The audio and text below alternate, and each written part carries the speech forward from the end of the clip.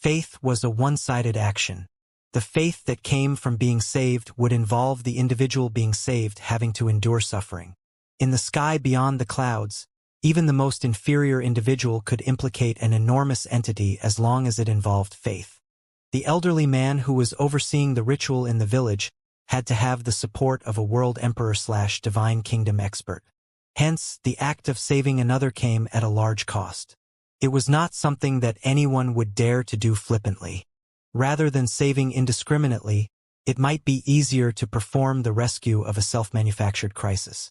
This would essentially negate the costs. In all the schemes meant to obtain faith power, the weak would have to endure increasing suffering. There was no question about this. Having just arrived, Lin Yuan needed information to begin rolling out his operations. Hence, he needed to make a move on this elderly man. He could easily save hundreds of millions of the sky beyond the clouds' regular lifeforms. Lin Yuan was willing to do so. Firstly, once he saved them, they would be able to provide him with an endless stream of faith power. Secondly, it also related to his innate personality and character. Summer relayed what she had sensed to Lin Yuan. From what Summer found, Lin Yuan learned that the elderly man had only just reached the spirit fire level, putting him on the same level as Lin Yuan. However, Lin Yuan was pinnacle spirit fire and could easily overpower the elderly man. Lin Yuan raised his hand, and the amber button-shaped source sand landed by his feet. Source sand had reached World Emperor/Divine Kingdom long ago. However, Lin Yuan had yet to find special metal spiritual ingredients it could absorb through metal consume manifestation. Lin Yuan checked on the source sand. Fey name, source sand, amber button, Fey species, elemental/sand, Fey grade. World Emperor, 1/10. Fey type, Earth, Fey quality. Elementary Divine Kingdom, Divine Kingdom grade, miniature. Exclusive skills, sand control.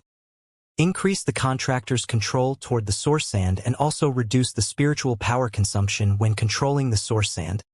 Metal consume manifestation. Consume a type of metal into the source sand and allow the source sand to possess characteristics of the metal that was consumed. At the same time, the source sand can rapidly condense the metal within the gravel, forming a specified form, ferromanganese/chainblade, day and night spirit silver/feathers, red lotus soft gold/trigone strands. Gravel spirit acceptance. The source sand can consume a type of Fey or dimensional lifeform. The consumption will be determined by the lifeform's energy and genetic model complexity. Overlord sand control. A special type of sand will be produced. It will be the command center of the Sea of Sand and be able to exert strong control over the Sea of Sand. The special sand can control a type of metal. Once the metal has been absorbed, the entire Sea of Sand will be boosted by that specific metal. Sand protection. Use the metal attributes under its control to fortify the grains of sand. The grains of sand will form tight shields that will protect targets. The protection of targets can be strengthened, and the energy in the grains of sand will reflect the damage suffered by the target. Reverse sand. The Sea of Sand will form a reverse whirlpool. The dead or injured target in the Sea of Sand that passed through the whirlpool will revert the target to the condition it was in before it engaged in combat. Sea of Sand tempering. The lifeform's body will be placed within the Sea of Sand. The Sea of Sand will dissect the target's body before gathering and refining the energy. The refined energy can then be used. Divine Kingdom abilities. Sea of Sand forbidden fruit. Its sand bloodline will be transformed into forbidden fruit in the Sea of Sand. When fed to Earth-type lifeforms, they will be changed into Sand-type and be under the source sand's control. The source sand had always consumed various Earth-type spiritual ingredients and heavenly maiden-grade elemental pearls. Currently, it consumed hundreds of Earth-type heavenly maiden-grade elemental pearls daily. It was unlikely there was any other elemental Fey in the world that could obtain the same volume of resources. The source sand was an extremely special elemental-type Fey. It did not come with abilities like other elemental-type lifeforms did. In order to form a contract with it, 2 willpower runes had been needed. However, compared to elemental-type lifeforms that came with abilities, the source sand's exclusive skills were much more versatile. In the process of its evolution to World Emperor, The source sand had gained 3 new exclusive skills and a divine kingdom ability. Sand protection was the source sand's new elemental ability. Being at the divine kingdom level, the source sand could absorb metal-type spiritual ingredients of extremely high levels and in enormous quantities.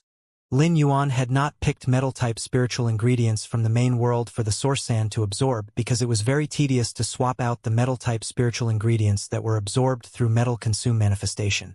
It would be better to wait until they arrived at the sky beyond the clouds before picking the high-grade spiritual ingredients from there.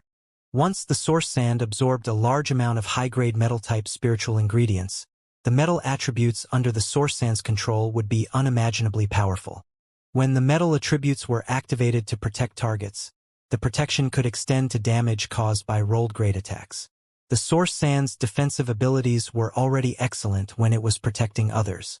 But when the source sand used sand protection to protect Lin Yuan, the defensive abilities could even be strengthened and enhanced. It would even be able to reflect the damage inflicted on the target. Those who attacked Lin Yuan would be killed without Lin Yuan having to use his attacks. Compared to sand protection, Sea of Sand Tempering had a stronger focus on function. Reverse Sand was a timed ability.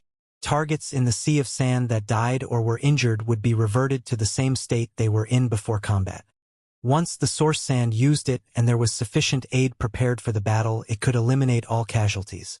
For example, the lifeforms formed through metal consume manifestation that were killed could be swallowed by the Sea of Sand and enter the whirlpool before being reverted to their complete states. They would then be able to continue battling. Compared to reverse sand, the effects of Sea of Sand Tempering were not bad at all. Sea of Sand Tempering gave Lin Yuan an extremely good method of dealing with corpses. The source sand would dissect the energy of the corpses. The energy in corpses was related to the type of energy controlled by the corpse. It could be elemental energy, spirit chi, or death aura. Lin Yuan had no lack of such energy. However, World Emperor/Divine Kingdom lifeforms that were dissected and refined would produce a large amount of faith power. Once the faith power was refined, the source sand could either absorb the faith power itself or give it to Lin Yuan to use. This would be unrelated to the source sand's divine kingdom ability. Sea of Sand Forbidden Fruit transformed earth-type lifeforms into sand-type lifeforms, which would still supply faith power to the source sand. Sea of Sand Forbidden Fruit was considered a production-type divine kingdom ability, the most valuable type. However, its actual value was not extremely high. In Lin Yuan's arsenal, this divine kingdom ability was only considered mid-range. He felt that it was less valuable than Sea of Sand Tempering. Lin Yuan knew that he had this impression because his standards were rising. After being summoned by Lin Yuan, the source sand did not immediately sink underground and begin creating sand like it usually did. The source sand currently had the intelligence of an adult and could communicate on a normal level. However, the source sand did not like to speak much and was rather closed off. Despite having the appearance of a fresh and beautiful girl, it had the personality of a dignified and haughty gentleman. Since Lin Yuan had not given the source sand any new metal-type spiritual ingredients to absorb, his wings were still made of the day and night spirit silver. Lin Yuan injected energy into his wings, and they immediately turned pure white. The influence from the spirit chi caused the wings to glow. Lin Yuan rose into the sky and began flying toward the statue. Lin Yuan was wearing a moon-white robe. He resembled a godly being when paired with the 12 flapping wings on his back. Lin Yuan did not retract his aura. Hence, all the villagers and the elderly man on the ground noticed his presence. A panicked expression appeared on the elderly man's face when he saw Lin Yuan. He had been in this village for a long time and oversaw everything within it. However, he was not as uncultured as the rest of the villagers. Every once in a while, the elderly man would offer some of the faith power stored within the sculpture to that lord. That lord's aura caused the elderly man's knees to buckle. However, this young man with 6 pairs of white wings did not give the elderly man that same feeling. This meant that this young man was much weaker than that lord. Nonetheless, the elderly man knew that he was still no match for this young man. After a momentary shock, the elderly man calmed down. With his position, the elderly man could not appear weak in front of the life forms from which he was harvesting faith. Once he came off as weak, his image of being infallible would crumble, and the amount of faith they supplied to the sculpture would undoubtedly fall. Recently, the Lord had been displeased with the amount of faith power he had been receiving. He had reproached the elderly man for offering a decreasing amount of faith power. If the elderly man continued to supply such a low amount of faith power, he was at high risk of being swapped out. The elderly man enjoyed the power he wielded in the village. Thus, he would raise the quantity of faith power even if it meant utilizing radical methods. After all, the Lord had never been bothered by the purity of the faith power. Hence, despite knowing that Lin Yuan was stronger than him, the elderly man still rose to the sky and walked toward Lin Yuan before saying sternly, "I do not know where you come from, but this village is under the protection of the Quiet Rain Evil Crows. The Quiet Rain Evil Crows have more than one Divine Kingdom member. You better think your actions through before enacting them." The elderly man spoke sternly to preserve his pride. However, he was only brave enough to threaten Lin Yuan but would not actually employ force to chase Lin Yuan away.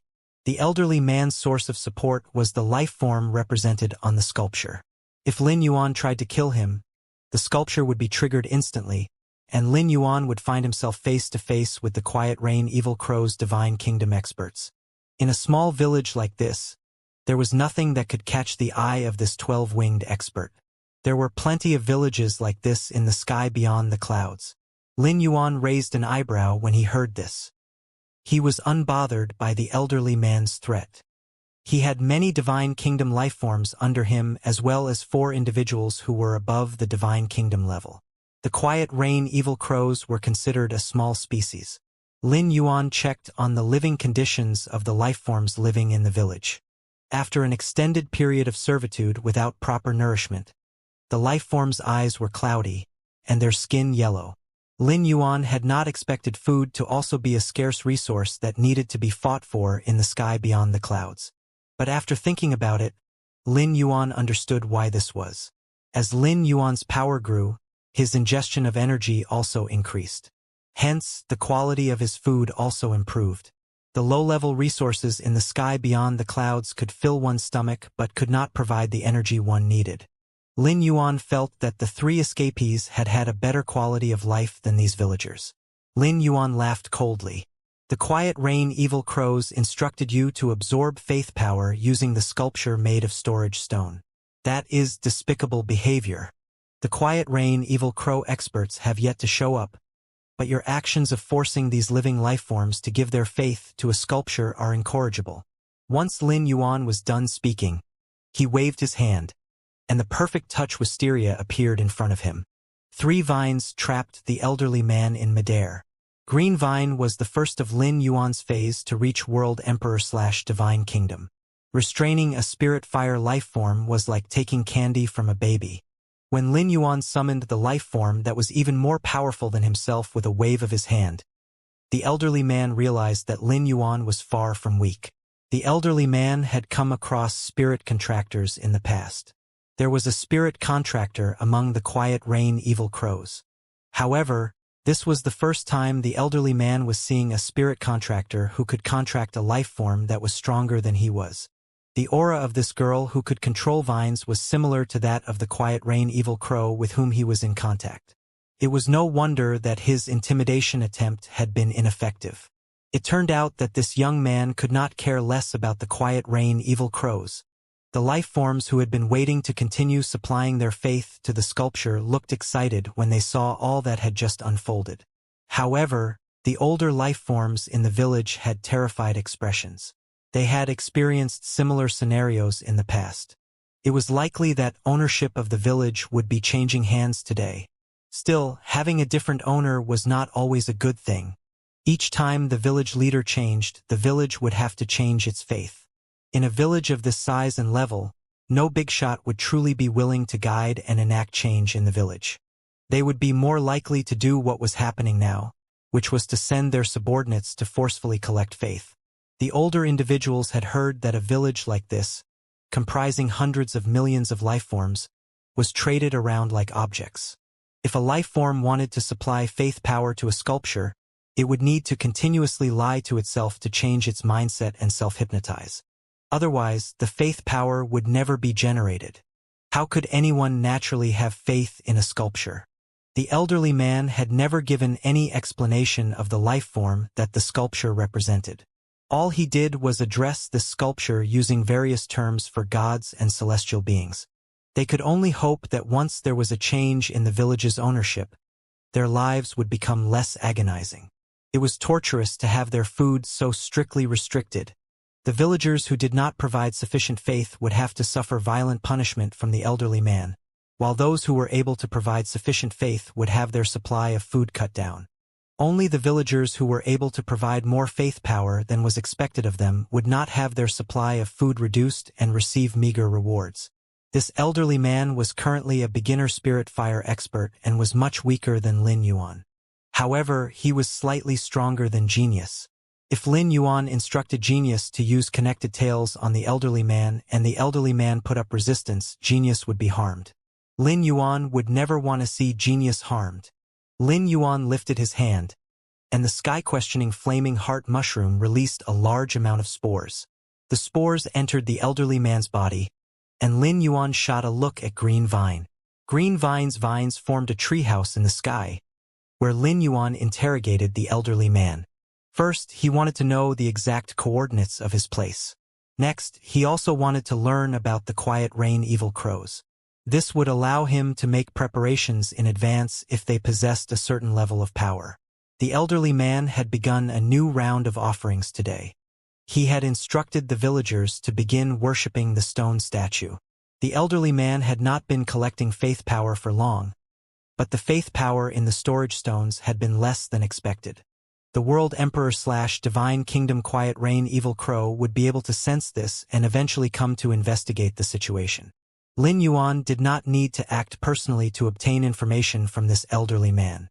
Lin Yuan released the sky-questioning flaming heart mushroom in human form, and it demonstrated professional interrogation techniques. The elderly man spilled all the information that he possessed. They were currently located in an area known as north of the Lonely River. This was the most remote region of the East Universe. However, this did not mean that this area was barren. It was actually the opposite, as north of the Lonely River was filled with resources. No faction had crossed the Lonely River and broken ground on north of the Lonely River because there were many powerful aquatic species residing in the Lonely River. These aquatic species not only occupied the waters of the Lonely River but the air above it as well. They only respected a faction like Honor Absent Palace, who were the rulers of the East Universe. A few of the experts from the species living in the Lonely River were also members of the Honor Absent Parliament. Honor Absent Palace had thought of venturing into north of the Lonely River, but it would require them to cross the Lonely River. The species living in the Lonely River might not obstruct the people from Honor Absent Palace, but they would definitely charge a high fee for each crossing of the Lonely River. In the end, the costs exceeded the potential benefits. Hence, Honor Absent Palace lost interest in developing north of the Lonely River. Since no one had begun harvesting the resources from north of the Lonely River, the area was extremely impoverished. The elderly man had accidentally ended up joining the Quiet Rain Evil Crows a few thousand years ago. He was not a true member and did not have a good grasp of the Quiet Rain Evil Crows' circumstances. All he knew was that the two Quiet Rain Evil Crows he usually interacted with had reached World Emperor/Divine Kingdom. It was a level that he could only dream of reaching. Once Lin Yuan gleaned the information he wanted, the sky-questioning flaming heart mushroom looked at him. It was clear that it wanted to know what Lin Yuan wanted to do with this elderly man. The sky-questioning flaming heart mushroom had been molded by Lin Yuan. He could not say that it was kind, but it had an objectively decent character. At that moment, the sky-questioning flaming heart mushroom was filled with killing intent toward the elderly man. He had misused his power for profit and committed too many wicked acts. Lin Yuan sighed and nodded at the sky-questioning flaming heart mushroom. It was true that the elderly man deserved to die. However, killing the elderly man would not be able to save all the life forms that had died at his hand over the years. The number of life forms that had been killed for failing to provide sufficient faith power was greater than the current population of the village. Once it received Lin Yuan's signal, the sky-questioning flaming heart mushroom used thought-separating flames to burn the elderly man to ashes. Lin Yuan left the treehouse that green vine created out of its vines. The life forms in the village dared not move about carelessly and remained timidly rooted to the spot. Lin Yuan was aware of how the elderly man maintained order in the village and knew that the villagers were all starving and undernourished. Lin Yuan summoned 5 of the deposit vegetable pods in human form. They then began distributing the soldier ration radish's leaves and vines. The soldier ration radish was a life form that Chef Supreme had accidentally cultivated. When life forms from the main world consumed them, a small quantity would be enough to fill their stomachs. The same went for the life forms in the sky beyond the clouds. When Lin Yuan summoned Green Vine, the villagers realized that he was a spirit contractor. Normally, spirit contractors did not contract many entities, as it required resources to nurture each contracted entity. If they contracted too many, they would be overstrained. The villagers also saw the 5 deposit vegetable pods Lin Yuan summoned as entities he had contracted. The deposit vegetable pods continued to distribute the soldier ration radishes and urged the villagers to consume as much as they wanted. The deposit vegetable pods had only just been summoned by Lin Yuan and could not speak in the sky beyond the clouds language. However, they could use signing and gesturing to convey their meaning. The villagers had never eaten anything like the soldier ration radish. But they were so hungry that it was difficult for them to stay on guard.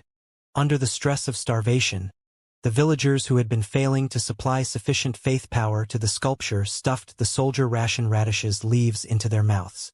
With the first chew of the soldier ration radish, the villagers felt vitality flowing through their bodies. It did not take long for them to feel full. This feeling of fullness took the villagers by astonishment. This was an extremely precious feeling to them. They had almost forgotten the last time they felt this way. The villagers who had consumed and were experiencing the benefits of the soldier ration radish looked up at the 12-winged Lin Yuan. They instinctively felt reliant on him. In a place like the sky beyond the clouds, the weak lifeforms lived arduous lives akin to that of insects. But weak lifeforms also had a way of pursuing survival. This was done by seeking the protection of stronger experts. The villagers now saw Lin Yuan as a source of protection. The instant these villagers placed their hope in Lin Yuan, he could distinctly sense that many weak dots of light had appeared in his fountain of faith.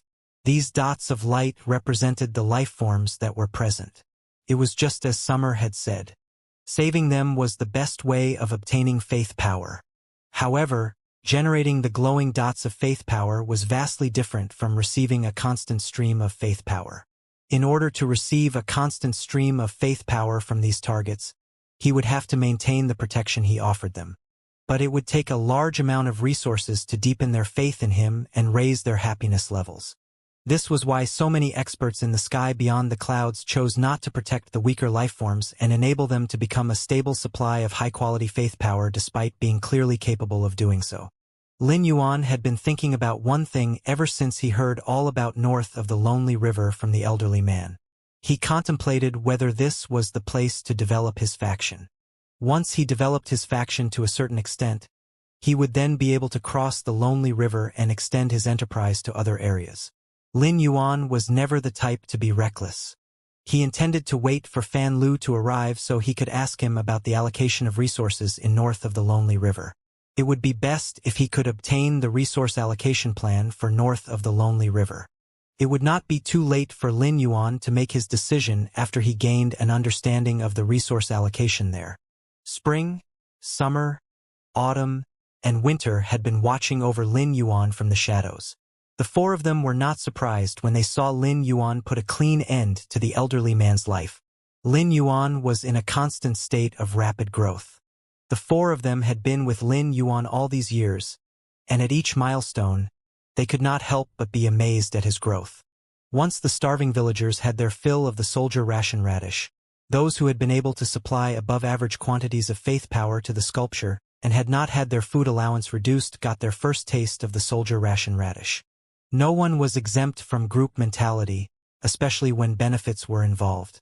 Once Lin Yuan saw that almost all the villagers had consumed the soldier ration radish, he said in a low voice, Rather than supplying your faith to a sculpture from an unknown source, why don't you decide for yourselves who you give your faith to? The entire village has been consuming the sour fruits growing outside the village, as well as wild beasts that you catch with traps. The number of beasts you'll be able to catch varies day by day. It's impossible that all of you will get to eat meat every day. However, the sour fruits grow in large quantities. I will send people to harvest the sour fruits later. The sour fruits will make up most of your daily diet, while the beast meat will be distributed fairly. If any of you has a larger appetite and needs more to feel full, you can submit a request for the soldier ration radishes. Lin Yuan was not using the sky beyond the clouds lingua franca. Since the three escapees had not been able to understand this language, it was unlikely that these villagers would be different. The best way to become closer to these villagers would be to use the language they were familiar with. Lin Yuan was not making empty promises when he told the villagers to decide for themselves to whom they gave their faith. Lin Yuan did not dictate that they offer their faith to him.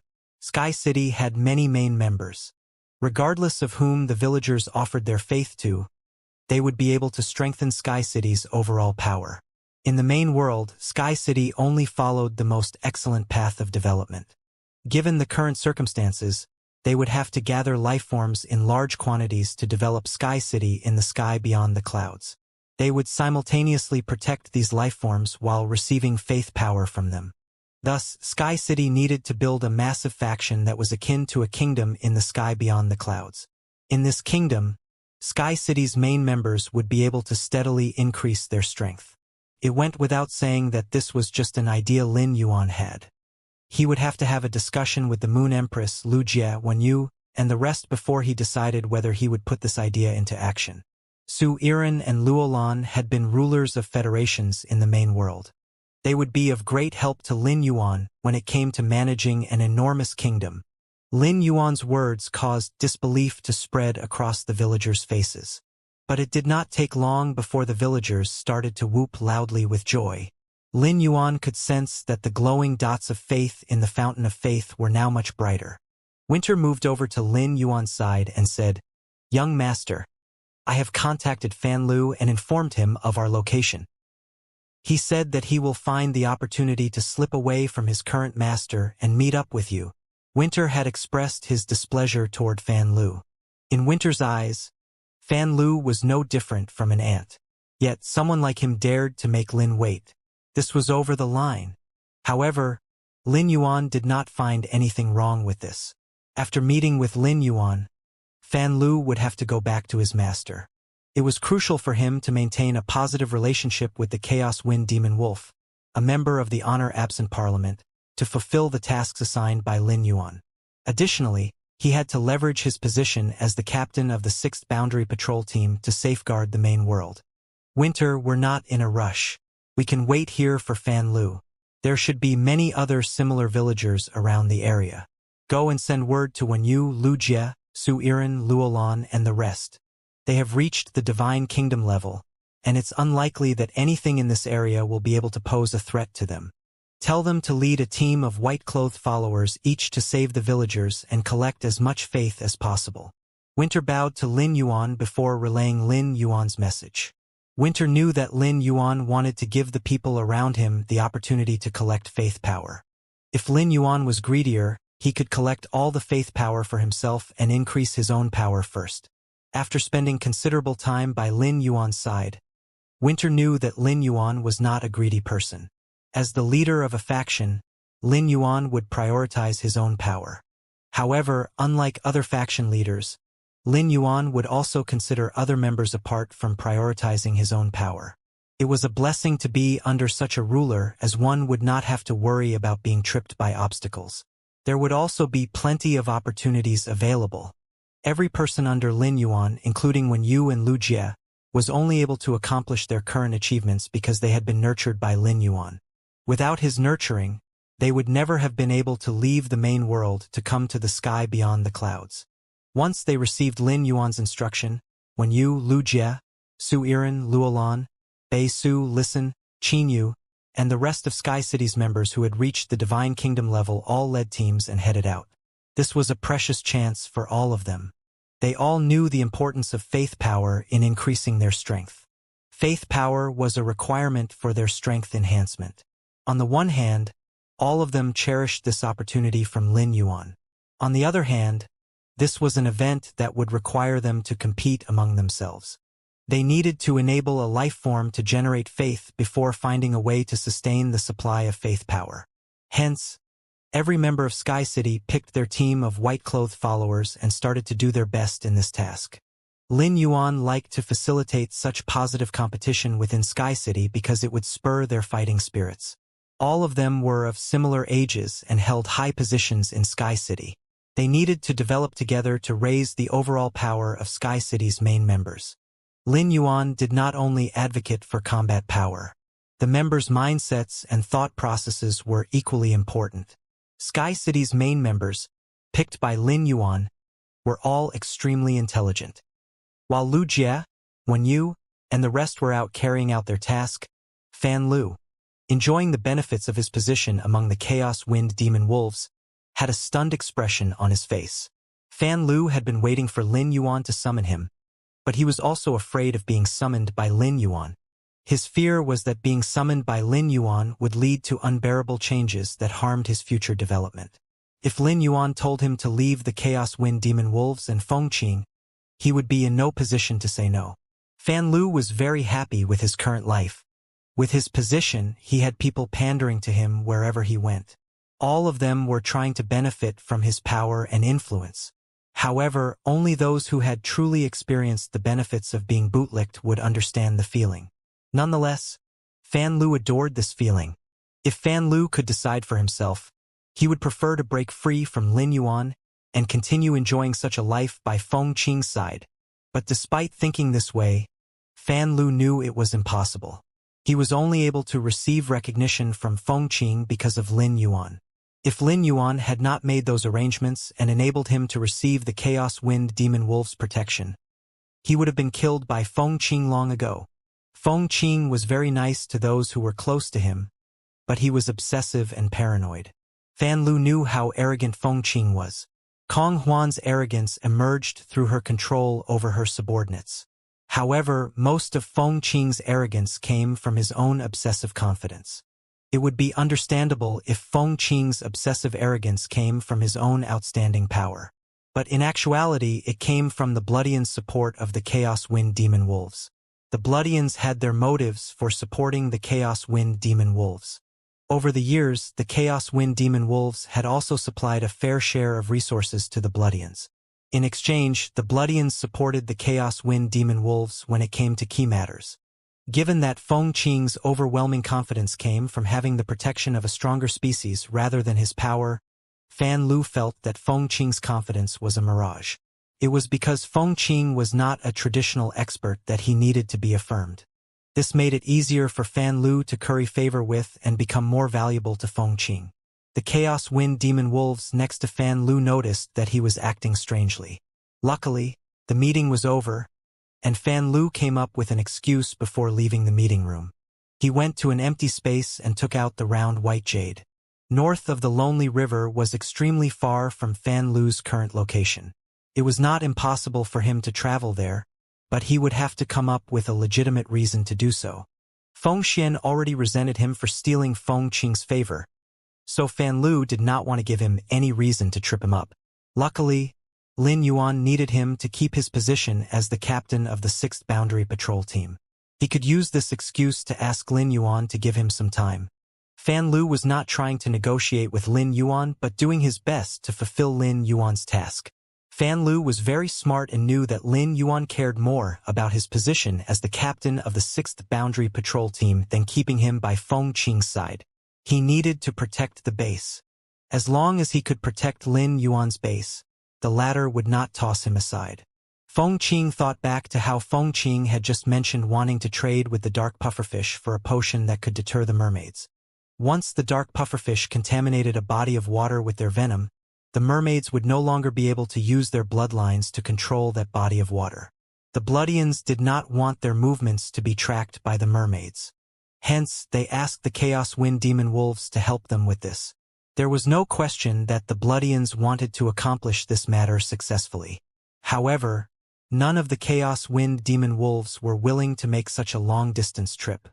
In the sky beyond the clouds, going on a long-distance trip put one at risk of being targeted or falling into danger.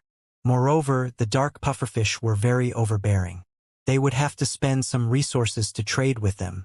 At first, Fan Lu had also been unwilling to participate in this matter. He had a cushy life.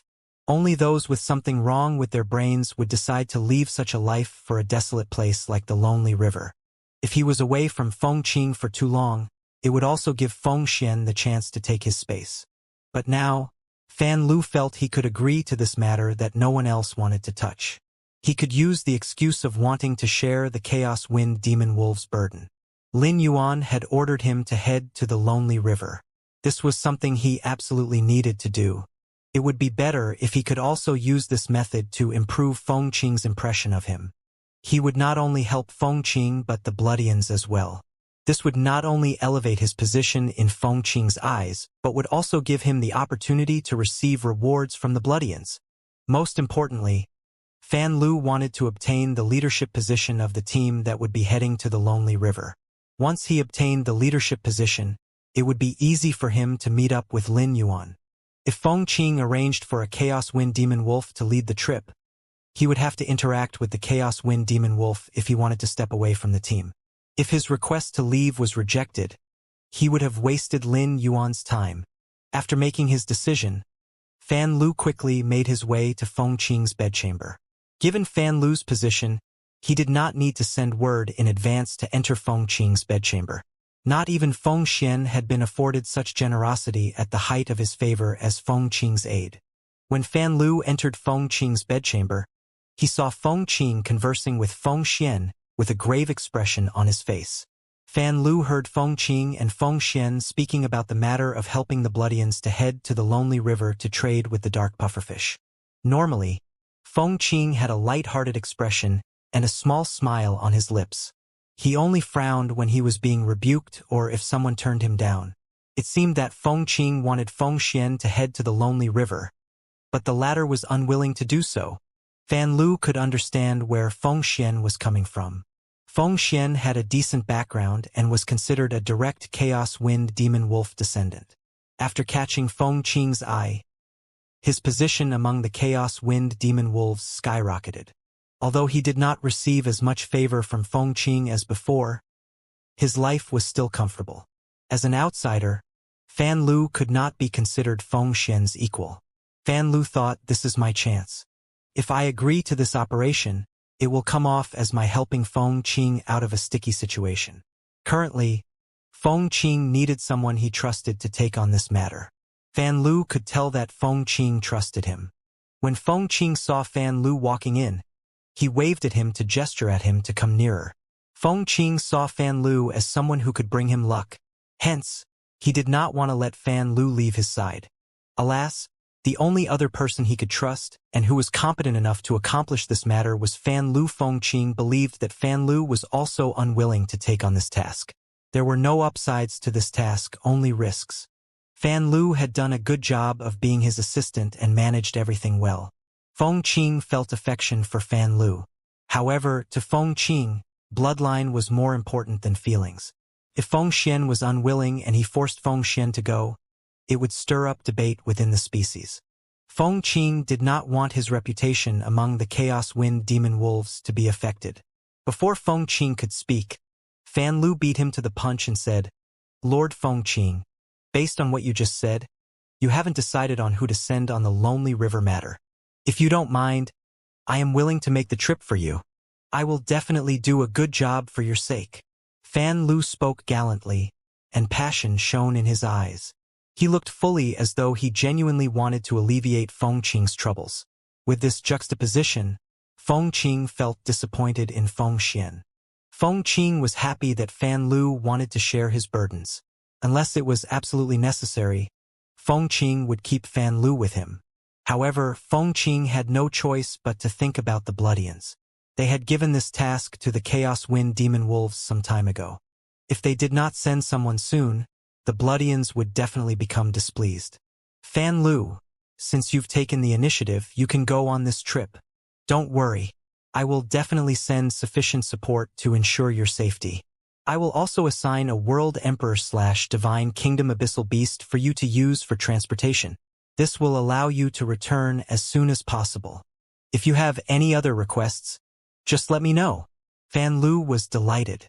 Now that he had helped Feng Qing with a pressing issue, he had met his goal and would immediately receive benefits from Feng Qing. Fan Lu did not have any resource needs. Even if he did, he would not tell Feng Qing about them, as it would cause him to come across as manipulative and scheming after those resources. Feng Qing came across as magnanimous but was actually extremely selfish. Lin Yuan wanted to see Fan Lu to learn more about north of the Lonely River. He would have to provide as many details as possible. With this thought, Fan Lu said, "Lord Feng Qing, I am more than happy to work for you. How could I ever have other requests? However, I am unfamiliar with the Lonely River. Do you happen to have a map of the north area? I would like to search the north area for resources for you once I'm done trading with the dark pufferfish."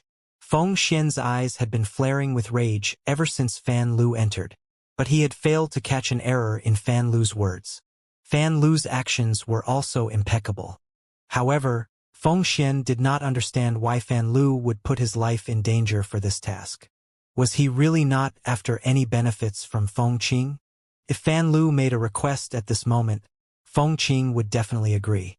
Feng Xian believed that if he were in Fan Lu's shoes, he would definitely seize the opportunity to obtain more benefits for himself. Fan Lu asked for the map and said that he wanted to gather more resources from north of the Lonely River for Feng Qing. This was essentially increasing his own workload. Could it be that Fan Lu truly admired Feng Qing and had become loyal to him? If that were the case, there would be no need for Feng Xian to continue competing with Fan Lu in the future. Feng Xian did not want to put himself second when he worked for Feng Qing. Rather than waiting for Feng Qing to hand resources to him, it would be better for him to work hard and earn his own resources. Feng Xian felt defeated. Feng Qing patted Fan Lu's shoulder forcefully. "I don't have a map of the Lonely River's surroundings, but I can ask for one from the Bloodians. Make sure to stay safe during this operation. Don't think too much about the resources. All you need to do is trade with the dark pufferfish for the venom that the Bloodians need. Once you're back, I'll personally inject the Chaos Wind Demon Wolf Essence Blood into your body so that your bloodline will be able to evolve to that of a Chaos Wind Demon Wolf." If Fan Lu had obtained this promise from Feng Qing before joining Lin Yuan, he would have definitely been thrilled. In the past, the Chaos Wind Demon Wolf bloodline was the strongest that Fan Lu had ever come into contact with. However, now that he had witnessed the resources and power that Lin Yuan possessed, Fan Lu no longer held the Chaos Wind Demon Wolf bloodline in such high regard. Despite the thoughts running through Fan Lu's mind, he still vocalized his gratitude. "Lord Feng Qing, thank you for rewarding me by enabling my ordinary bloodline to evolve. Does this mean that once you inject the Chaos Wind Demon Wolf bloodline into my body, I will henceforth be considered a Chaos Wind Demon Wolf?" Fan Lu knew when to be humble and when to pander to Feng Qing. Feng Qing cared a lot about his own bloodline. If he rejected the bloodline Feng Qing was offering as a reward, it would be seen as him looking down on the Chaos Wind Demon Wolves, immediately causing Feng Qing to fly into a rage. He needed to show his excitement and use his flattery skills to make Feng Qing happier. Feng Qing had promised that despite the Chaos Wind Demon Wolves not having a map of the area near the Lonely River, he would ask for one from the Bloodians. The Bloodians were a powerful faction that had set their sights on the Lonely River in the past, so they definitely had a map. Fan Lu would be able to prove his worth to Lin Yuan better with that map. Fan Lu was certain of his goal for his operation. All he needed to do was obtain the venom from the dark pufferfish. The dark pufferfish were the ruling species of the Lonely River. They did not even have to be courteous to the Bloodians. It went without saying they did not have to give someone as trivial as him the time of day. However, Fan Lu was not concerned that he would not be able to accomplish the task. All he needed to do was tell Lin Yuan what he needed, and Lin Yuan would definitely help him to resolve the issue. Feng Qing was very happy with Fan Lu's response. When he was in need of someone, Fan Lu stepped up. There was no better subordinate than this. Moreover, Fan Lu also had exceptional abilities and always did his best in the tasks he was given. The Chaos Wind Demon Wolves warriors will be working with the Bloodians in a joint operation soon. But for your sake, I will assign the Forbidden Wolf team, who are currently training outside, to protect you. I will also give you authority among the Light Wind Wolves. You can pick the Light Wind Wolf experts you want to go with you. Fan Lu and Feng Xian looked shocked when they heard what Feng Qing said. Fan Lu never expected Feng Qing to assign the Forbidden Wolf team to him. There were a total of 16 members in the Forbidden Wolf team. It was said that every one of them had World Emperor/Divine Kingdom power and had the authentic Chaos Wind Demon Wolf bloodline. All of them had also received a portion of the moon-worshipping wolf legacy. The Chaos Wind Demon Wolves had departed from the moon-worshipping wolves and did not possess much of their legacy. Only the true core members could receive the legacy. If everything went well with this operation, it seemed that Feng Qing would truly promote and support him. Once his shock passed, Feng Xian looked deeply into Fan Lu's eyes. Could it be that this piece of trash was going to enter the Chaos Wind Demon Wolves' inner circle? Normally, only the Chaos Wind Demon Wolves with the authentic bloodline could be part of the inner circle. However, it was not impossible for Fan Lu to become part of the inner circle if he had Feng Qing's support. With this thought, Feng Xian suddenly felt that he had been too reckless trying to compete with Fan Lu all this time. Feng Qing's mood improved tremendously, but he did not keep Fan Lu back for long. Before Fan Lu left, Feng Qing gave him numerous resources and a piece of fertile land that he could manage as he saw fit. Fan Lu had received many benefits, but Feng Xian had not received anything. Fan Lu sensed that Feng Xian had something on his mind, and based on Feng Xian's personality, he anticipated another argument. However, Fan Lu was not in the mood for it at all. The risks he would have to undertake on this trip to the Lonely River would not be removed just by having the Forbidden Wolf team and the Light Wind Wolf experts by his side. The star pirates that traversed the 4 universes all possessed fearsome strength. Even a large species like the Bloodians would have to send out their strongest experts to avoid casualties. Fan Lu used to work under Kong Huan. The alluring foxes used to be much more formidable. They had deteriorated so severely because they had encountered a notorious stat pirate group while traveling in the outskirts. This encounter had cost them 6 Divine Kingdom experts. If the alluring foxes had not suffered such a blow, the honor-absent parliament member's role would not have gone to Kong Huan. Given that he could not even guarantee his own survival, Fan Lu did not want to squabble with a petty character like Feng Xian. He had Lin Yuan's support. As long as he did a good job on the tasks Lin Yuan gave him, his future development would be limitless.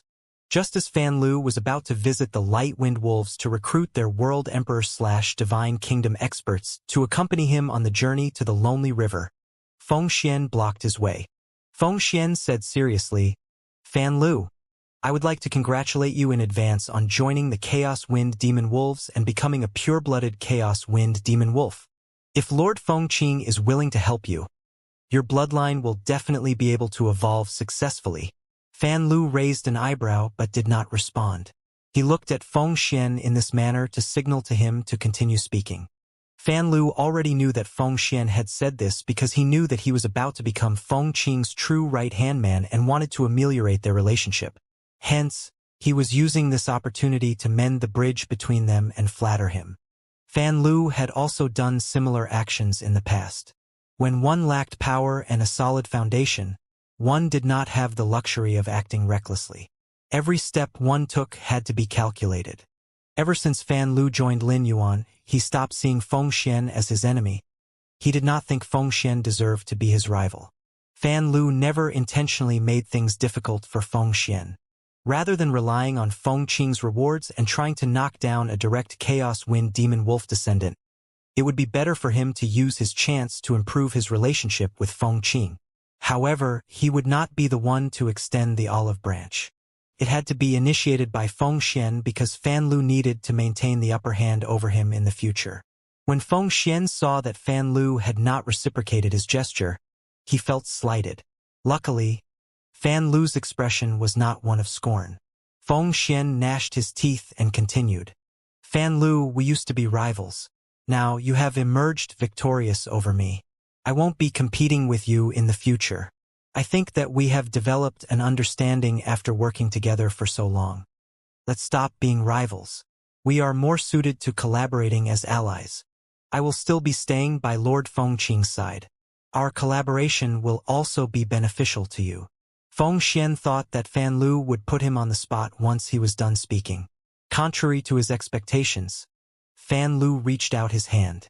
In the beginning, you were the one who recommended me and gave me the chance to join Lord Fengqing. I will never forget that. Rather than saying that we'll be collaborating, let's become friends instead. If this matter goes well, I will also become a Chaos Wind Demon Wolf. If it doesn't go well, I won't be able to continue serving Lord Fengqing. You will have to serve him in my place. I have other matters to attend to, so I can't stay here any longer to chat. I will ask you out for a drink once I'm back from the lonely river. Fan Lu's words caused Feng Xian's expression to falter. Once Fan Lu was out of Feng Xian's line of vision, all the sincerity vanished from Fan Lu's eyes. Fan Lu did not know if Feng Xian was familiar with Fengqing's habits. He knew that Fengqing had a habit of monitoring his subordinates' every move. Normally, Fan Lu would not be able to sense Fengqing watching him, but the jade that Winter had given him had the ability to detect it. Based on the jade's reaction, Fengqing was currently listening in on their exchange. Hence, he did not mind using this opportunity to properly show off in front of Fengqing. When Fan Lu arrived at the Light Wind Wolves' headquarters, it was like he had returned home. He then picked the Four-World Emperor/Divine Kingdom Light Wind Wolves. All he needed to do was wait for the Forbidden Wolf team to arrive and for Fengqing to pass him the map of the area surrounding the Lonely River. Fan Lu would soon be ready to set off. Lin Yuan was currently in a remote area known as the Lonely River. Sky City's main members had already saved almost 240 villages. Lu Jie was the fastest among them. He used the army of insects to surround each village before saving the villagers. This method caused the proportion of faith power he received to be very small. However, Lu Jie was very stable and calm. After all, every life form in the village would have to give up their faith. Even if they did not give it to him, it made no difference, even if they gave it to other members of Sky City. Wen Yu was the slowest among them, but the proportion of faith power she received was the largest. It was even larger than the proportion that Lin Yuan received. As such, Lin Yuan discovered a new talent that Wen Yu had. The villagers from the various villages could not gather together quickly. Otherwise, chaos would ensue. Once Lin Yuan confirmed the location of this area, it would make it easier for him to gather the villagers in the area. At that point, he could send people to govern the villages. Lin Yuan looked at Su Iren's report before telling her with a smile, "Iren, you don't have to be humble when it comes to governing federations. You have always done better than Wen Yu in this regard. You and Luolan also have a perfect partnership when it comes to managing federations. That is an advantage that the two of you have. I believe that you will continue to shine and grow this advantage. You don't have to worry about what Wen Yu thinks. She's not the intolerable type. It's actually the opposite because she's the one who suggested that you come up with this report. If you need any resources, just let me know. I will tell Wen Yu and listen to deliver the resources to you immediately, so they will be of use and take effect as soon as possible." From what Lin Yuan said, Su Iren could sense the admiration, trust, and acknowledgement that he felt toward her. Apart from her happiness, Su Iren also felt the heavy weight of pressure. The sky beyond the clouds was a new environment that Su Iren was unfamiliar with. Sky City's exploration of the sky beyond the clouds had only just begun.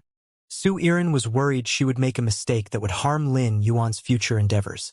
But since Lin Yuan had given her this task, she would do her best to accomplish this task. In spite of her humility, Su Iren knew how capable she was when it came to management. Su Iren was not the type to fear a challenge. The more challenging the task, the more motivated she would be to accomplish it. Luolan had been longing to prove herself. When she heard the important task that Lin Yuan had just given the two of them, Su Iren could only imagine how happy Luolan would be. Normally, she could tell Listen about any resources she needed, and he would tell Wen Yu about it so she could make a decision. Once Wen Yu gave her approval, Listen would dispense the resources immediately. For a faction, this was an extremely quick process of obtaining resources. Now, Lin Yuan told her to let him know if she needed any resources. This was proof of how important the task was to him. Although Lin Yuan had said that Su Iren would not bother him over such a trivial matter. Listen, and when you got along swimmingly with Su Iren and Luolan, she trusted that they would not shortchange her when it came to resources. Still, if such problems truly arose, she could just tell Lin Yuan about it. Young master, since you've assigned this task to Luolan and me, we will definitely do our best to manage the many villages to the best of our abilities. At first, managing these villages will require numerous resources to set up the base. I will ask Listen directly for the resources. If we encounter issues that we can't come to an agreement on, I will have to bother you for an intervention. Su Iren really liked interacting with Lin Yuan. After all the time she had spent by Lin Yuan's side, Su Iren knew he was the busiest member of Sky City. When you only called the shots when it came to small matters. She always sought Lin Yuan's opinion about serious matters. Lin Yuan also ensured that he had a handle on all of Sky City's affairs, big or small. Even if a member of the reserve sequence met with an injustice, he would ask about it and handle the issue. Lin Yuan's power was not the only reason he was able to gain the respect of all of Sky City's members. It was also because of his character and approach to handling matters. As Su Iren left Lin Yuan's room and before he had the chance to relax, Winter walked in. When no one else was around, Winter still preferred to address Lin Yuan as Lord Saint. Lord Saint, Fan Lu is already on his way to the Lonely River. He is on a mission for the Chaos Wind Demon Wolves, and will only be able to meet with you in 2 days. Winter's expression was extremely sour during the entire conversation. Fan Lu had already kept Lin Yuan waiting for so long, but now he wanted Lin Yuan to wait even longer. This was despite him having already arrived at the Lonely River. Winter did not care about Fan Lu's task from the Chaos Wind Demon Wolves. He was displeased solely because of his respect for Lin Yuan. But with Winter's strategic intelligence, he understood Fan Lu's value. Lin Yuan raised an eyebrow and exclaimed, "Fan Lu sure is smart." Apart from resolving the issue he had and telling him which parts of the Lonely River were abundant with resources, Fan Lu also intended to obtain benefits for him. It was clear that it would not be easy to accomplish this task and would require Fan Lu to put significant thought into it. Since Lin Yuan could help Fan Lu with this, he was willing to do so. He would also be able to gain an understanding of the Chaos Wind Demon Wolves' movements by learning about their needs. Winter, Fan Lu should have mentioned what his task is, right? Winter had not intended to bring up the task. It was true that Fan Lu had mentioned the matter in his report. However, Winter did not feel telling Lin Yuan about the task was necessary. But now that Lin Yuan had asked about it, Winter answered honestly, "Lord Saint, Fan Lu has come to this place as a representative of the Chaos Wind Demon Wolves because of the Bloodians. He needs to trade for poison from a species called the dark pufferfish. The dark pufferfish's unique poison is able to contaminate a body of water and affect the aquatic lifeform's control over water elemental energy. Based on what I learned from Fan Lu, the Bloodians intend to use the poison to make a move on the mermaids." Lin Yuan's eyes narrowed. When he obtained the new Thearchus Scales legacy in the water world, he also glimpsed the clash between the Bloodians and mermaids. It had been full of bloodshed. Such a conflict would only end once one side had been fully eliminated. If the dark pufferfish's poison was able to contaminate water and the Bloodians used it to target the mermaids, the latter were in deep trouble. When Lin Yuan found out about this, he did not feel any compassion or intend to help the mermaids. Lin Yuan currently had many bloodlines in his body, and the mermaid bloodline was only one of them. If he really made a comparison, his Bloodian bloodline was just as strong as his mermaid bloodline, as he had recently been focusing on nurturing the Bloodian's bloodline. Dark Blue needed to take control of many mermaids to increase its power. Lin Yuan needed to find a highly populated place with mermaids and take control of that place. This was Lin Yuan's first time there, and it was difficult for him to search for the mermaids. However, the Bloodians would be able to help him with the search. Based on the tone Winter used when he mentioned the dark pufferfish, They were either a species that only emerged in the recent epoch or had an insignificant presence at the time that winter left the sky beyond the clouds, so he did not know anything about them. Fan Lu had not hidden anything from Lin Yuan and reported everything about his mission. He had made contact with the dark pufferfish before giving his report to Winter. The dark pufferfish were exceptionally arrogant and did not think much of the Chaos Wind Demon Wolves, even though they had a member of the honor-absent parliament among them. It was only after Fan Lu mentioned the Bloodians that the dark pufferfish did away with their arrogance and began communicating with him. The dark pufferfish knew that the Bloodians wanted their poison. The Bloodians had given Fan Lu the resources meant for the trade. Normally, all Fan Lu needed to do was hand over these resources. Fan Lu had not expected the dark pufferfish to raise the price abruptly and to an astronomical extent. The resources the Bloodians had provided were utterly insufficient to purchase the volume of poison they wanted.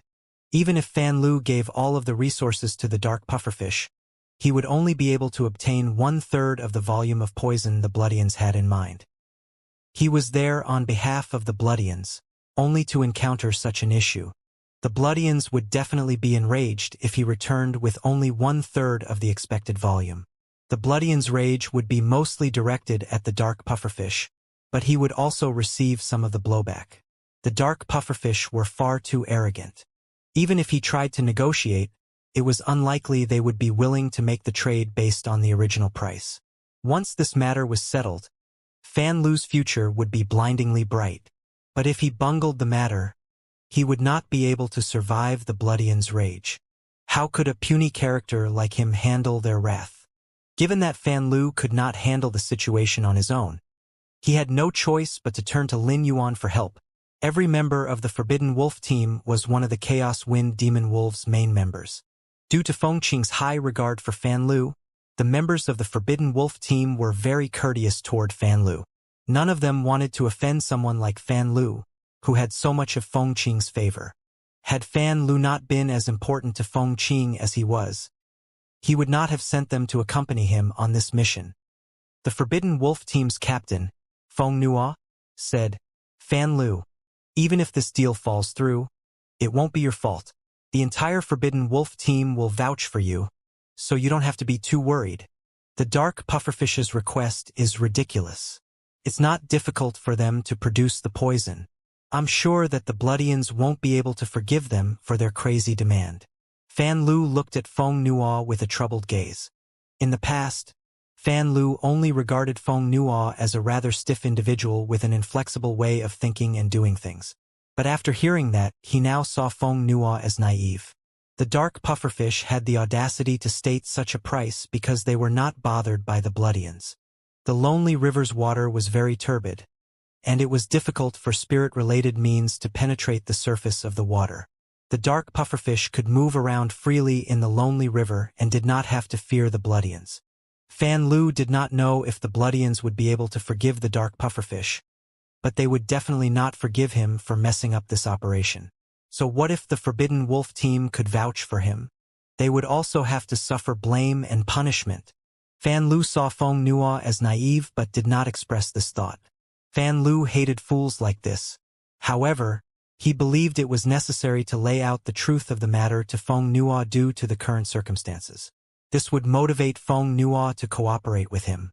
Fan Lu spent close to 2 hours explaining the situation to Feng Nua. At first, Feng Nua appeared apathetic. But the longer that Fan Lu spoke, the deeper Feng Nua's brow furrowed. Now, he finally understood the current situation. Feng Nua had relied on his power to become the Forbidden Wolf team's captain. He was lacking when it came to analytical thinking. "Fan Lu, what should we do if things are truly as you say? We're in a bad state whether we make the trade or not. Are we just going to continue wasting time here interacting with the dark pufferfish?" Fan Lu could not help but roll his eyes upon hearing that. Would he still be there doing nothing if he knew what to do? "Lord Feng Qing gave me a map of the area around the Lonely River. I'm going to share it with you. We will work separately for the next few days and search for a few spots where resources can be harvested. North of the Lonely River will be our base point. This will allow us to check if the locations on the map are accurate as well as accumulate resources. We can bring the resources back for Lord Fengqing, or use them in the trade with the dark pufferfish. Fan Lu was panicking internally. If this were the Chaos Wind Demon Wolf's internal matter, the worst punishment he would receive for messing it up would be a few reproachful words from Fengqing. But it would not affect his position. This matter concerned the Bloodians. If they wanted to come after him, the Chaos Wind Demon Wolves would not be able to protect him. Hence, when Fan Lu laid out a plan of action, Feng Nuo was extremely willing to cooperate. Now, Feng Nuo already saw Fan Lu as his hope for survival. Fan Lu would have to shoulder the bulk of the responsibility if something went wrong with this operation. Feng Nuo was willing to lead the Forbidden Wolf team in cooperating with Fan Lu's plan. Okay, you can tell me which areas you want the Forbidden Wolf team to search. Since you're the 6th Boundary Patrol Team's captain, searching for resources must be your forte. You should keep the Light Wind Wolves with you to ensure your safety. Now that Fan Lu had Feng Nuo in the palm of his hand, the dark pufferfish experts were passably courteous to him during his next meeting with them. However, they refused to budge on their demands. The dark pufferfish had already confirmed that the Bloodians required their poison support to move on the mermaids. The mermaids and Bloodians were old enemies. Although the Bloodians had emerged victorious in past conflicts, they had not escaped unscathed either. Each clash with the mermaids would end with the Bloodians losing many members. It was very easy for them to produce their poison, and it was not overly precious to them. However, it was extremely useful to the Bloodians and would reduce their casualties in their clashes with the mermaids. The dark pufferfish dared to demand such an astronomical asking price because they were well aware of this. So what if we already agreed on a price with the Bloodians? This trade is happening because the Bloodians asked for it. If you're unwilling to trade, I will leave now and won't be meeting with you again. Fan Lu looked at this elderly dark pufferfish who was putting on airs. In spite of his boiling rage and frustration, there was nothing he could do. Why don't we do this? Give us some time to think it over, and I'll give you a response later. You have already witnessed the Chaos Wind Demon Wolf's attitude toward the dark pufferfish. The elders specially prepared these gifts with the hopes of establishing friendly relations with the dark pufferfish. Fan Lu spoke sincerely, but this could not be further from how he truly felt. The two sides had already reached such a state over this trade. What friendly relations could there be to speak of? Fan Lu did not mean what he said, and the elderly dark pufferfish did not believe him either. The Chaos Wind Demon Wolf's territory was very far from the Lonely River. It was impossible for both sides to maintain contact after this matter. The dark pufferfish ruled over the Lonely River as they pleased and would never need to ask anything of the Chaos Wind Demon Wolves. These greeting gifts were only meant to smoothen the process of the trade. But rather than gunning for the Chaos Wind Demon Wolves' resources, it would be better for the dark pufferfish to aim for the other resources that the Bloodians possessed. Nonetheless, it went without saying that the dark pufferfish would not turn away the gifts that the Chaos Wind Demon Wolves were offering of their own accord. Of course, you can have time to think it over. Come and see me whenever you're done thinking. However, the dark pufferfish also have our limits. If you drag this on for too long, we will just reject your request to trade. At that time, we will only continue communications with a Bloodian. Fan Lu gnashed his teeth as he watched the elderly dark pufferfish leave. Even if Fan Lu was extremely good-natured, he would not be able to stop himself from forcefully slamming his fist down on a nearby table. Regardless of how Fan Lu examined the issue, he could not come up with a solution. Any changes would only be made possible after he met with Lin Yuan. Fan Lu intended to complain about these troubles to Lin Yuan immediately upon meeting him. He would ask Lin Yuan to help him to solve this problem. With how important the Class 2 world was to Lin Yuan, Fan Lu believed that he would help him. In Fan Lu's mind, Lin Yuan possessed plenty of resources, and losing this amount was trivial to him. One had to know that the Lonely River both protected and restricted the dark pufferfish. The concentration of spirit chi in the Lonely River was low, while the river's earth elemental energy and water elemental energy were also filled with impurities. If the dark pufferfish wanted to escape this environment's effects, they would have to temper their bodies using pure spirit chi, earth elemental energy, and water elemental energy. What the dark pufferfish needed Lin Yuan had given to Fan Lu and Kong Huan as rewards in spades of hundreds and thousands. Fan Lu possessed resources that could satisfy the dark pufferfish. But he did not want to use them. Once he used these resources, the Forbidden Wolf team would definitely find out about it. Fan Lu would not be able to come up with an acceptable excuse if they reported the matter to Feng Qing. Furthermore, Fan Lu wanted to use these resources for himself to increase his power. Once he gave them away, he was unsure when he could obtain more from Lin Yuan. The next day, Fan Lu shared the map with the Forbidden Wolf team and the Light Wind Wolves who had come with him. Fan Lu assigned areas to the Forbidden Wolf team before doing the same to the Light Wind Wolves. He did not keep the Light Wind Wolves by his side. Since Fan Lu was going to see Lin Yuan, he would have to be on his own. In truth, Fan Lu could have kept the Light Wind Wolves with him. If he brought these Light Wind Wolves, who were stronger than him, to meet Lin Yuan, he would kill them. Then, Fan Lu would act surprised, and no one would see through him. He was completely out of his comfort zone in the lonely river and was incapable of laying a hand on the Light Wind Wolves, who were stronger than him. However, logic convinced Fan Lu not to do this because he was afraid it would anger Lin Yuan. If his actions angered Lin Yuan, everything would be for naught. The dark pufferfish wanted to obtain more benefits from Fan Lu. Hence, they would give him sufficient time to ruminate and ensure that his group was safe while they were in the lonely river. The dark pufferfish knew that Fan Lu and his group had docked on land and were exploring the barren area known as north of the lonely river. The dark pufferfish did not try to stop them. Firstly, the dark pufferfish could not leave water for long periods as it would affect their power. Additionally, the resources in north of the lonely river were far and few. There were only a few resources to be found in the bone-corroding valley of the western region.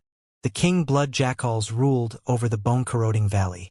Their bloodline had the ability of retrospective tracing and had been fearsome since ancient times. There were very few king blood jackals, but all of them were obsessed with wealth and would never allow anyone to touch the sea of resources they controlled. Hence, there were almost no resources in north of the lonely river that were worth harvesting. The Chaos Wind Demon Wolf group was definitely unaware of this. Otherwise, they would not have docked and begun searching the area. Although resources were scarce in north of the lonely river, there were a fair number of species. The species controlled numerous villages and collected extremely inferior faith power. The dark pufferfish felt that these terrestrial species would never be able to prosper. The map that Fan Lu had was one that Feng Qing had asked from the Bloodians. Hence, he was aware of the king blood jackal's existence. During his meeting with Lin Yuan, Fan Lu also intended to use the map as evidence of his accomplishments. The Bloodians were an elite species and had an extremely high quality of life.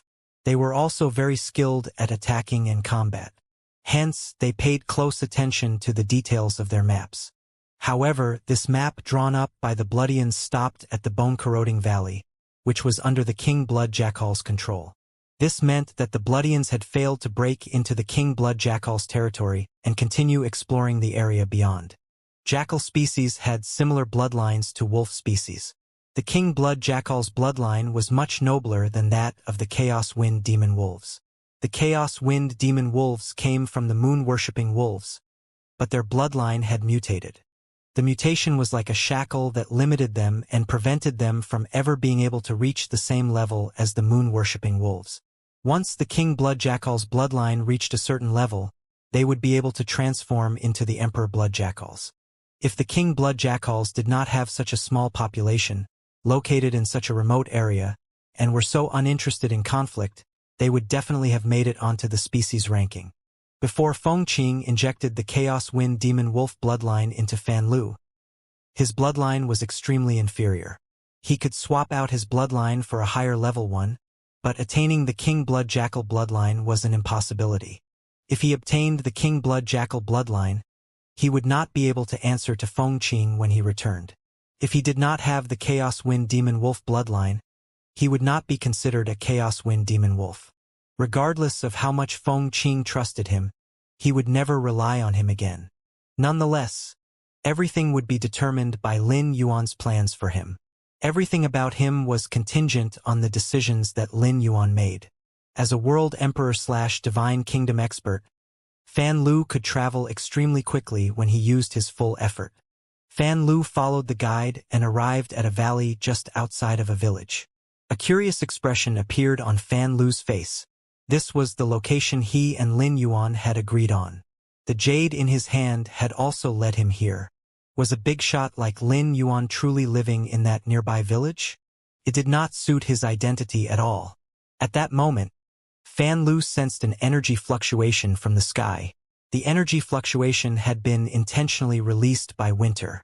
There was no need for Winter to hide and be sneaky when he was dealing with someone as weak as Fan Lu.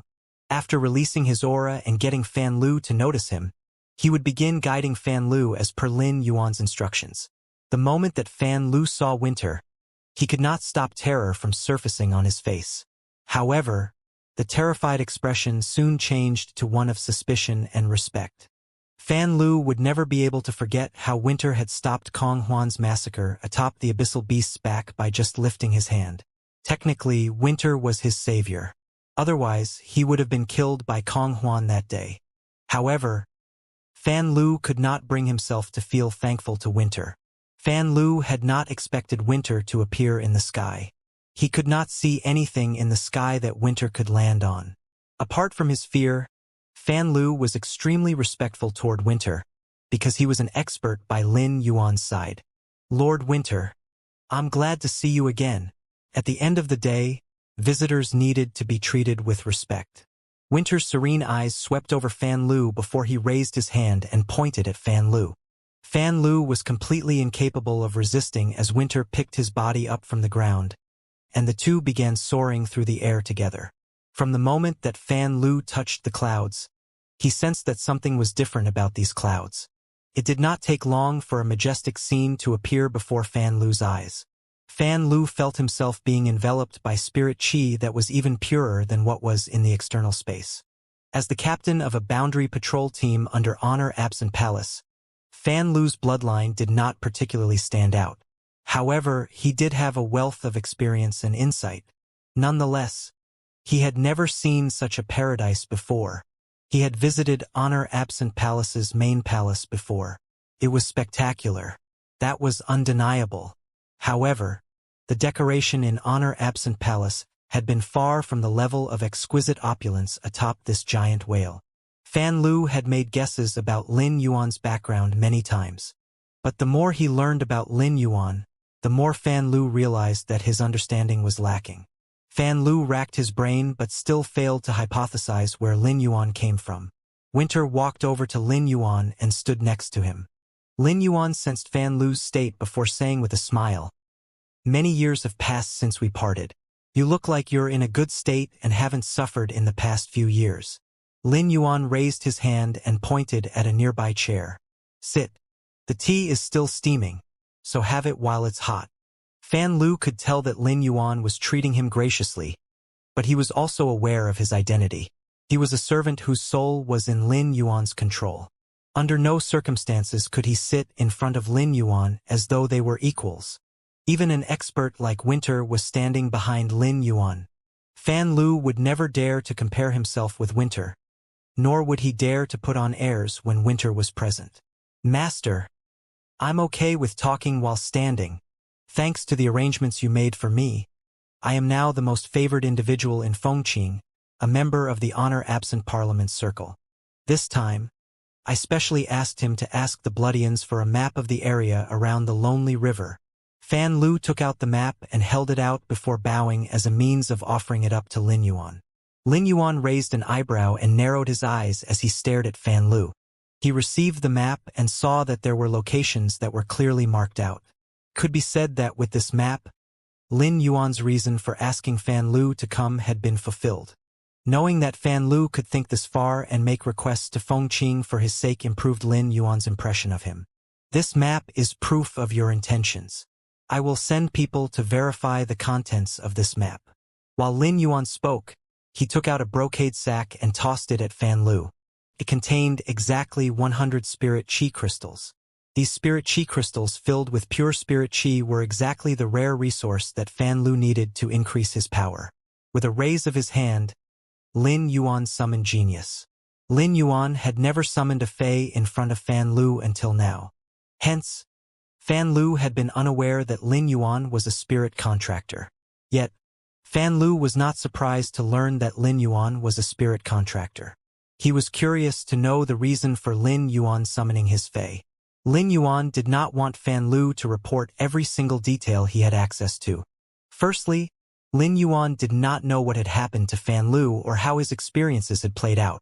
Secondly, asking him questions would waste a lot of Lin Yuan's time. It would be far easier to use genius-connected tales to understand his experiences. Genius will be using an ability on you. Do not use your spiritual energy or soul energy to put up a block. Fan Lu nodded with half understanding. The moment Genius used connected tales to link up with Fan Lu, the latter immediately understood the ability that Lin Yuan had mentioned. All the hair on Fan Lu's body stood up. He had never expected such a thing to happen. Fan Lu had not done anything wrong. He had done his best to assist Lin Yuan in safeguarding the secret that was the Class 2 world. However, because there were times he needed to carry out tasks for Feng Qing as his subordinate, he could not pay constant attention to the Class 2 world. This sudden evaluation had been Fan Lu's nightmare. Regardless of how perfect of a job he had done, it was still a nightmare that had tormented him for a very long time. He was terrified of Lin Yuan finding out about this. Given the circumstances, it seemed that Lin Yuan already knew. When all the hair on Fan Lu's body stood up, Winter's eyes landed on him. Lin Yuan's expression changed multiple times as well. He thought, it's a good thing I didn't help more experts or phase to evolve before I left the main world. Otherwise, this sudden inspection would definitely have resulted in the main world catching the attention of the sky beyond the clouds experts. This discovery shocked and angered Lin Yuan. But from Fan Lu's memory, Lin Yuan knew that Fan Lu had indeed done his best to carry out the task he had been given. There was no way that Fan Lu could have predicted this unexpected situation, so there was no need to blame him for it. Now that Lin Yuan was in the sky beyond the clouds, he could use his power to protect the main world. When Genius severed the connection of connected tales, Fan Lu fell to his knees and began begging Lin Yuan for mercy. Lin Yuan looked down at Fan Lu, who had terror written all over his face and tears streaming down his face. He knew that Fan Lu truly felt guilty and was not putting on a pretense of begging for his life. Lin Yuan was not angry that Fan Lu had failed to be present during the sudden inspection. Another reason for Fan Lu remaining by Feng Qing's side was so he could secure his position as the captain of the 6th Boundary Patrol Team. Without Feng Qing supporting Fan Lu would not be able to hold on to his position.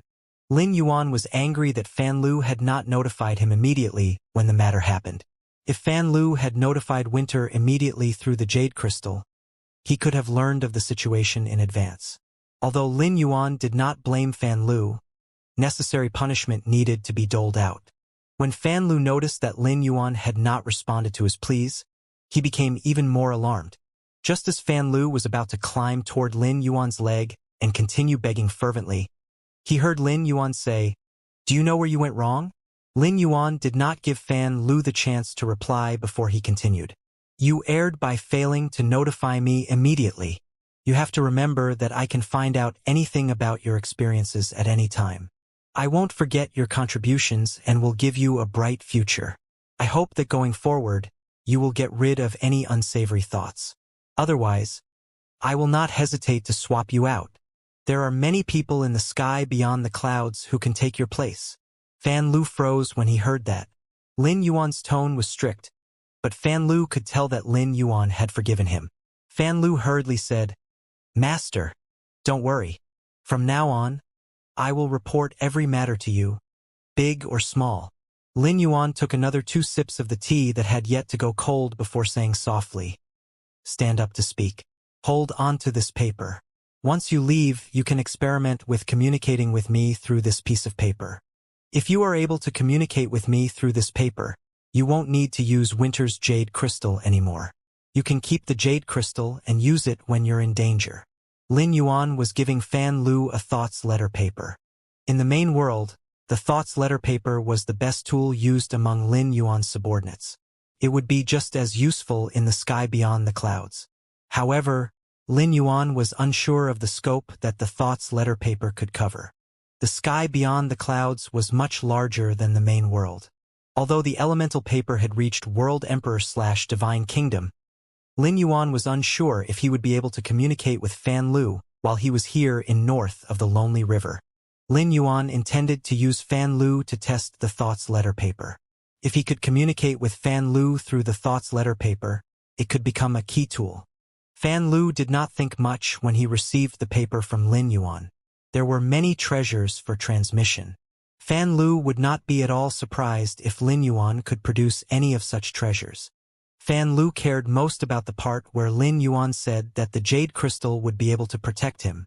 In the sky beyond the clouds, even a big shot like Feng Qing trod on thin ice in everything that they did. Feng Qing would never communicate as freely with the Bloodians as he did with the alluring foxes. Since even someone of Feng Qing's status acted that way, it went without saying that the same went for someone like Fan Lu. Fan Lu was the most afraid of death. Since the jade crystal could protect Fan Lu, he could not help but feel a sense of security. From what Lin Yuan said, Fan Lu also noticed the fundamental difference between Lin Yuan and the other superiors he had served in the past. The other superiors would never care if a small fry like him lived or died. "Master, don't worry. I will definitely do a good job in this matter." Fan Lu paused before continuing. "This time, Feng Qing sent me on a mission. It's because of this opportunity that I managed to find the reason to bring the Chaos Wind Demon Wolves with me to the Lonely River. But with my current capabilities, I don't think I can accomplish this mission." Remaining in Feng Qing's good books and receiving his praise was also a very important part of him helping Lin Yuan. Now that Fan Lu was encountering an issue he could not solve, he decided to turn directly to Lin Yuan for help. Not only was Lin Yuan not turned off by Fan Lu's request for help, but he also admired Fan Lu's choice. When Lin Yuan decided to nurture Fan Lu, he only viewed Fan Lu as a set of eyes he could use. He had not been banking on using Fan Lu's capabilities to solve his issues. If Fan Lu came to him for help when he encountered issues, it would prevent Fan Lu from affecting the operation with his hesitation. "It goes without saying that I'll help if you are encountering issues.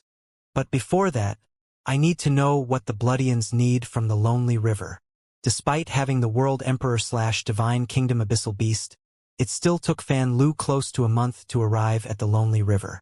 This deal had to be extremely important to the Bloodians for Feng Qing to send Fan Lu on such a long-haul journey.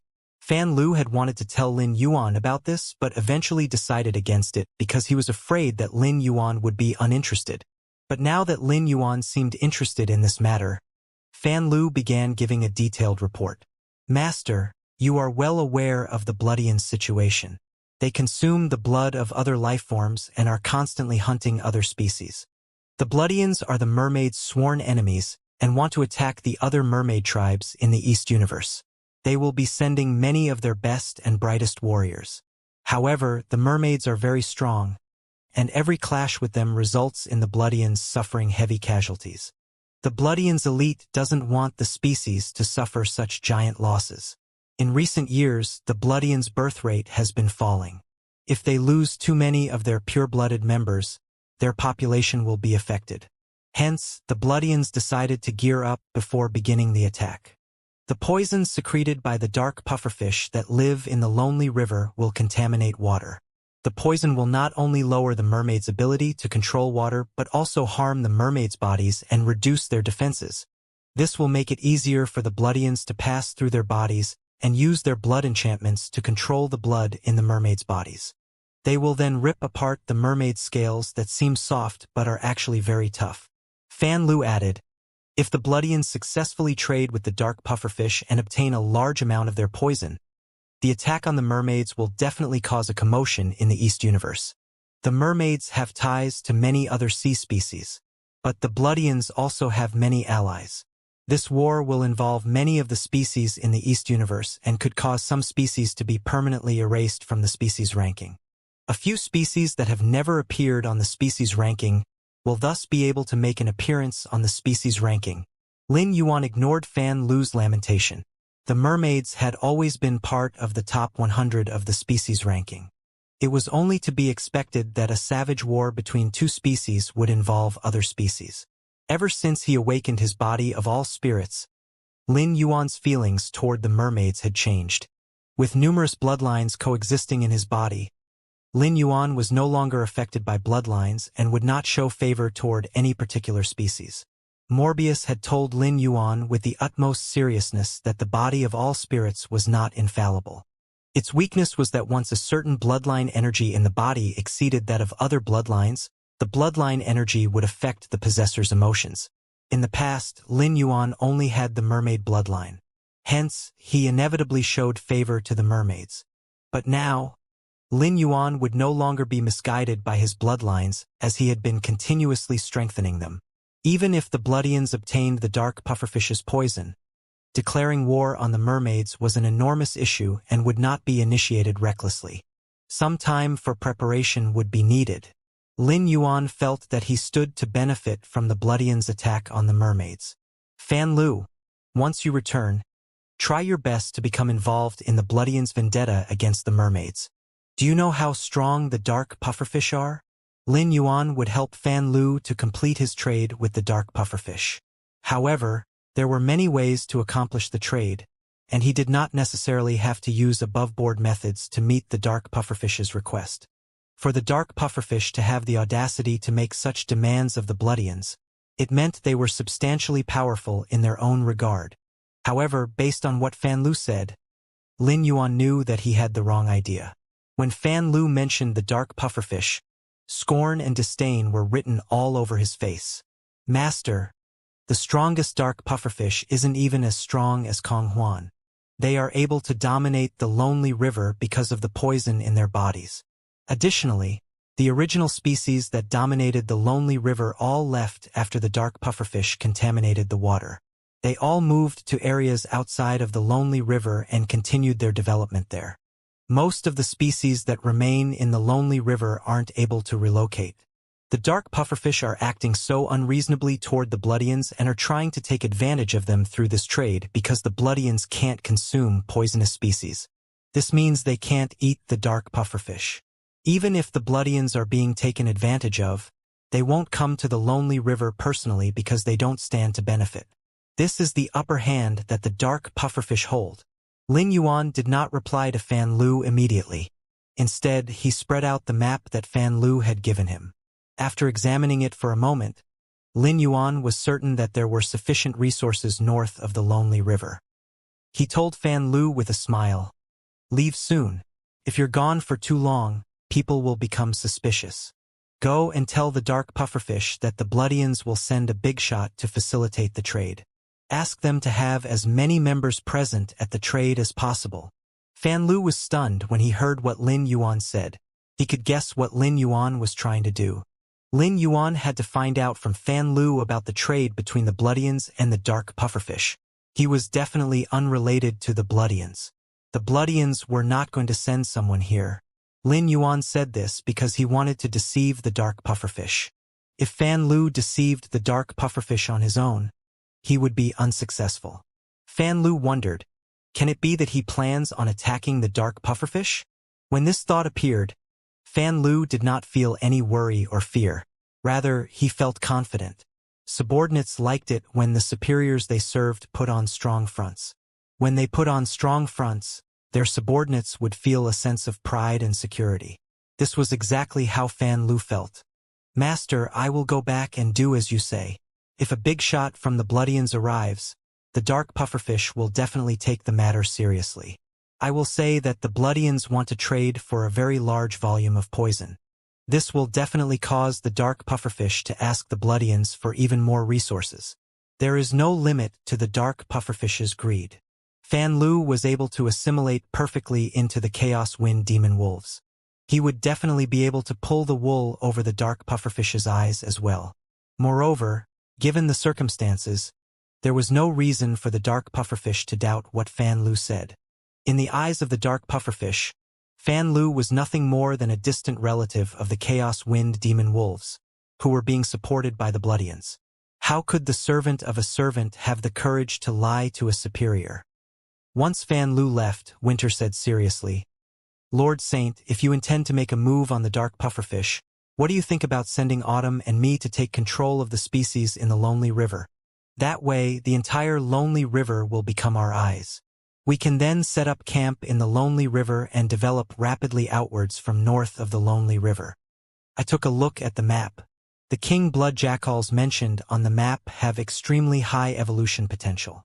If you take control of the king blood jackals, it will be worth investing a large amount of resources into them. The king blood jackals are very intelligent.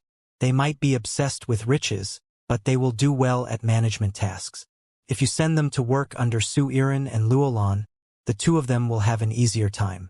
Once you have many villages under your control, they will be grouped into tribes and subsequently kingdoms. At that point, it won't be as easy to govern that establishment as it is to govern the human federations in the Class 2 world you came from. The people under you all have their own talents and deserve to obtain faith power. In such a situation, the faith will become disorganized if you don't have sufficient manpower to sort out the disputes. Lin Yuan nodded seriously. He strongly agreed with what Winter said. The sky beyond the clouds was not the same as the main world. It was not a fair comparison at all. Su-Iran and Luolan needed to slowly become accustomed to the style of governance in the sky beyond the clouds. They needed to go through the process of learning and improving. Start with the dark pufferfish. Once we have control over the dark pufferfish, it will make it easier for us to conquer the entire Lonely River and extend our control over the other species in the Lonely River. If we go in and make a huge ruckus, the news will spread, and many factions will begin paying attention to the Lonely River. Almost all the fertile territories marked out on the map are under the control of the king blood jackals. I am going to make the king blood jackals territory my main area of development. The meeting with Fan Lu had allowed Lin Yuan to gain an understanding of the circumstances. He now had a clear direction for his future development. All he needed to do now was follow it. When Fan Lu returned, the Forbidden Wolf team and Light Wind Wolves had yet to arrive. Fan Lu knew that it was impossible for the Forbidden Wolf team or Light Wind Wolves to turn up anything in their search. North of the Lonely River was desolate and impoverished. The Forbidden Wolf team and Light Wind Wolves also did not have the courage to provoke the king blood jackals. Moreover, they were on a mission and could not venture that far in their search. Fan Lu did not have to wait for long before the two groups returned. Fan Lu put on an act of asking about their results. With the Forbidden Wolf team around, the Light Wind Wolves did not have any authority to speak. Feng Nua started to complain. Just how isolated and poor is the Lonely River? Not only does it not have any high-quality resources, but there aren't even any decent spiritual resources to be found. After searching for such a long time, we didn't manage to find anything. However, we did stumble upon a few villages. The villages seemed to be in good condition. If we were able to stay here longer, we could collect some faith from the villages. Fan Lu did not respond to Feng Nua's complaints. Normally, the villages scattered around such regions were extremely chaotic. Since Feng Nua said that the villages were in good shape, it meant that Lin Yuan had to be involved. He was about to lie to the dark pufferfish that a big shot from the Bloodians was about to arrive. He could not allow the Forbidden Wolf team or Light Wind Wolves to find out about this. Otherwise, he would not be able to explain himself to Feng Qing when he returned. The Forbidden Wolf team would definitely report the situation to Feng Qing. Fan Lu's brain was running at high speed as he tried to come up with a way to accomplish this task. While he was thinking, he heard Feng Nua say miserably, "Fan Lu, you might not have the pure Chaos Wind Demon Wolf bloodline, but you have Lord Feng Qing's favor and can be considered one of the Chaos Wind Demon Wolves. This task isn't an easy one.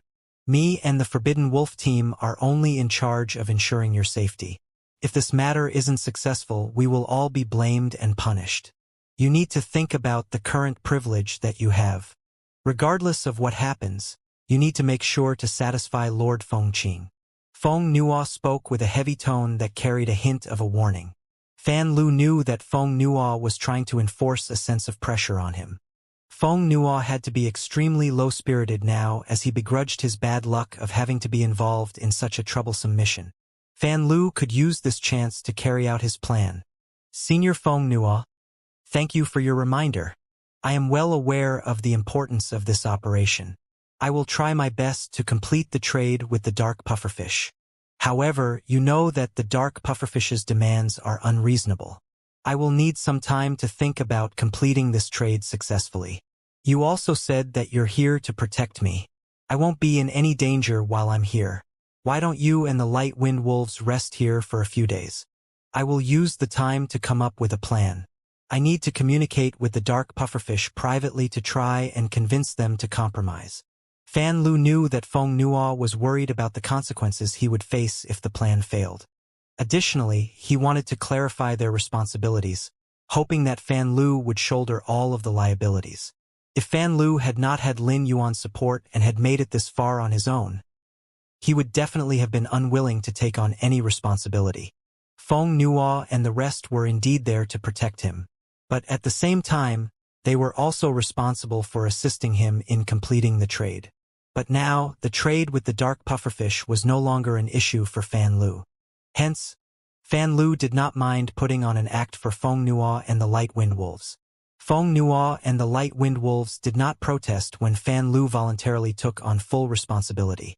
Feng Nuo and the rest had also been present in the previous meetings with the dark pufferfish. The dark pufferfish's attitude was one of complete unresponsiveness. Regardless of how capable Fan Lu was or how silver his tongue was, he would never persuade them. The dark pufferfish were only after practical resources. These were resources that Fan Lu could not supply. On the first day, Fan Lu acted extremely anxious and restless in front of the Forbidden Wolf team. Fan Lu's fidgety demeanor gave the Forbidden Wolf team a headache, thinking of him as spineless while also pitying him. He should have thought his capabilities through. How could he have attempted to involve himself in such a mission? A trivial character who used to follow Kong Huan was now following Feng Qing and had fortuitously managed to earn Feng Qing's favor. But his time in the sun had not lasted long before he came up against such a situation. What a poor fellow. Fan Lu did not know what the Forbidden Wolf team and Light Wind Wolves were thinking of him. But even if he did know, he would not care in the slightest. On the second day, Fan Lu met with the dark pufferfish expert with whom he had previously interacted. Previously, this dark pufferfish went to the abyssal beast where Fan Lu and the rest were residing. This time, Fan Lu leaped into the lonely river and entered the dark pufferfish's territory. The dark pufferfish expert did not at all care about Fan Lu's gesture of coming to see him. He had already predicted that Fan Lu would soon be coming to meet him for a discussion in the hopes of convincing them to lower their demands. But that was impossible. The dark pufferfish would not budge on the amount of resources they had requested. In fact, they might even ask for more. The dark pufferfish had no intention of sealing the deal with Fan Lu. Rather, the dark pufferfish wanted to make things as difficult for Fan Lu as possible to attract the Bloodians there, so they could discuss the trade directly with them. However, this dark pufferfish expert had not expected a Bloodian to be arriving so soon. When Fan Lu said that the Bloodian Bigshot would arrive in 2 days to talk about the trade with the dark pufferfish, this expert was taken aback. The Bloodians had always been arrogant. Since when did they start being so proactive? The dark pufferfish had made such unreasonable demands because they knew how badly the Bloodians needed their poison. But this did not mean that the dark pufferfish dared to act in an overbearing manner toward the Bloodians. This dark pufferfish expert said seriously, "I will inform the other members of my species immediately. When the time comes, we will send people to receive that honored guest." At this point, the expert looked directly into Fan Lu's eyes and punctuated each word as he said, "Telling my species about this matter means that it is of utmost importance. If a Bloodian doesn't arrive in 2 days, you will have to answer for the consequences. Lying to the dark pufferfish will only lead to death." Fan Lu was not at all terrified when he heard the threat. The dark pufferfish would soon be under Lord Lin Yuan's control. In the future, they would be Lin Yuan's servants just like he was or be exterminated. As high and mighty as they were now, they would soon be just as pathetic. The dark pufferfish were only capable in the lonely river. But once they were conquered, it was unlikely that Lin Yuan would have any use for them. Of course, I wouldn't come up with such lies unless I had real information. If I did that, the dark pufferfish wouldn't be the only ones coming after me. The Bloodians and all the Chaos Wind Demon Wolves would never let me off, either. Don't you know that the Chaos Wind Demon Wolves are under the Bloodians? However, the person the Bloodians are sending is no ordinary character. I hope that all the members of the Dark Pufferfish will be present. Fan Lu's words caused the expert's expression to change. Before he could speak, Fan Lu continued. Those words aren't coming from me, but the Bloodians. You can decide for yourselves if you want to cooperate. I only hope that you won't be lacking in courtesy if a high-ranking Bloodian appears. Once Fan Lu was done speaking, he excused himself and returned to the Abyssal Beast's back. Fan Lu knew that he would definitely be unable to force all the Dark Pufferfish to appear. He could only coax them to appear by using his words. The words he used had been enough. If he said any more, the Dark Pufferfish would become suspicious. Now that Fan Lu had accomplished this matter, he immediately sent a message to Lin Yuan through the Thoughts letter paper. When Lin Yuan received Fan Lu's message, he thought, it looks like I'll have to act like a high-ranking Bloodian in 2 days. For the past 2 days, Lin Yuan had been with Genius. From the moment Genius arrived at the sky beyond the clouds, it had been preparing for its evolution. It had been communicating with the sky beyond the clouds' world wills and was beginning to make headway. If Genius wanted to evolve and was capable of doing so, it went without saying that Lin Yuan would give it the greatest support. Yuan, you don't have to worry about me. I have already saved up enough tails and can use them to escape if I'm in any danger. You don't have to worry that I will suffer backlash from the world wills. Spring, who had been with Lin Yuan all this time, said seriously, Lord Saint, if your Fae encounters any problems during the evolution, I will step in to solve the issue. Not even world wills will be able to harm your Faes. Lin Yuan relaxed when he heard what Genius and Spring said. Among all of his Faes, Lin Yuan had the deepest relationship with Genius and Chimey. After all, they had been with him for the longest time and were the 2 rays of light that shone even during his darkest times. Lin Yuan could not imagine how he would have been able to endure all those tough times if they had not been there for him. Lin Yuan reached out and stroked Genius' small head. He looked at Genius' billowing tails and could not help but give it a final piece of advice. Genius, your situation is special. Please don't force yourself and end up injuring yourself. Among all of Lin Yuan's Faes, Genius and Chimey had the lowest levels. It was not because Lin Yuan did not want to provide them with the resources to evolve. In fact, he wanted to wait until they arrived at the sky beyond the clouds before increasing their strength because he wanted to give them even more chances. Chimey needed to form links with the energy in celestial bodies to evolve. She would then produce a sun that was suitable for this world. On the other hand, Genius needed to communicate with world wills and connect with them. In order for Chimey to evolve, it needed to wait for Lin Yuan to arrive at the sky beyond the clouds, where he could obtain flames that were of an even higher level than top-grade strange flames. In the meantime, Genius could go first. Genius nudged Lin Yuan's hand with its face before turning its Amazonite-colored eyes toward the sky. Its long tails turned into ribbons of light that seemed to fuse with the surroundings. A mystical ripple of energy rose from Genius' body. It did not take long for the world wills to begin rapidly gathering above Genius' head. However, these world wills were different from the ones that gathered when the phase evolved to World Emperor/Divine Kingdom. The previous world wills had an air of judgment, but these ones were communicating with Genius. But regardless, Genius would have to endure the trial of world creation to evolve from Suzerain X/Myth 3 to Creation Breed. In truth, Creation Breed was a level that was considered mediocre in the sky beyond the clouds. It was not anything to be impressed by. Genius evolution went much smoother than Lin Yuan had imagined. It had not been as tumultuous as the previous ones. Genius also did not need to use Tail Trigger to sacrifice its additional tails. As such, Genius naturally managed to evolve while communicating with the world wills. Spring did not allow the trial of world creation to hit Genius. She raised her hand and helped Genius overcome the trial of world creation. After the trial of world creation descended, the creation world ley lines that descended were the same as the ones in the main world. Hence, the strength of the creation world ley lines was the same. Genius' appearance had not changed significantly. However, The feeling that it gave Lin Yuan was much more lively than before. Its tails were much more slender and billowy than before. Once the number of tails reached 12, it no longer increased despite the rise in its life rank. Lin Yuan used true data to check on genius. Fey name: highest access fate-knowing beast, Fey species. Fantasy cat genus/fantasy cat species. Fey grade: suzerain, 10 out of 10. Fey type: spiritual/soul, Fey quality. Creation I.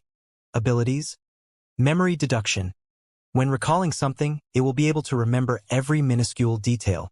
From this, it will be able to organize the information and infer the truth. Crowded cat. If it can control cat species phase and convince the cats to crowd around it, it will be able to become affiliated with all of the cat species phase elements and bodies. Every time the cat species phase crowd around, it will be weak for some time. Spiritual energy expansion.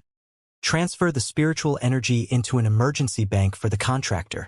Even though the contractor cannot willfully use spiritual energy expansion to increase his own store of spiritual energy, he can use it to defend himself against spiritual energy damage.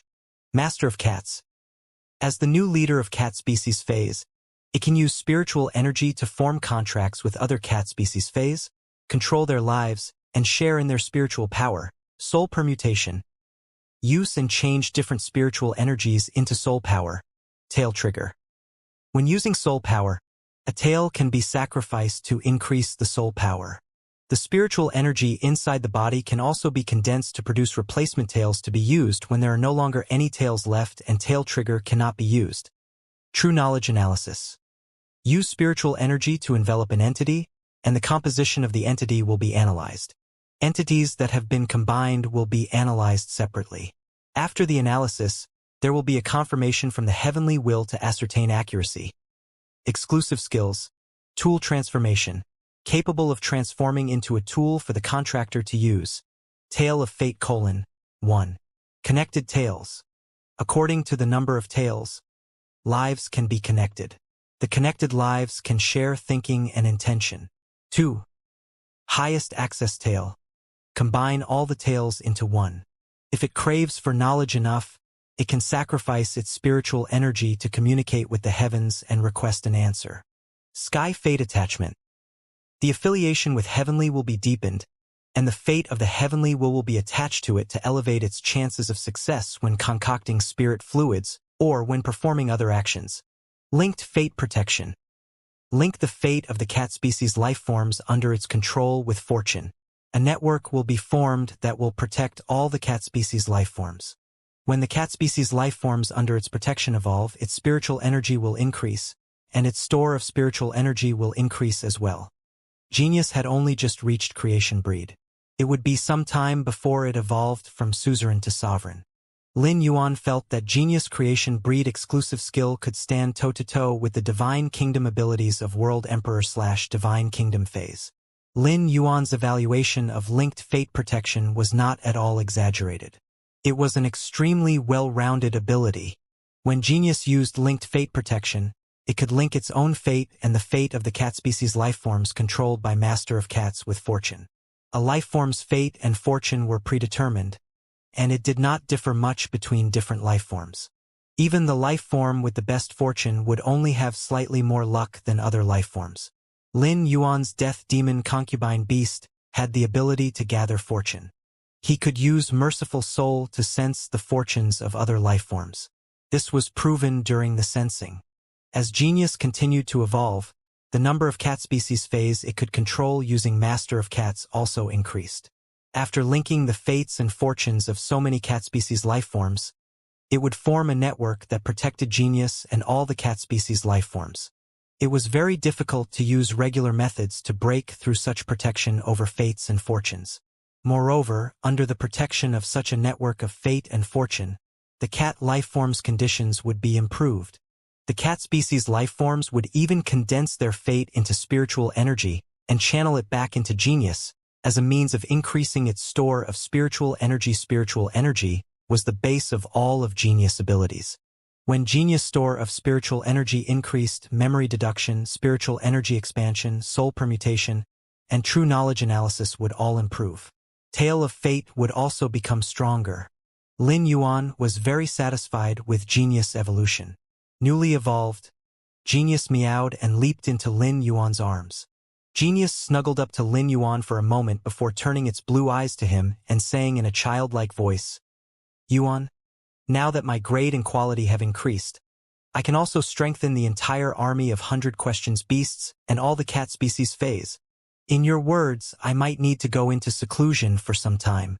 After this evolution, the army of 100 Questions beasts will be able to enormously increase their production and quality of resources." Lin Yuan reached out and massaged Genius' small head. Without them noticing, Genius' establishment had grown larger and larger. It no longer clung to him like it used to when it was young. Rather, it did its best to produce resources and increase its power. It went without saying that everything that Genius did was for Lin Yuan's sake. Lin Yuan had watched all of Genius' changes. As a result of these changes and continuous growth, it was now able to stand on its own 2 feet. Lin Yuan felt both glad and troubled by Genius changes. Lin Yuan had felt this feeling during Chu Si's journey of growth. Go, Genius. If you have any needs, let me know immediately. Remember not to be too rushed or forceful while you're nurturing the army of 100 Questions beasts and cats. Give them some space to grow on their own. Genius nodded seriously as it engraved Lin Yuan's words into its mind. Yuan, speaking of needs, there is something I need. All the knowledge I had in the past was related to the main world. This knowledge isn't enough to help me make accurate judgments in the sky beyond the clouds. I need a large system from which I can absorb knowledge about the sky beyond the clouds and perfect my knowledge bank of its structure. In truth, even without Genius saying this, Lin Yuan knew this from the moment he arrived at the sky beyond the clouds.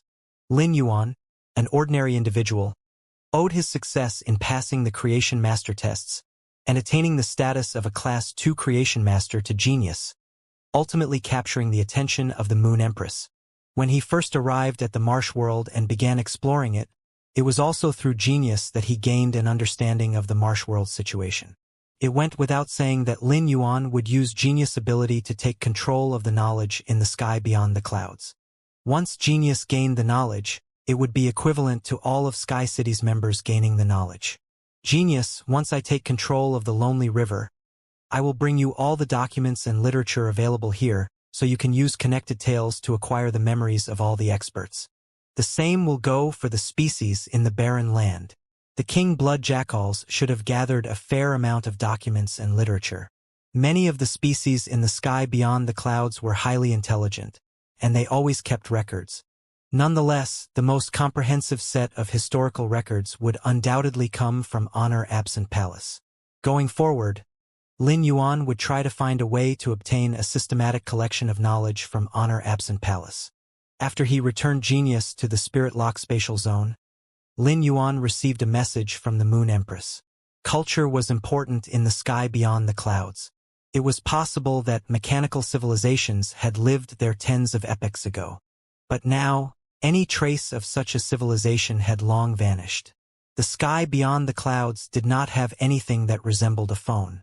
Items that could be used for communication were not common in the sky beyond the clouds. They were only attainable by life forms that had reached a certain level. In terms of the means of information transfer, the sky beyond the clouds was rather behind the times. However, the life forms in the sky beyond the clouds all had different abilities, exclusive skills, and divine kingdom abilities. This was what made this world defined by martial force exceptionally beautiful. The life forms that had transmission abilities were all recruited by various factions and enjoyed decent lives.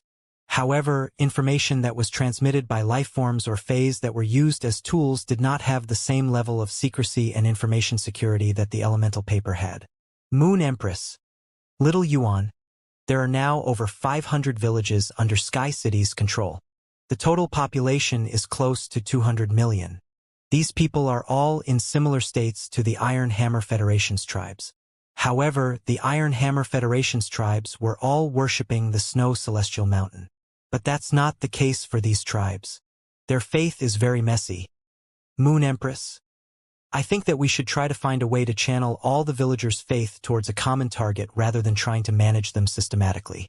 I have thought it through, and I still think that it isn't a good idea to gather the villagers together and direct their faith toward different targets. Moon Empress.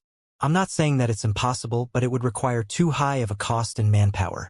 Sky City doesn't have so many people to spare. It was said that older people had more experience and capabilities. The Moon Empress had taken over the Radiance Federation right before the Dead Spirits crisis broke out. She had managed to keep the Radiance Federation running in perfect order even during the most perilous times. After the Dead Spirits crisis ended, the Moon Empress, who started from running the Radiance Federation, began managing and saving the entire main world. The Moon Empress abilities were not something that Su-Iran and one you could replicate or compete with. When it came to matters concerning the governance of federations, the Moon Empress had far more foresight and experience than Lin Yuan. The Moon Empress rarely approached him about issues with development. Once she did, it meant that she had noticed issues with the present strategies. Lin Yuan carefully ruminated over the Moon Empress' words. It did not take him long to realize the problem with his plan. Faith was a very personal matter and was highly exclusive. The Moon Empress had used the Iron Hammer Federation as an example and mentioned that its tribes had dedicated their faith to the Snow Celestial Mountain's magical spirit. Their shared faith prevented them from fighting each other to the death even when resources were lacking. If there had been 2 or 3 targets for faith in the Iron Hammer Federation, the Federation would have devolved into chaos long ago. The population of these hundreds of villages could not be compared to the population of the Iron Hammer Federation. It was only the equivalent of the population of a few platinum tribes. However, Sky City had too many members who had the abilities and the right to obtain faith power. If faith power was disorganized, it would not lead to issues immediately but was a ticking bomb. Lin Yuan. Master, it's true that I didn't think things through properly. Since that's the case, what do you think about me gathering the tribes together before dividing them up again? Each tribe will then be ruled by one of Sky City's main members.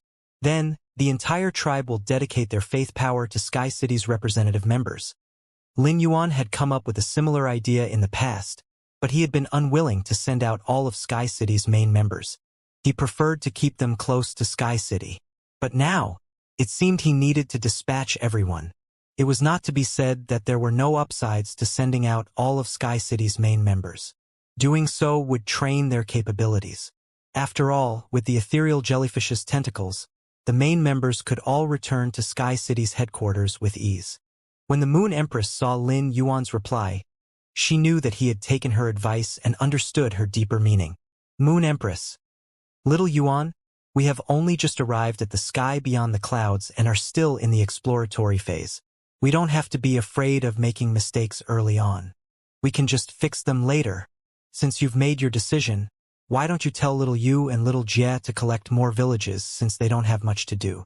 Otherwise, there won't be enough people in each tribe. Lin Yuan was very glad that the Moon Empress had been willing to come with him to the sky beyond the clouds. With her there, he did not have to worry about anything he did. After Lin Yuan sent out this order, he called for Su-Iran and Luolan and explained the situation to them. Su-Iran and Luolan both expressed their agreement after Lin Yuan explained the new arrangement to them. This arrangement would make it much easier for them to carry out their management roles in the future. While Lin Yuan was planning out Sky City's affairs, the Dark Pufferfish were holding a meeting in response to Fan Lu's news. A big shot from the Bloodians was about to visit the Dark Pufferfish. This was highly important to them. Moreover, it was highly likely that that Bloodian was no ordinary member but a high-ranked one. A visit from a high-ranked Bloodian meant that this trade was extremely important to the Bloodians. The Dark Pufferfish were not afraid of the Bloodians. So what if a high-ranked Bloodian arrived? Would they dare to attack all the Dark Pufferfish in the Lonely River? If they did, the Bloodians would fail to obtain the Dark Pufferfish's poison. After all, their poison could only be secreted by living Dark Pufferfish. The Bloodians always placed their pride above everything. Since they had sent the Dark Pufferfish an advance notice of a visit, the Dark Pufferfish could extend the necessary courtesies to them. They would all be present to greet the visiting Bloodian. Naturally, they jumped into action as they waited for Lin Yuan's visit. At the agreed-upon time, Lin Yuan used the body of all spirits to combine the Bloodian bloodline with his own. Almost instantly, Lin Yuan's eyes and hair turned bloody red. Among the Bloodians, red hair and red eyes were revered. Only members with extremely high-level bloodlines possessed such hair and eye color. A high-ranking Bloodian had to be a higher Divine Kingdom expert at the very least. With Lin Yuan's current aura, he was slightly lacking to pass for a high-ranking Bloodian. But he could pass for an elite Bloodian. Lin Yuan did not know about the lie that Fan Lu had told the dark pufferfish, but there was no need for him to know. When Lin Yuan appeared and confirmed that all the dark pufferfish had gathered, Autumn and Winter would immediately step in to take control of all the dark pufferfish. At that point, he could do whatever he wanted with them. After taking control of them and gaining an understanding of the Lonely River circumstances, Lin Yuan could swiftly take control of the entire Lonely River. Although Lin Yuan had time and Sky City was in no rush to developing Sky City rapidly upon their arrival would undoubtedly boost the members' morale. While Lin Yuan headed to the Lonely River, Spring and Summer made their way to the King Blood Jackal's territory. Spring and Summer would first take control of the King Blood Jackals. Once Lin Yuan had full control of the Lonely River, he could move Sky Sea into the King Blood Jackal's territory. Lin Yuan quickly brought Autumn and Winter with him to the location where they agreed to meet Fan Lu. Fan Lu was the only one waiting for Lin Yuan. The Forbidden Wolf team and Light Wind Wolves were still completely unaware and feeling stressed as they thought about how Fan Lu could possibly complete the trade. When Fan Lu saw Lin Yuan looking like a genuine Bloodian, he was astonished. With the posture of a servant, Fan Lu led Lin Yuan to the Dark Pufferfish's palace where he would meet with their experts. The Lonely River's water was turbid, and there was a large amount of mud and plants in the water. The Dark Pufferfish's palace was rooted in the mud and appeared rather bare. However, based on the decoration, Lin Yuan knew that the Dark Pufferfish had invested a lot of effort into building this palace. The pearls of the large clams, hidden among the rocks at the bottom of the river and colorful stones were used to decorate this palace. At the door of the palace stood two lavishly dressed humanoid lifeforms. Lin Yuan frowned slightly when he saw them. This strapping young man with red hair and eyes had a dignified air about him. Indeed, he possessed the traits of an authentic Bloodian. To top it off, it seemed his Bloodian bloodline was superior. He definitely had a legitimate legacy. However, bloodline level was one matter while power was another. Based on the aura of this young man, it was clear that he was unrelated to a high-ranked Bloodian. Did that illegitimate wolf give them false news? That illegitimate wolf would never be brave enough to do so. If the information was false, it had to be the work of the Bloodians. This matter was extremely important to the dark pufferfish. It was understandable for all the dark pufferfish to gather to receive a high-ranked Bloodian.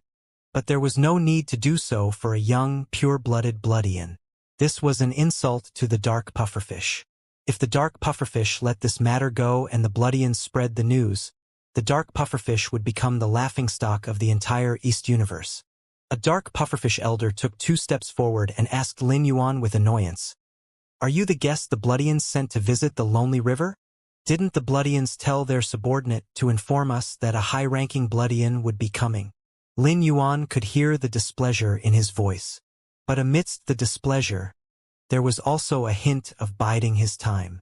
Lin Yuan did not immediately respond to the dark pufferfish elder's question. Instead, he asked loudly, "Since we've already sent word, that must mean all the dark pufferfish have gathered, right?" The dark pufferfish elder expected this young Bloodian to provide him with an explanation after being told off. He had not anticipated this young Bloodian to respond with a question of his own.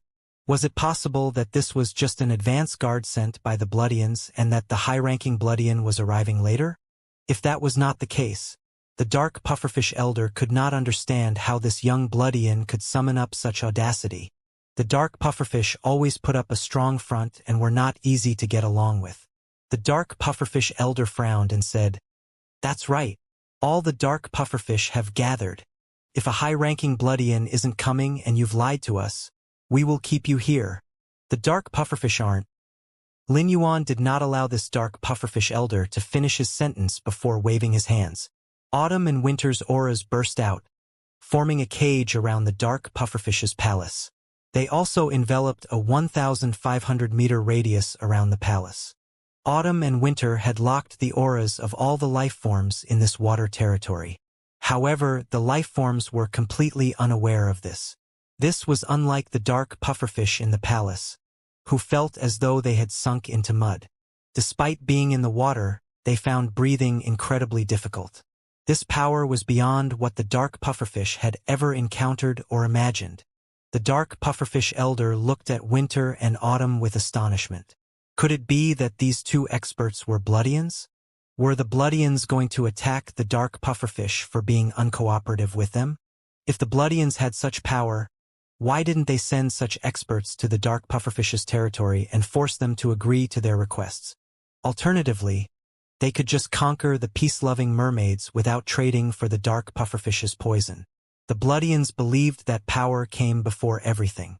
Regardless of how elite this young Bloodian's bloodline was, he could not use his bloodline alone to take control of such experts. While the dark pufferfish elder was shocked by Lin Yuan's status, he watched as this red-haired and red-eyed young man began to transform. He turned into a spirited young man with black hair and eyes. This young man had a natural serenity about him. But in the eyes of the dark pufferfish elder, Lin Yuan was like a demon who controlled the lives of all the dark pufferfish. Lin Yuan walked past the dark pufferfish elder and the other experts standing by the entrance of the palace. He walked deeper into the palace and sat on the dark green throne at the back of the hall. Autumn and Winter stood by his sides, and Autumn said softly, "Young master, this old dark pufferfish isn't lying. All the dark pufferfish have truly gathered. There are no dark pufferfish in a 1,500-meter radius."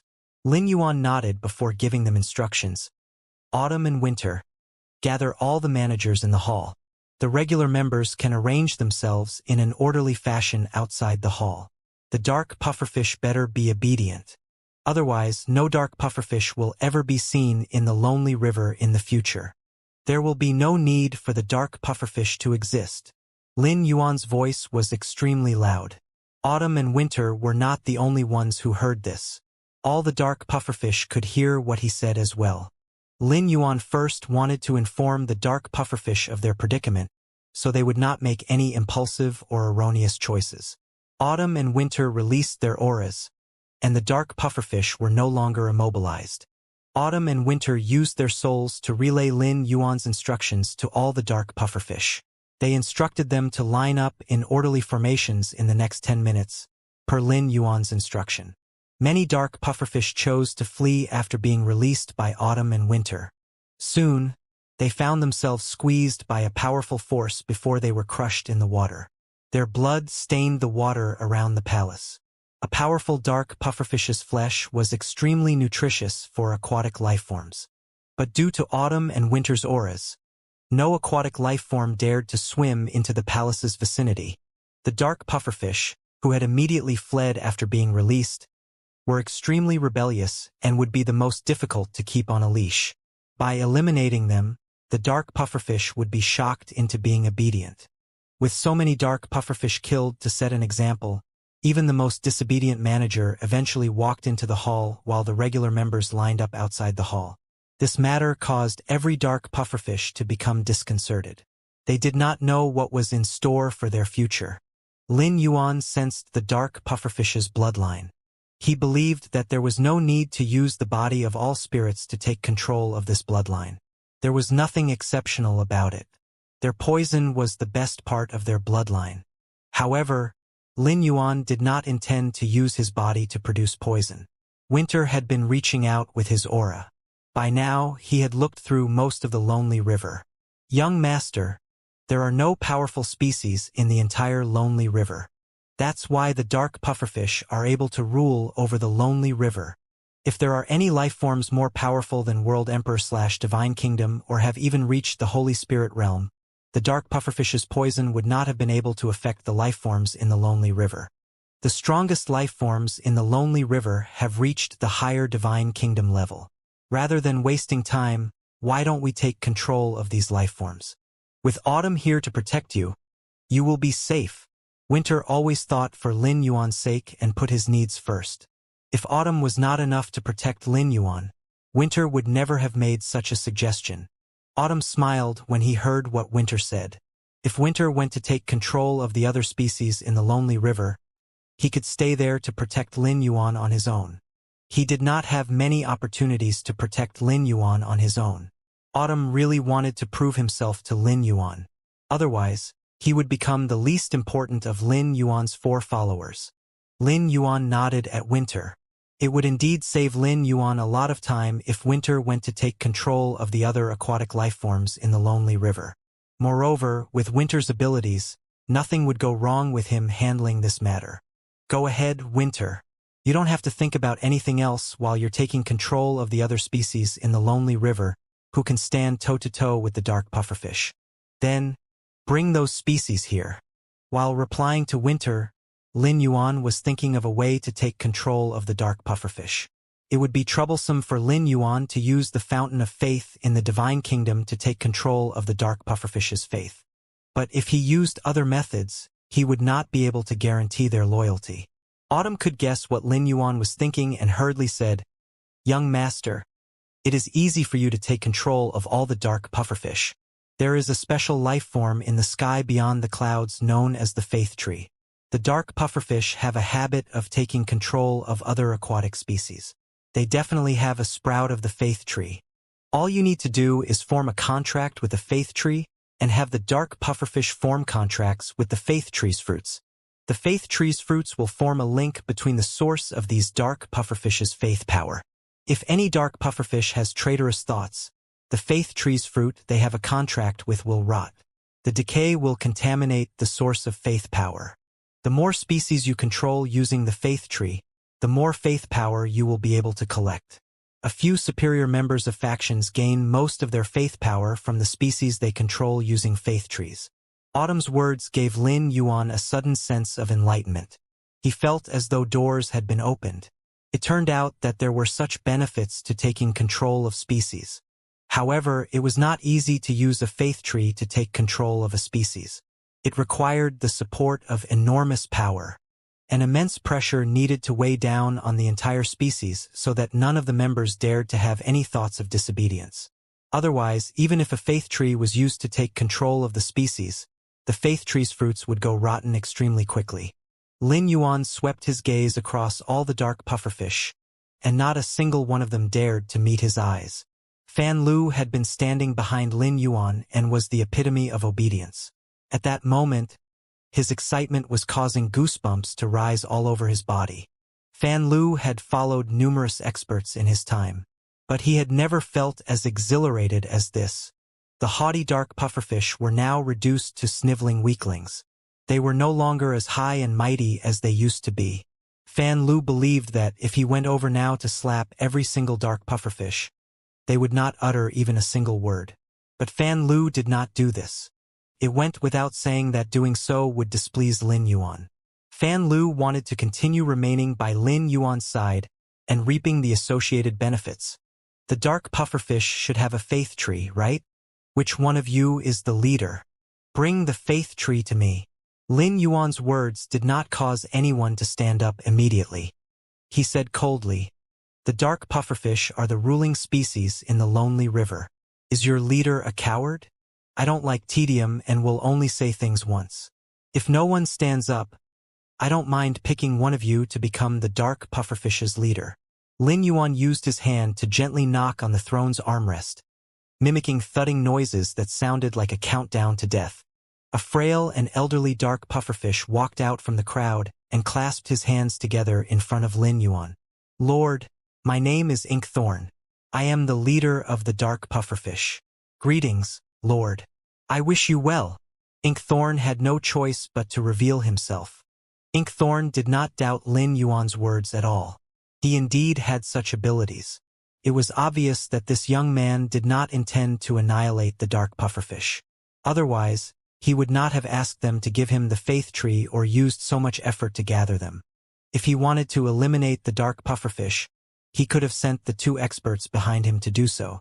If this young man picked a random dark pufferfish to become the new leader, he would be turned into a joke as the original leader. He would also never be able to regain his status in the future while the dark pufferfish were under Lin Yuan's control. Now that it was a fact that the dark pufferfish were under Lin Yuan's control, Inkthorn needed to protect his authority. The dark pufferfish were indeed nurturing their own faith tree sprout, and they wanted to dominate the lonely river. However, as the leader, Inkthorn found it difficult to hand over the faith tree sprout to Lin Yuan. When Autumn saw that Inkthorn only greeted Lin Yuan without showing any signs of following his orders, he scoffed. 1408 An aura enveloped Inkthorn and broke through the defenses he was so proud of. A mouthful of fresh blood spewed out from Inkthorn's mouth. As the leader of the dark pufferfish, I'm sure you understand words. Are all the dark pufferfish disobedient? Or does this only apply to your leader? Given the current situation, Inkthorn dared not go against Lin Yuan's instructions. Inkthorn was strongly inclined to rebel. If Winter were in Lin Yuan's place, he would not have given Inkthorn any chances and would have killed him immediately. However, doing so would only cause the problem of inciting infighting among the dark pufferfish as the main members fought over becoming the new leader. Even if Lin Yuan forcefully suppressed the main members and assigned a new leader, it would be difficult for this new leader to assume control and maintain order right off the bat. Lin Yuan frowned at Inkthorn and paused mid-knocking on the throne's armrest. The continuous thudding stopped. Inkthorn froze and dragged his body, severely injured by Autumn's aura, over to Lin Yuan before bowing. He said, "Lord, it is the dark pufferfish's honor to be taken in by you. I will go and fetch the faith tree sprout for you now. The sprout will definitely be able to grow strong as long as it can absorb a large amount of pure spirit chi. In the entire lonely river, only the sprout nurtured by the dark pufferfish is capable of reaching such a level. The wise are those who understand their circumstances." Inkthorn understood his circumstances and made the best judgment based on them. However, Inkthorn did not know if this young man was put off by his previous actions and would order his subordinate to kill him because of it. If there was any hope of leading the dark pufferfish in resistance against this enemy, Inkthorn would not hesitate to do so for the sake of the dark pufferfish's pride and future development. After all, the dark pufferfish are currently a free species. Once Lin Yuan took control of the faith tree, the future generations of dark pufferfish would only be able to serve and wait upon Lin Yuan and his descendants. The faith tree could be inherited through bloodline. A direct descendant's bloodline could inherit the faith tree. It was not a case of servants being released once the faith tree's current master died.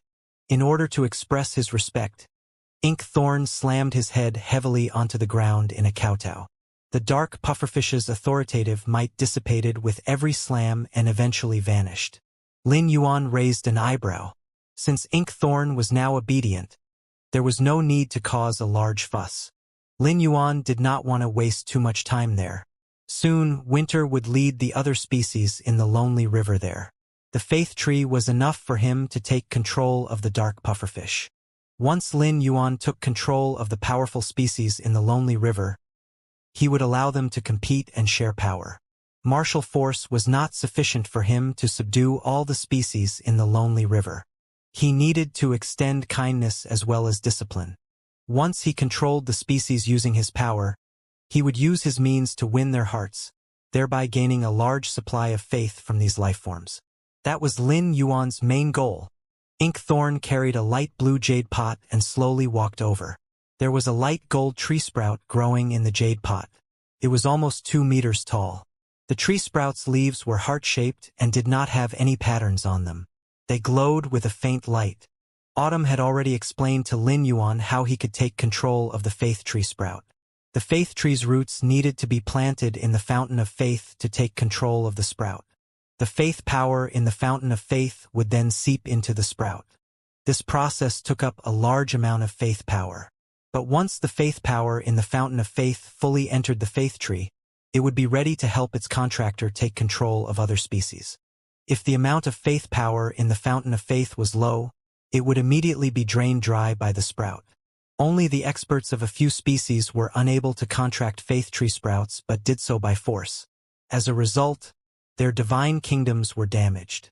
Based on his level of power, Inkthorn was unable to form a contract with the faith tree. Lin Yuan was weaker than Inkthorn, but due to the special characteristics of his divine kingdom, He had more than enough faith power in his divine kingdom to contract 3 to 5 faith tree sprouts. Inkthorn placed the faith tree sprout by Lin Yuan's feet before taking a few steps back. Inkthorn thought that Autumn would be the one forming a contract with the faith tree. He never expected Lin Yuan to be the one to plant the sprout in his divine kingdom. Astonishment appeared on Inkthorn's face. A damaged divine kingdom couldn't be healed. Was this young man not afraid of hurting his divine kingdom? Even if this young man was not afraid of damaging his divine kingdom, the experts by his side should be warning him. Inkthorn was afraid that Lin Yuan would become angry once his divine kingdom was damaged, and that the rage would be turned onto him. That would spell doom for him. Time ticked by, and what Inkthorn was worried about did not happen. Suddenly, the fluctuations of faith power begin radiating from Lin Yuan. A golden tree that is tens of meters tall appeared in front of Lin Yuan. Every single one of these golden trees' golden leaves shines with orange-gold light. The orange-gold light pierced through the heart-shaped leaves like flying birds.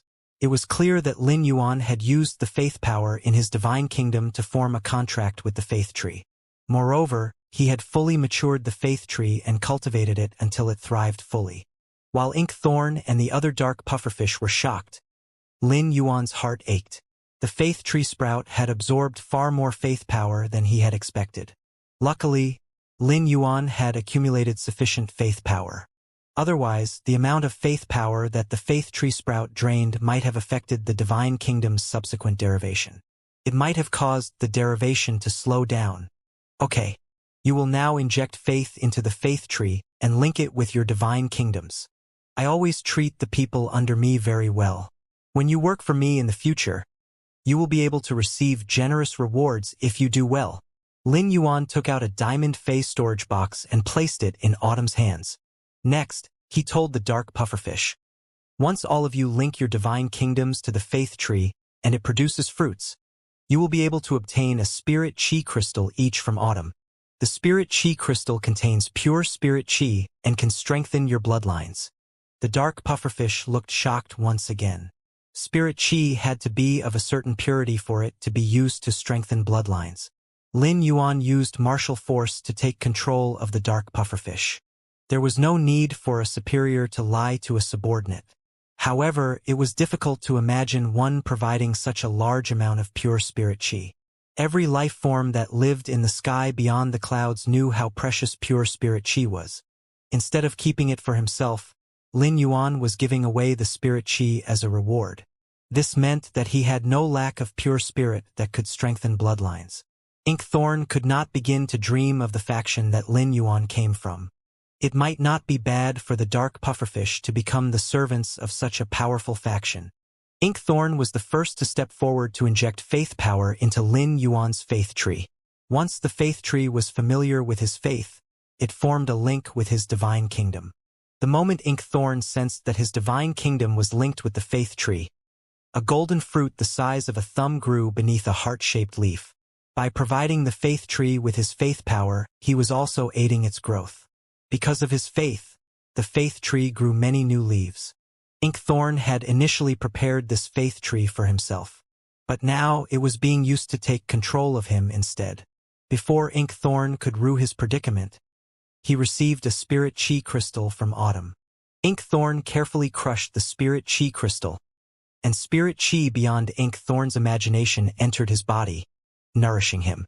His bloodline began circulating under the nourishment of the pure spirit chi.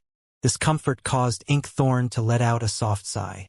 The way that Inkthorn looked at Lin Yuan changed. The spirit chi that Lin Yuan gave to the dark pufferfish could do more than just trigger bloodlines. The spirit chi was sufficient to activate his genetic model. Inkthorn had never had the right to come into contact with such resources. By now, this black-haired and black-eyed young man no longer had the aura of a Bloodian. Inkthorn could not be certain of Lin Yuan's identity, but at this moment, Lin Yuan seemed far superior to a high-ranking Bloodian. With the Bloodian's foundation, even if they could produce such pure spirit chi, they would not be able to produce much of it, much less give it to every dark pufferfish. The logic behind Lin Yuan's actions was simple. He wanted to offer a mix of positive and negative consequences. However, the positive consequence that Lin Yuan offered was better than anything that the dark pufferfish had ever experienced. Lin Yuan had not expected this. Currently, Lin Yuan did not have a complete understanding of the degree of poverty in the sky beyond the clouds. But it would not take long before he came to understand this. This was because once Lin Yuan had control over all the species in the Lonely River, he would pick 100 lifeforms with whom genius could connect using connected tails. This would allow Lin Yuan to gain a complete understanding of the circumstances of the Lonely River and, by extension, the sky beyond the clouds. Lin Yuan was fully focused on growing the faith tree. There were now thousands of glittering golden fruits growing on the faith tree. At first, the faith tree had only been a few tens of meters tall. But now it was more than 500 meters tall. Luckily, the dark pufferfish's palace was sufficiently grand. Otherwise, the faith tree would have broken through the roof. The dark pufferfish managers all received spirit chi crystals. Soon, the regular dark pufferfish began dedicating their faith to the faith tree. The spirit chi crystals were a reward for the dark pufferfish managers. The regular dark pufferfish received water-type Heavenly Maiden-grade elemental pearls as a reward. Even if the quality of the rewards fell, the regular dark pufferfish would still be more than satisfied. It was not long before news came from Winter. Winter had taken control of the hidden fog turtles, mantis stone crabs, and shadow-hunting stingrays. These 4 species were known as the 4 species overlords of Lonely River. They were the strongest species in the Lonely River. Fan Lu had already introduced them to Lin Yuan. Winter needed time to bring these 3 species to Lin Yuan. Lin Yuan used this opportunity to summon Genius and used Genius to investigate the dark pufferfish's memories, so it could vividly describe the past few thousand years of events that had taken place in the Lonely River. The Lonely River was an unimpressive place compared to the rest of the sky beyond the clouds. Nonetheless, its development had been an exciting one. Lin Yuan watched the rise and death of hundreds of species. In spite of the thousands of species that had gone extinct in the Lonely River in the past few thousand years, there were always new species entering the Lonely River and joining the fray. The dark pufferfish, hidden fog turtles, shadow-hunting stingrays, and mantis stone crabs could dominate the Lonely River because they each had their own competencies. The dark pufferfish could contaminate water with the poison in their bodies. Once one was afflicted with the dark pufferfish's poison, one would lose the ability to control water elements. The hidden fog turtles mainly controlled the upper section of the Lonely River and produced a large amount of fog on the river's surface. When flying fays crossed the Lonely River, the hidden fog turtles would shoot out jets of water to attack them. The hidden fog turtles were not strong at doing combat in water. They were one of the 4 species overlords of Lonely River because they had extremely strong defensive abilities. Not even the mantis stone crab's giant pincers could break past the hidden fog turtle's defenses. The mantis stone crabs used their bodies in battle. While they were attacking, they utilized both thunder elements and fire elements. When coupled with their extremely strong defensive abilities, they were able to stand above the dark pufferfish, hidden fog turtles, and shadow-hunting stingrays. The other 3 species members could not compete with the mantis stone crab's members. The shadow-hunting stingrays were the most mysterious of the 4 species overlords of Lonely River. All of them were like assassins in the Lonely River. Their concealment and hunting abilities were unmatched in the Lonely River. None of the species in the Lonely River wanted to make an enemy out of the shadow-hunting stingrays. When the shadow-hunting stingrays robbed them of their resources, they usually chose to accept the short-term loss and would not begrudge the shadow-hunting stingrays over it. If the shadow-hunting stingrays did not lack ambition and had a small number of members who were not united, they would likely have already conquered the Lonely River. The dark pufferfish's unreasonable demands of the Bloodians were related to the shadow-hunting stingrays to a certain extent. The dark pufferfish had lost too much in their fights with the shadow-hunting stingrays and were in urgent need of a large amount of resources to bolster their store of resources. It was precisely because of this that the dark pufferfish attempted to corner the Bloodians and acquire a significant amount of resources from them. However, it was also easy to take control of the shadow-hunting stingrays, who were akin to water assassins.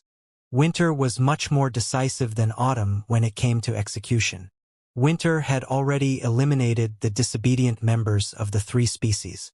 If he brought the disobedient members to Lin Yuan, it would be an insult to Lin Yuan, and it was unlikely that the rebellious members could be straightened out using martial force. Lin Yuan would not be focusing on the lonely river. Winter did not want the three species he took in to cause problems in the future and lead Lin Yuan to think that he was incompetent. Spring, summer, autumn, and winter were all Lin Yuan's followers and had spent many epochs together. Before they found him, they had been each other's closest companions.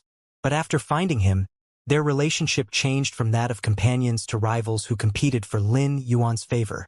Winter did not want Lin Yuan to stop relying on him. The dark pufferfish's leader, Inkthorn, mantis stone crab's leader, mantis age, hidden fog turtle leader, booming fog, and shadow hunting stingray's leader, hunting tracks, were old friends. The four species had sparred and collaborated countless times during their time living in the lonely river. They had schemed against each other in the past. This especially applied to mantis age and booming fog. In a few tens of thousands of years, the two sides became bitter enemies.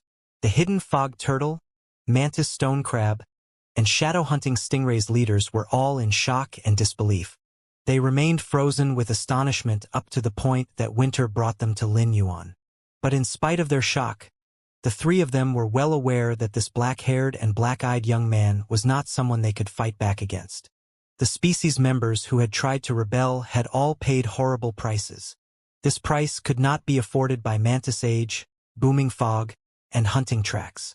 If many of their members died, their combat power would fall by at least 1/5. This would undoubtedly affect their future development. In the face of such an overwhelmingly powerful faction, the three of them did not mind allowing this faction to take control of their species. Many of the species on the East Universe's species ranking were supported by factions. However, the three of them were still unsure of the kind of person that Lin Yuan was. But regardless of Lin Yuan's character and whether he was going to treat the Lonely River's four species overlords as toys, they would definitely be leading their members in dedicating their faith to his faith tree. Clearly, Inkthorn had led the dark pufferfish to become loyal to this young man.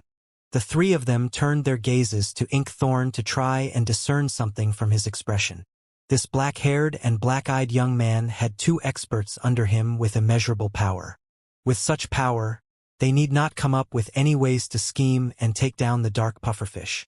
Hence, it was likely that the dark pufferfish fell under this young man's control one by one. Having lost his freedom, Inkthorn should be downcast.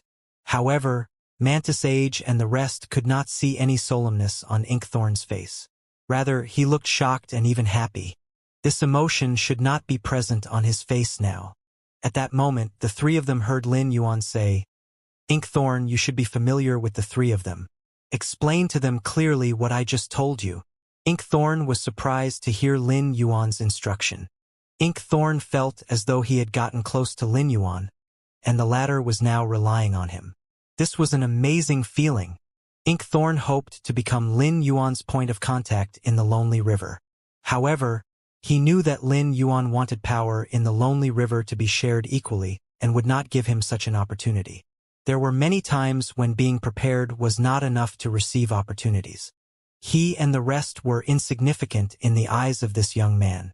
It was unlikely they would even have the opportunity to interact with Lin Yuan's two servants. Inkthorn had guessed Lin Yuan's thoughts exactly. Lin Yuan used martial force to compel the four major species in the Lonely River to become loyal to him. He did not believe that the four species who had been forced to give up their faith to him would be willing to work wholeheartedly for his sake. In the entire Sky City, Bei Su needed the most training. He lacked an avenue from which he could receive training. The Lonely River would be the best place for Bei Su to train. With the Lonely River's four species overlords under his control, there was nothing that could pose a danger to Bei Su in the Lonely River.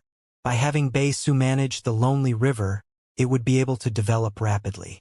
Otherwise, as time went on and Bei Su lagged further and further behind the other members of Sky City, he would sink deeper into self-doubt.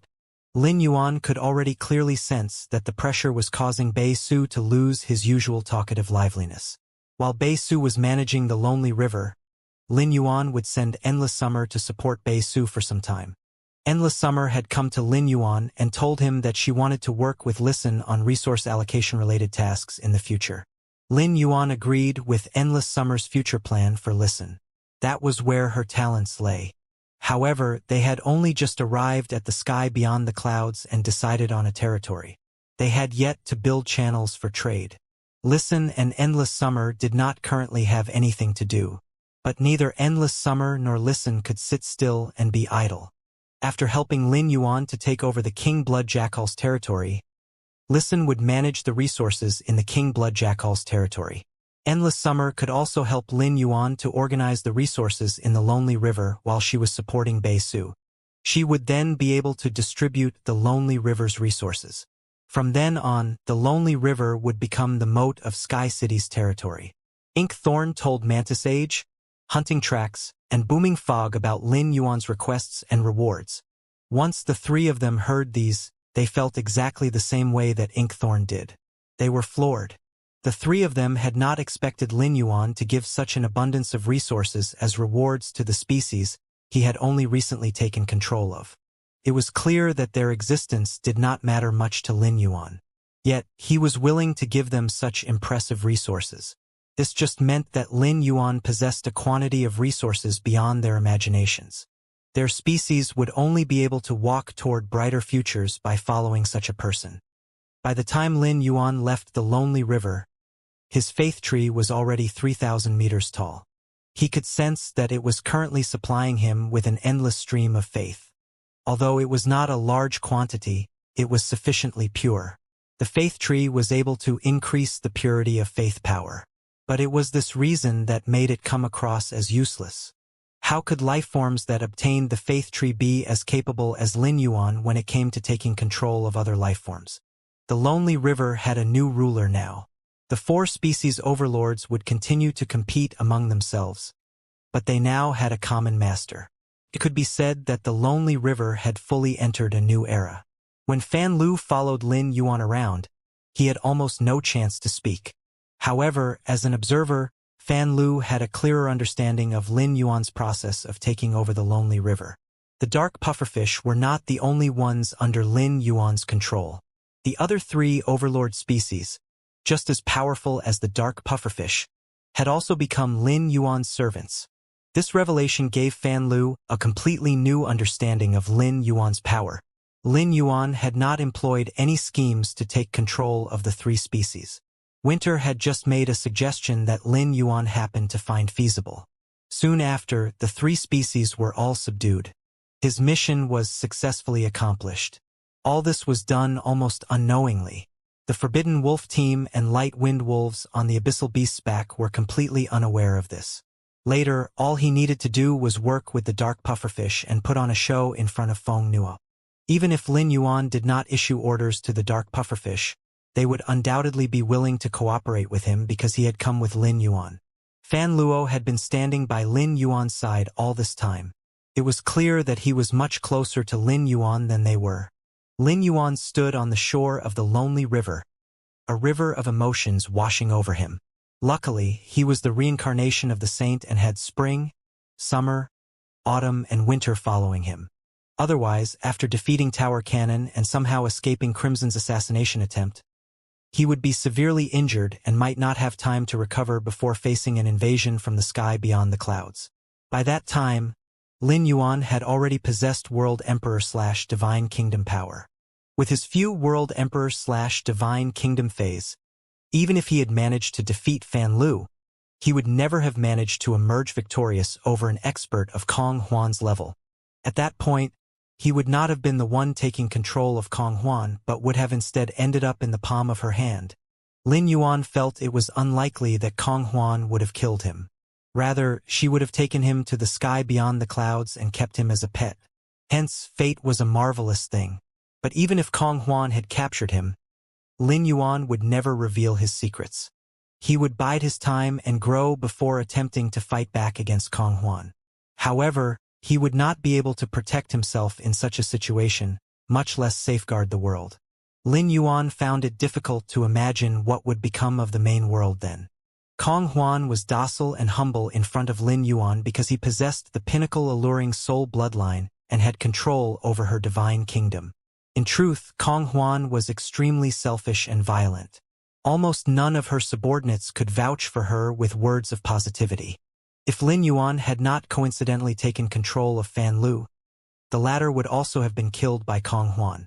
In this colossal world, fate was sown into every passing second and minute. Lin Yuan really liked this feeling of living on the edge of the knife. Fan Lu, go back. When you're trading for the poison with the dark pufferfish, you can take another 500,000 honor absent dollars from them.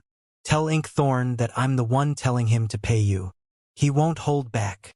Honor absent dollars were the currency used in the East Universe. It was produced and distributed by Honor Absent Palace. However, given that various resources had undeterminable values, resources were usually used for bartering.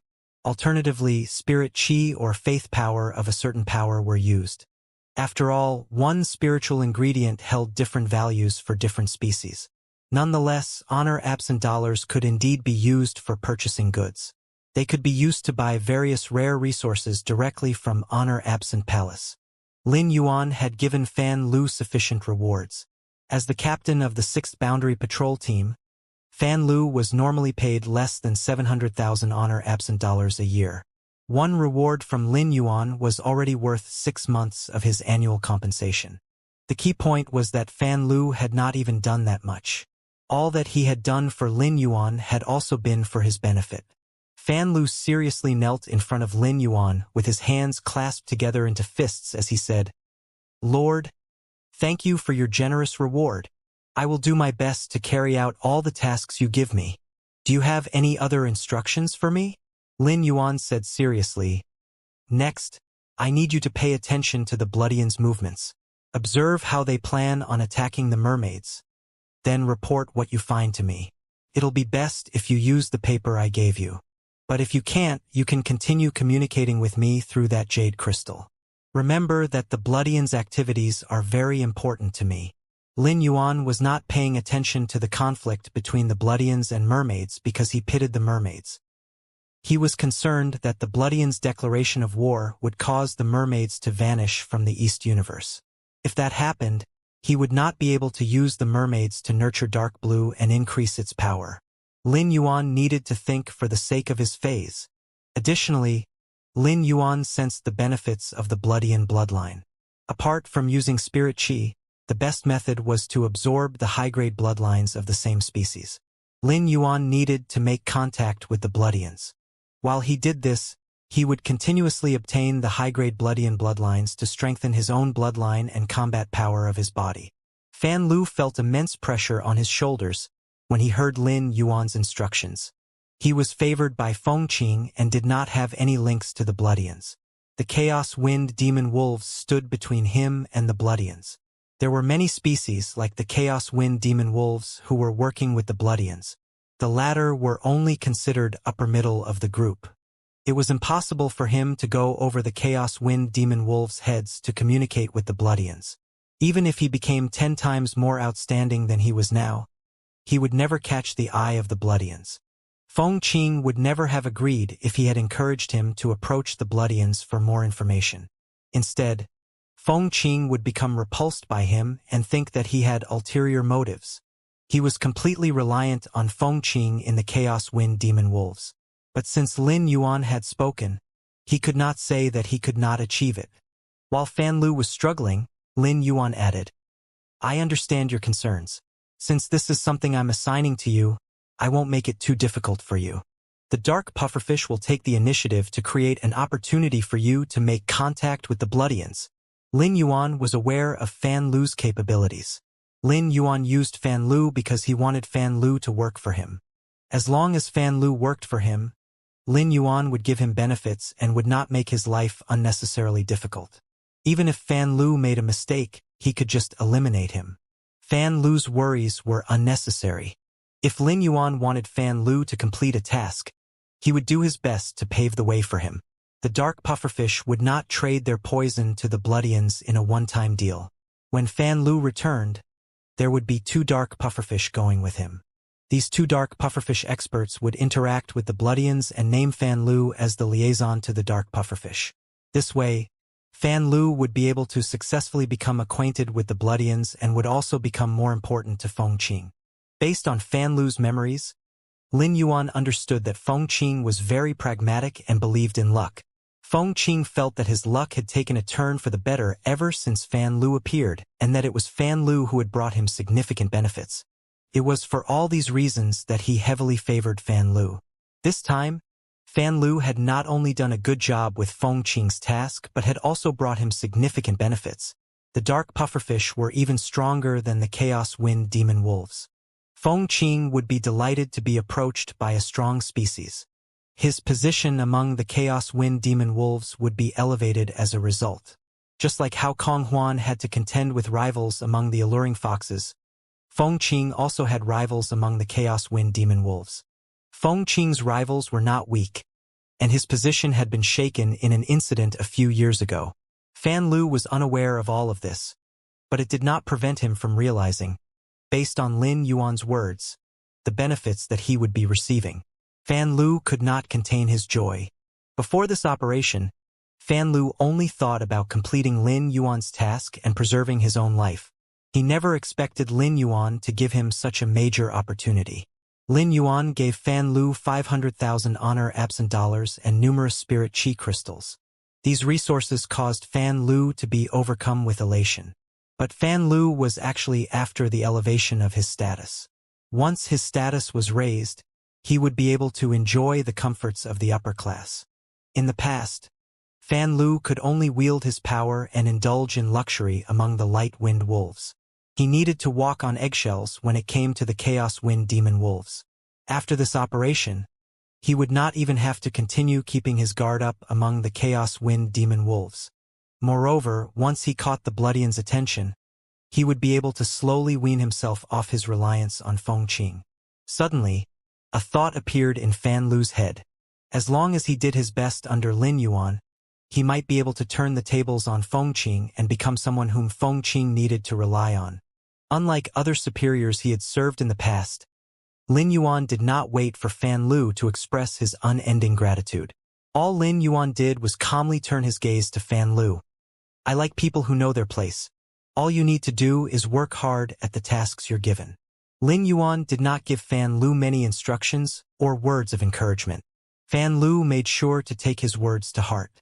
Lin Yuan then used node transportation to return to Sky Sea's back.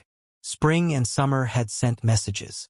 They informed him that the King Blood Jackals were much stronger than expected but were not a big issue for the two of them. They were easily able to take control of the King Blood Jackals. The King Blood Jackal's current queen was close to reaching Domain Mountain/Holy Spirit. With experts of such power present in the remote area north of the Lonely River, it was no wonder that the King Blood Jackals were able to occupy such a large proportion of the resources and deter other species from the area. It was impossible to achieve this without ferocious power. But taking control of them was one matter, as the King Blood Jackals had violent tempers, and it was very difficult to tame them through regular means.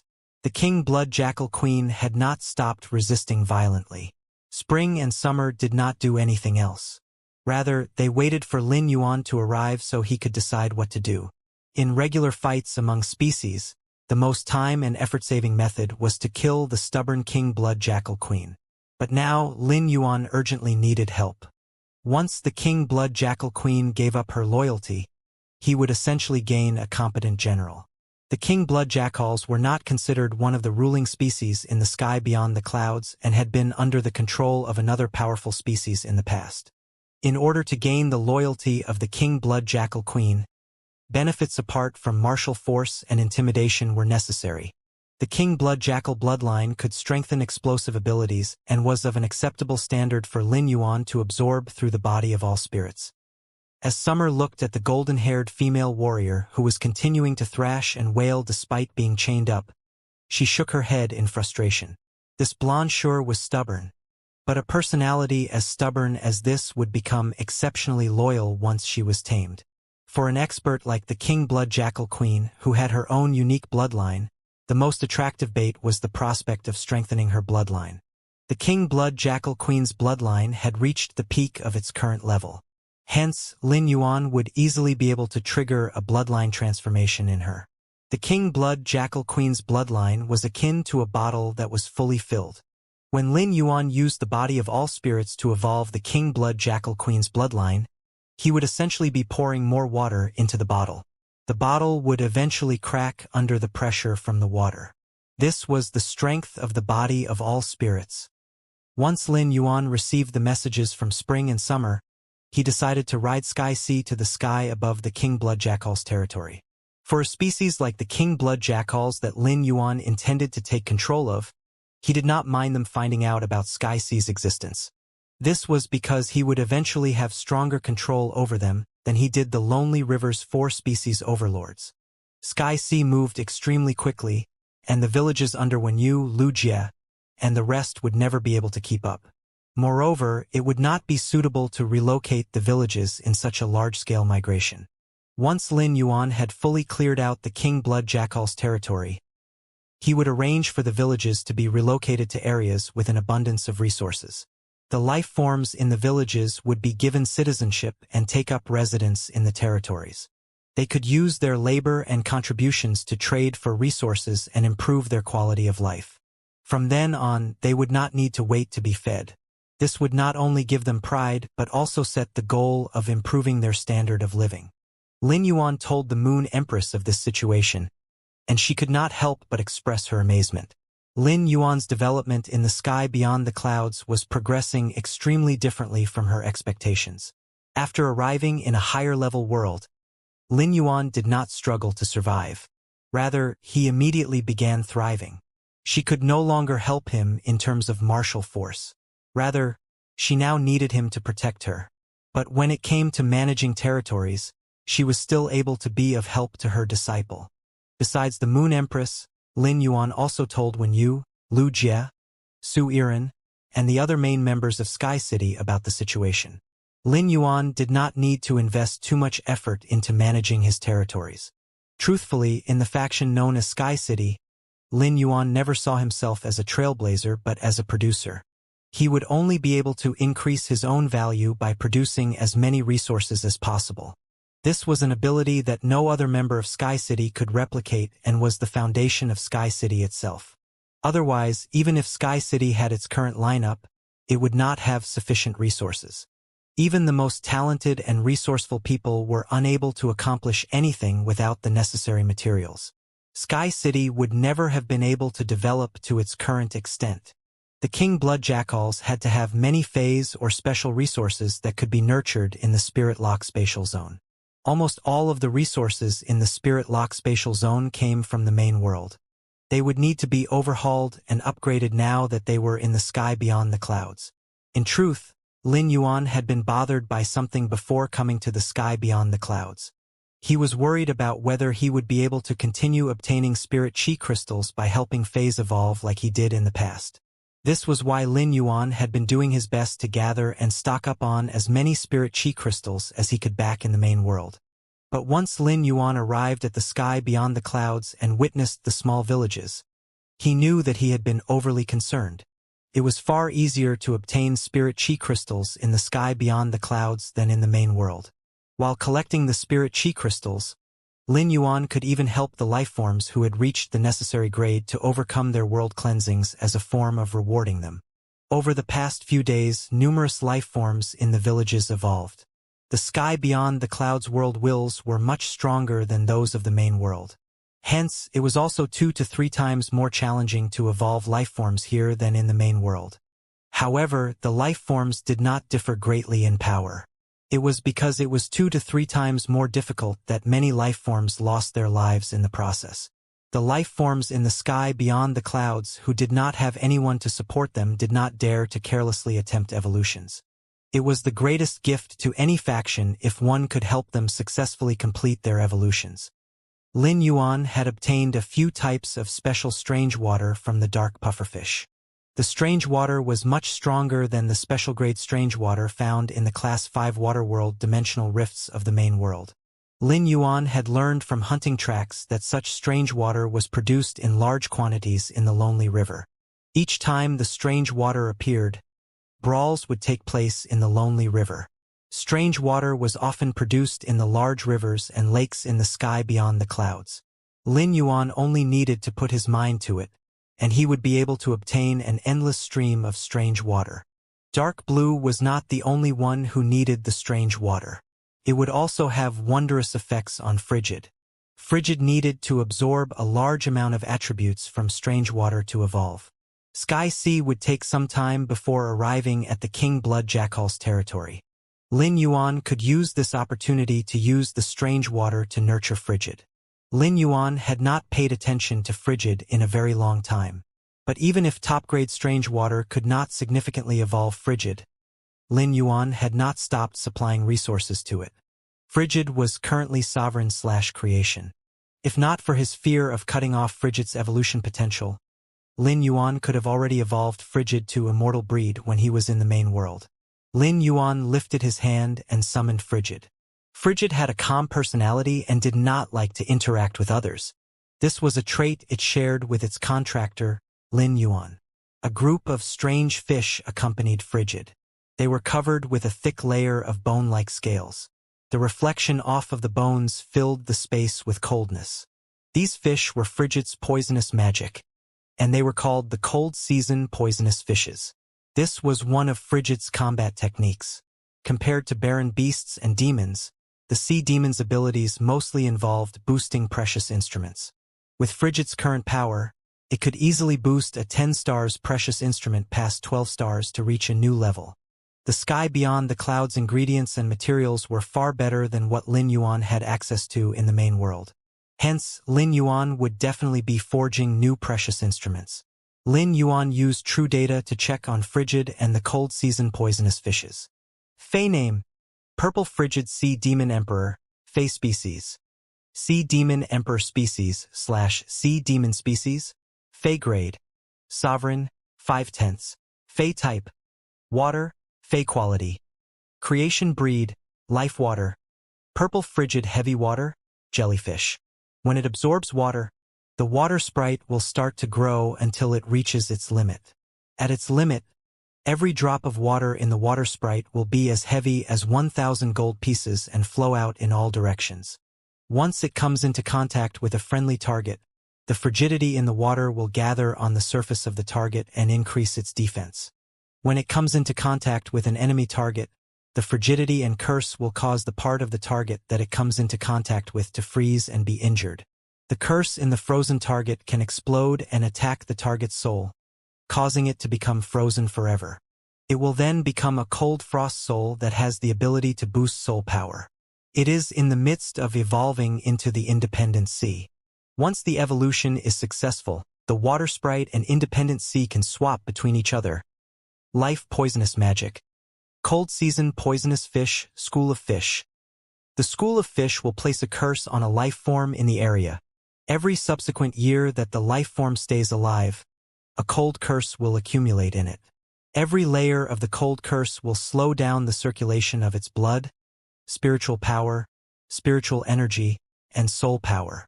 After it uses its tail to pierce the cursed target, the accumulated curse in the target's body will explode. This will not only harm the target but also allow the cold season poisonous fish to absorb the cold season power that accumulates alongside each additional layer of the cold curse.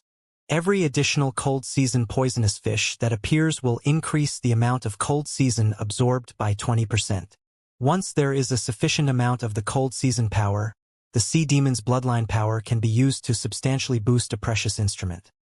After checking on them, Lin Yuan said, "Frigid, you have always wanted to evolve into the Independent Sea. You never wanted to remain as a water life form. Your chance is here." Frigid was rather obstinate. Lin Yuan knew that he had affected it mentally by limiting its evolution all this time. As a result, Frigid felt that it was not important to him. Lin Yuan would use this opportunity to explain himself to Frigid. "In the past, I didn't allow you to evolve because the level of strange water I had access to was too low. But now that we're in the sky beyond the clouds, its natural environment produces extremely high-quality strange water. If you evolve now, the Independent Sea you transform into will be able to absorb even more attributes. Dark blue is grown up now. Once you transform into the Independent Sea, you will be able to work with dark blue and help each other." As obstinate as Frigid was, It knew that Lin Yuan was doing this in its best interests. Frigid was not the type to be ungratefully ignorant. Frigid had always been on good terms with Dark Blue. In the beginning, Lin Yuan kept both of them in the same body of water. The mermaid bloodline was attractive to the sea demon bloodline. Hence, Frigid felt naturally close to Dark Blue. Now, there were many mermaids living in the Spirit Lock spatial zone, and Frigid was very happy living there. Once it was able to transform into the independent sea, the mermaids would be able to live in its body. But as of now, Lin Yuan was still in no rush to evolve Frigid into the independent sea. He would continue to allow Frigid to absorb even more water elemental attributes. It went without saying that there was a limit to the number of attributes it could control. It was only when it could no longer absorb any more water elemental attributes into its body, and doing so would harm its body, that Frigid would be ready to transform into the independent sea. Lin Yuan gave the strange water that contained special attributes to Frigid so it could absorb them. Rather than evolving Frigid, Lin Yuan was more interested in evolving the cold season poisonous fishes. The cold season poisonous fishes had yet to show signs of further evolution ever since they evolved into a school of fish. As Frigid's poisonous magic, the cold season poisonous fishes were linked to the strength of Frigid's bloodline. Once its bloodline evolved, the cold season poisonous fishes would definitely evolve further. As fast as Sky Sea was, north of the Lonely River was so large that they were still some distance away from the King Blood Jackal's territory. Lin Yuan felt that he needed to nurture some fays that could travel rapidly to cross this barren land. It would be best if these fays could ferry a large number of people. Otherwise, it would take an extremely long time to relocate all the villages. However, Lin Yuan still had no idea where to find such fays. It was clear that the life forms he brought from the main world to the sky beyond the clouds would not be enough. Lin Yuan needed to speed up his exploration of the sky beyond the clouds to discover new fays. Fan Lu had already met with Inkthorn as Lin Yuan's representative. At Fan Lu's level, he did not have the right to meet with Inkthorn, the dark pufferfish's leader. Yet, Inkthorn was treating Fan Lu like he was a valued guest. Once again, Fan Lu felt the benefits of being by Lin Yuan's side. When had he ever been as distinguished as this? Lord Inkthorn, Lord Lin Yuan has asked you to provide me with 500,000 honor-absent dollars. You are to go with me to speak to the Bloodians so that the Bloodians will begin paying attention to me and taking me seriously. I'm sure that, with your partnership with the Bloodians, this won't be difficult to achieve. Inkthorn deserved to be addressed in such a way by Fan Lu. Even if the dark pufferfish were already under Lin Yuan's control, the power they wielded was undeniable. But for Fan Lu to address him as Lord, followed by Lin Yuan in the same manner, Inkthorn could not accept being addressed in such a way. He was terrified that news of his inappropriate behavior would reach Lin Yuan and displease him. Even if Lin Yuan could act as though he did not care about this, his two servants would not be able to let it slide.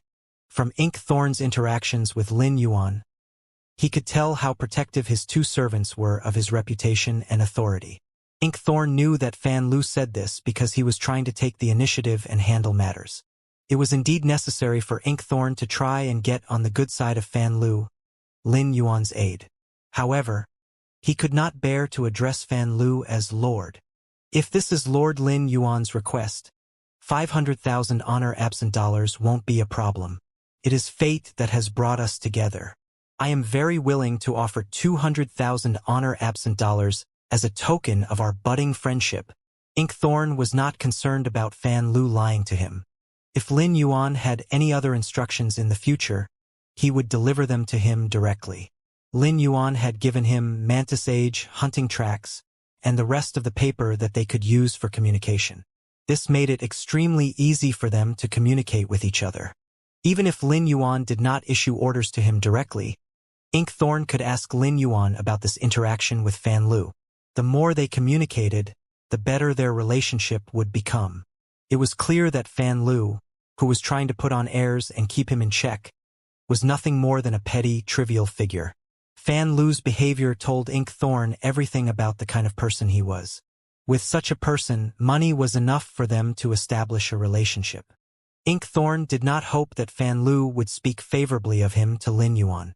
It would be enough as long as he did not try to harm the dark pufferfish. If Fan Lu wanted to maintain a stable relationship with the Bloodians, he would also need to rely on the dark pufferfish. Fan Lu had no thoughts of obtaining extra resources from Inkthorn. Still, he could not be happier if Inkthorn was willing to voluntarily provide him with more resources. Your Excellency, I can tell that you are easy to get along with.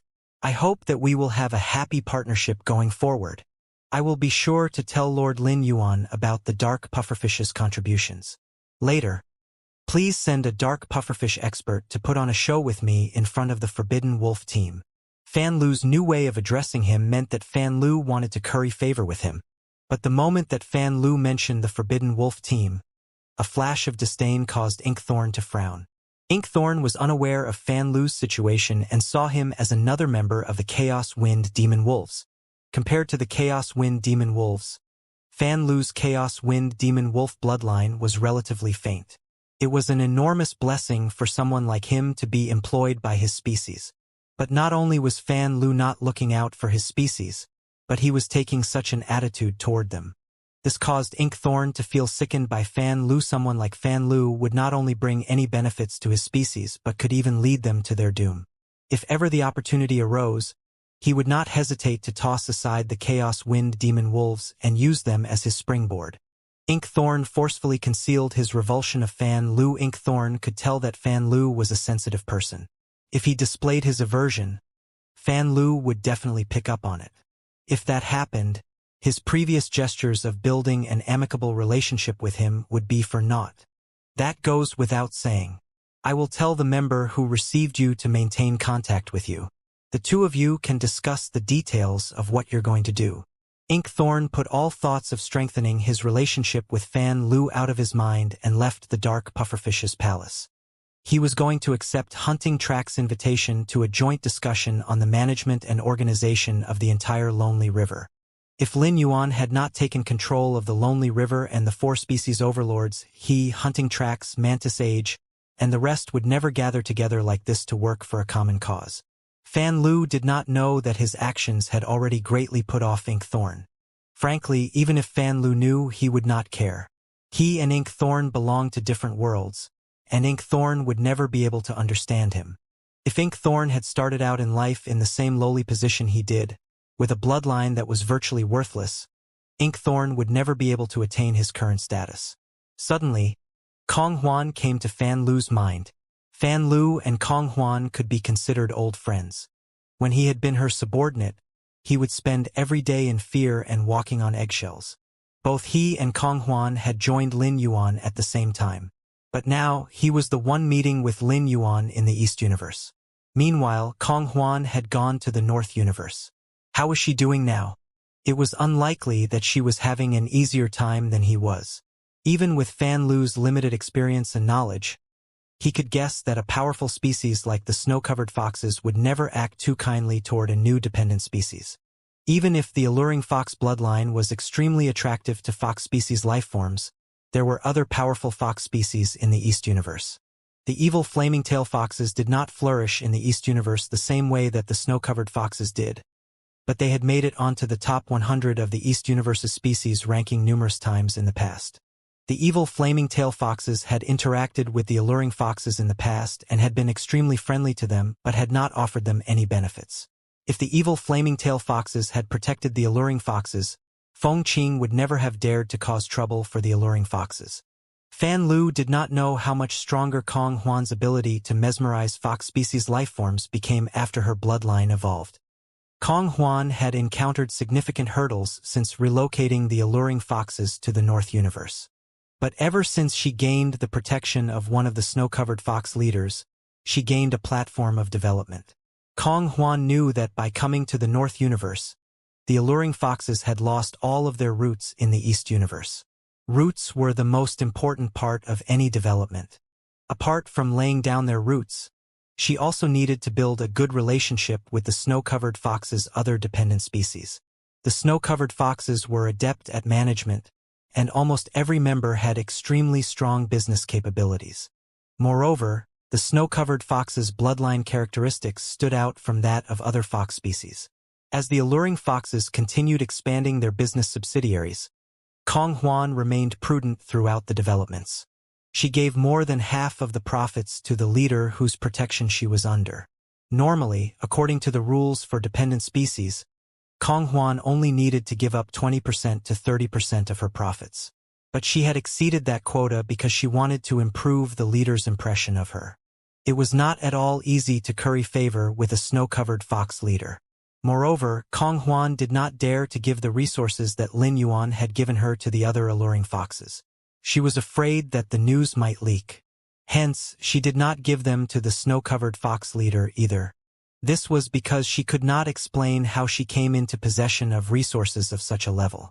Kong Huan used her own means to gain the favor of a snow-covered fox leader, and he assigned a large territory to the alluring foxes where they would be able to develop freely. This was a giant honor and reward to the alluring foxes. More importantly, this reward was proof to the other dependent species that the alluring foxes were important to this snow-covered fox leader. Regardless of how displeased the other dependent species were with the alluring foxes, they would never dare to touch them. The leaders of many dependent species tried the same method that Kong Huan used but failed to achieve the same level of success. While interacting with the snow-covered fox leader, Kong Huan learned how to leverage her alluring bone bloodline appropriately to please the leader. Kong Huan was doing a good job of leading the alluring foxes, but she still yearned for Lin Yuan to get in contact with her. Even a few morsels of information about him would be fine as well. When she found out that Lin Yuan possessed the alluring soul bloodline, she began seeing him as her spiritual leader. There was no question that relying on this snow-covered fox leader was not a sustainable way of improving the alluring fox's development. Unless she evolved her bloodline again, she would be nothing more than a toy to this leader. This snow-covered fox leader had a fair number of female fox species lifeforms by his side. At best, she was a new and shiny toy who did not have anything that allowed her to stand out. Lin Yuan was the only one who would be able to help the alluring foxes to transform. Regardless, until Lin Yuan got in contact with her, she would continue leading the alluring foxes in developing stably. The snow-covered foxes had too many species, and their internal strife was brutal. They also continued to recruit other fox species from the other universes. Every once in a while, a dependent species would be destroyed. They either offended the leader whose protection they were under, were punished by other leaders, or fell to the internal competition among the dependent species. Kong Huan felt rather melancholy. If she had known that joining the snow-covered foxes would eventually lead to such an outcome, would she have made the same choice? In spite of her lamentation, Kong Huan did not feel any pity. Rather, she would join in the sabotage of the weaker fox species because this was the only way she could increase the supply of resources that the alluring foxes needed for survival. Ink Thorn carefully instructed the dark pufferfish who would be putting on the act with Fan Lu. He emphasized doing his best to work with Fan Lu, so as not to give Fan Lu anything that he could complain to Lin Yuan about. Although the dark pufferfish, mantis stone crabs, shadow-hunting stingrays, and hidden fog turtles would no longer cause large commotions in the lonely river, their rivalry was more intense than ever. All of them had the thought's letter paper, meaning they all had the chance to interact with Lin Yuan. On the surface, everything appeared calm. But beneath the surface, they were trying to undermine each other. The current situation of the four species overlords sharing equal power would not persist forever. Eventually, one species would receive a reward from Lin Yuan and gain the opportunity to lead the pack. In Lin Yuan's eyes, the sky beyond the clouds was far more expansive than the main world. In the sky beyond the clouds, Sky Sea could glide through the sky freely. Sky Sea, gray, and dark blue all adored this carefreeness. Sky City had not been developing slowly at all. While carrying out their tasks, Sky City's main members never stopped learning more about the sky beyond the clouds and increasing the rate at which Sky City assimilated into it. While nurturing Frigid, Lin Yuan thought of the flower calamity Beautiful Devil, who had been remaining with Begin Lady in the Spirit Lock spatial zone. Ever since Lin Yuan contracted the flower calamity Beautiful Devil, it evolved quickly from a higher devil to Satan and gained fearsome abilities. The greatest value of the Flower Calamity Beautiful Devil was that Lin Yuan could still fuse with it even after triggering another bloodline in his body. When he fused with Dark Blue in the past, the Flower Calamity Beautiful Devil would be applied to him, and this substantially raised his combat abilities. In the past decade, Lin Yuan had not stopped supplying the Flower Calamity Beautiful Devil with resources. As Morbius continued to evolve, the Element Well's production capabilities rose as well. Lin Yuan gave the Flower Calamity Beautiful Devil permission to use as much of the Element Well's water as it wanted to produce elements. Lin Yuan summoned the Flower Calamity Beautiful Devil. The long black horns on the Flower Calamity Beautiful Devil's head folded into a tall crown. The crown was as black as ink and had an air of evil, mystery, and danger. But perched on the Flower Calamity Beautiful Devil's head, the crown came off as majestic and dignified. The black mountain goat skulls in the Flower Calamity Beautiful Devil's crimson-red eyes spun slowly. Long black hair draped over its beautiful robes. Every inch of its beautiful robes had multicolored flowers embroidered on it. The robes stretched out in a 5-square-meter radius around the Flower Calamity Beautiful Devil. It was holding a staff the same color as its crown, and above it were petals of flowers formed from pure elemental energy. The Flower Calamity Beautiful Devil's devil tattoos moved from its face to the back of its ear, then to its neck as they made their way to its collarbone. The Flower Calamity Beautiful Devil's tail, proof of its being a Satan, was hidden under its robes. The Flower Calamity Beautiful Devil was much more beautiful than Lin Yuan had remembered. It was truly a Satan species/beautiful evil god species. Lin Yuan used true data to check on the Flower Calamity Beautiful Devil. Fey name: Flower Calamity Beautiful Devil, Fey species. Satan species/beautiful evil god species. Fey grade: Sovereign, 5 out of 10. Fey type: Natural, Fey quality. Immortal 4, Satanic abilities. Calamity judgment. According to the elemental energy that the target wields, a calamity flower will bloom on the target. Every time the target uses elemental energy, the calamity flower will absorb the elemental energy and store it.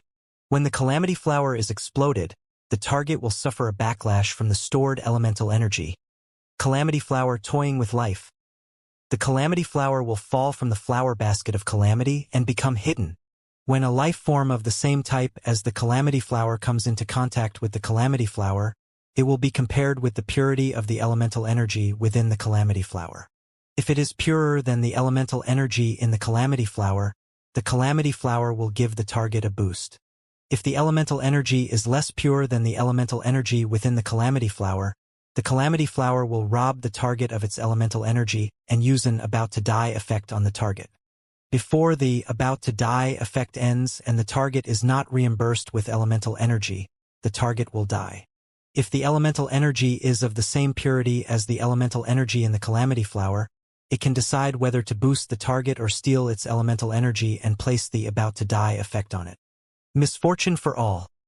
All the creatures in the area will form a net of karma linked by misfortune.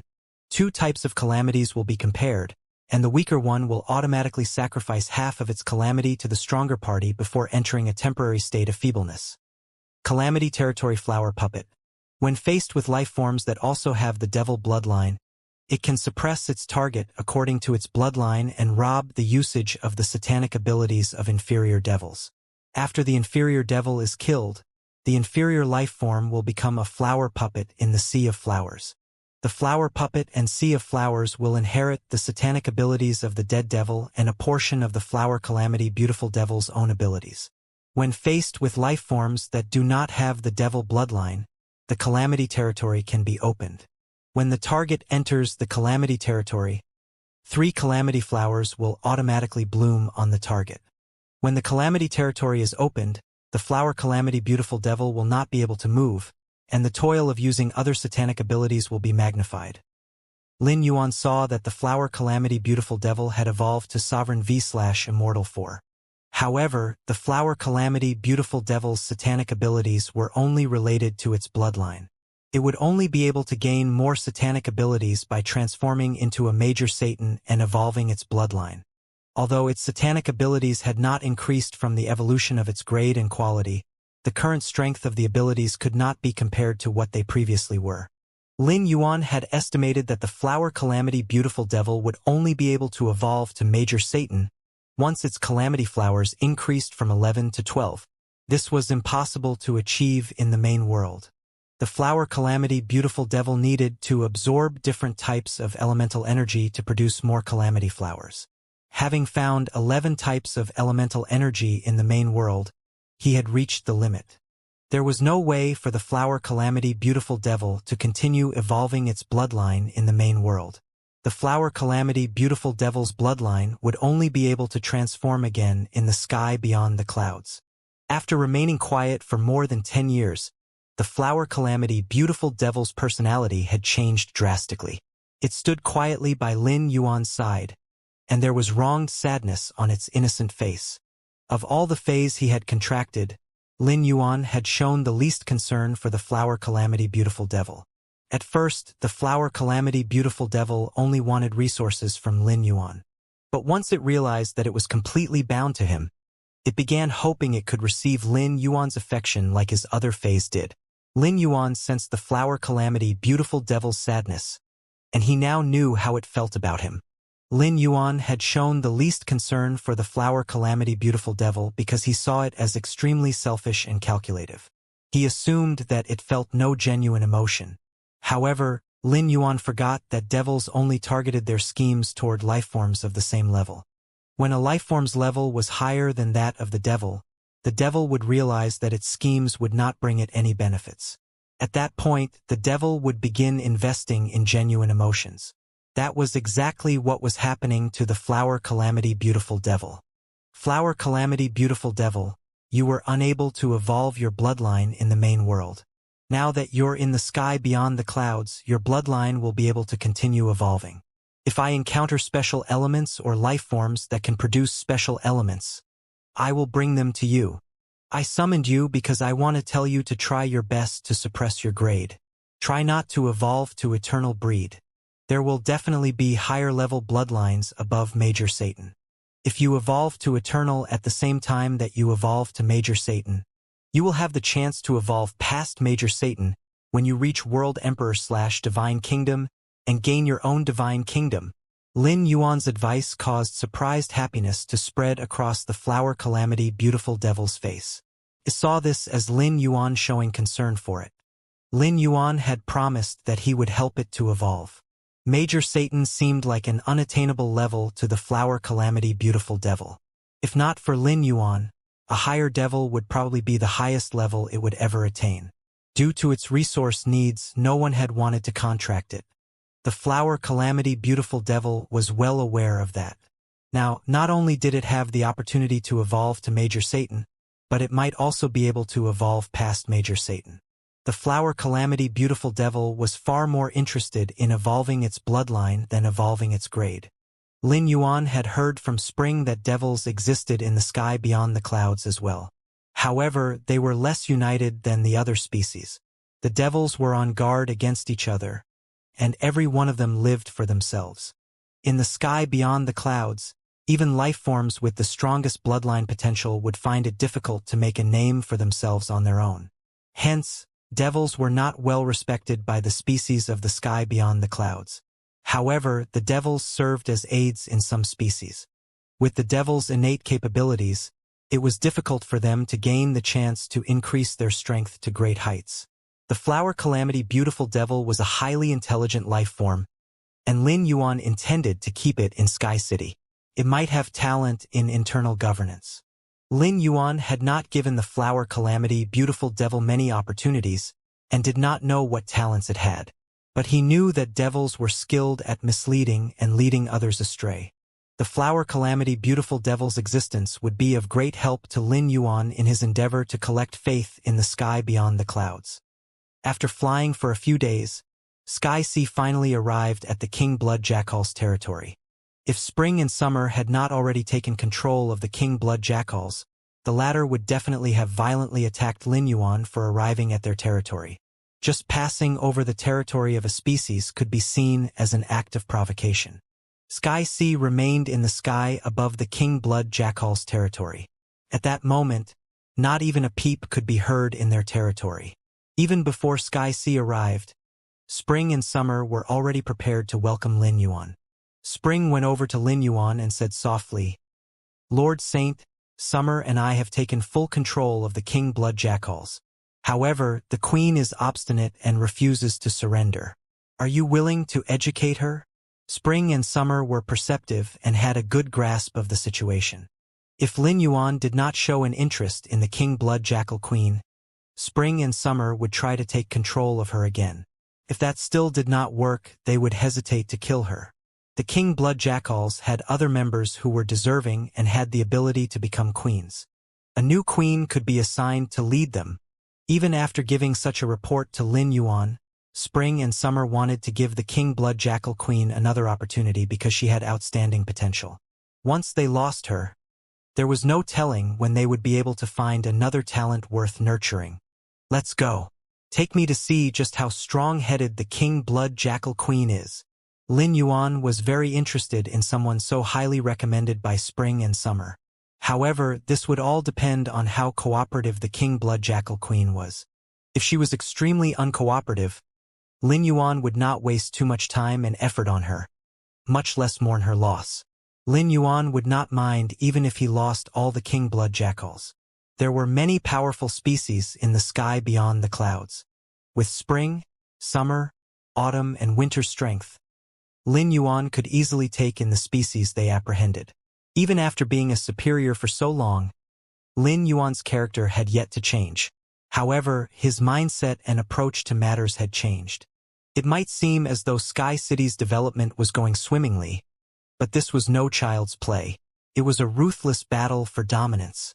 If he continued maintaining a heart of gold while leading Sky City in its development in the sky beyond the clouds, Lin Yuan would be doing a disservice to all of Sky City's members. Lin Yuan was such an irresponsible person. The King Blood Jackals had been living in this barren land for an extremely long time, and their palace was very grand. Based on the decorations in the palace, Lin Yuan could tell that the King Blood Jackals were partial to the color gold. The entire palace was built with pure gold, stone, and metals.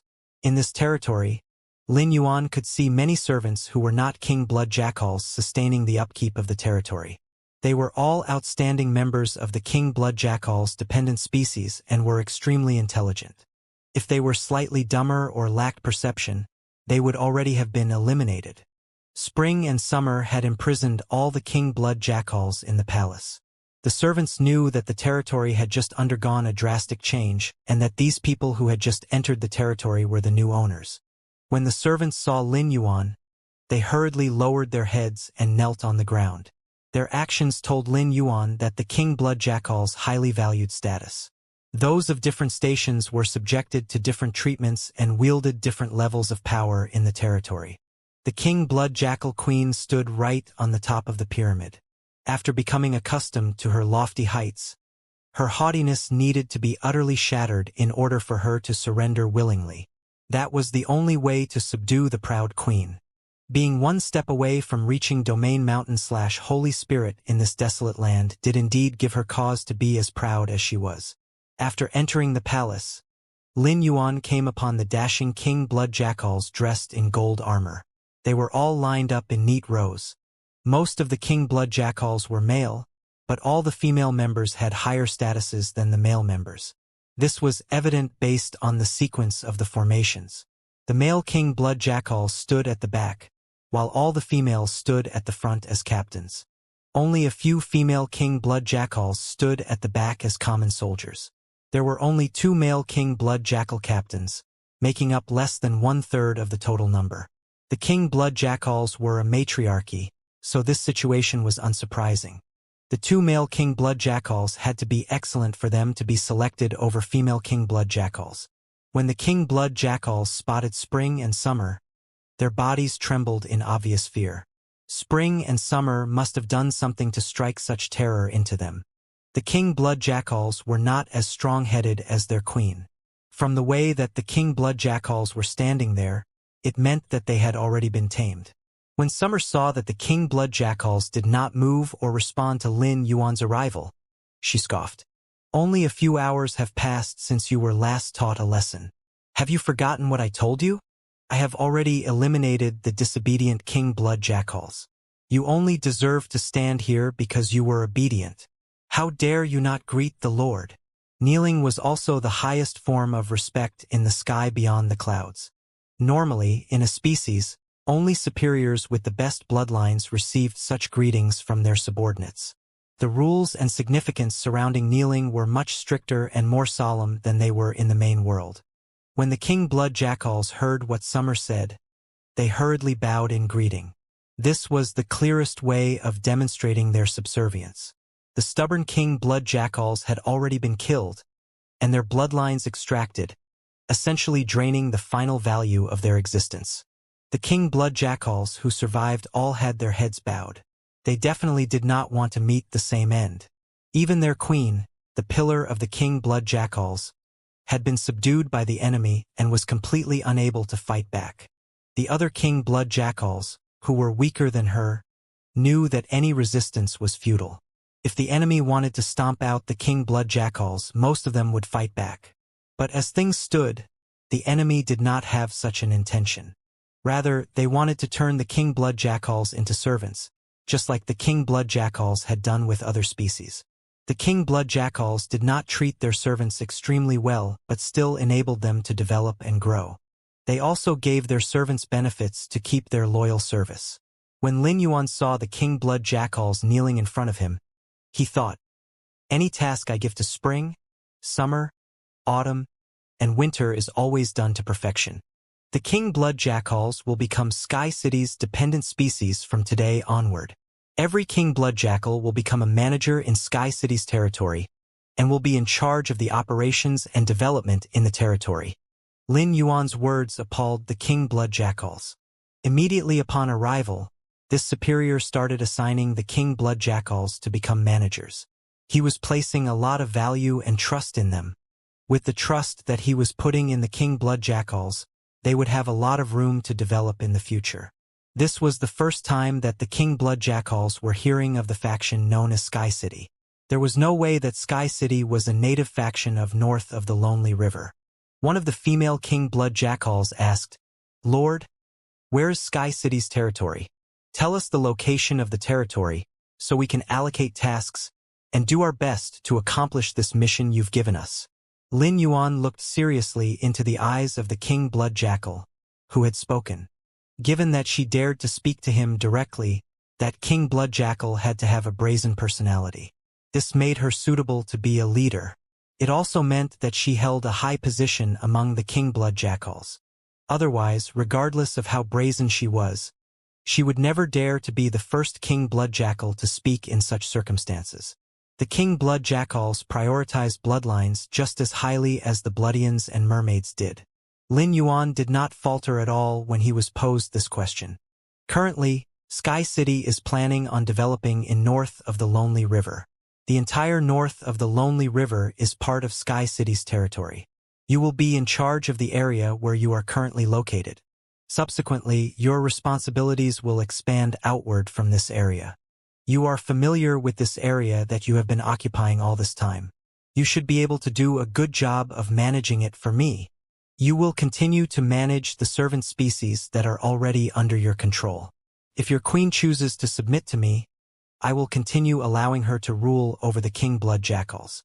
If your queen chooses to be stupidly stubborn, I will select a male and female king blood jackal to receive the queen's bloodline.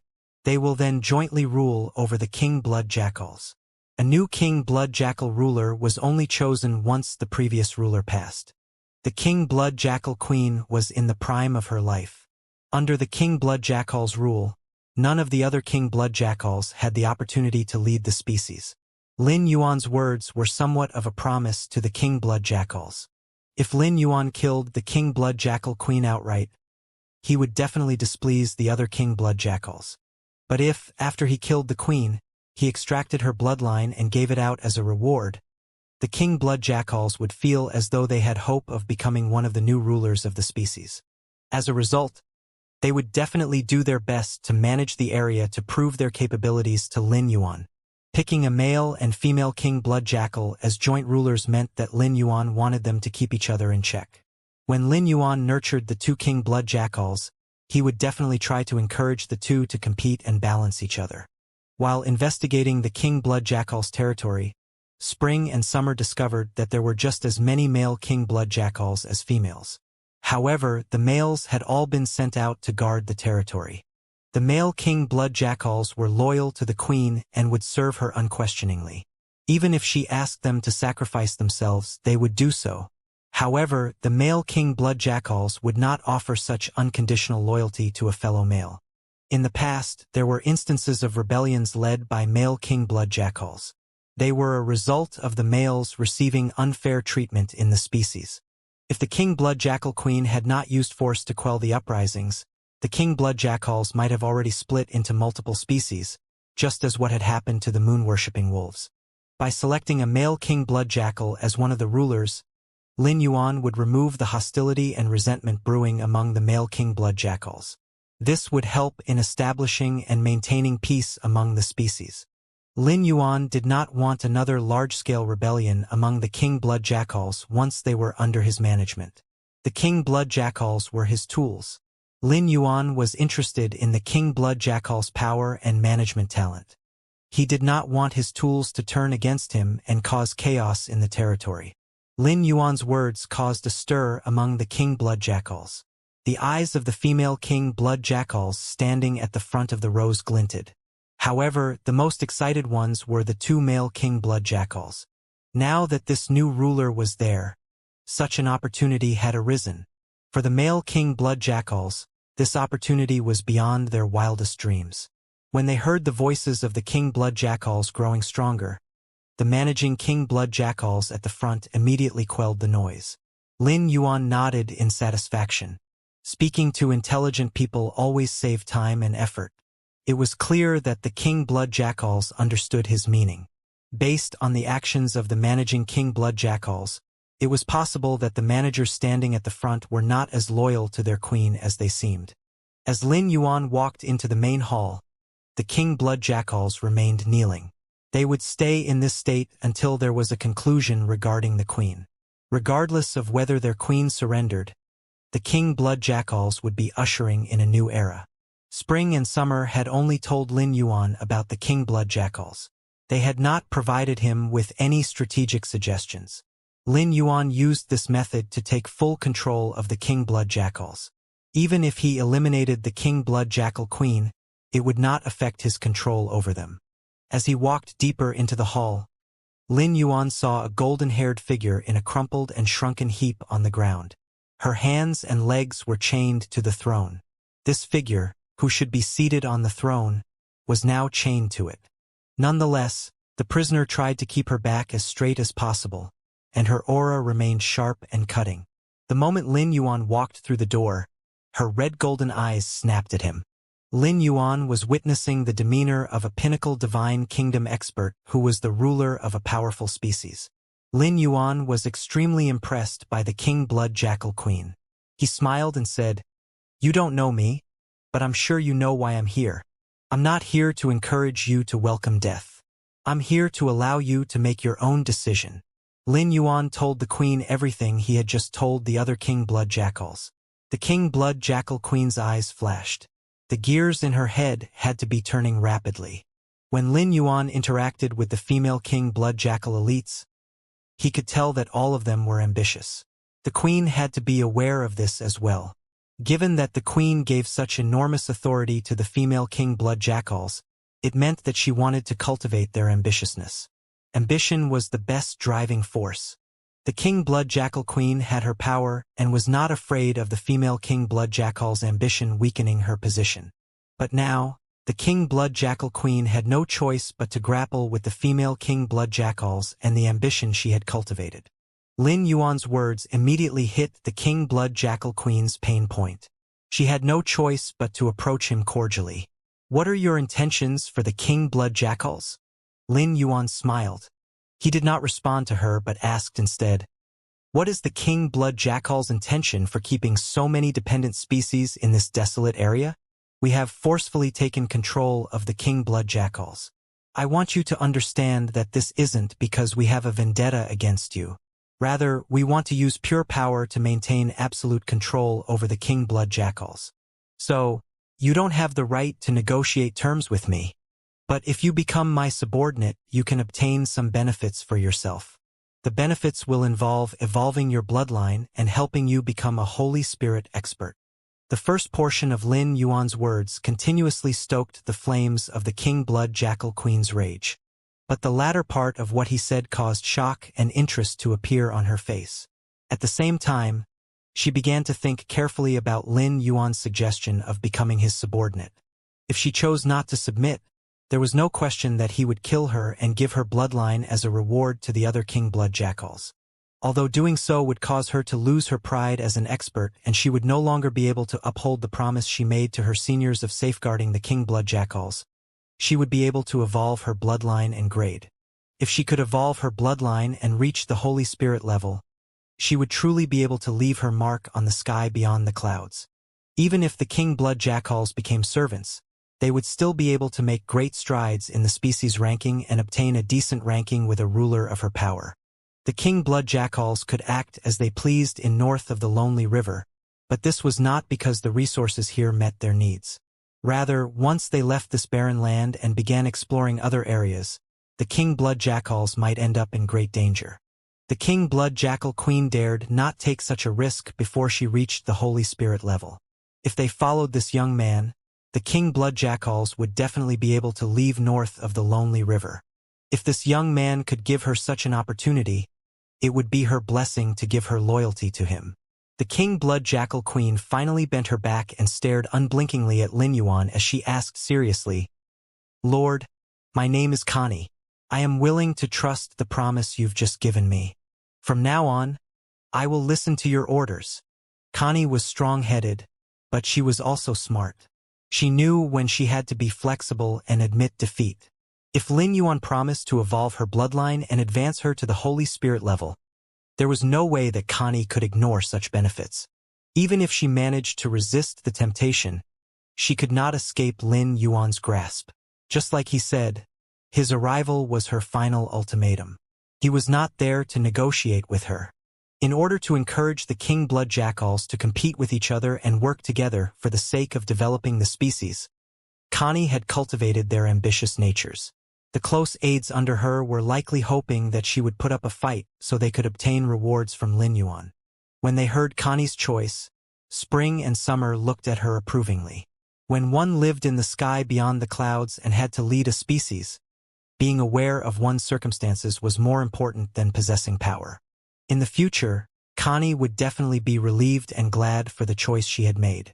Lin Yuan raised his hand and released his divine kingdom's aura. He looked at Connie and said, "Link your fountain of faith to my divine kingdom. The king blood jackals will remain under your control, and your authority won't be affected by my presence. You might even have the chance to take control of and rule over more species in the future." Since Connie had chosen to become loyal to Lin Yuan, she did not feel any hesitation to merge her fountain of faith with his divine kingdom and allowed him to take full control of her. However, the moment that she sensed Lin Yuan's divine kingdom's aura, Connie's body froze. Just like Kong Huan, Connie sensed truth's aura in Lin Yuan's divine kingdom. She now began viewing him as a Holy Spirit expert. Connie was unaware of Spring and Summer's exact level of power, but they were definitely beyond the divine kingdom level as well. Otherwise, there was no way that they would be able to use force to take control of the king blood jackals immediately and shackle her to her own throne without giving her any opportunity to fight back. Lin Yuan's power delighted Connie. Rather than being controlled by a weak Holy Spirit expert, Connie preferred to be controlled by a strong Holy Spirit expert. Life forms who abided by the law of the jungle usually admired the strong. Lin Yuan had only used the faith tree to take control of Inkthorn, Mantis Age, and the rest. But he used his divine kingdom to take control of Connie. Clearly, he had different attitudes toward different subordinates. Lin Yuan had taken control of the 4 species overlords because he wanted to use them to take control of the Lonely River.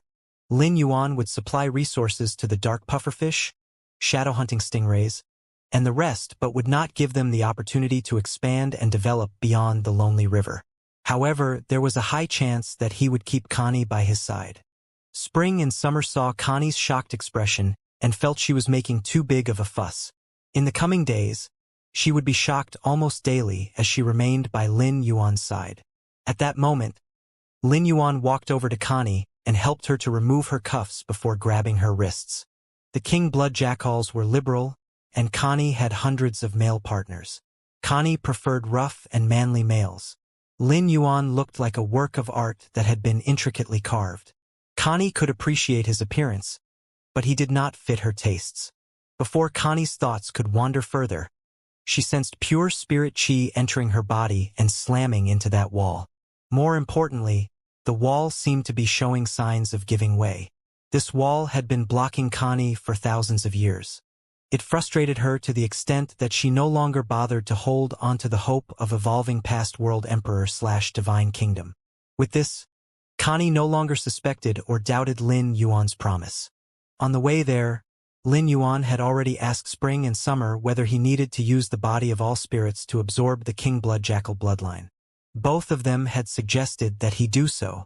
Lin Yuan said seriously to the standing Connie, "Before I help you to evolve your bloodline, you must give me a portion of your bloodline. Don't worry, I will give you sufficient resources to replenish your bloodline." While Lin Yuan spoke, he handed a diamond face storage box to Connie. The diamond face storage box could be opened using spiritual energy. There were no locks on it at all. Connie received the shining golden ring-shaped diamond face storage box and placed it on her finger. The ring fit her tastes exactly, and Connie adored it. When Connie used her spiritual energy to look through the resources in the ring, her mood shifted from pure fondness. There were many crystals containing spirit chi and pearls containing pure earth elemental energy inside the ring. Both of these resources were extremely beneficial to her. With the nourishment from these resources, giving a portion of her bloodline to Lin Yuan would not affect her at all. Connie guessed that Lin Yuan wanted her bloodline so he could examine it and try to come up with a way to help her evolve. Connie circulated the energy in her body, and her bloodline power gathered in her palm. Connie swiped her long and golden-brown fingernail across her palm, and golden-brown blood began oozing out from her palm. The faint roar of a wolf could be heard from the blood. When Lin Yuan's eyes met with the essence blood seeping out from Connie's body, he felt as though he had just locked eyes with a lone wolf in the wild. Given that Lin Yuan had taken full control of Connie, he decided not to hide his body composition from her. If he wanted to, he could use his divine kingdom to kill her with a single thought. Even if Connie had any unsavory thoughts, she would not have the opportunity to reveal his secrets to anyone. When Lin Yuan activated the body of all spirits, Connie's essence blood was absorbed into his body. Once he absorbed the essence blood into his body, Lin Yuan felt his body grow hot abruptly. Connie's bloodline was much more ferocious than the other bloodlines he had absorbed in the past. Nonetheless, absorbing Connie's bloodline did not affect him in any way. Regardless of how ferocious the bloodline was, Lin Yuan's body of all spirits would be able to accommodate it. Lin Yuan began using the body of all spirits to nurture Connie's bloodline. He took out a large number of spirit chi crystals to replenish his own energy. Once all the energy was drained from Lin Yuan's body, he stopped strengthening the King Blood Jackal bloodline. If Lin Yuan focused on strengthening the King Blood Jackal bloodline, he would be able to evolve it within 2 months. At that time, he would possess an Emperor bloodline that was more powerful than that of Connie. If Lin Yuan used the body of all spirits to inject spirit chi and Emperor bloodline into Connie's body, her grade and level would evolve simultaneously. At that point, Lin Yuan would have another Domain Mountain/Holy Spirit subordinate. Connie, focus on leading the King Blood Jackals for the next 2 months. After 2 months, I will give you the chance to transform. If you don't seize this opportunity, your opportunity to evolve will be postponed indefinitely. Lin Yuan would never mistreat the subordinates who were fully loyal to him. If there were any opportunities, Lin Yuan would be more than willing to give them to Connie. Using the body of all spirits to evolve bloodlines took a large toll on Lin Yuan. For now, apart from participating in strategizing, Lin Yuan was unable to do anything else. 2 months later, once the Bloodians obtained the dark pufferfish's poison, the operation would begin. At that point, Lin Yuan would have to focus on the Bloodians operation and would not have extra energy that he could use to nurture Connie. Once Connie heard what Lin Yuan said, she felt waves of shock and delight wash over her repeatedly. She never expected an opportunity to come her way so soon. However, she could not help but be worried about this opportunity she was given. When Connie evolved to World Emperor/Divine Kingdom, she had been grievously injured by the cleansing from the world wills and had almost lost her life. It was only after she recovered and her power broke through that the other King Blood Jackals were able to evolve under safer circumstances. When she evolved to Domain Mountain/Holy Spirit, it would be much more dangerous than when she evolved to World Emperor/Divine Kingdom. One misstep and the world cleansing would reduce her to ashes. Connie could not help but feel anxious about that.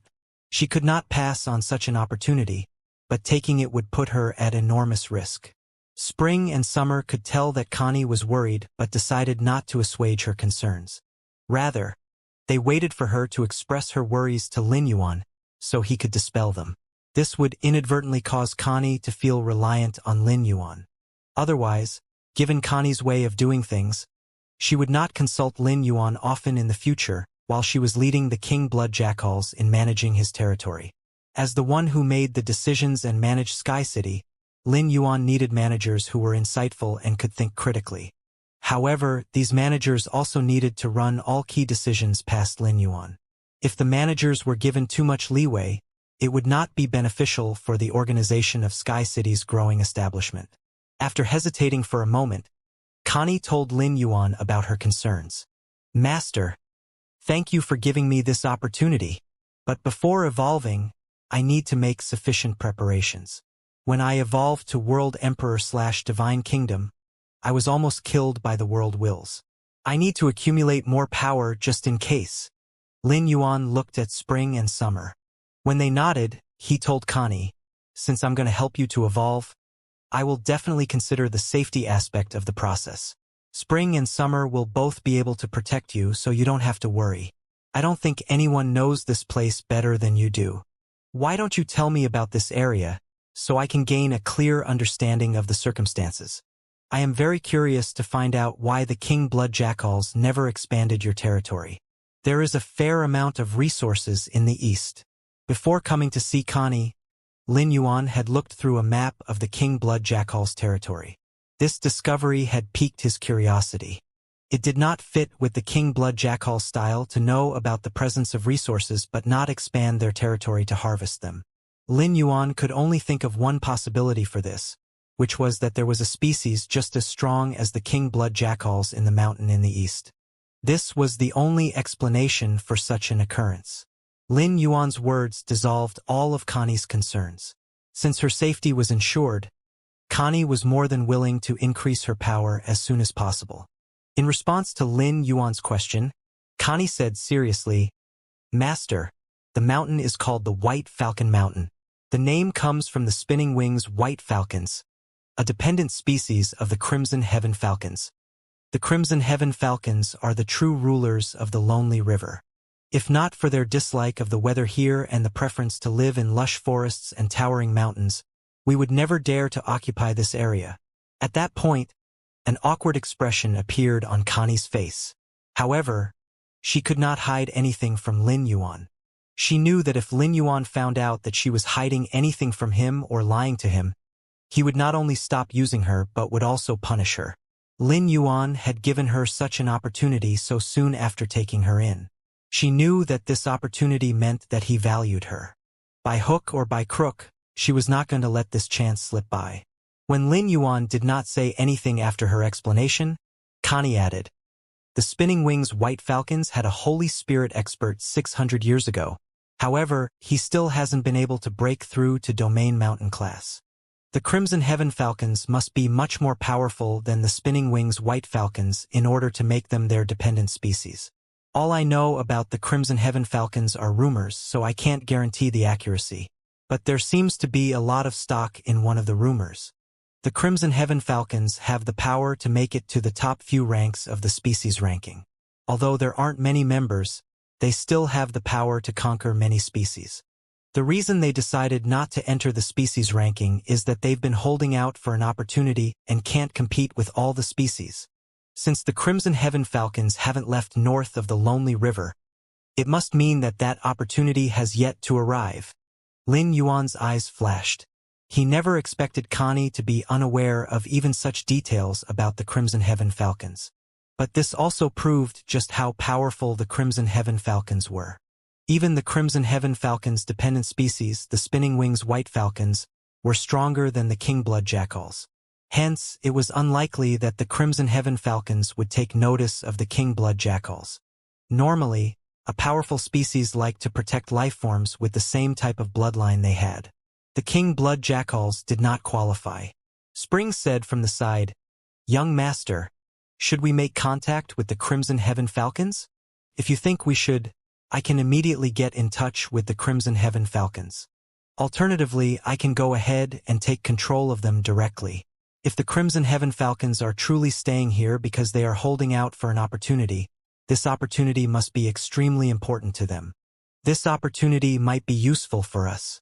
The Crimson Heaven Falcons should be the descendants of a branch bloodline of an ancient bloodline. I never heard of the Crimson Heaven Falcons in the past." Spring and Summer were not at all concerned about the Crimson Heaven Falcons, who supported the Spinning Wings White Falcons. They were merely Domain Mountain/Holy Spirit. Such power was merely Tier 1 in the East Universe. Spring and Summer felt that they were undeserving of being taken seriously. Spring had only made an example suggestion to Lin Yuan. However, her suggestion frightened Connie. Connie thought that once she mentioned the Spinning Wings White Falcons and the Crimson Heaven Falcons who supported them, Lin Yuan would definitely take them seriously. Yet, Spring and Summer could not be less bothered by them. It would be understandable if they had such an attitude towards the Spinning Wings White Falcons. After all, they only gained their first Holy Spirit Realm expert a few centuries ago. It was highly likely that the expert had not reached Domain Mountain. However, it was arrogant to act that way toward the Crimson Heaven Falcons. The Crimson Heaven Falcons were very domineering. This could be seen from the Spinning Wings White Falcons. She did not have the Crimson Heaven Falcons' power. Spring and Summer only learned about the Crimson Heaven Falcons from her. Even she was unaware of their power, much less Spring and Summer. Was Spring not concerned that she would end up tripping and falling while trying to make contact with the Crimson Heaven Falcons? The Crimson Heaven Falcons were very domineering. This could be seen from the Spinning Wings White Falcons. Connie did not know if she should give Lin Yuan a reminder. The Crimson Heaven Falcons' bloodline did not have as long of a legacy as the King Blood Jackals, but almost 2 epochs had passed since they reached their prime. They could be considered an established species in the sky beyond the clouds. Was it certain that the Crimson Heaven Falcons were the descendants of the branch bloodline of an ancient bloodline just because Spring had never heard of them? Connie found Spring rather arrogant but did not dare to upset her. Firstly, it was clear that Spring and Lin Yuan were much closer than she and Lin Yuan. Moreover, Lin Yuan did not react after hearing what Spring said, meaning that he agreed with what she said. Spring did not know what Connie was thinking, but if she did, she would not mind demonstrating her power to Connie. Spring did not want to be looked down on by an inferior life form, especially an inferior life form who would be following Lin Yuan in the future. Spring, Summer, Autumn, and Winter were all dedicating their faith and loyalty to Lin Yuan. However, they felt uncontrollably superior to other life forms. When Yu, Lu Jie, and the Moon Empress, who were more sensitive than others, realized this early on in their interactions with the 4 of them. Spring, Summer, Autumn, and Winter's attitudes only started changing slowly once they understood how Lin Yuan thought of them. Spring, the King Blood Jackals still have a pile of tasks to attend to. You can go and make contact with the Crimson Heaven Falcons after the villages have settled into the area around the King Blood Jackals territory and Sky City's kingdom and supply of faith are built up.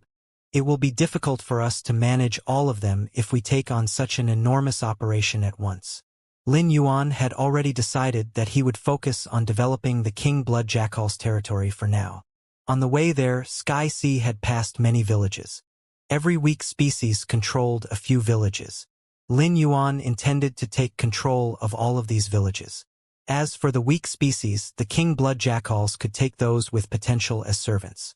Those without potential would be given a stable environment where they could continue developing.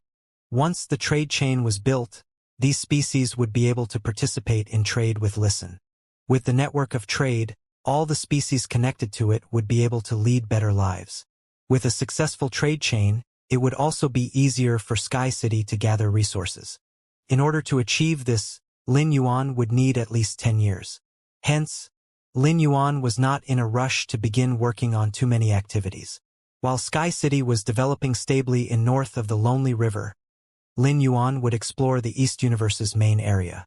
Lin Yuan wanted to see how long it would take for information to travel out from north of the Lonely River.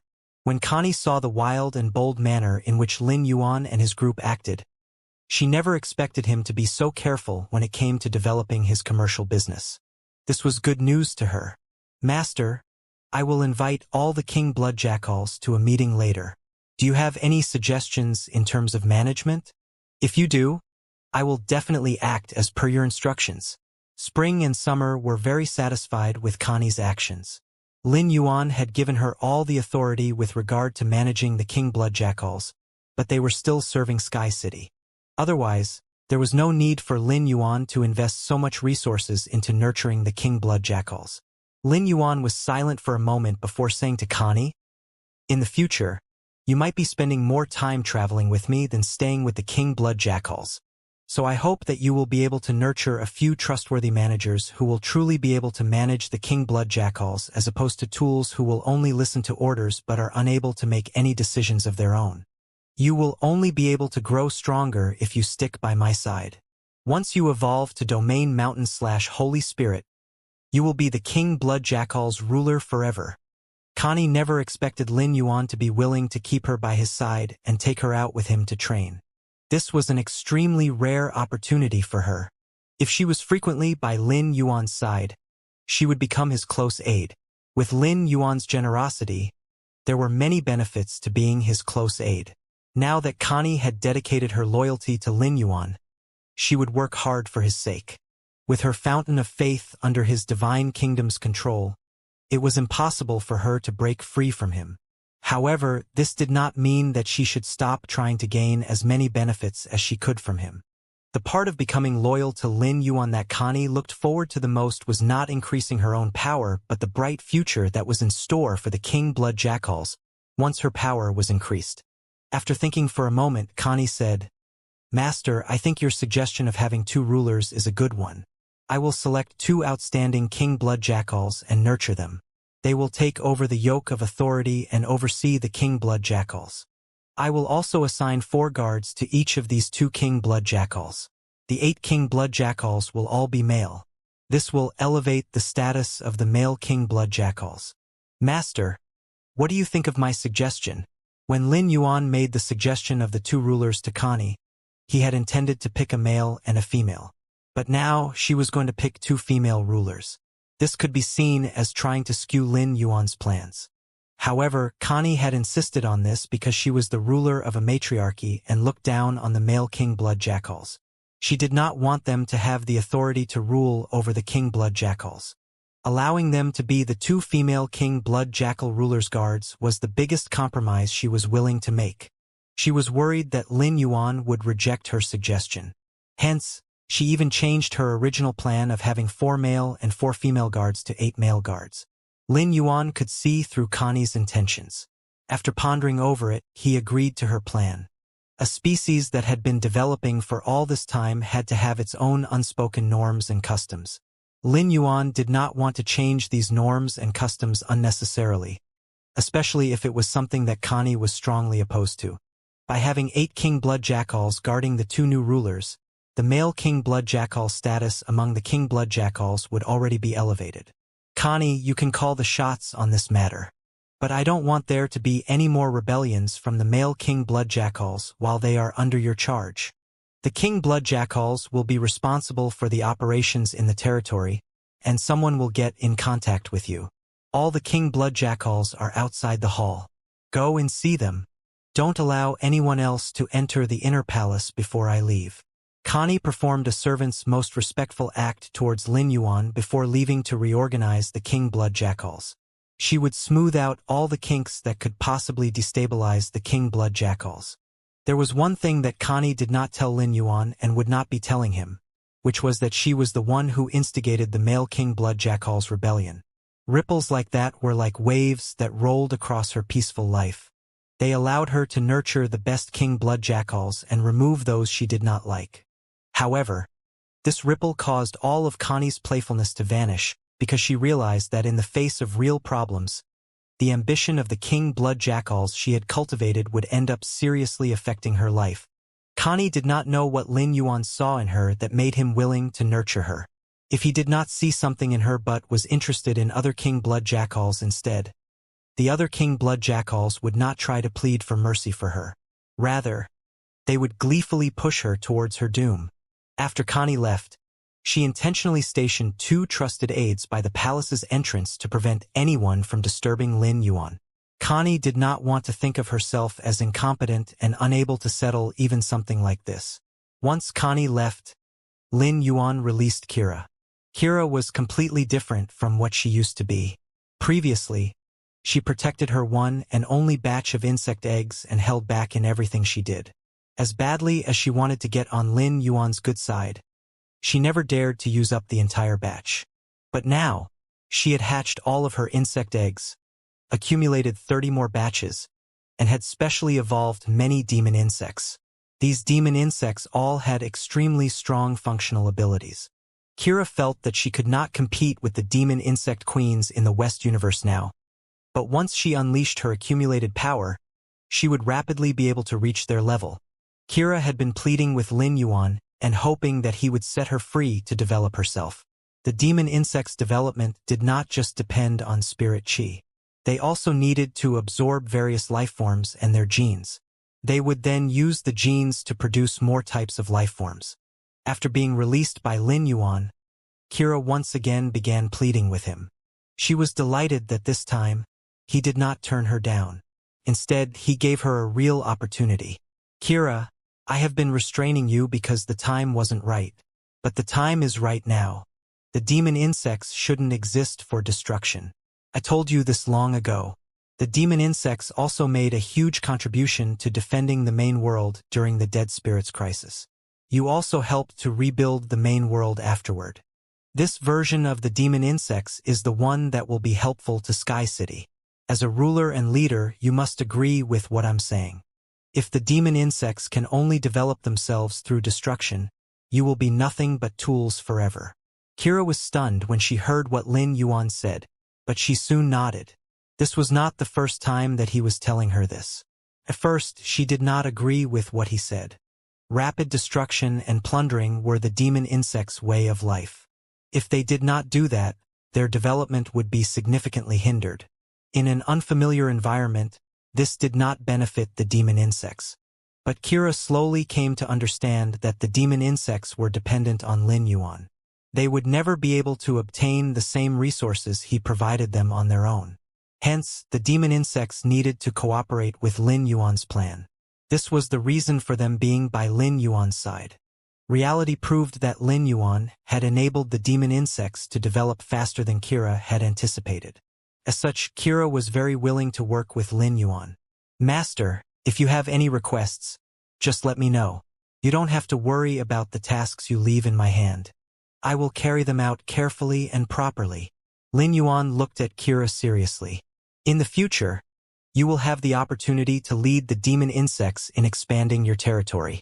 The demon insects will act as Sky City's sentries and will be active along the boundaries of Sky City's territory.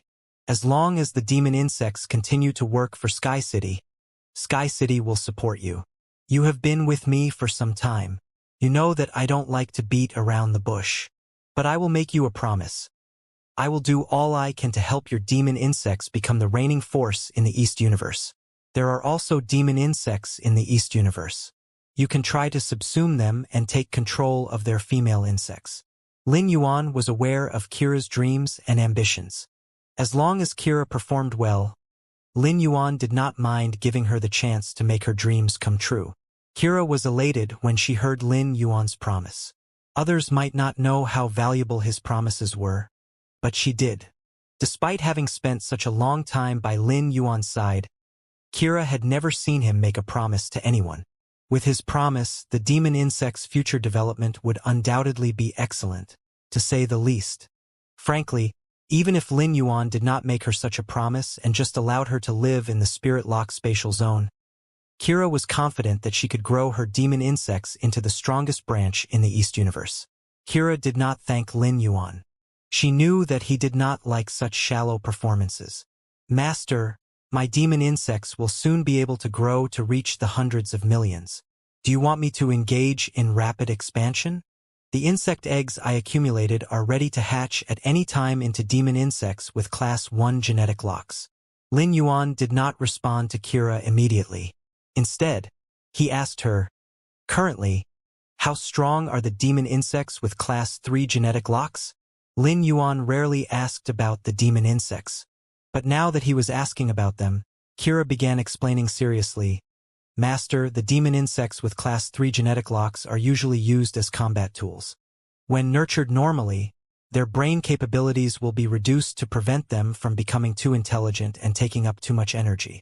The energy will instead go towards strengthening their bodies and increasing their combat abilities. But if they're given intelligence, their brains can be specially nurtured. The demon insects whose brains are specially nurtured will have the intelligence of 12-year-old human children. They will be able to do much more than just follow orders. Lin Yuan gasped to himself at the strength of the demon insects. It turned out that the demon insects with Class 3 genetic locks could also be nurtured to have special bodies. Lin Yuan planned on placing demon insects in every village to help with the migration. This was the only option he had, as Sky City did not have sufficient reserve members to undertake this task. All of the thousands of reserve members had their way of thinking and could not be deployed in the same course of action easily. On the other hand, all the demon insects would work according to Kira's will. Kira's will would come from Lin Yuan. Hence, Lin Yuan would have precise control over all the demon insects. The king blood jackals indeed had many dependent species and were under Lin Yuan's control. But could the king blood jackals really guarantee that they would be able to keep all their dependent species in check? If the king blood jackal's dependent species and servants were assigned to help with the migration, Lin Yuan would not be able to ensure that they never crossed the line or did anything for their selfish benefit. The life forms living in the villages were all terrified and pitiful but were trying their best to survive. Lin Yuan did not want them to have to suffer anymore. If the king blood jackal's dependent species or servants truly caused any trouble, Lin Yuan would be unable to collect faith from the villages in the future. With the intelligence of the demon insects with Class 3 genetic locks, the demon insects would be able to accomplish this task perfectly. Kira, assign 4 demon insects with specially nurtured brains and 10,000 combat demon insects to every demon insect with a Class 3 genetic lock. This will constitute one team. Try to produce as many of these teams as possible. After hearing Lin Yuan's request, Kira mulled for a moment before making a suggestion. Master, I have many demon insects with Class 2 genetic locks now. Their brains don't need to be nurtured and have the intelligence of grown adults. They can also produce eggs of their own. I would rather gather all of these demon insects with Class 2 genetic locks and have them create teams. They will be able to produce demon insects with Class 3 genetic locks with strengthened brains, which will support the teams. Lin Yuan raised an eyebrow. If the demon insects with Class 2 genetic locks could fulfill his requests, Kira's suggestion was undoubtedly a better plan. Lin Yuan intended to tell Kira about the mission so she could relocate the villages to the area around the king blood jackal's territory. Kira had done something similar in the main world. There were some issues, but the overall operation was still done relatively well. Lin Yuan believed that Kira had to have learned lessons from last time and do an even better job this time. If she could not even accomplish such a small task, she would be an incapable subordinate who did not deserve to be used by Lin Yuan. Now that he had settled Kira, Lin Yuan walked out of the inner palace with Spring and Summer following behind him. When the 2 female king blood jackals by the entrance of the inner palace saw Lin Yuan, they hurriedly fell to their knees in respect. All of the king blood jackals knew that their queen Connie was now working under this black-haired and black-eyed young man. All the king blood jackals were thus this young man's servants. Connie had just conducted a cleaning out of the king blood jackals. Hence, the king blood jackals were all nervous and afraid. These two close aides were no exception. When Lin Yuan walked back into the front of the palace, he saw that Connie was there alone. Connie hurriedly walked forward and said to Lin Yuan in a friendly tone, "Master, are you interested in the king blood jackal's palace? It is the grandest structure in the entire territory. If you are interested in the palace, I will give it to you immediately so you can live here." Lin Yuan shook his head and said, "You are still the queen of the king blood jackals. Even after joining me, you must maintain your might and pride. You will continue living in this palace. Nothing in the king blood jackal's territory will change. There is a flat area 2,000 kilometers to the southeast. I will build a palace there." At this point, Lin Yuan gave Connie a few of the ethereal jellyfish's tentacles. "You should have already seen the giant whale in the sky. The palace on the giant whale's back is where I'll be staying most of the time. When you need to report anything to me, you can use the tentacle to travel to the palace in the sky immediately." Once he was done speaking, Lin Yuan led Spring and Summer out of the king blood jackal's palace and back to Sky Sea's back. Sky Sea returned to the flat space to the southeast. Lin Yuan wanted to build that palace to make it easier for Listen to establish a network of communications as well as for Su Iran and Luolan to manage the territory. The 14 poppy fruits Su Iran's sacred source lifeform controlled were skilled at delivering instructions. Su Iran turned every one of them into outstanding characters. However, there were only 9 of the 14 poppy fruits left, and Su Iran needed to fill the 5 spaces as the original 5 had died in the main world. Lu Shi, who had been Su Iran's favorite, died during the Dead Spirits crisis while trying to save Su Iran. Even now, Su Iran thought of Lu Shi often. After spending so much time by Lin Yuan's side, Su Iran's mindset had changed as well. With her original mindset, she would see the 14 poppy fruits as nothing more than tools she controlled through her sacred source lifeform. She would have swapped out all the 14 poppy fruits once she arrived at the sky beyond the clouds.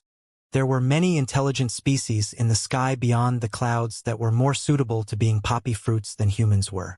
But now, Su Iran had slowly grown emotionally attached and sentimental.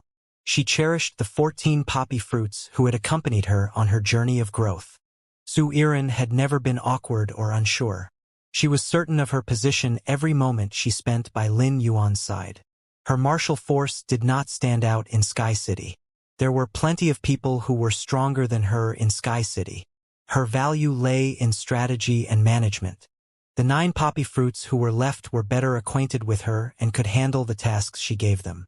If Lin Yuan only wanted to build a palace, he could do so in the vicinity of the king blood jackal's territory. Lin Yuan had chosen this flat space because he wanted to release Silver Corona and allow it to grow its sea of bone lotus flowers around the palace, turning it into a forbidden area. This would both nurture Silver Corona and protect Sky City. Autumn and Winter delivered Summer to the Lonely River and organized the other species of the Lonely River before returning to Lin Yuan's side. Autumn said, "Young master, there is a species of lifeforms in the Lonely River called the quagmire sparrow base. They are severely oppressed. When the quagmire sparrow base breathe, they turn water elements into earth elements, causing bodies of water to become extremely turbid. Many aquatic lifeforms dislike such environments and see the quagmire sparrow base as the enemy of bodies of water. Hence, many of the quagmire sparrow base have been killed. When Winter and I were investigating the environment, we came across 2 quagmire sparrow base in the mud at the bottom of a river. Are you interested in them?" Lin Yuan frowned slightly. From what Autumn said, Lin Yuan only knew that the quagmire sparrow base had the ability to turn water elements to earth elements. If this ability was powerful enough to be used on a large scale, it could turn a body of water into a landmass. But it was clear that the quagmire sparrow base did not have such power. Otherwise, they would be as helpless as they were in the Lonely River. Winter knew that Autumn wanted to prove himself to Lin Yuan and was willing to give him such opportunities. However, Autumn spoke without proper structure, despite knowing that Lord Saint had chosen not to recover the memories from his previous life. As such, Lin Yuan had no clue what the quagmire sparrow base signified. Winter had given autumn the opportunity. He could not do anything if autumn chose not to make good use of the opportunity he was given. Young master, the quagmire sparrow base had the bloodline of an ancient species known as the Titan mud base. The Titan mud base are capable of ruling over the river. The Titan mud base are not only able to turn rivers into mud but can produce the same effect in seas. If they are surrounded by sand, they can also use the sand elements to boost their strength. The Titan mud-based gelatin can also enable other Earth-type lifeforms to mutate into mud-type.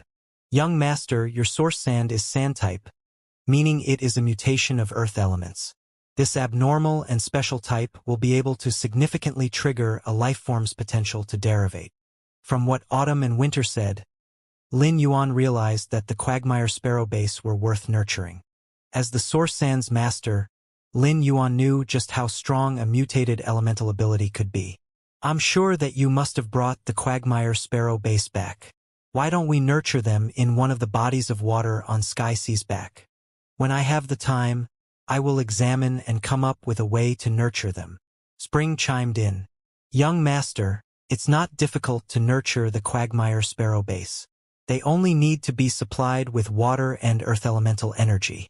The purity of energy doesn't have to be high, but the purer the elemental energy, the more their potential can be activated. You don't have to invest too much energy into the quagmire sparrow base. You can just leave them be. All that's needed is someone to check in on them occasionally so the water around them doesn't completely turn into sticky mud. Before the quagmire sparrow base bloodline transforms, they can't live in mud.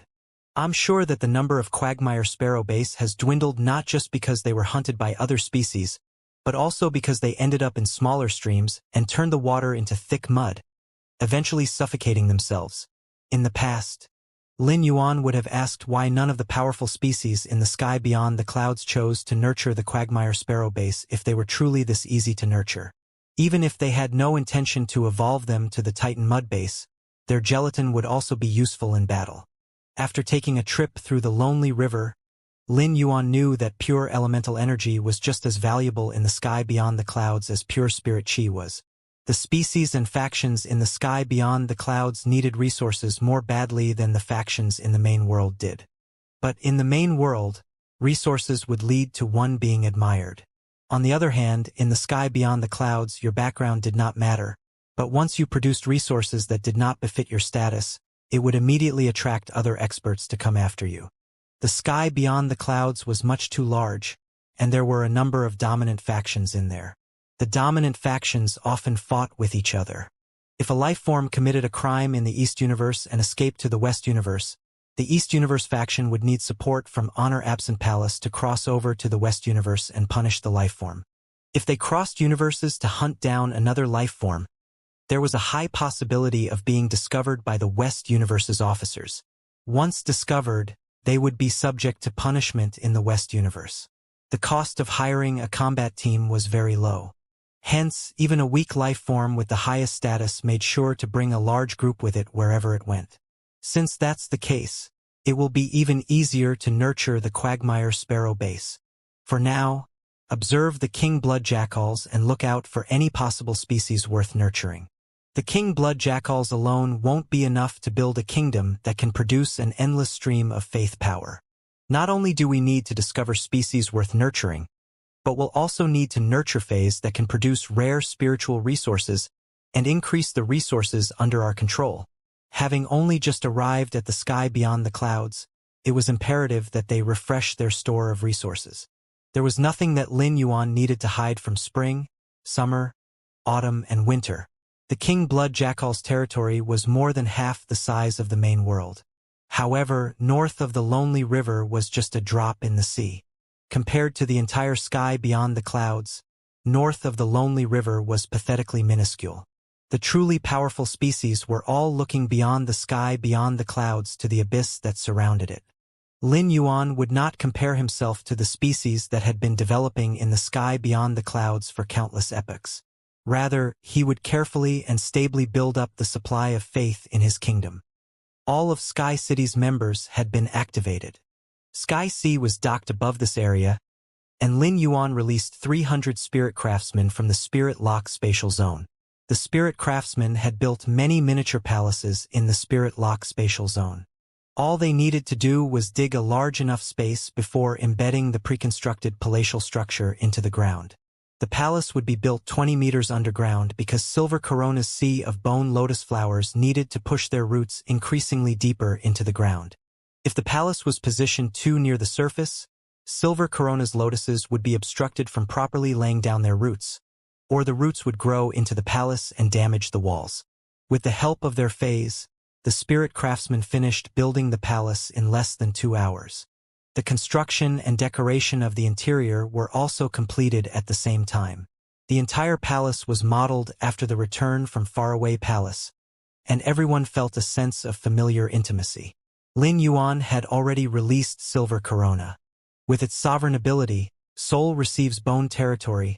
Silver Corona could store the sea of flowers temporarily in its body. Rememberling had used a large amount of its soul storage to enable Silver Corona to store the sea of bone lotus flowers.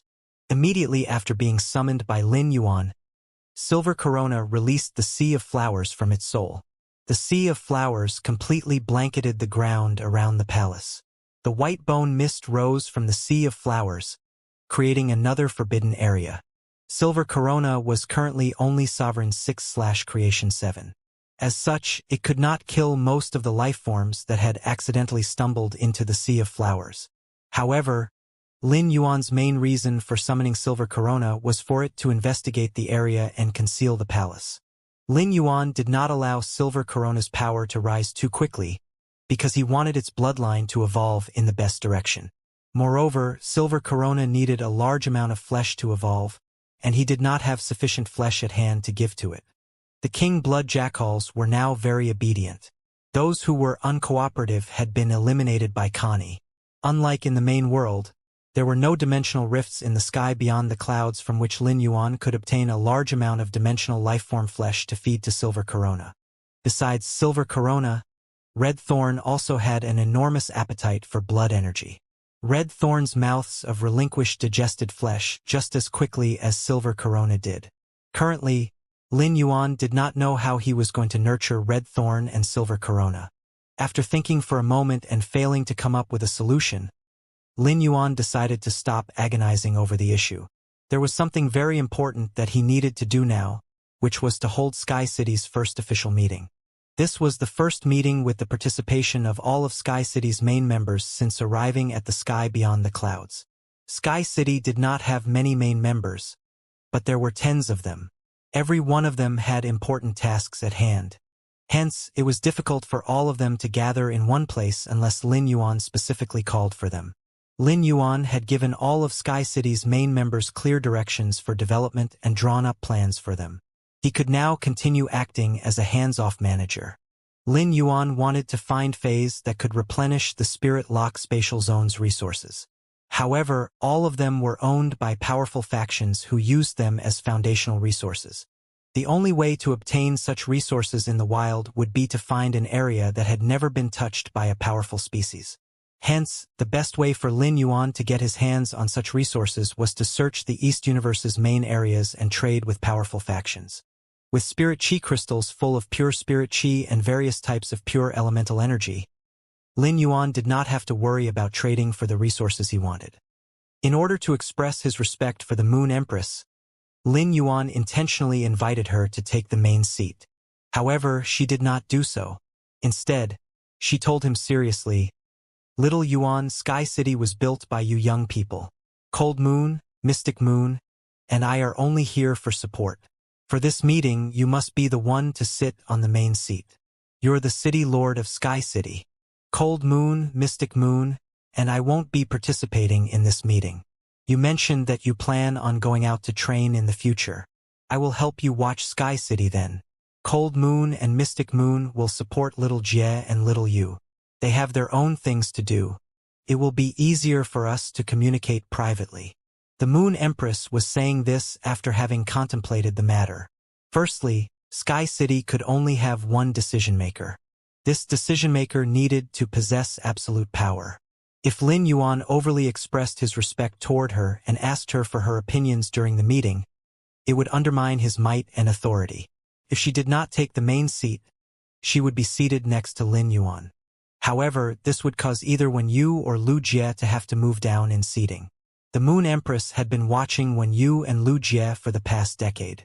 Although they would not mind if such an occurrence happened, the Moon Empress did not want to adversely affect them either. Hence, it would be better if old seniors like her, Cold Moon, and Mystic Moon did not join in the meeting of youths. From the Moon Empress' insistence, Lin Yuan understood her meaning and did not try inviting her to join the meeting again. Her actions touched him greatly. Ever since the Moon Empress became his master, she had been silently protecting and guiding him from the wings. She never restricted his development and respected his secrets. Now that they were both part of Sky City, she was unable to help him with her power but was still trying to care for him in her way. In truth, the Moon Empress was feeling extremely touched as well. Lin Yuan felt that the Moon Empress did a lot for him, but she also felt the same way about him. Firstly, after becoming her disciple, Lin Yuan gave the Moon Empress a source of comfort and became someone she could open up her heart to. Furthermore, he had saved her and helped her to break free from her shortened lifespan, enabling her to become a birth horoscope expert. After that, Lin Yuan had helped the Moon Empress power reach its current level. The Moon Empress knew that she would never have been able to attain the opportunities that Lin Yuan had given her on her own. Despite being stronger than her, Lin Yuan's attitude toward her had not changed at all. The Moon Empress never forgot any of this. She saw it as her blessing to be able to take in a disciple like Lin Yuan. Master, after this meeting, I will take Wen Yu and Lu Jie to see you, Auntie Cold, and Uncle Mystic. The Moon Empress smiled gently. Chef Supreme gave me a lot of ingredients before we left for the sky beyond the clouds. I can use them to cook up a storm. The two of us haven't had a heartfelt chat in a long time. I think that we should continue the question and answer sessions. But this time, instead of you asking me, I will be the one asking the questions. Lin Yuan said sincerely, Master, I will answer all your questions once I've clarified the answers. If you need any resources, you must let me know. Now that you've reached the Divine Kingdom level, faith power is the basic energy you need to improve your Divine Kingdom. When it comes to gathering faith, you don't have to concern yourself with anyone else. Just do your best to collect as much faith power as you can. During this meeting in Sky City, I will be encouraging all the members to do their best to collect as much faith power as they can. Lin Yuan came to this decision after thinking about it deeply. Even the most positive competition would affect the relationship between the members. Lin Yuan was aware of this. Yet, he still made this decision because if he divided up the villages instead of allowing the members to fight over them, this would cause Sky City's members to become complacent toward their collection of faith power. The collection of faith power was not an endeavor in which results could be seen quickly. It required long-term investment and effort. Hence, it was easy for people to become complacent if they were given easy access to faith power. Back in the main world, Lin Yuan had also gone through a period of arrogance when it came to collecting faith power. It was when he evolved Green Vine to World Emperor/Divine Kingdom.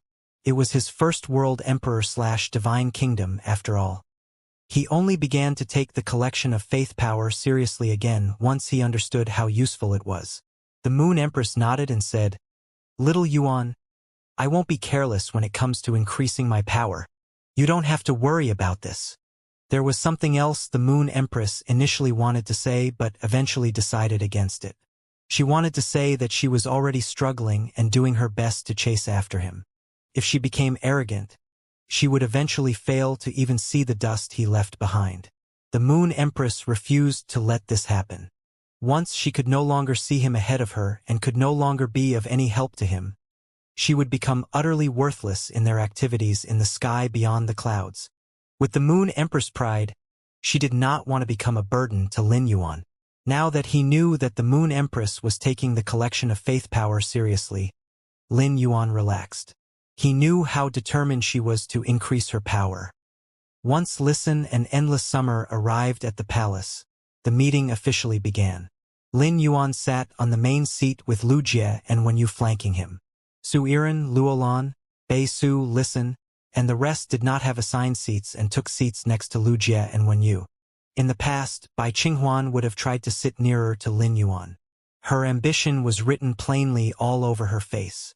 But ever since she went to return to ruins to take down the dimensional wall at the boundary of the main world and dimensional worlds and was bullied by him, she realized that was a result of Lin Yuan's displeasure toward her. Hence, she withdrew her ambition and no longer crossed any lines. Bai Qinghuan had been waiting for an opportunity for her to demonstrate her abilities. Such an opportunity had presented itself when they were in the main world. However, the enemy had been too strong, and there was no way for the enemy to be overcome through human means. Regardless of how impressive Bai Qinghuan's combat strategies were, she could not close the gap between herself and such overwhelming power. Later, the humans somehow managed to defeat the dead spirits. At that time, all Bai Qinghuan could do was stay by Lu Jie's side and assist him. But ever since arriving at the sky beyond the clouds and gaining an understanding of its circumstances, Bai Qinghuan's heart began to tremble. Bai Qinghuan knew that her opportunity to shine was finally there. Given the circumstances, there was no need for Bai Qinghuan to use other means to gain Lin Yuan's attention. Hence, Bai Qinghuan was much more reserved than before and took a seat next to Bei Su. 10 years ago, Bai Qinghuan would have scoffed at Bei Su. Back then, she saw him as nothing more than an upstart without any experience. But now, Bai Qinghuan no longer dared to view him with such scorn. His improvement in recent years had been too dazzling, and her opinion of him had changed completely.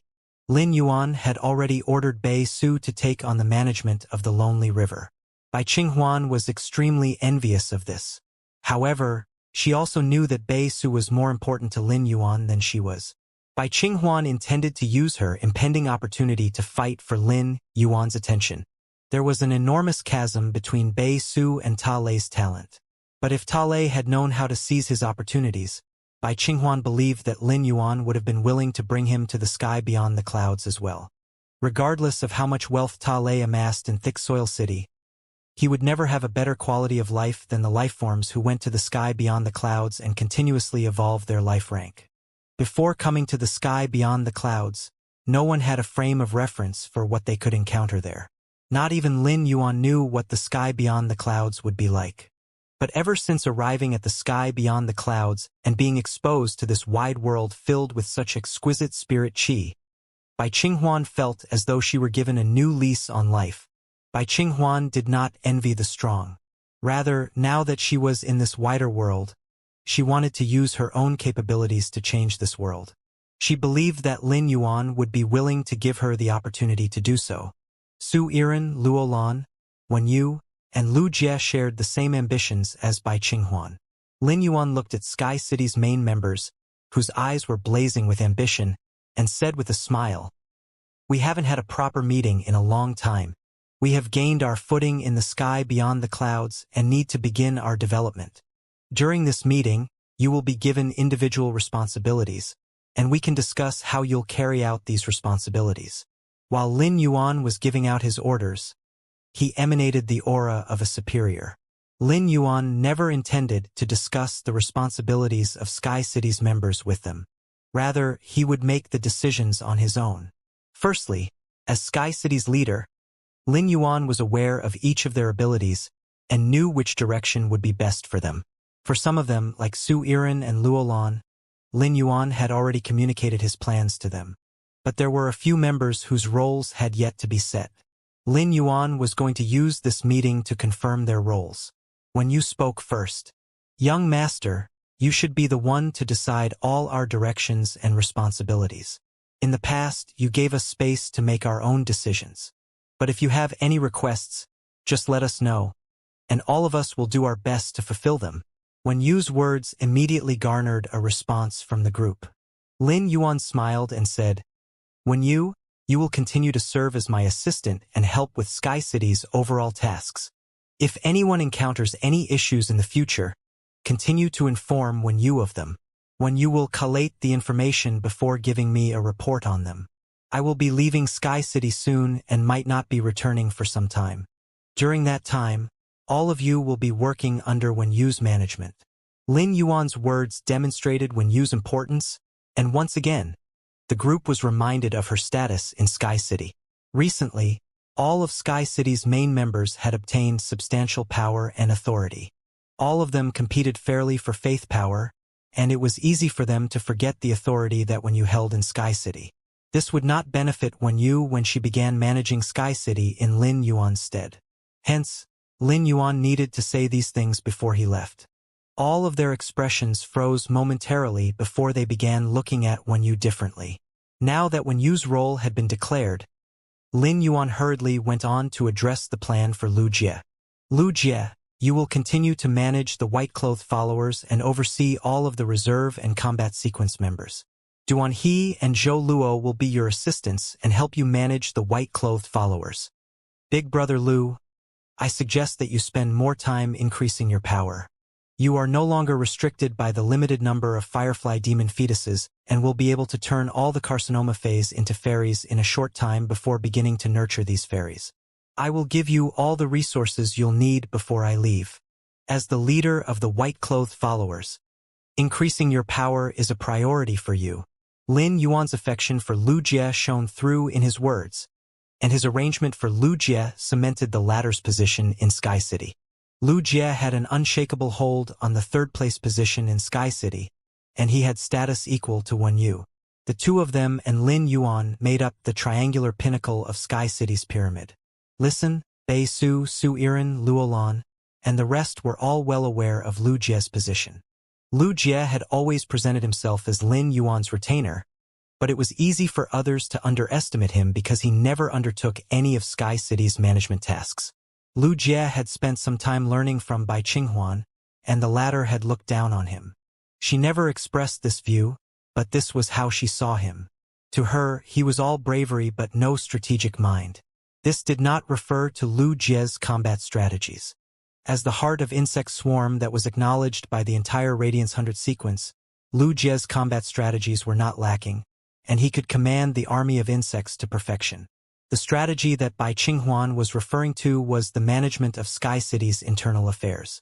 Lin Yuan assigned Lu Jie to manage the white-clothed followers and Duan He and Zhou Luo to assist him. This made Lu Jie's job extremely simple. Zhou Luo and Duan He had joined Lin Yuan earlier than Bai Qinghuan did, and they were both very respectful toward Lu Jie. They would never cause any issues while they were assisting him. Bai Qinghuan hoped that Lin Yuan would allow her to participate in large-scale battles in the future. Large-scale battles would definitely require the support of Lu Jie, who led the white-clothed followers. Thus, Bai Qinghuan intended to find the opportunity to improve her relationship with Lu Jie properly. None of Sky City's members lacked resources, but they would not think of themselves as having too many resources, either. Lin Yuan had asked Lu Jie to turn all of the insect species carcinoma phase into fairies. Before leaving for the sky beyond the clouds, Lu Jie had searched the entire main world for insect species carcinoma phase, and he had brought almost all of them to the sky beyond the clouds.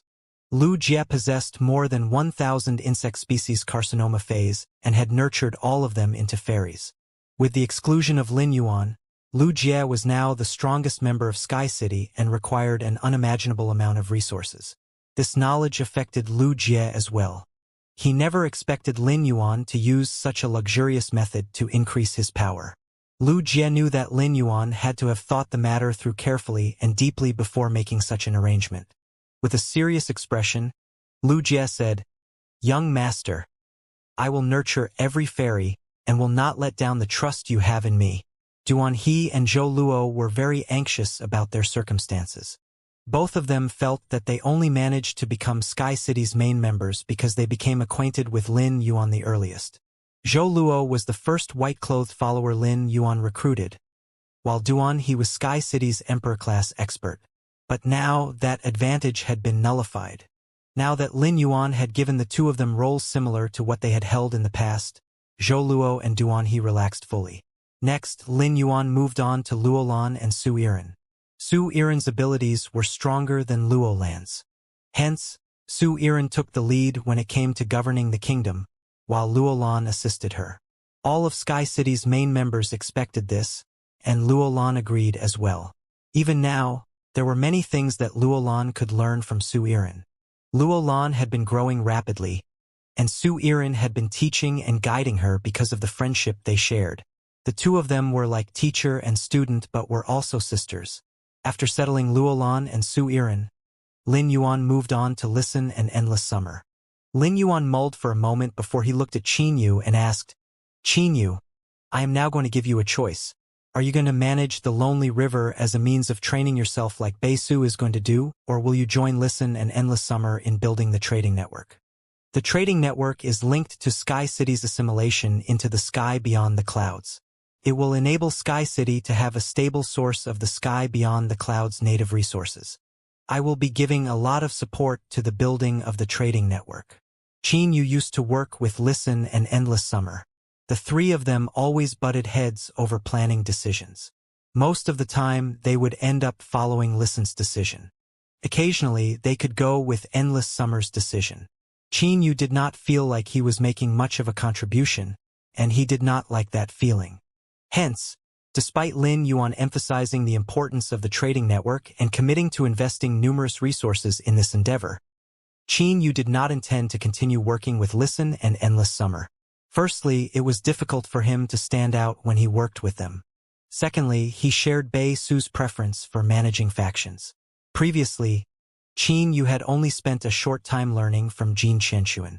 Nonetheless, he had managed to organize Thick Soil City well, and there had been many things that Tale needed to rely on Qin Yu for. However, ever since managing Thick Soil City, Qin Yu had never had the chance to manage another faction or area. Now that Lin Yuan was giving him the chance to choose, Qin Yu preferred to fight for his passions. Qin Yu said firmly, "Young master, just like Bei Su, I would like to share your burdens. My talent for trading is mediocre, and I caused a lot of issues for Big Brother Listen and Big Sister Summer. I have always felt bad for that." Listen and Endless Summer had been working with Qin Yu for more than 10 years and knew what troubled him. It was true that he had made errors regarding planning for resource allocation, but his talent was not as lacking as he made it out to seem. The talent to manage factions could also be translated to the allocation of resources. Qin Yu might not have done as good of a job as Bei Su, but he was not bad either. The two of them wished Qin Yu a future that he would be satisfied with. During this meeting, Lin Yuan would decide the development direction for all of Sky City's key members, and this would essentially be permanent. Lin Yuan approved of Qin Yu's bravery in fighting for his future. "Okay, since you're interested in and have the determination to manage factions, you will assist Su Irin and Luolan until a suitable territory for you to manage emerges." Qin Yu's eyes filled with gratitude when he heard what Lin Yuan said. By sending him to work with Su Irin and Luolan, it was clear that Lin Yuan wanted him to work with them. When it came to management, Qin Yu had only ever learned such skills from Jin Qianxuan, who was very conservative and did not show any burning passion or determination for anything. All the skills that Qin Yu had learned were superficial. Su Irin and Luolan were more capable than Jin Qianxuan when it came to this area. If he were able to learn from them, he would definitely be able to improve his ability to manage factions in the future. Qin Yu was on relatively good terms with both of them, and they were not considered rivals. He believed that they would be willing to teach him. As Lin Yuan's path protector, blood love would remain by Lin Yuan's side in his future training and journeys. There was no need for him to make any arrangements for her. Zhongzhe and Gu Lang were part of Sky City now, but he had yet to assign them tasks that were related to Sky City. Instead, he had told them to spend time learning and gaining an understanding of Sky City. After spending such a long time learning, both of them had to have come up with their own thoughts and opinions. "Zhongzhe and Gu Lang, which direction do the two of you want to take? Will you join the building of the trading network or work with Qin Yu in managing the faction?" Gu Lang always had a clear plan for his life. He had been prepared from the moment he decided to follow Lin Yuan to the sky beyond the clouds. "City Lord, I hope to work with Listen and Endless Summer in establishing the trading network. That is where my skills lie. As a newcomer, I will take on a learner's mindset when working with Listen and Endless Summer." Gu Lang's tone was very humble, but he was not trying to come across in such a way. This was just his plan. He needed to understand Listen and Endless Summer styles and rhythms before he could coordinate with them. The three of them would become a tight-knit and well-oiled team. After hearing that Qin you experienced numerous issues working with Listen and Endless Summer, Gu Lang would try his best to avoid encountering such problems. Gu Lang always admired Listen. When Gu Lang first became acquainted with Lin Yuan, Listen had only been the manager of a small chamber of commerce. Lin Yuan never stopped providing Listen with opportunities that would enable any chamber of commerce to rise in prominence. After the Dead Spirits crisis ended, Listen used his abilities to form a trading network with all the main world's federations. Even the Bamboo Monarch could not help but sing praises of Listen. Gu Lang was very willing to work with such an outstanding figure because this was the only way he would be able to continuously improve. Given Gu Lang's understanding of Zhongzhe, the latter would be uninterested in managing factions and building a trading network. Even without his curse, Zhongzhe was a fighter through and through. Zhongzhe would not invest effort in roles he was uninterested in. Hence, he would definitely ask Lin Yuan for roles related to combat and fighting. This was exactly what happened. Zhongzhe told Lin Yuan straightforwardly, "City Lord, do you have any sectors related to combat that will allow me to train? I have always been skilled at combat. When I opened a chamber of commerce with Gu Lang, he handled most of the management responsibilities. I wasn't any help at all. If I have to manage something or work with someone in such a role, I will become useless and have nothing to do." Zhongzhe was very aware of his abilities and was unwilling to do anything he did not want to do. He detested being an inconvenience to others. Otherwise, he could have insisted on being assigned the same role as Gu Lang and sat back while Gu Lang did all the work. After all, given his relationship with Gu Lang, the latter would never resent him for acting this way. Lin Yuan had thought about Zhongzhe's situation and had come up with an arrangement for him. Even if Zhongzhe had not brought this up, Lin Yuan would not have sent Zhongzhe to do something he was not skilled at doing. Truthfully, aside from combat, Zhongzhe was also skilled at the organization that came after a battle. Lin Yuan had discovered this while developing in the abyssal world alongside Zhongzhe. Before leaving the main world, Chef Supreme had intentionally visited Lin Yuan and told him all about Zhongzhe. Chef Supreme had watched Zhongzhe grow up, and they became especially close after Li Chonglin refused to receive Chef Supreme's teachings. Moreover, Chef Supreme's second disciple, Xiachun, was fully focused on running the kitchen fragrance palace. Hence, Chef Supreme had lavished all his love and affection on Zhongzhe. Chef Supreme had also told Lin Yuan about Zhongzhe's battle organization and planning talents. Chef Supreme knew that Zhongzhe did not like to brag about himself. If Lin Yuan was unobservant, Chef Supreme was certain that Zhongzhe's talents would go unnoticed for a long time. Telling Lin Yuan about all this was the final thing he could do for Zhongzhe as his master. Lin Yuan had begun making preparations for Zhongzhe long ago. "Zhongzhe, I previously asked you to communicate with the demon insects. You must be very aware of the demon insects' circumstances. I will be asking Kira and the demon insects to help with the migration of the villagers. Why don't you stay with her and help with this task?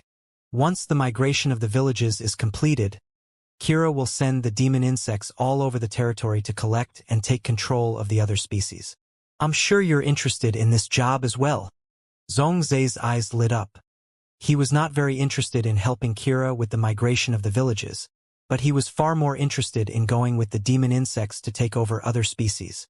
This direction perfectly aligned with Zhongzhe's adventurous spirit. Zhongzhe was not the only one whose eyes lit up when he heard Lin Yuan's arrangements. Bai Qinghuan's eyes lit up as well. Bai Qinghuan was also interested in such a direction, but Lin Yuan had yet to assign a role to her. This caused her to feel rather disappointed. Previously, she was the one who had made an error. Bai Qinghuan did not know if Lin Yuan was still angry with her. Just like Zhongzhe, Bai Qinghuan was also very willing to fight for her own opportunities. She mustered her courage and said, "City Lord, I would also like to go with Kira. With my talents, I will definitely be able to help her. Kira isn't human, and the way she comprehends things differs from humans in certain ways. With me around, I will be able to prevent her from making the wrong choices. Please give me this opportunity. I won't make the same mistake again." While Bai Qinghuan was begging Lin Yuan, she essentially put on a presentation, clearly describing her skills. She also expressed that she had learned from her previous actions, showing Lin Yuan that she had grown. Bai Qinghuan was very enthusiastic. Her ability to deliver such a speech indicates not only her loyalty but also her sincere desire to contribute to the development of Sky City. This commitment goes beyond personal growth, highlighting her dedication to the city's progress. Given that she had learned from her mistake, Lin Yuan was willing to give her a chance. Unlike Return to Ruins, Kira was unaware of Lin Yuan's attitude toward Bai Qinghuan and would not leverage this to bully her. Kira was also able to communicate with Lin Yuan anytime she wanted and only listen to Lin Yuan's orders. Without direct orders from Lin Yuan, not even Lu Jie, Yu, or the Moon Empress could get Kira to do anything. When Yu and Lu Jie needed to contact Lin Yuan each time, they needed help from the demon insects. If Bai Qinghuan had not learned from her mistake and continued doing whatever she wanted, Kira would give Bai Qinghuan a rude wake-up call.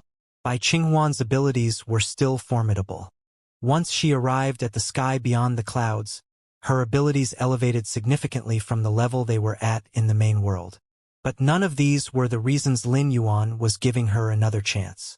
If Bai Qinghuan didn't grasp the lesson from her previous experience, Lin Yuan would kick her out of Sky City's group of main members and relegate her to the ranks of the white-clothed followers reserve sequence. Okay. Since you've admitted and reflected on your previous mistake, you can work with Kira and Zhongzhe in the future. Now, among all of Sky City's main members, Hu Quan was the only one who did not have a plan laid out for him. Hu Quan had been working doggedly by Lin Yuan's side for the past few years. He and his disciples had worked tirelessly to build Sky City and infrastructure in the Spirit Lock spatial zone. Even a regular person who had contracted the vitality sloth would not work themselves to such a degree. First, Lin Yuan acknowledged Hu Quan's contributions to Sky City before asking him, "Hu Quan, you are still Sky City's head designer and are in charge of construction. What plans do you have for your future development?" Lin Yuan was showing Hu Quan the greatest respect by asking him such a question at this meeting. Hu Quan hurriedly stood up before bowing to Lin Yuan. "City Lord, please don't say that. For years, you provided me with precious resources that I have never even seen before in my life and enabled my spirit craftsman class to rise continuously. This is enough for you to recruit all the spirit craftsmen in the world. You also allowed me to contract the lifespan mouse and obtain an endless lifespan. Now, I don't have to worry about falling sick and old and eventually dying. I am able to endlessly challenge my spirit craftsman class. You have given me the life I always wanted. So please don't be so polite or courteous to me." Hu Quan also wanted to say that Lin Yuan's ideas were the spark for many of his inspirations. But after thinking about it, Hu Quan decided not to say that. If he said that, the other members of Sky City would think that he was trying to flatter Lin Yuan. After all, Lin Yuan was not a spirit craftsman. However, to Hu Quan, this was the truth. Now that Hu Quan had said all that he wanted to say, he began describing his plan for the future. As a workaholic, Hu Quan had carefully analyzed his future direction from the moment he arrived at the sky beyond the clouds. He knew that his decisions affected not only himself but also the disciples who followed him and devoted themselves to him over the years. He now possessed all the spirit craftsman techniques in the main world. He had surpassed all other spirit craftsmen in the main world. Nonetheless, Hu Quan felt that this was not enough if he wanted to remain by Lin Yuan's side. There were many beautiful structures in the sky beyond the clouds. Take the King Blood Jackal's castle as an example.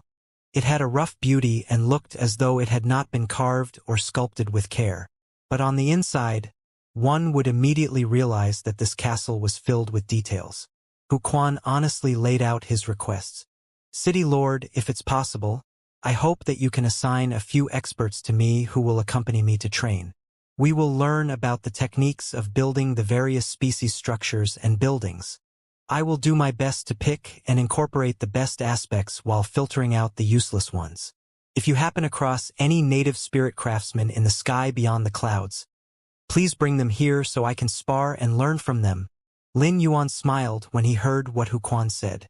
Hu Quan's plan was exceptionally clear, and Lin Yuan did not need to worry about him. It would be easy for him to assign a few experts to Hu Quan to accompany him in his travels. As for whether Lin Yuan would be able to find native spirit craftsmen from the sky beyond the clouds with whom Hu Quan would be able to interact, he would try his best, as Hu Quan had specially mentioned it. Uncle Hu, the spirit craftsmen under you might not have reached World Emperor/Divine Kingdom like you have, but all of them are indisputable birth horoscope experts. The increase in their spiritual power will allow them to contract more phase. Hu Quan hurriedly said, City Lord, that is exactly what I have in mind. So far, we have only contracted native phase from the main world. Even if we pick up some of the architectural techniques from the sky beyond the clouds, we won't be able to execute them without the proper phase. If we can form contracts with phase from the sky beyond the clouds, the spirit craftsman will definitely be able to renovate Sky City into a better version in the future. Lin Yuan said seriously, Uncle Hu, I will look carefully for such phase while I am on my journeys. However, the most important part will be waiting for you to deepen your understanding of the sky beyond the clouds so you can choose the phase yourself. Once Lin Yuan and Hu Quan were done speaking, the meeting of Sky City's main members officially came to an end. Technically, Sky City had another main member, Chu Ci. It was Chu Ci's own decision not to participate in this meeting. After speaking with Su Iran, Luolan, and the rest, Chu Ci realized just how lacking her abilities were. She had only managed to reach the same level as the rest of them because Lin Yuan had nurtured her. But when it came to intelligence and strategizing, she was a far cry from the rest. This was related to her talent as well as the education she had received. In their youth, Chu Ci and Lin Yuan faced the challenge of survival. Chu Ci had dedicated herself to her school lessons, driven by a dual purpose: to bring happiness to Lin Yuan through her academic success and to secure scholarships that could alleviate Lin Yuan's financial struggles.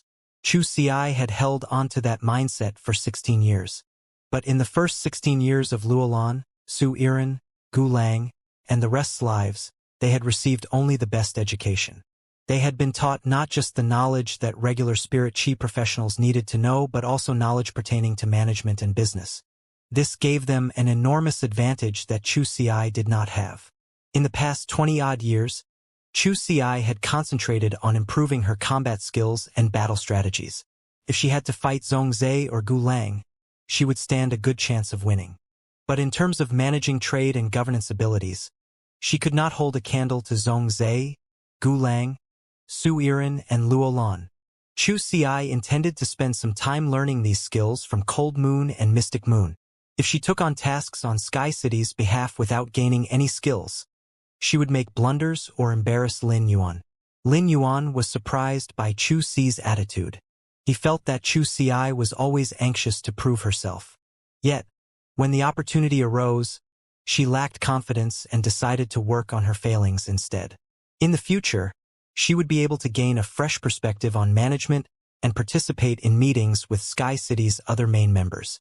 When the meeting ended, Lin Yuan returned to his room on Sky City's back and began nurturing the King Blood Jackal bloodline he had absorbed into his body. While he evolved the bloodline, he attempted to merge it with his body. In an instant, his eyes turned golden red, and a ravaging bloodlust erupted from his body. Lin Yuan's facial features started changing, and his muscles expanded. When Blood Love, who was in Lin Yuan's hair, saw what was happening to him, her heart began pounding like a drum. At that moment, he could not be more attractive to her. This erupting wildness was on a completely different level from the oppressed male King Blood Jackals. Connie's aura was similar to Lin Yuan's current one. However, from the moment Blood Love became acquainted with Connie, the latter was a prisoner. Connie was fully under Spring and Summer's thumb. She did not have the formidability of the Queen of the King Blood Jackals at all. Lin Yuan did not notice the change in his appearance. His golden hair fell past his ears and tickled his ears. The King Blood Jackal bloodline caused Lin Yuan's hair to become much stronger than before. Lin Yuan now felt that his body was full of explosive energy and sensed that he was now even able to control metals.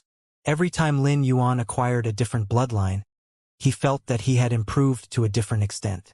This made him understand how powerful his body of all spirits was. As Lin Yuan absorbed more and more bloodlines through the body of all spirits, he was able to apply the best method to deal with any circumstances. As time passed day by day, Blood Love could feel that Lin Yuan's aura was becoming unusually cheerful. Lin Yuan was expending a large amount of resources to nurture the King Blood Jackal bloodline in his body. His peak King Blood Jackal bloodline was gradually improving. Lin Yuan's aura underwent a sudden and dramatic transformation as his golden hair extended to his back. His golden hair stood on end, emanating a much stronger aura. A dark gold hue manifested in Lin Yuan's reddish-gold eyes, intensifying his cold-blooded appearance. This aura frightened Blood Love. However, Blood Love quickly came back to her senses and exclaimed, "Lin Yuan, did you upgrade the King Blood Jackal bloodline to the Emperor Blood grade? I feel that the pressure of your bloodline is at least 10 times stronger than before." Lin Yuan smiled and nodded. The King Blood Jackal bloodline in his body could be said to be the highest level of bloodline stored in the body of all spirits. Compared to the Mermaid Emperor bloodline, the Alluring Fox bloodline was of a higher level. However, the bloodline that he had spent more than 20 days carefully strengthening was soon going to be provided to the King Blood Jackal Queen, Connie. If he provided Connie with the Emperor bloodline he had nurtured, it would become the seed for the advancement of Connie's bloodline. It would induce Connie's bloodline grade to transform from King Blood to Emperor Blood grade. When that time came, there would be a Domain Mountain/Holy Spirit expert under Lin Yuan's command. After spring, summer, autumn, and winter, Sky City finally had a person who could take charge. This made Lin Yuan's investment meaningful. If the Emperor bloodline was provided to Connie and she still did not manage to advance, there would really be no need for Lin Yuan to waste his resources. During the process of nurturing the King Blood Jackal bloodline, Lin Yuan had been learning about Sky City's recent development through the Thoughts letter paper. After Lin Yuan sent out Kira, the mobilization speed of the insect swarm was extremely fast. In less than half a day, Kira had created teams that could support the village's migration with the Class 2 genetic lock demon insects as the core according to Lin Yuan's request. Then, these teams would be put into use. A Class 2 genetic lock demon insect possessed an extremely high IQ. However, regardless of how high its IQ was, a Class 2 genetic lock demon insect could not handle everything alone. Owing to Lin Yuan's request to Kira, each team was equipped with 3 to 5 Class 3 genetic lock demon insects. As a result, the genetic lock demon insects did not cause any trouble during the past 20 days. Zhongzhe and Bai Qinghuan had already arrived beside Kira. The two of them had already known that the swarm led by Kira was extremely powerful. They had helped humans resist the nest of dead spirits in the main world and had never been at a disadvantage in the battle against the tide of dead spirits. Zhongzhe and Bai Qinghuan had overestimated the demon insects. However, when they actually came into contact with them, they realized that the demon and alien insects were completely different. The power of the demon insects was not something alien insects could compare to. The demon insects were no less intelligent than humans. In fact, in some large-scale operations, the demon insects knew how to listen to orders better than humans. Zhongzhe and Bai Qinghuan did not focus on the demon insects' management. The demon insects were fully managed by Kira, their queen. If Zhongzhe and Bai Qinghuan focused on managing the demon insects, it would be equivalent to threatening Kira's status. This would fundamentally break off the cooperation between the three. Zhongzhe knew his strengths very well.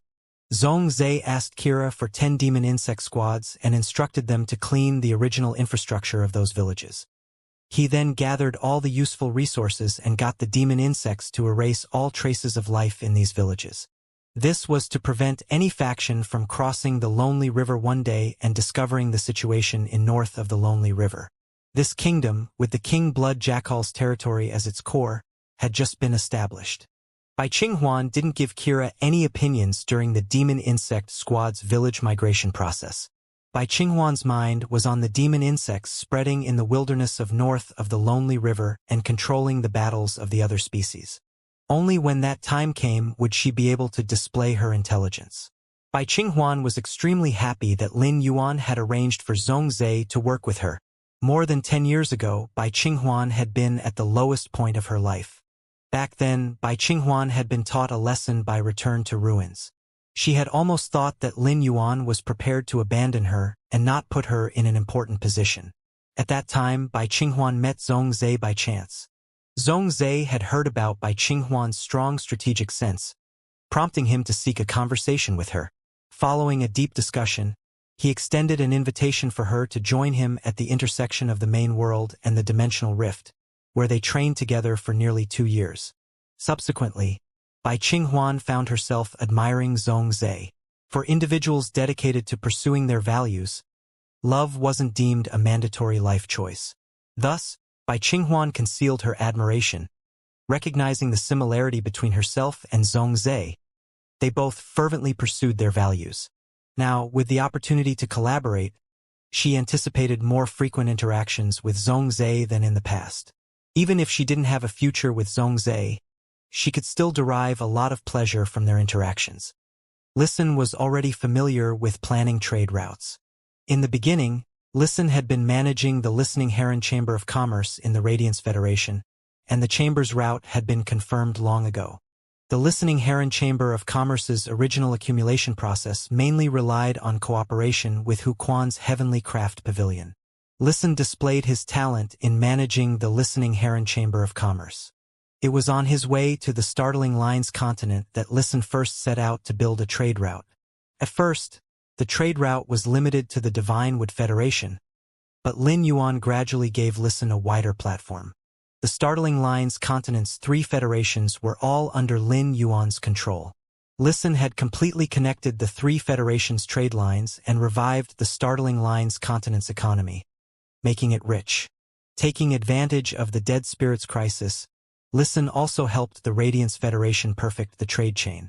The Listening Heron Chamber of Commerce had set up 3-figure branches in every big city. There were thousands of branches in the Radiance Federation so that the more remote prefectures and counties in the various large cities would not have to worry about obtaining resources. This allowed outstanding Spirit Chi professionals to appear in the remote prefectures and counties in the Radiance Federation. With the Radiance Federation as the core, Listen structured the entire world's trade system and received the Moon Empress's great recognition. Listen's ability allowed him to sort out the trade chains within the King Blood Jackals in just 20 days. The Listening Heron Chamber of Commerce was reopened in the sky beyond the clouds. Listen had asked Lin Yuan about the Chamber of Commerce's name. The Listening Heron Chamber of Commerce was Listen's obsession, but he was afraid that Lin Yuan would have a problem with this name now. Lin Yuan did not change the name of the Chamber of Commerce. First of all, the name was of no great matter. No matter how far this Chamber of Commerce developed in the future, it would be managed by Sky City. Secondly, Lin Yuan found the Listening Heron Chamber of Commerce's name very intimate. Listen could be considered a veteran figure in Sky City. Apart from Lu Jie and Wen Yu, Listen had been by Lin Yuan's side the longest. Lin Yuan would give Listen absolute freedom over such a small matter. Endless Summer and Gu Lang did not participate in the construction of the Chamber of Commerce's trade chain. The two of them began to travel around the King Blood Jackal's territory. They wanted to see if there were any resources worth developing and nurturing. Listen was not in a hurry to take out the many resources brought by the main world. They would be stored in the intermediate spatial equipment without any losses. Even if these resources were sold, they could only be exchanged for resources that could be collected in the King Blood Jackal's territory. Listen suddenly had an idea. If he really wanted to open the trade chain, he could not only trade with the species in the King Blood Jackal's territory.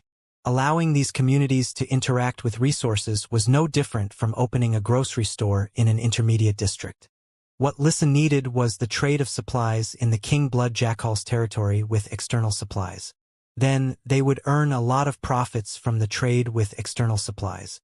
Listen wanted to cooperate with Bei Su after Lin Yuan expressed that he wanted to trade the supplies produced by the 4 species overlords of the Lonely River in the King Blood Jackal's territory. Lin Yuan agreed with Listen's idea. However, the most important thing now was to build the trade chain in the territory. Lin Yuan told Listen to wait until the trade chain in the King Blood Jackal's territory was completed and circulated smoothly. He would get Bei Su to bring Listen and the leaders of the Lonely River's 4 species overlords together to discuss trade matters. Listen was pleasantly surprised when he received Lin Yuan's reply. He was a very ambitious person, especially since he had already successfully experienced the feeling of strategizing. Now that he was in the sky beyond the clouds, Lin Yuan was still willing to give himself space to showcase his ambitions. The Moon Empress and Wen Yu were in charge of Sky City's situation. This meant that Lin Yuan only needed to make decisions for many things. Wen Yu had always been self-aware of her abilities. Back at the main world, she had been mainly responsible for helping Lin Yuan gather information. Sky City's other members did not send messages to Lin Yuan much, so Wen Yu could handle it by herself. But now, everything was in a state of waiting in the sky beyond the clouds. There was too much news rushing to him every day. If not for the Moon Empress' help, Wen Yu would not have been able to handle it. Wen Yu was extremely grateful to the Moon Empress and became even more respectful toward her. After all, she had learned a lot from the Moon Empress. During her time with the Moon Empress, Wen Yu was able to notice her improvement every day. Lin Yuan returned to the King Blood Jackal's palace. Connie was standing in front of Lin Yuan with an expectant and nervous expression.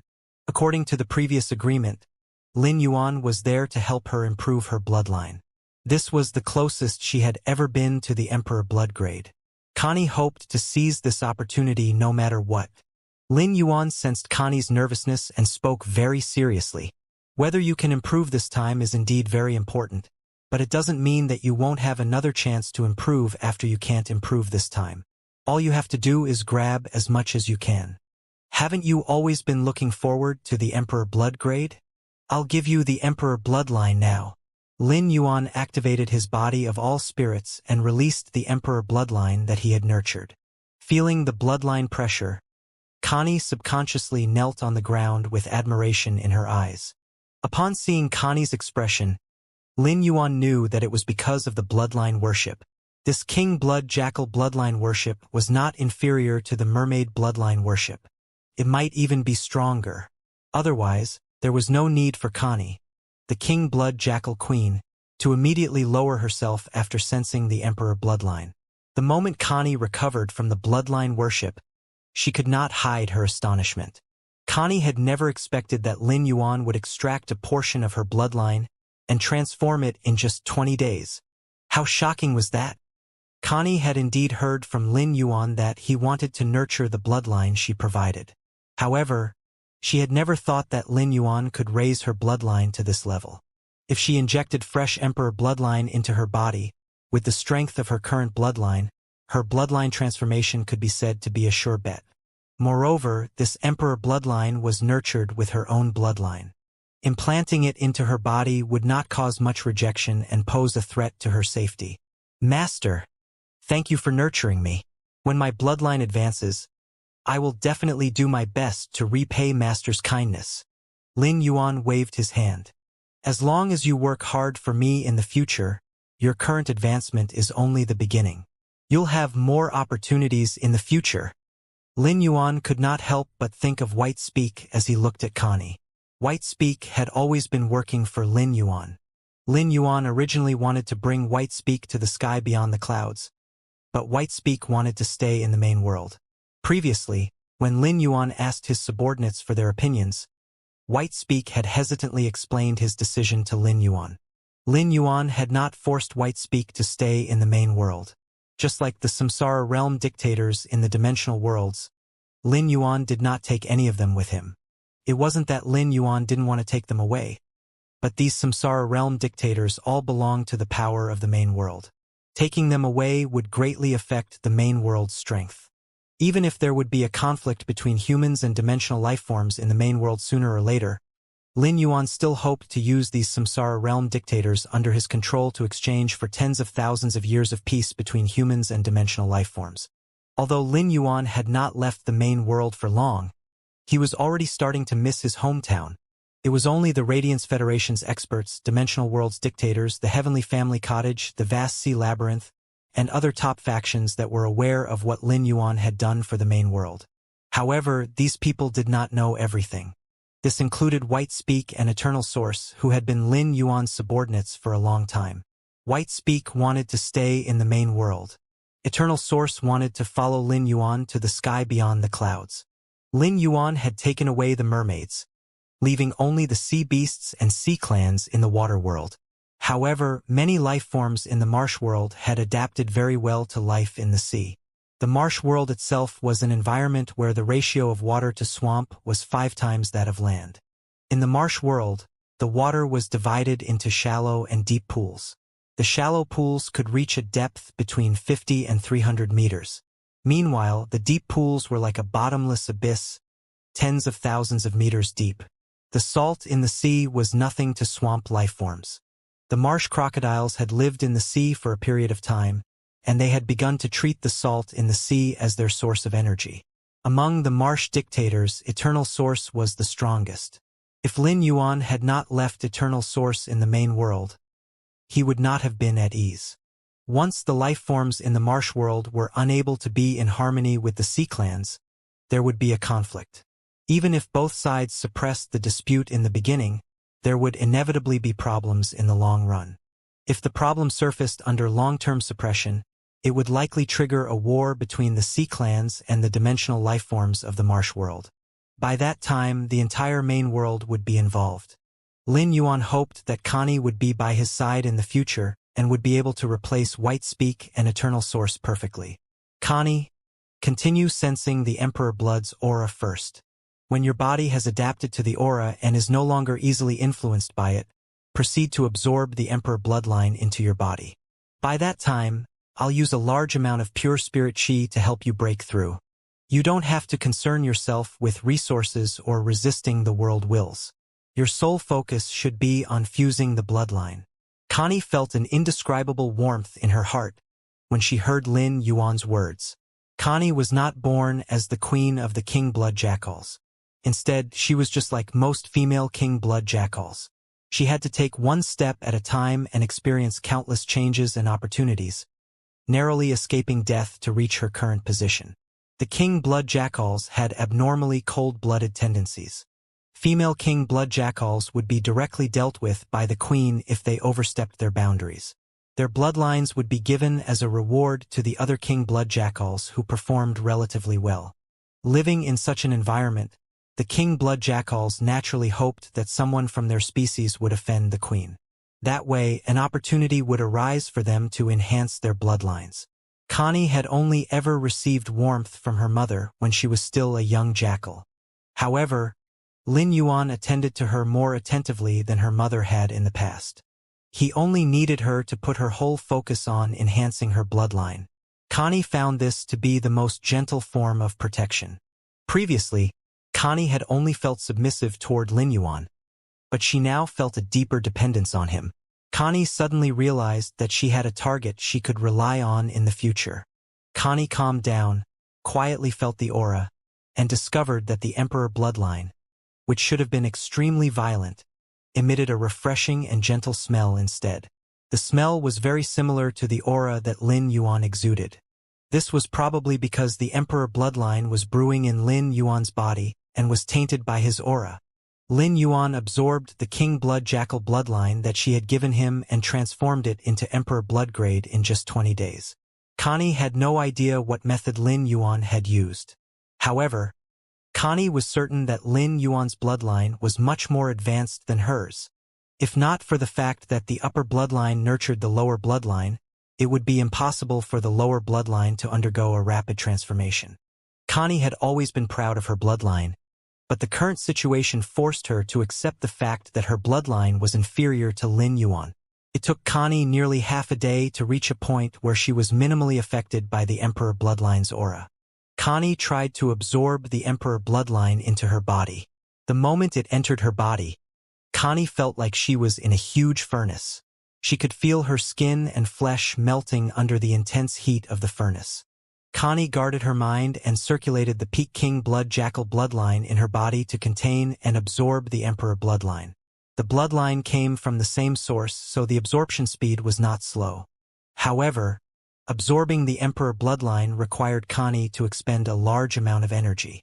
Based on the current energy consumption, the energy in her body might be exhausted in less than 10 minutes. Once the energy was exhausted, the Emperor bloodline that had yet to be absorbed would wreak havoc in her body. Her body would be riddled with gaping wounds in an extremely short period. At that moment, Connie saw Lin Yuan bring out a few wooden boxes made of completely jade-textured wood. Fully jade-textured wood in the sky beyond the clouds was considered a luxury commodity. In a pure spirit chi environment, wood attaining a fully jade-like texture would absorb spirit chi. Absorbing it meant that it would cause the loss of spirit chi. Those factions with pure spirit chi would not be willing to spend it on nurturing completely jade-textured wood. When Lin Yuan opened the wooden box, Connie was completely stunned by the scene before her. These wooden boxes were densely packed with spirit chi crystals. There were probably more than 10,000 spirit chi crystals in each wooden box. Lin Yuan took out these spirit chi crystals in front of him. Clearly, these spirit chi crystals were used to replenish his energy. The King Blood Jackals had been running this place for nearly 2 eras. It was impossible for Connie to get the King Blood Jackals to take out so many resources. Moreover, if a species wanted to become stronger, hoarding resources was counterproductive. These resources could be immediately converted into strength. The earlier they were utilized, the stronger the species would be. This way, the species could snowball and increase the speed at which they collected resources. The resources of the King Blood Jackals had basically been used up by Connie. In fact, when Connie's bloodline was stuck at the peak King Blood Jackal bloodline, she had also tried to make a breakthrough in her bloodline. Every attempt would consume a portion of the King Blood Jackal's foundation. Connie had almost exhausted said foundation. Otherwise, when Lin Yuan helped her bloodline break through, Connie would have prepared more resources to express the importance she placed on improving her strength and bloodline. Lin Yuan didn't hesitate to use the source sand to crush the spirit chi crystals one after another. The speed at which the spirit chi crystals shattered was comparable to the speed at which Connie absorbed the spirit chi. Lin Yuan placed his palm on Connie's back, and pure spirit chi continuously poured into her body to help her transform her bloodline. Lin Yuan knew very well that helping Connie advance to Domain Mountain/Holy Spirit Realm was not a small project. It would take a long time. Fortunately, Lin Yuan could divert his attention to deal with Sky City's matters while helping Connie advance. Actually, when Lin Yuan first saw Connie, he had already used Morbius True Data to investigate her. The King Blood Jackal bloodline was abnormally violent. Almost all of Connie's abilities and exclusive skills were geared toward enhancing her offensive abilities. Connie could also use her bloodline to control metals to nurture exclusive weapons compatible with her combat style. This weapon was different from the weapon transformed by a lifeform's body weaponization in the main world. Weapons nurtured by Connie's bloodline could be mass-produced. Connie herself was an abnormally powerful armory. Among all her skills and exclusive skills, Connie's most eye-catching feature was her Divine Kingdom ability, Jackal Devouring Purgatory. Once Connie's domain-type Divine Kingdom ability was activated, the lifeforms in the domain would be bitten and devoured by the shadow of a wild jackal comparable to Connie's own strength.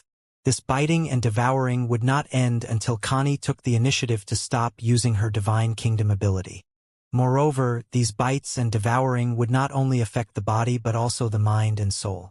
Among all the Divine Kingdom abilities that Lin Yuan had seen, this one was the most offensive. None of the Divine Kingdom abilities of the 4 species overlords of the Lonely River could compare to Connie's Divine Kingdom ability. This was also the reason why Lin Yuan was willing to nurture Connie despite spending so much effort and resources. While Lin Yuan was nurturing Connie, Fan Lu had returned to the Chaos Wind Demon Wolf's palace to report to Feng Qing. Fan Lu was still as respectful to Feng Qing as usual.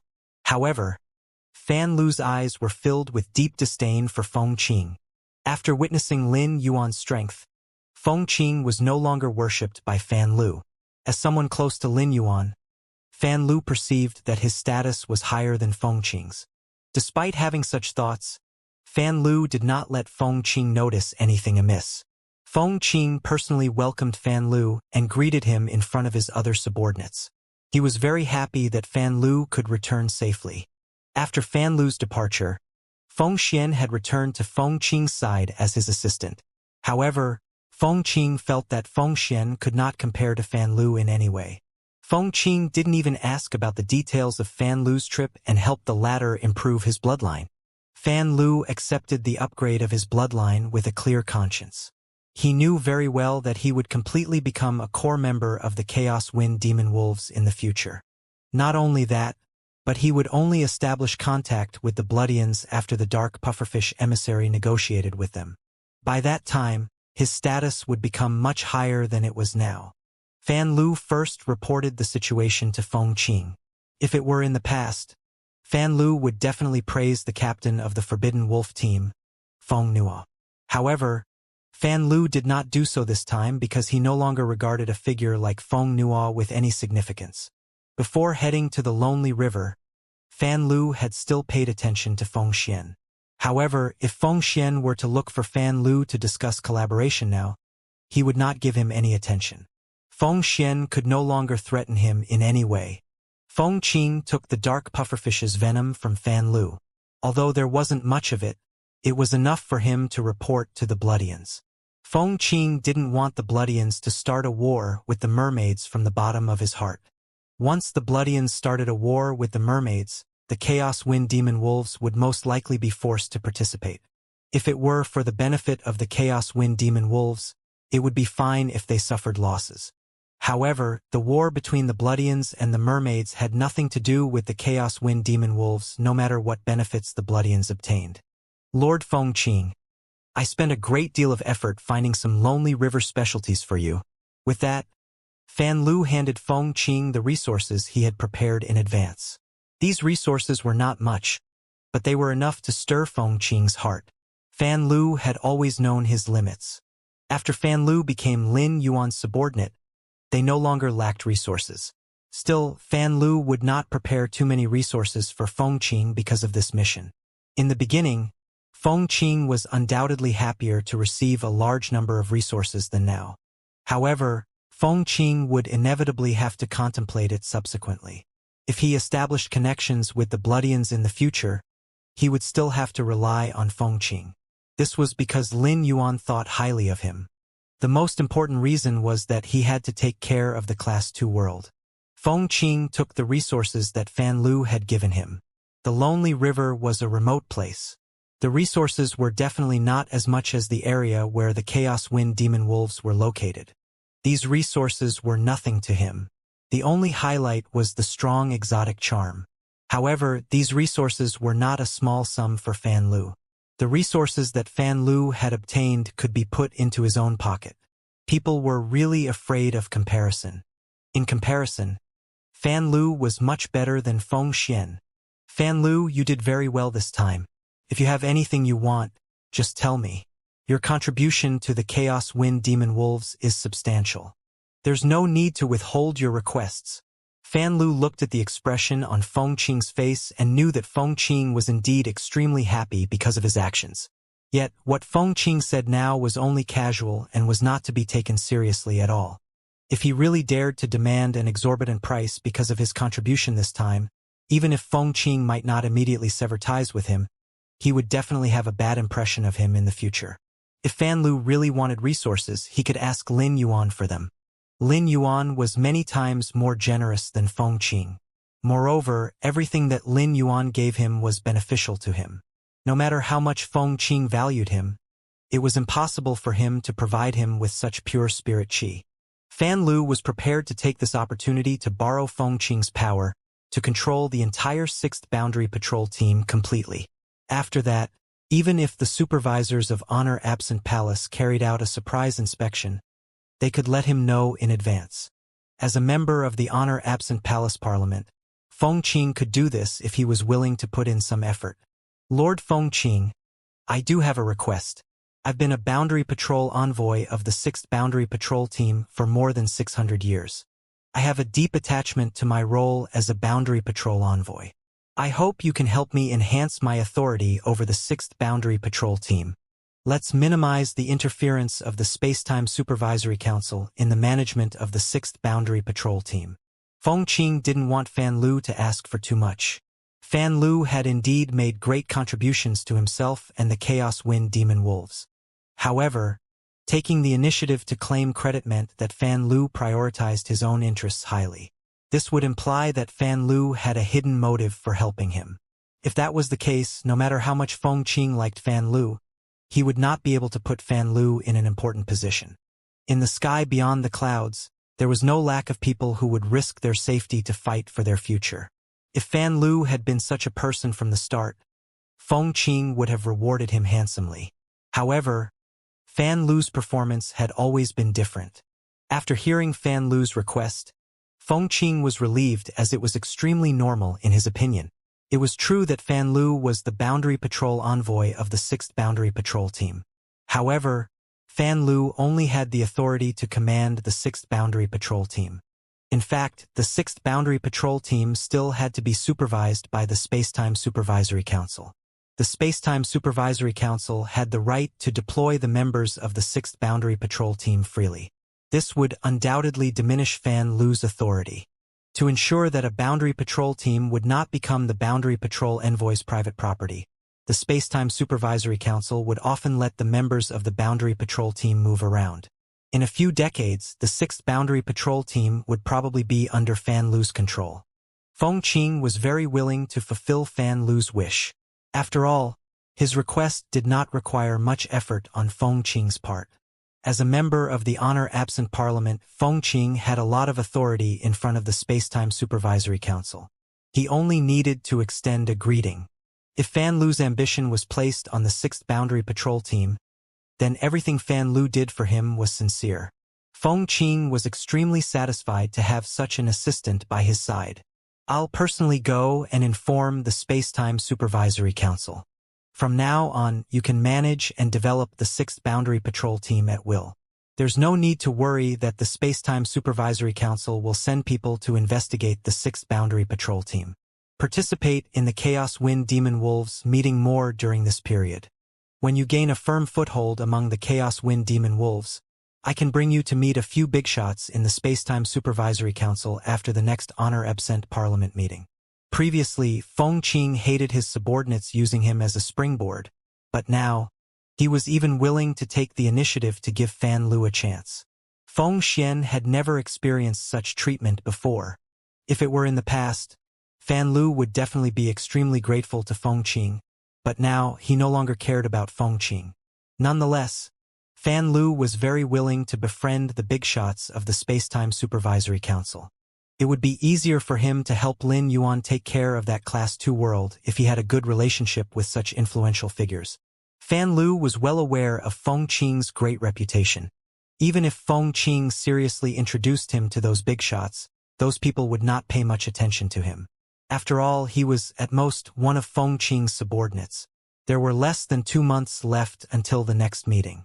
In these 2 months, through the maneuvers of the dark pufferfish, he would establish connections with the Bloodians.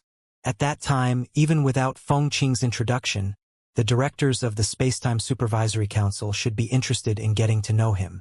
Feng Qing didn't say much to Fan Lu. Instead, he took the dark pufferfish venom that Fan Lu had given him to the Bloodians. Fan Lu returned to the 6th Boundary Patrol Team and began to reorganize it. He then found an excuse to kick out all the disobedient people. Naturally, he would not give these team members a chance to develop in other Boundary Patrol teams. Instead, he would assign them one last mission. In the mission, these expelled members would all end up dead. These members were all well aware of how mystical the Class 2 world was. While these members were part of the 6th Boundary Patrol Team, he could exert control over them. However, if they really went to the other Boundary Patrol teams, it was inevitable that they would divulge information. If he attracted the interest of those with ulterior motives again, he would not be able to report to Lin Yuan. Fan Lu was ruthless enough. It was precisely because of his ruthlessness that he could survive until now with such a lowly background. With Lin Yuan's help, Connie successfully reached the Holy Spirit level. Connie's breakthrough caused a huge commotion. The natural disaster triggered by the world wills really frightened Connie. If Connie were to endure such a world cleansing, she would not be able to pass it successfully. Yet, the 2 experts beside Lin Yuan supported the sky with one hand and set up a barrier to protect themselves. No matter how the world wills attacked like a tsunami Lin Yuan, the barrier was still intact. The 2 experts under Lin Yuan were not affected at all. It was as if they were doing something very ordinary. This made Connie reevaluate spring and summer strength. Spring and summer strength completely exceeded Connie's expectations. At that moment, Connie seemed to suddenly comprehend why they looked down on the spinning wings white falcons, and even the crimson heaven falcons behind them. Connie refrained from delving too deeply into her thoughts during the evolving process, for fear that her distraction would affect her evolution. If Lin Yuan did not provide her with sufficient resources, she would not be able to evolve even if she tried her best. Still, it was not to the extent that she would let him down. Now that Lin Yuan had provided her with sufficient resources and ensured her protection, how would she have the face to follow Lin Yuan in the future if she failed to evolve successfully due to her own shortcomings? During the evolution process, Connie returned to her original form.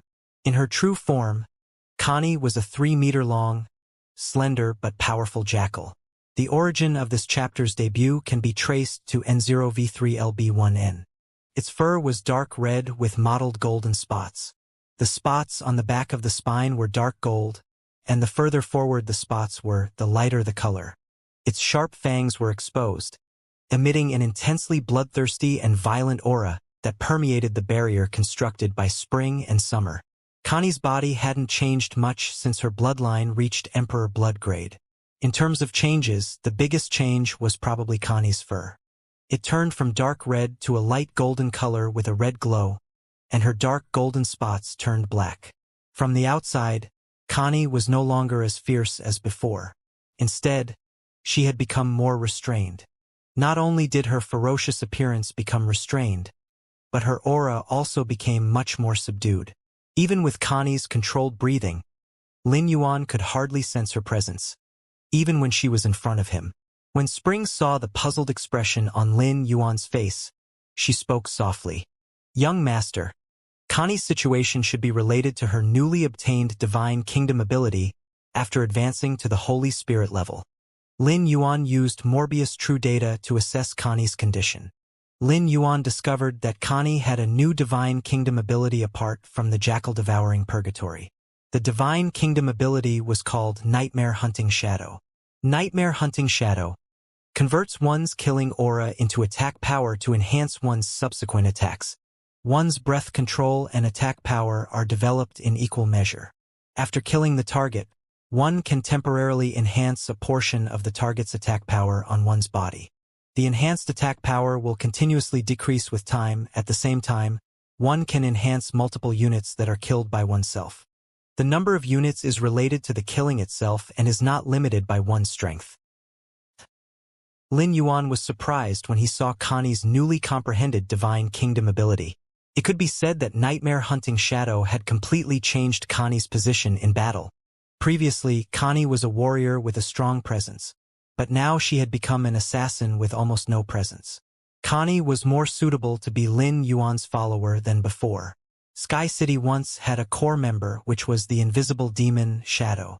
Lin Yuan had raised Shadow's strength to the World Emperor grade, which was the strongest form of combat power in the main world. Firstly, Lin Yuan needed a powerful demon to suppress Caroline and Carlos. Caroline and Carlos had been affected by the Abyss Red Lotus, so their strength had increased extremely quickly. When Lin Yuan left the main world, Caroline and Carlos had already surpassed Eternal Source. Secondly, Shadow was the only Sky City member that Lin Yuan had left in the main world. If anything happened in the main world, Shadow would use the soul jade left behind by Winter to contact him. Even if Lin Yuan could not help the main world, he should be aware of the situation. After obtaining her new Divine Kingdom ability, Connie's aura concealment ability was much stronger than Shadow's. Apart from the aura concealment ability, the strongest point of Nightmare Hunting Shadow was the increase in attack power for Connie. Connie's aura was abnormally fierce. This aura turned into attack power and augmented Connie's body, allowing her to still have the ability to fight above her level, even though she had stepped into the Holy Spirit level. Connie connected with Jackal Devouring Purgatory through night-killing Shadow Hunt and harvested the lives of other lifeforms. The attacks of the other lifeforms would continuously accumulate on Connie, rendering her stronger the more she fought. Lin Yuan heaved a sigh of relief when Connie successfully stepped into the Holy Spirit level. Connie's Divine Kingdom must have undergone earth-shattering changes. Since Lin Yuan controlled Connie's Fountain of Faith, She had given him a large amount of faith power when she became a Holy Spirit expert. The faith power nourished Lin Yuan's divine kingdom and accelerated its evolution. Lin Yuan could use the fountain of faith to extract the faith power from Connie's divine kingdom, but he did not do so. It wasn't easy for Lin Yuan to help Connie evolve, so he wouldn't cut off her potential. What left Lin Yuan feeling a little regretful was that neither of Connie's divine kingdoms had the ability to accumulate faith power. This led Lin Yuan to understand that Connie would not be able to evolve for a long time after reaching Domain Mountain/Holy Spirit. Next, he would guide Connie's evolution from the World Emperor grade to the Domain Mountain class. All that was required was for Connie to consistently absorb spirit chi for accumulation. Lin Yuan communicated with Connie and learned that she would be able to complete her transformation in about 3 months. Lin Yuan did not plan to wait for more than 3 months in north of the Lonely River. Furthermore, compared to letting Connie absorb the spirit chi crystals while simultaneously injecting spirit chi into her body through his body of all spirits, it was better to just let Connie absorb the spirit chi crystals. Morbius had been helping Lin Yuan plan in the King Blood Jackal's territory during this period to help the lifeforms in the Faith countries evolve. This place served the same purpose as the places around Thick Soil City in the Startling Lines continent.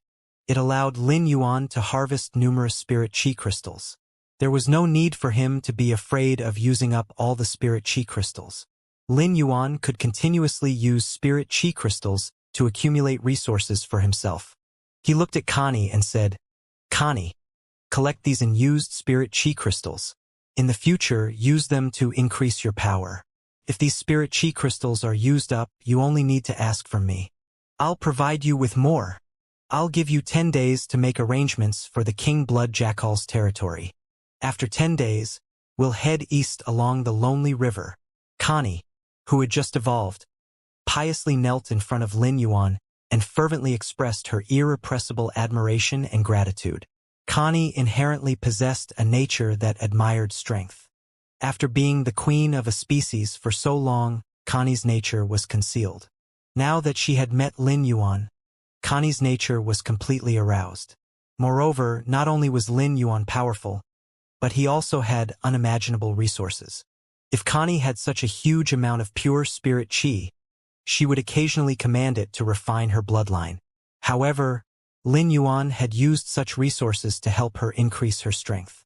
Could be said that Lin Yuan did not care about this pure spirit chi at all. Following Lin Yuan was truly a blessing.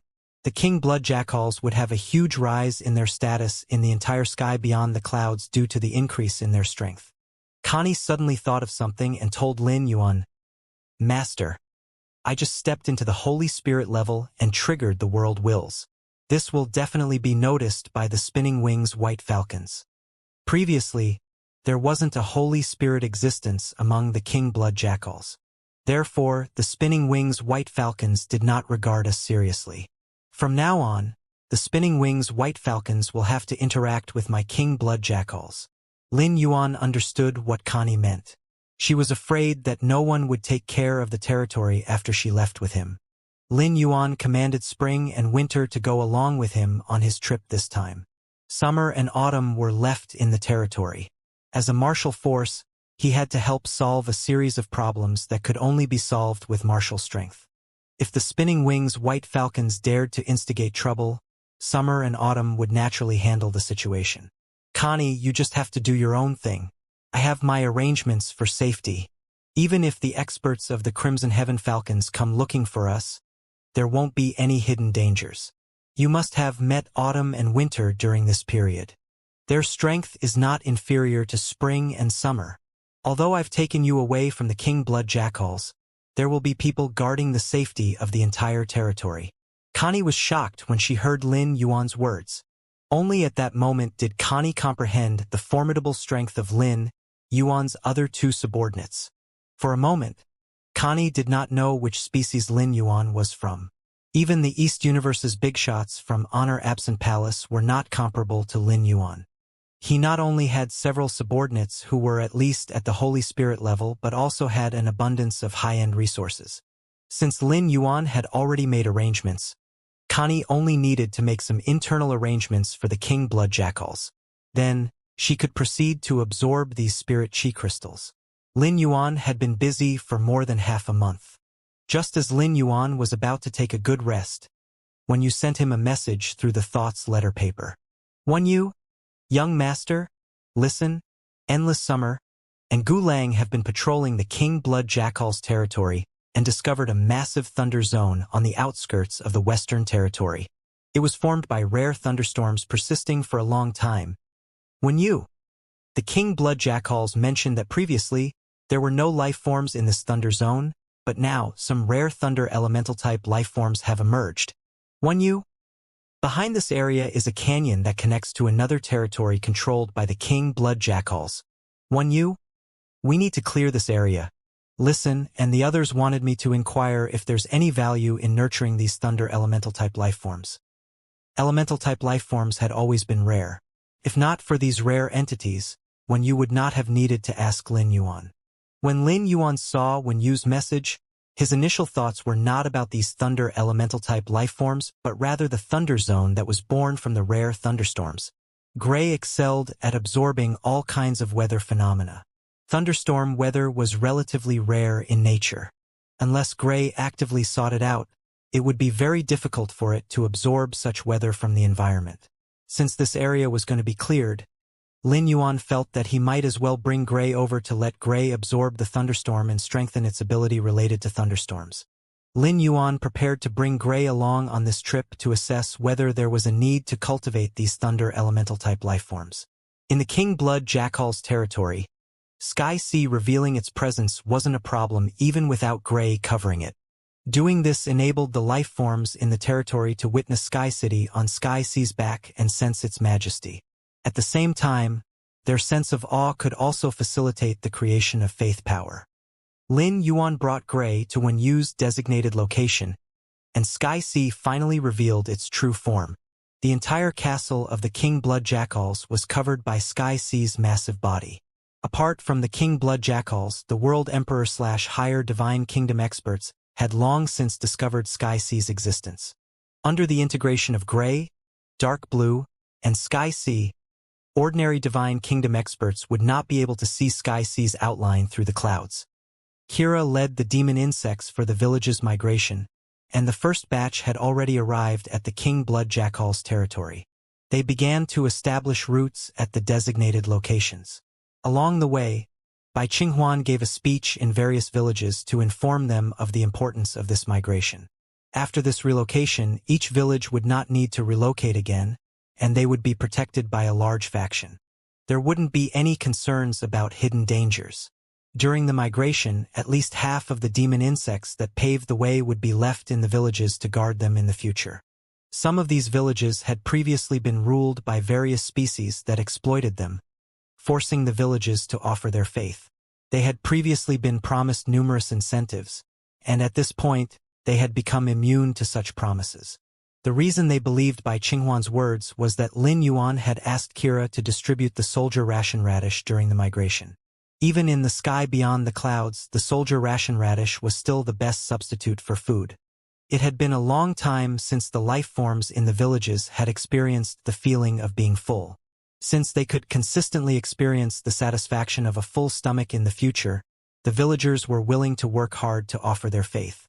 In the process of managing the villages, the life forms in these villages had undergone extensive training.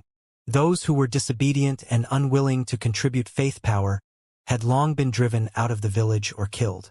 Lin Yuan not only ensured that these villages could have enough to eat, but also allowed them to build infrastructure in a location and lived in it. In the hearts of the village members, Lin Yuan, the city lord of Sky City, was like a savior. There were also specialized individuals providing medical treatment for the life forms in those villages who were afflicted by serious illnesses. Previously, the life forms in the villages were all under control, and they were obligated to reproduce mechanically to ensure that there were enough descendants to contribute faith power. Now that the problem of food and shelter had been resolved, the life forms in the villages could undergo natural reproduction. The happiness in the villages was no longer limited to individuals but permeated throughout the villages. Lin Yuan did not provide any help to the life forms in the villages when it came to building their infrastructure. Instead, he let them collect the materials themselves. Even though there was a huge difference in the style of the houses in each village, Lin Yuan knew very well that the houses built by these lifeforms could give them a sense of belonging. Lin Yuan brought a total of 2,000 land imps from the main world. Lin Yuan created a paradise for these land imps at the side of the underground palace that he had just set up, which was an area in the sea of bone lotus flowers. Land imps reproduced very rapidly. Basically, a land imp couple could give birth to a small population of over 100 offspring in 10 years. When the number of these land imps reached a certain scale, the houses built by the lifeforms in the villages would age with use. By that time, Lin Yuan would be able to build standard infrastructure for each village by distributing benefits because, 10 years later, the lifeform sense of belonging in the villages would have nothing to do with those houses. Soon, Lin Yuan brought Gray to the thunder zone. Gray looked at the dense thunderclouds in the sky, and its excitement caused the thunderclouds around Lin Yuan to tremble. Gray, feel free to absorb these thunderstorms. These thunderclouds often gather here, either due to the presence of secret treasures here that can cause thunderclouds to form or because of the terrain of this area. Either way, it will provide you with a continuous source of thunderstorms for you to absorb, Lin Yuan said with a smile. Gu Lang and Endless Summer had already gone to other areas. Listen was waiting at the outskirts of the Thunder Zone with a team of more than 3,000 demon insects. He was holding a few purple crystals, which were releasing electric arcs from time to time. Upon seeing Lin Yuan, Listen waved at him and quickly walked up to him. Meanwhile, the demon insects all prostrated themselves on the ground. This was the highest etiquette of the demon insects, and only Kira and Lin Yuan could be on the receiving end of it. While Lin Yuan and Listen were talking, Gray used its cloud form to envelop the thunderclouds and quickly absorbed the thunder, causing thunderclouds to stop sending down thunderstorms. Listen greeted Lin Yuan before handing the purple crystals to him. Young Master, these thunder crystals are the core of the thunder lifeforms that inhabit this thunder zone. It's obvious that these thunder lifeforms have only appeared recently. The strongest thunder lifeforms I've seen are only comparable to a gold fae. However, after my experiments and observations, I only need to provide some spirit chi to these thunder lifeforms, and they will immediately become stronger. Unearth this data, retracing it to the very heart of Enoviurolsison. Young Master, with just one spirit chi crystal you gave me, I elevated the strength of a thunder elemental type lifeform, comparable to a gold fae, to the level akin to a diamond fae. In other words, nurturing these thunder elemental type lifeforms only requires a very small amount of resources. Lin Yuan nodded. Compared to before, Listen was more meticulous in his work, to the point that Lin Yuan did not even need to capture an elemental type thunder lifeform that had hatched in the thunder zone for investigation. This allowed Lin Yuan to understand the advantages of these elemental type lifeforms. Listen was not a creation master and did not have abilities like true data. Therefore, Listen's understanding of this thunder elemental type lifeform was too superficial. Lin Yuan only needed to find a thunder elemental type lifeform and use Morbius true data to investigate it to find out about its specific abilities and strengths. At that moment, Listen added, Young Master, these thunder elemental type lifeforms are not without flaws. Their intelligence is extremely low, and they are too violent. Once they are controlled, they will instinctively struggle. Ultimately, this will lead to energy depletion, leaving only their elemental core behind. Lin Yuan had heard the Moon Empress mention it before. Most of the elemental type lifeforms were related to the inherent characteristics of the elements themselves. It was not difficult to understand why thunder elemental type lifeforms had such violent traits. However, under normal circumstances, their traits could be restrained as their intelligence increased. Lin Yuan raised his hand and summoned the perfect touch wisteria. Green Vine, help me catch a few thunder elemental type lifeforms in this thunder zone. If you discover a few different forms of existence, remember to help me bring them over. Green Vine entered the thunder zone in a flash. Green Vine was a little unhappy that Lin Yuan had kept it in the Spirit Lock spatial zone. It was much livelier than Sky Sea and Gray.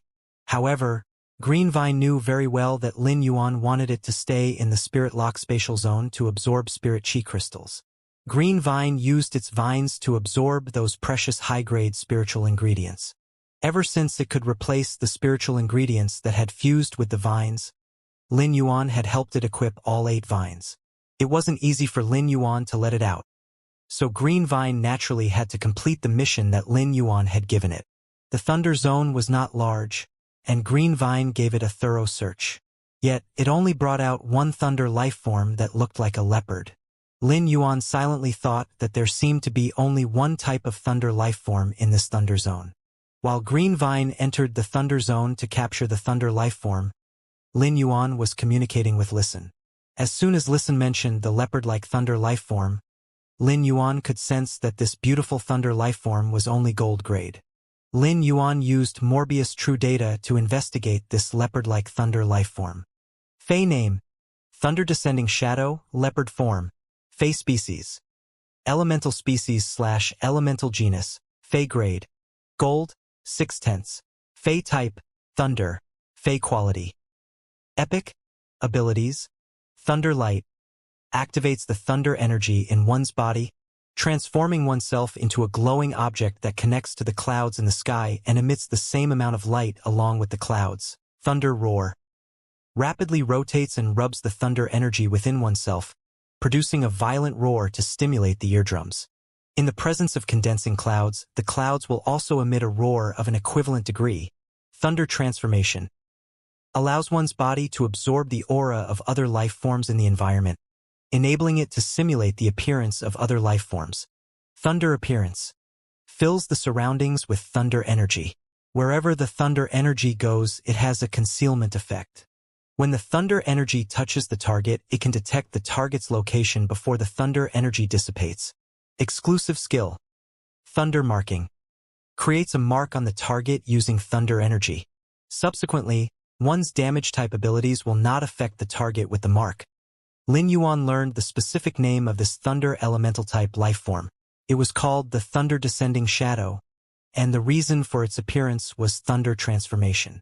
The Thunder Zone was filled with violent thunder energy, making it difficult for flesh life forms to survive. Moreover, all the Thunder Descending Shadows in the entire Thunder Zone area existed in the form of leopards. This indicated that there was something in the Thunder Zone that provided this leopard-type aura. Lin Yuan estimated that this thing most likely existed below the Thunder Zone. It might even be related to the existence of the Thunder Zone. However, considering the Thunder Descending Shadows abilities and exclusive skills, Lin Yuan felt that it needed to be nurtured in large quantities to deploy it in multiple villages. For example, Thunder Light was like an enhanced version of a flare. Not only could the Thunder Descending Shadow raise itself into the sky as a glowing object, but it could also attract clouds and make them emit light like him. Once the Thunder Descending Shadow used Thunder Light in the village, it would be enough to draw the Protector's attention to the village and resolve the problems in the village. If Thunder Light could be used to communicate with the outside world, then Thunder Roar was akin to sounding an air defense siren to alert the life forms in the village. It was inevitable that they would encounter some problems in their faith country. When they encountered these problems, having an ability like Thunder Roar to remind the members of every village helped maximize the safety of these villagers in dealing with emergencies and reduce Lin Yuan's losses. Lin Yuan's goal in establishing the faith country was to collect faith. Therefore, every life form in the villages that could provide faith power was an extremely precious treasure. Just based on Thunder Light and Thunder Roar alone, the Thunder Descending Shadow was indeed worth cultivating. Its gold ability, Thunder Appearance, allowed the Thunder Descending Shadow to break through concealment. When imbuing the target with the thunder energy would burst into dazzling thunder light and directly mark the target's location. Unless the target spent a lot of effort to eliminate this thunder energy, they would not be able to escape the detection of the thunder. It did not take much energy for the Thunder Descending Shadow to use Thunder Appearance. Without using other abilities, simply using Thunder Appearance could maintain the constant level of energy in its body. Under such circumstances, the Thunder Descending Shadow could serve as the supervisor in the village. If someone in the village did something bad that could jeopardize the safety of the others in the village, The Thunder Descending Shadow could investigate first and then directly mark the lifeforms involved and have the demon insects handle the situation upon their arrival. The Thunder Descending Shadow's thunder appearance could ensure the highest level of discipline in the village under flexible use. It would prevent the bullies hiding in the village from bullying the weak lifeforms in the village. This could increase the happiness of the villagers and stabilize the output of faith power. Previously, during the investigation of these villages, Lin Yuan had discovered many instances of bullying and had been pondering how to stop these situations. Now, Lin Yuan finally found a way to completely resolve it. The Thunder Descending Shadow's thunder transformation not only confirmed for Lin Yuan that there were powerful thunder-type leopard species lifeforms corpse underground, but it also had a very strong effect.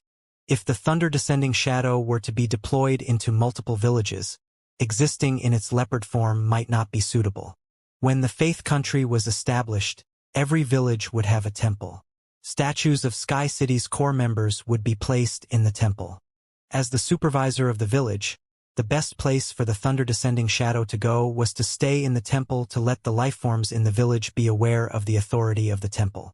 Lin Yuan believed that the most suitable form for the Thunder Descending Shadow should be the Flower Calamity Beautiful Devil, which wore a priest's robe and looked extremely holy but was a scheming devil in reality.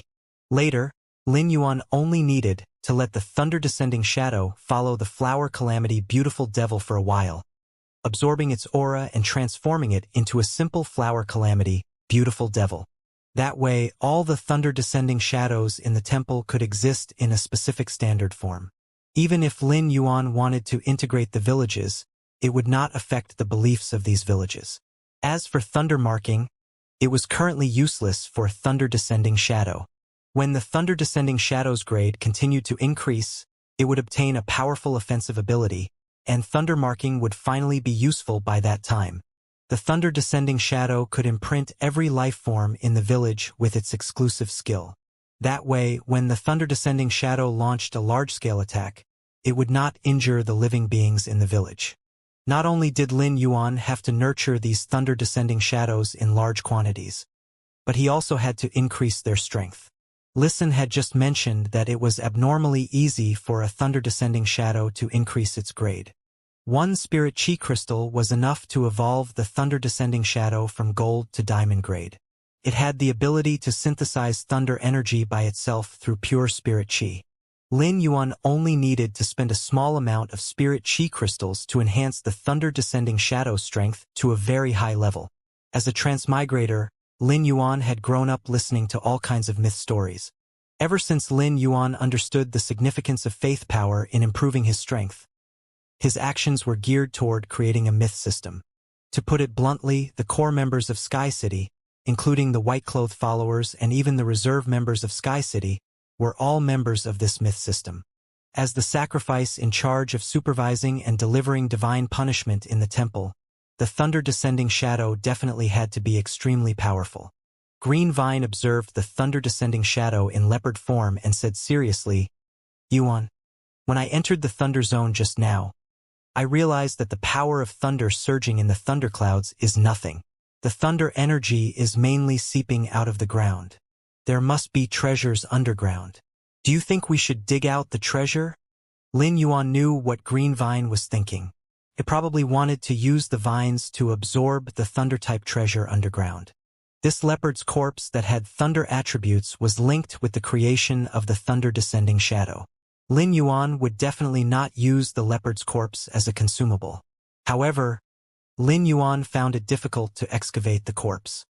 He was afraid that digging the corpse out of the ground would deplete the thunder energy there, making it very likely that there would not be enough thunder energy to produce the Thunder Descending Shadow for a long time. Lin Yuan turned to ask, "Listen, did this thunder zone seriously affect the establishment of the trade chain?" Listen nodded seriously. "Young master, the mountain valley behind this thunder zone is connected to another territory of the King Blood Jackals.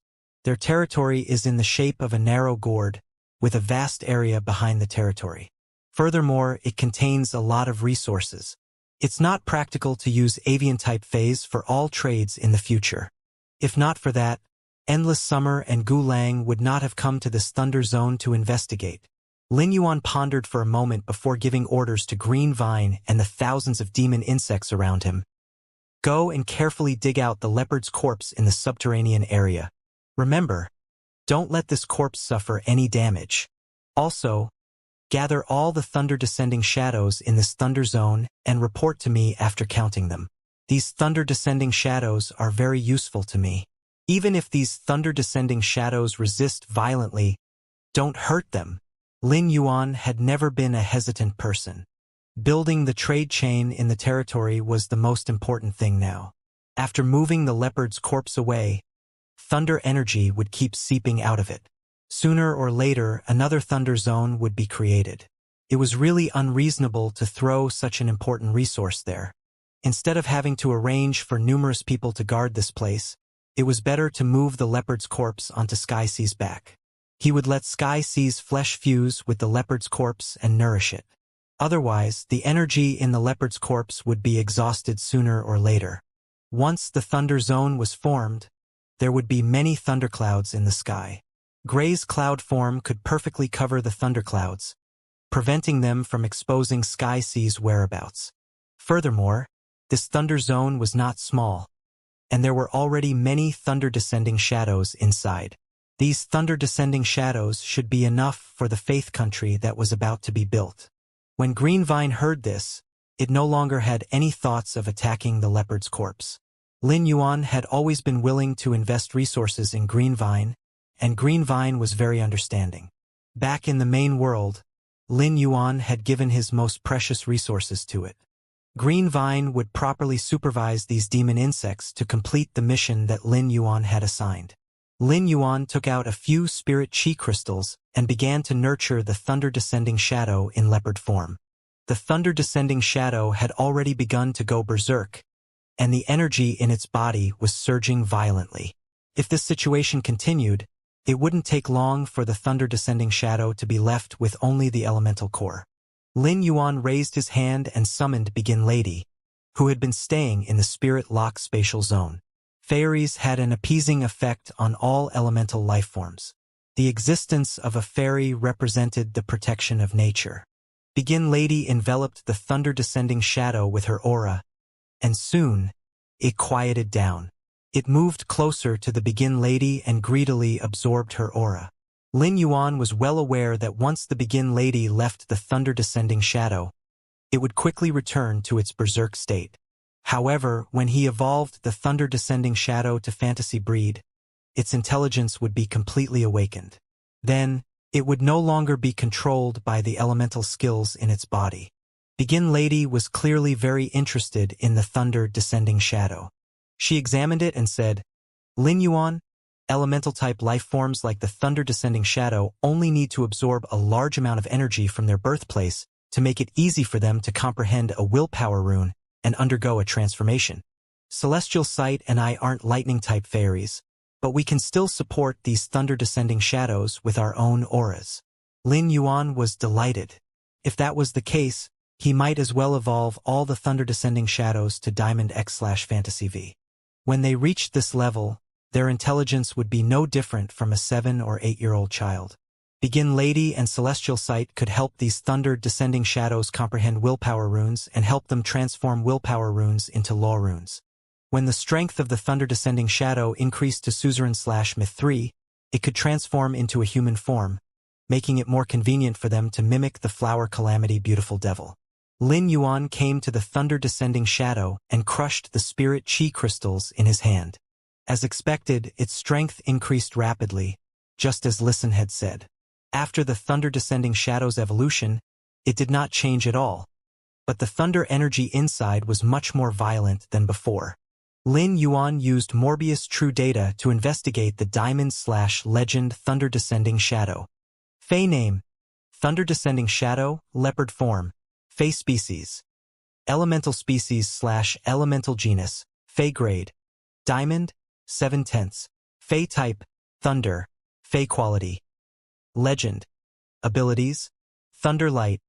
Activates the thunder energy in one's body, transforming oneself into a glowing object that connects to the clouds in the sky and emits the same amount of light along with the clouds. Thunder Roar.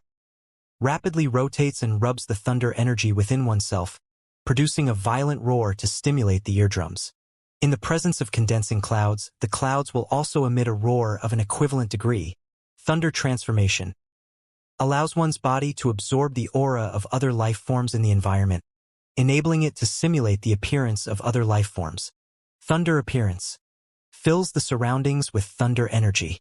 Wherever the thunder energy goes, it has a concealment effect. When the thunder energy touches the target, it can detect the target's location before the thunder energy dissipates. Thunder flame suspension. The suspended thunderball pulls the target and attaches the target to the thunderball. The thunder energy inside the thunderball, friction at high speeds, activates the fire elements to burn the target attached to the thunderball. After burning the target's body to ashes, the spirit and soul will be imprisoned in the thunderball. Annihilation thundercloud summons thunderclouds to cover an area. The thunder that descends from the thunderclouds will cause damage to life forms. Initially, it will paralyze the target, and attacking the paralyzed target will double the effectiveness of the attacks. Exclusive skill. Thunder marking creates a mark on the target using thunder energy. Afterward, one's damage type abilities will not affect the target with the mark. When Lin Yuan finished using spirit chi crystals to nurture the thunder descending shadow, the first batch of thunder descending shadows captured from the thunder zone had already been brought out by the demon insects.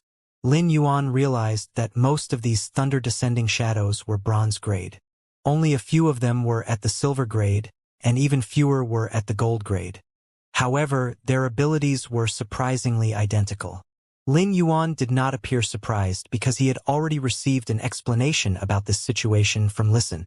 Otherwise, Lin Yuan would not have considered nurturing the thunder descending shadows solely based on their abilities.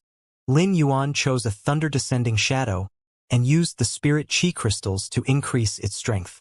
He realized that these thunder descending shadows even possessed the same platinum and diamond abilities. Their platinum ability, thunder flame suspension, was not very offensive, and its usage was not simple or direct at all. Could be described as fanciful. However, this ability was very suitable for Lin Yuan's intended role for thunder descending shadow.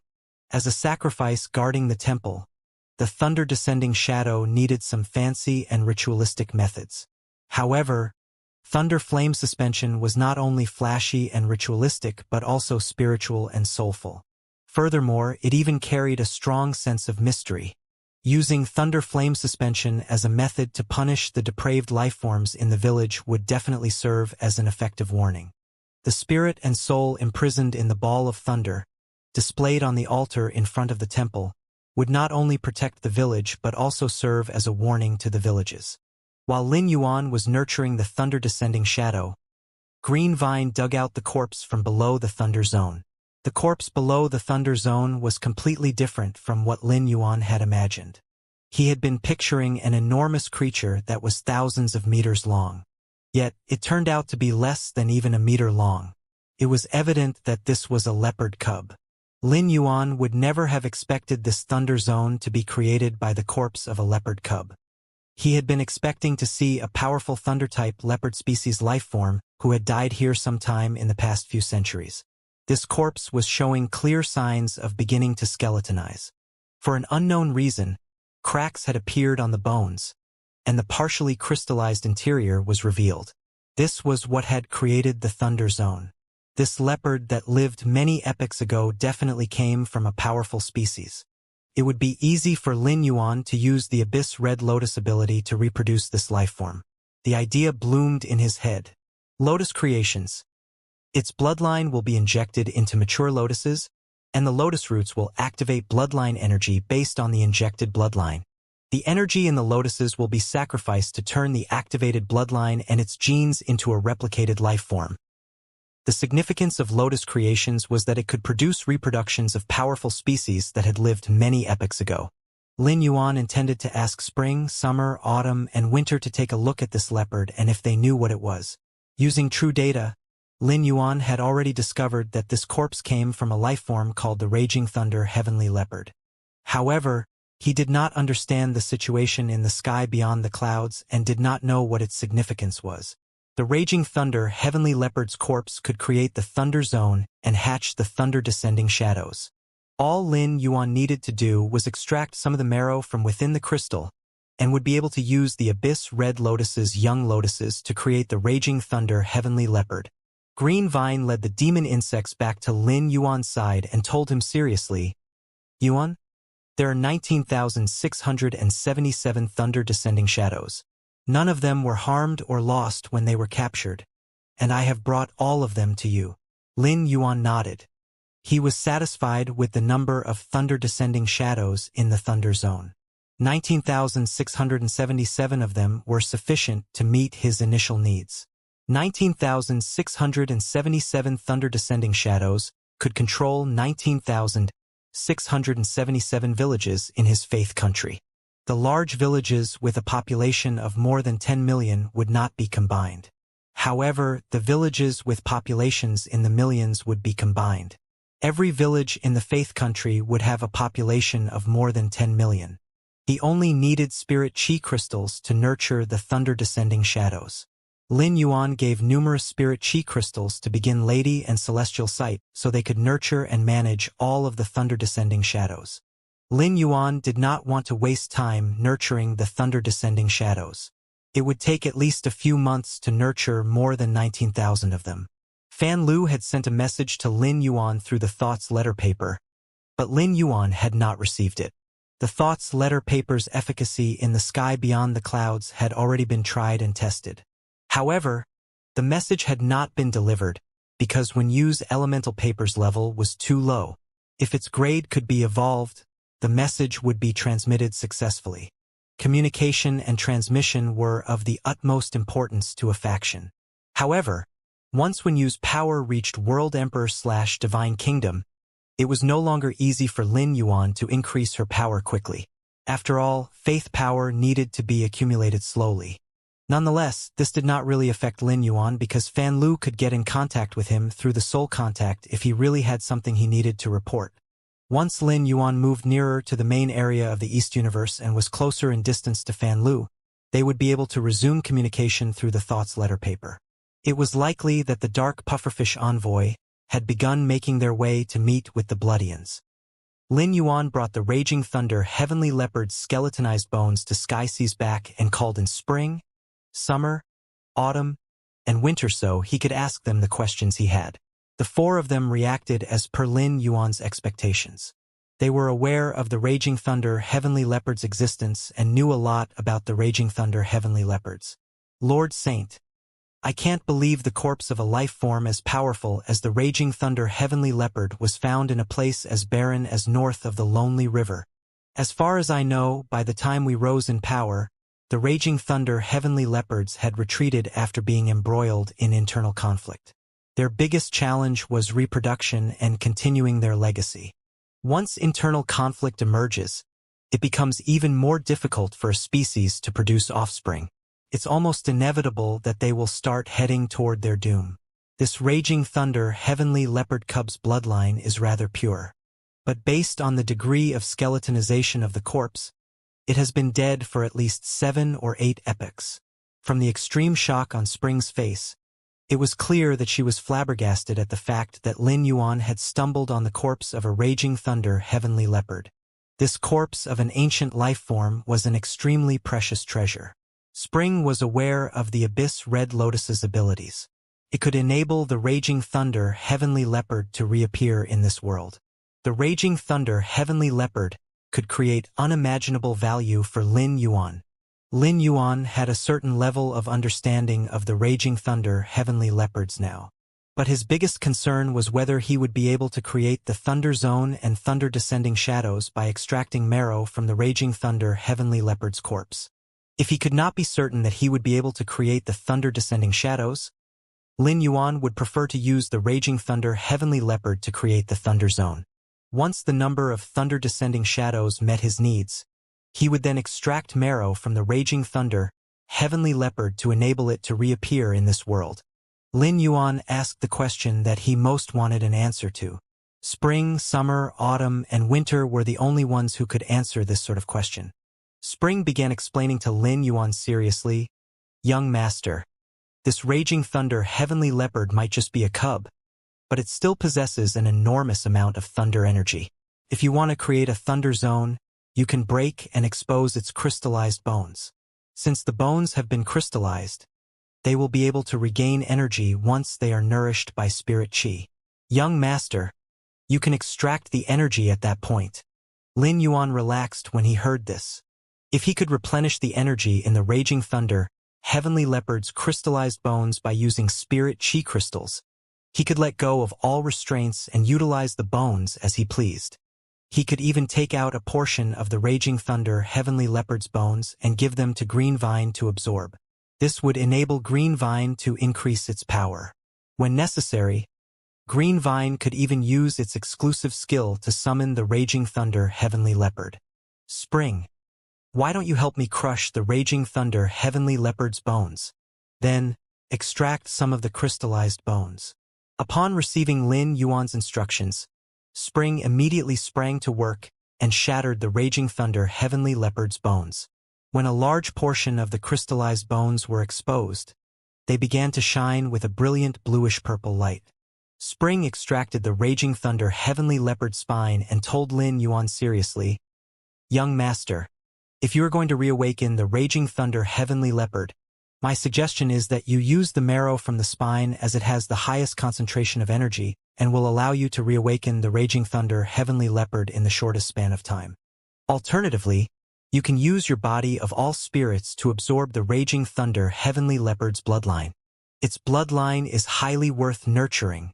When Lin Yuan found out that using the raging thunder heavenly leopard's crystallized bones would not prevent him from using it to create the thunder zone, a similar idea had formed in his head. Summer brought the raging thunder heavenly leopard's corpse to the location on Sky Sea's back that Lin Yuan had specified. Sky Sea's flesh swallowed the raging thunder heavenly leopard as though it was mud. This simultaneously nourished the corpse while releasing the energy within it. At this rate, the thunder zone would be produced in less than 2 weeks. Lin Yuan had initially intended to take Spring and Summer with him when he left the King Blood Jackal's territory and headed to the East Universe's central area, but an unexpected occurrence forced him to halt his plans. This unexpected occurrence was that the Suzerain X/Myth-3 Merciful Star Peony was finally showing signs of a breakthrough after more than a month of absorbing energy from the stars. Not only was its grade about to evolve, but its bloodline was also poised to transform. It went without saying that Lin Yuan would step in to help the Merciful Star Peony and prevent it from being tripped up at any point of the evolution process. With a raise of his hand, Lin Yuan summoned the Merciful Star Peony. The Merciful Star Peony shone with a faint silver glow. Now that it was about to evolve, the Merciful Star Peony chose not to undergo the process in its human form. Rather, it would undergo the transformation in its original form. The Merciful Star Peony had already reminded Lin Yuan that it needed to be supplied with pure spirit chi. Lin Yuan stood off to the side and instructed Source Sand to crush the spirit chi crystals and replenish spirit chi for the Merciful Star Peony. He also placed his hand on the Merciful Star Peony's leaf and injected a large amount of spirit chi into its body. At this moment, the sky beyond the clouds was filled with stars and an air of lonely vastness. Lin Yuan raised his head to look at the sky. He could clearly sense that the energy from the celestial bodies in the sky was much stronger than what he experienced in the main world. The Merciful Star Peony flexed its petals and made contact with the constellations. The energy from the constellations sunk into the Merciful Star Peony. In less than 2 hours, Lin Yuan noticed that the Merciful Star Peony's petals had grown at least 3 times larger. The singular flower lit up with mottled starlight, and it looked as though maps of stars had been drawn on the petals. The Merciful Star Peony's aura had changed completely. Spring quickly and deftly fought off the world cleansing, and the creation world ley line landed on the Merciful Star Peony. Lin Yuan knew that the Merciful Star Peony had transformed into a suzerain/creation fae. Since the Merciful Star Peony had only just evolved, it needed some time before it could transition from Suzerain X to Sovereign. Lin Yuan used True Data to check on the Merciful Star Peony. Fae name: Star Vastness Peony, Fae species. Buttercup species/Peony species, Fae grade: Suzerain, October 10th, Fey type, wood/light, Fey quality. Creation I, abilities, activate light. In a place filled with starlight, it will be guided by the stars and be unaffected by blinding effects. In a place with absolute darkness, the surroundings can still be clearly seen. Casted item starlight. When stars appear, the starlight can temper the body to improve the body's quality. Tempering essence starlight. In a place with starlight, it will absorb energy from the starlight to temper spiritual energy and increase the strength of the spiritual energy. Condensing spirit starlight. In a place with starlight and when its soul is injured, the starlight will nourish its soul and heal it quickly. Starlight robes. The starlight will be directed to a target's body and transform into a robe. While the target is draped in the robe, they will be immune to poison and curses, and the harm suffered from poison and curses will be reduced. Star-storing flower jade. Once the flower petals have absorbed sufficient starlight, they will become jade-textured and break away from the flower. The jade-textured flower petals can be stored for a long time and will speed up the rate at which starlight tempers the body. Star River Guide. In any environment, it can link its thoughts and the star river to confirm its location. It will also experience blessing effects to raise its luck and turn adversity into fortune. Exclusive skill. Constellation imprint. Attempt to communicate with the stars. If the communication is successful, a star imprint will appear on the body. The star imprint can help the body take on all curse effects. When the star imprint is triggered, the energy within it will flow into the body and raise the body's quality within a short period. Star contraction. It will become deeply bound to a star and be able to use the star's energy to raise its defensive capabilities.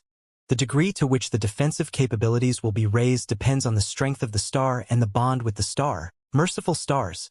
For stars, containing too much energy will become a negative burden. The hardship of stars will be comprehended, and the energy within the stars will be extracted.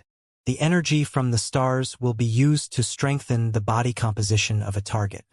If the target is forcefully strengthened and is unable to handle the power from the stars, the strengthening will be halted. They will need to take on the additional power from the stars as well as the consequences. Star Map Shackle. It will use the energy of the celestial bodies it is linked to draw a star map that will be applied to a target's body. Regardless of whether it is day or night, the shackle of the star map will prevent the target from strengthening its body and energy. The energy it absorbs will only strengthen the shackle. At night, the effects of the shackle will be amplified. Lin Yuan's eyebrow twitched uncontrollably when he saw that. Previously, the star vastness peony's abilities all revolved around Lin Yuan picking a target and tempering that target's body. Now that the star vastness peony had reached creation breed, it had opened a new path for itself. From now on, it could not only temper the targets Lin Yuan selected but could also use the energy from within celestial bodies to shackle targets, thereby taking control of them. Once the target was shackled by the energy of the celestial bodies, it would no longer be able to increase its power or replenish its diminished energy. If it absorbed external energy in an attempt to strengthen itself, the energy would not benefit it in any way. Rather, it would only strengthen the shackle. Each night, when the stars were shining brightly, the effects of the shackle would be amplified. Once Star Vastness Peony used Star Map Shackle on a target, the target would remain under its control for a long time. In the future, it was possible that Lin Yuan would encounter a species he wanted to interact with, but who were extremely hostile to him. At that point, he could use Star Map Shackle on one of the young main members of the species. It was possible to tamper with Star Map Shackle, but it was like a tattoo that would be applied to the target. If it was damaged, there was a high likelihood that the target's safety would also be compromised. Lin Yuan continued using his body of all spirits to inject energy into the Star Vastness Peony even after it evolved. It did not take long for the Star Vastness Peony to evolve from suzerain to sovereign. Once again, Lin Yuan took a look at the Star Vastness Peony's data. He saw that its sovereign ability was called Star River Protection. Star River Protection. The celestial bodies it is linked to will be activated. Their energy will be released and start to flow like a river, providing protection from any elemental attacks that involve energy. For a sovereign ability, Star River Protection had a relatively simple description. However, its effects were fearsome. Regular abilities only defended against physical and elemental attacks. However, Star River Protection could defend against any type of energy. There were very few abilities that could defend against faith power. Now that it had successfully evolved, the Star Vastness Peony transformed into human form and happily bowed to Lin Yuan. Its clear eyes were full of gratitude toward Lin Yuan. It knew that it would never have been able to improve its power or grade so quickly without Lin Yuan. All of this came from Lin Yuan, and the Star Vastness Peony wanted to do something for him in return. Yuan, I already used star-storing flower jade to produce more than 10 of the jade-textured flower petals. You can use them when using casted item starlight and tempering essence starlight to temper your body and spiritual energy. Lin Yuan understood the gesture that the Star Vastness Peony was trying to make and said with a smile, Star Vastness Peony, you will need to absorb starlight for a long time before you're able to evolve your grade and quality again. I never asked you to use merciful stars to help spring, summer, autumn, winter, and I improve our physiques because your grade was rather low. Hence, using an exclusive skill like merciful stars could have negatively affected you. But now that you've reached sovereign, you can withstand the effects of merciful stars. The Star Vastness Peony was greatly looking forward to using merciful stars to help Lin Yuan, spring, summer, autumn, winter, and the rest. Using merciful stars benefited the Star Vastness Peony significantly as well. Yuan, let me make some preparations. From tomorrow, I will be able to use merciful stars to temper a target every week. However, I will need to get a sense of spring, summer, autumn, and winter's bodies first to ensure that nothing will go wrong. The Star Vastness Peony did not say this because it did not trust Lin Yuan's judgment, but because it was fully aware of the effects of its ability. It needed to be responsible to Lin Yuan. Lin Yuan stretched and slept restfully in his room. Each time Lin Yuan helped one of his fays to increase their powers, he would not be able to rest for some time. Although his soul was strong enough that he did not need to sleep as much or use sleep to replenish his spirit and soul, sleeping was still a blissful act for him. When Lin Yuan woke up, he made some preparations before taking spring and winter with him as he left the King Blood Jackal's territory. Lin Yuan was embarking with a goal. He wanted to test the transmission limits of the thought's letter paper. He would be able to test this by continuously moving east. While he crossed the lonely river, Lin Yuan paid a visit to Bei-Su. Bei-Su had grown substantially in the more than 10 years that had passed. He was doing an excellent job of managing the lonely river by himself. At first, Endless Summer had accompanied him and given him a lot of advice that broadened his horizons. However, he was the only one who was truly in charge of the lonely river, and it had not been long before Endless Summer was called away by Listen. As Bei-Su walked next to Lin Yuan and saw Lin Yuan's approving expression, he felt a sense of accomplishment. With Lin Yuan's acknowledgement, it meant that all his hard work was justified. Young master, based on my investigations, there aren't many resources being produced in the lonely river. So, I don't intend to focus on harvesting resources. I am going to make use of the lonely river's geographical advantage and change it in the same way you did when you built the harbor in the Starling Lines continent. This way, I'll also be able to help if the King Blood Jackal's territory has any resource needs or needs to trade for resources. Listen came to the lonely river a while ago and gave me some guidance. He suggested that I turn the lonely river into a trading hub that connects the King Blood Jackal's territory with the outside world. Lin Yuan smiled and said, "That's a good idea. The lonely river will become an important junction for the exchange of resources between north of the lonely river and the outside world." Lin Yuan had taken control of the King Blood Jackal's territory, but this was not where his focus was. He would eventually have to make contact with the Spinning Wings White Falcons and the Crimson Heaven Falcons who supported them. It would only be after that that he would have the entire north of the lonely river in his possession. At that point, the entire north of the lonely river would become part of his supply of faith. This was the only way that all the faith power needs of Sky City's main members, as well as Lin Yuan himself, would be met. Listen was skilled at communication, and Lin Yuan did not mind Listen giving Bei-Su advice. By giving him advice, Bei-Su now owed Listen a favor. In Sky City, even when Yu and Lu Jie had owed Listen favors in the past, Bei Su not only took in Lisan's advice but had many ideas of his own as well. Lin Yuan no longer had to worry. He gave Bei Su a reminder. Bei Su, there isn't a rush to change the lonely river, but it is still extremely important. It will be best if you get the 4 species overlords involved. They need to feel like they are participating for them to be willing to help you manage the lonely river in the future. If you need manpower or resources, just let when you know. The resources that were currently present in the lonely river were far from enough to support the changes that needed to be made. The lonely river's environment had many advantages. The water was sufficiently deep, and island whales could swim in it freely. Whale species were full of development potential. Lin Yuan would continue to nurture the island whales in the sky beyond the clouds, and do his best to enable them to become a powerful species. The island whales would be able to live happily and comfortably in the lonely river. The spirit chi and water elemental energy in the lonely river were much purer than that of the main world. Additionally, Lin Yuan was going to inject more resources into the island whales. He had already given these resources to Wen Yu, and she would move the island whales into the lonely river once most of the lonely river's changes had been implemented. Before introducing the island whales, it was necessary to ensure that none of the lifeforms in the lonely river would cause any harm to the island whales.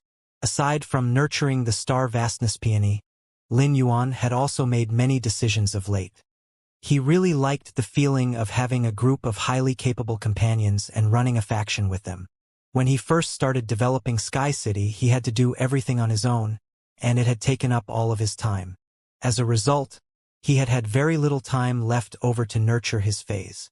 In truth, Lin Yuan's spirit lock spatial zone housed a life form that was considered extremely precious in the sky beyond the clouds, the sky-plundering beast. Lin Yuan had already nurtured the sky-plundering beast. Just like Genius when it was young, the sky-plundering beast clung to Lin Yuan every chance it had. The sky-plundering beast's value lay in its blood, which could block world wills and allow phase that were evolving to fend off the effects of world cleansing.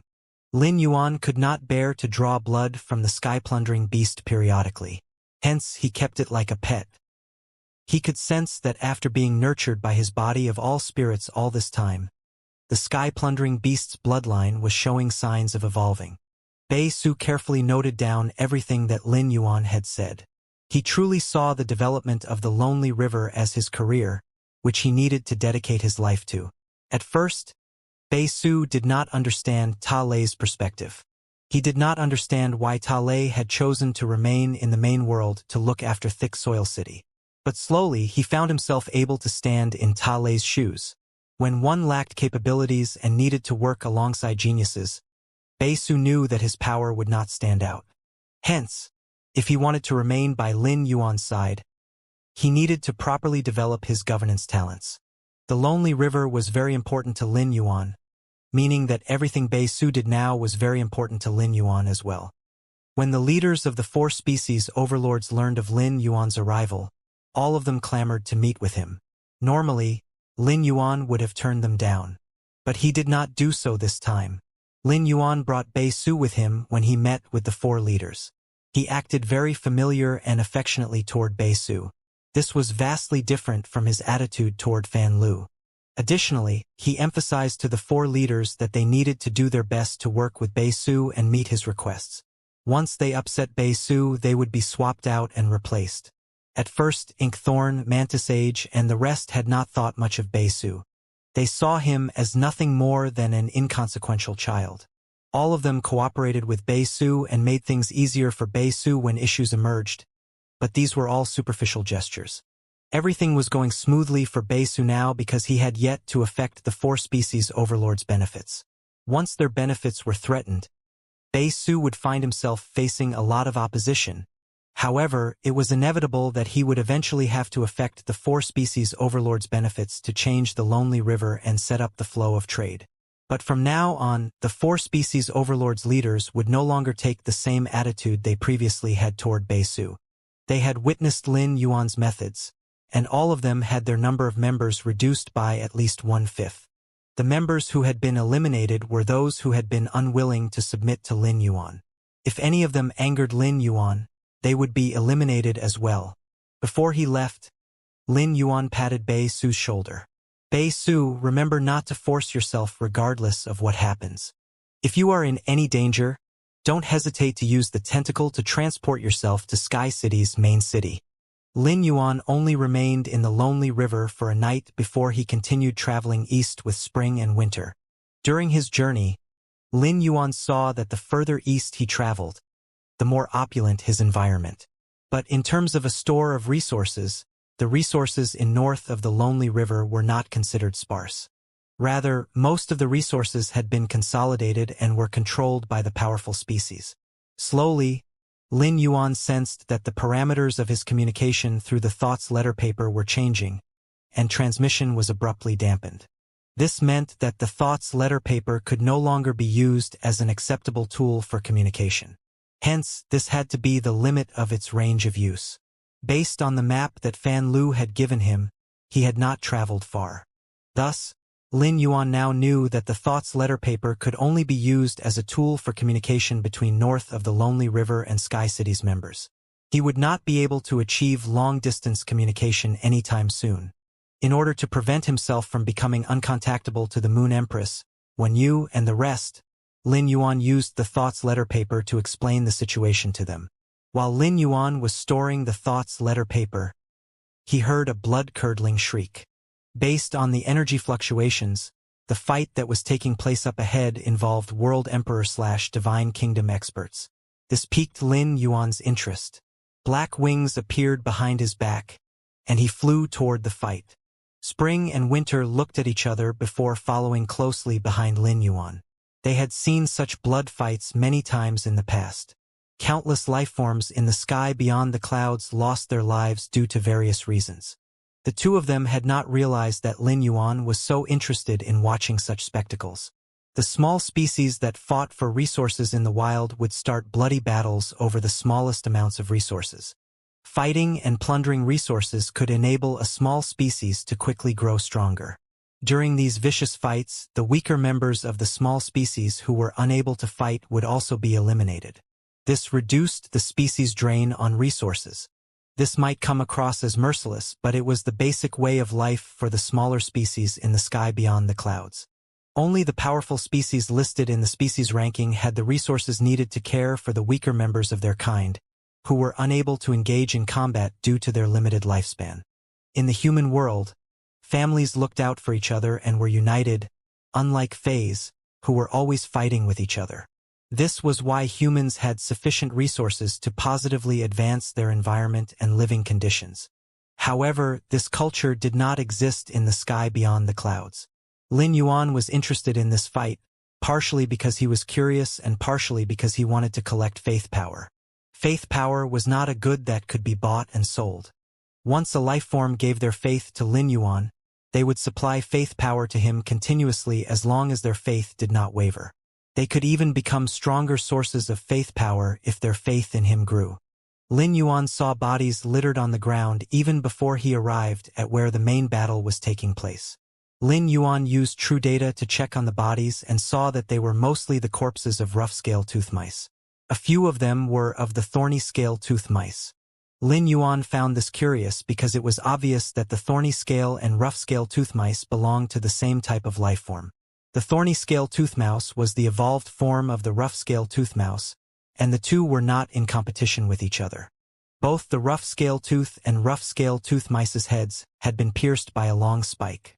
They had been killed in an extremely clean manner. The thorny scale tooth mice were all suzerain/myth, while the rough scale tooth mouse were only platinum/diamond. Such power was inconsequential in a place like the sky beyond the clouds.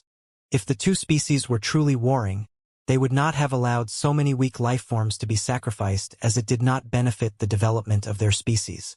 At that moment, Connie, who had been in the Spirit Lock spatial zone all this time attempting to reach Domain Mountain class, sent a message to Lin Yuan. She could sense that she was going to break through in the next few days. At that point, she no longer needed to absorb pure spirit chi. All she needed to do was wait for her grade to evolve on its own.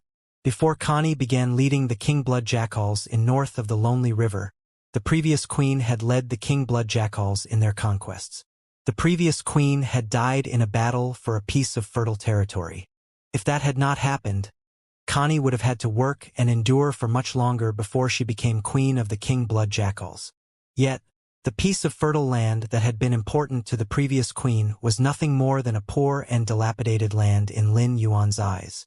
Connie realized that in the time she had spent by Lin Yuan's side, her view of him changed drastically periodically. He was an ever-growing enigma to her. Lin Yuan smiled when he found out that Connie was about to reach domain mountain class.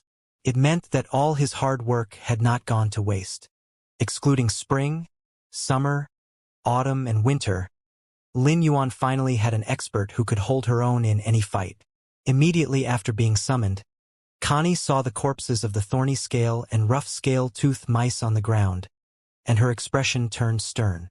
"Master, I can't believe there's a rodent infestation here. This is clearly the edge of the rodent infestation. Given the strength of these rodents, it must be a pinnacle class 2 or even class 3 rodent infestation. All the species in a 30,000-kilometer radius will be affected by the rodent infestation. The powerful species will be able to flee, but the weaker species will be sacrificed and end up bitten to death by these bastardly rodents. Master, I suggest that you take a detour. The further ahead you travel, the more of these rodents you'll encounter. Once you get to the main area, the rodents will be climbing all over each other, forming walls of rodents that are thousands of meters tall." Lin Yuan had felt that these mice species were weak. Yet Connie immediately declared this to be a disaster.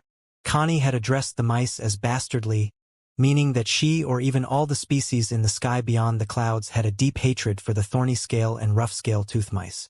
Mice could also cause disasters in the main world, but they only affected regular people. The true calamities that could affect an entire species were those caused by carcinoma phase. But based on Connie's description, the rodent infestation of the thorny scale and rough scale tooth mice was even more destructive than calamities caused by carcinoma phase. The thorny scale and rough scale tooth mice were only around the size of a palm. They never grew longer than a human forearm. It was difficult to imagine how many mice were required to form walls that were thousands of meters tall. It was likely that the mice at the bottom would either be crushed to death or suffocated. When Connie saw that Lin Yuan had not reacted to what she said, she hurriedly tried to urge him again. "Master, these bastardly mice might not seem strong, but as they continue to consume flesh, minerals, and everything else in their path that contains energy, their power will grow. Their power grows much faster than that of regular life forms. They won't attack their own but will devour their dead kin. When they consume their own kind, they will reproduce even quicker. The mice have emperors and empresses. They aren't responsible for reproduction. Their only job is to command. The female mice can produce offspring rapidly. Some of these bastardly mice appeared in our territory in the past, and it was only after thousands of years of hard battle that we managed to exterminate all of them. These mice are the bane of all species. Aside from emperors and empresses, there are also kings.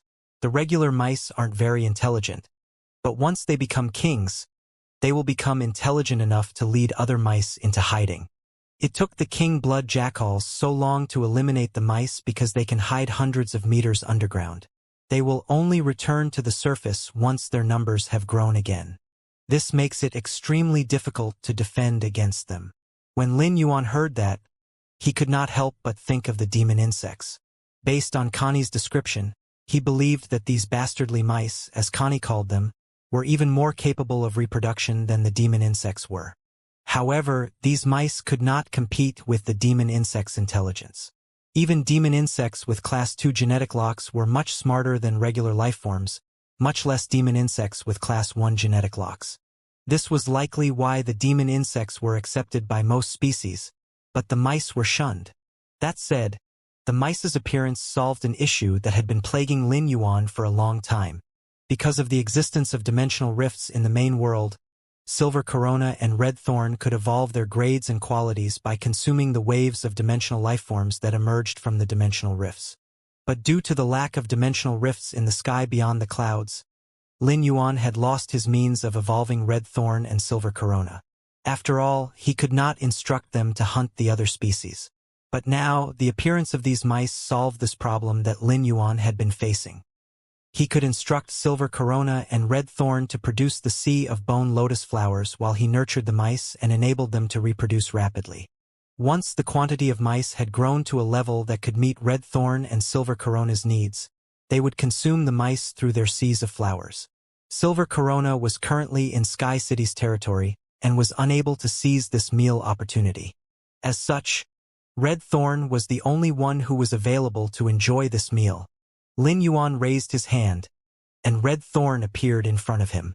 After going so long without food, Red Thorn was understandably irritated. It had never been deprived of food from the moment Lin Yuan began nurturing it. But in spite of its annoyance, it still clung tightly to Lin Yuan. After being summoned, Red Thorn immediately took a seat on his shoulder. A red thread extended from Red Thorn's green vine-like hair and wrapped around Lin Yuan's wrist. This was just like how Lin Yuan used to tie butterfly knots on Red Thorn's vines. Lin Yuan raised his hand before pinching Red Thorn's cheeks and saying with a smile, "Red Thorn, you won't have to go hungry again. Now you can consume as much of these dead mice on the ground as you want. The further we travel, the more corpses there will be. You'll be able to have a fine meal. This rodent infestation might enable you to evolve."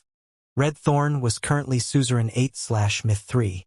Of all of Lin Yuan's phase, Red Thorn was the most difficult one to evolve.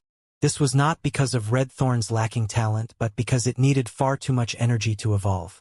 Red Thorn's bloodline had already evolved to 10 wings, and had created a new record for the fairies in the main world. Red Thorn's bloodline was also considered extraordinary in the sky beyond the clouds. This was clear from Connie's expression. Connie was obviously shocked when she saw the 5 pairs of wings flapping on Red Thorn's back. Connie's eyes were not fooling him. Connie was indeed astonished by Red Thorn having such a bloodline despite being only Suzerain/Myth. However, Connie was even more floored by Lin Yuan. She knew that Lin Yuan was a spirit contractor. With the resources in his possession, it was expected that he had contracted and was nurturing numerous lifeforms. However, it was shocking that he had managed to evolve a myth breed fairy to 10 wings. If Lin Yuan was willing to invest in one fae to such a degree, it had to mean that his other faes received the same level of treatment. Fairies had established a faction called Fairy Palace in the previous epoch.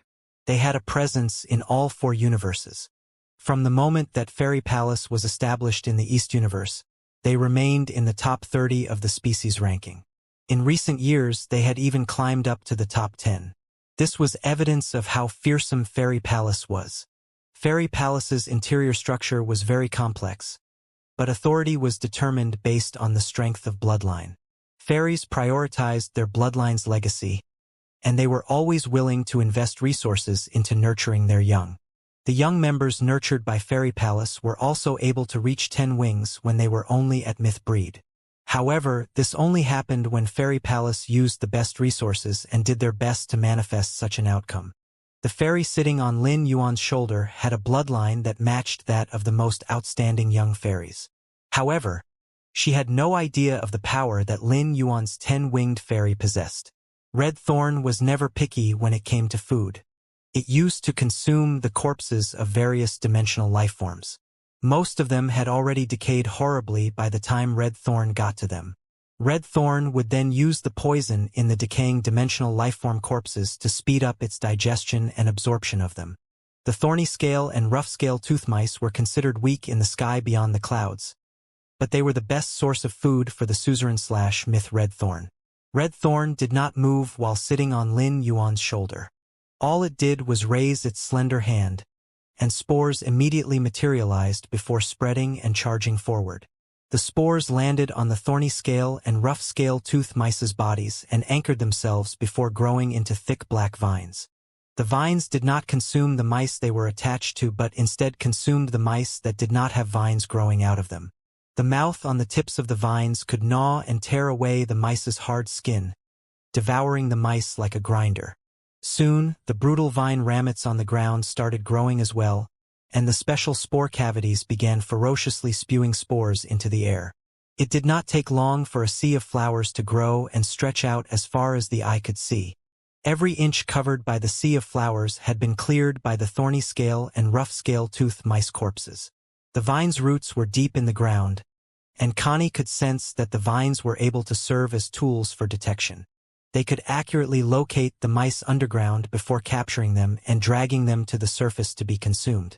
The expansive sea of flowers was both fierce and bizarre. The black thicket of vines also had gill-shaped flowers growing on them. The gill-shaped flowers swayed in the wind, and an engorged ball of flesh grew at the center of the clusters.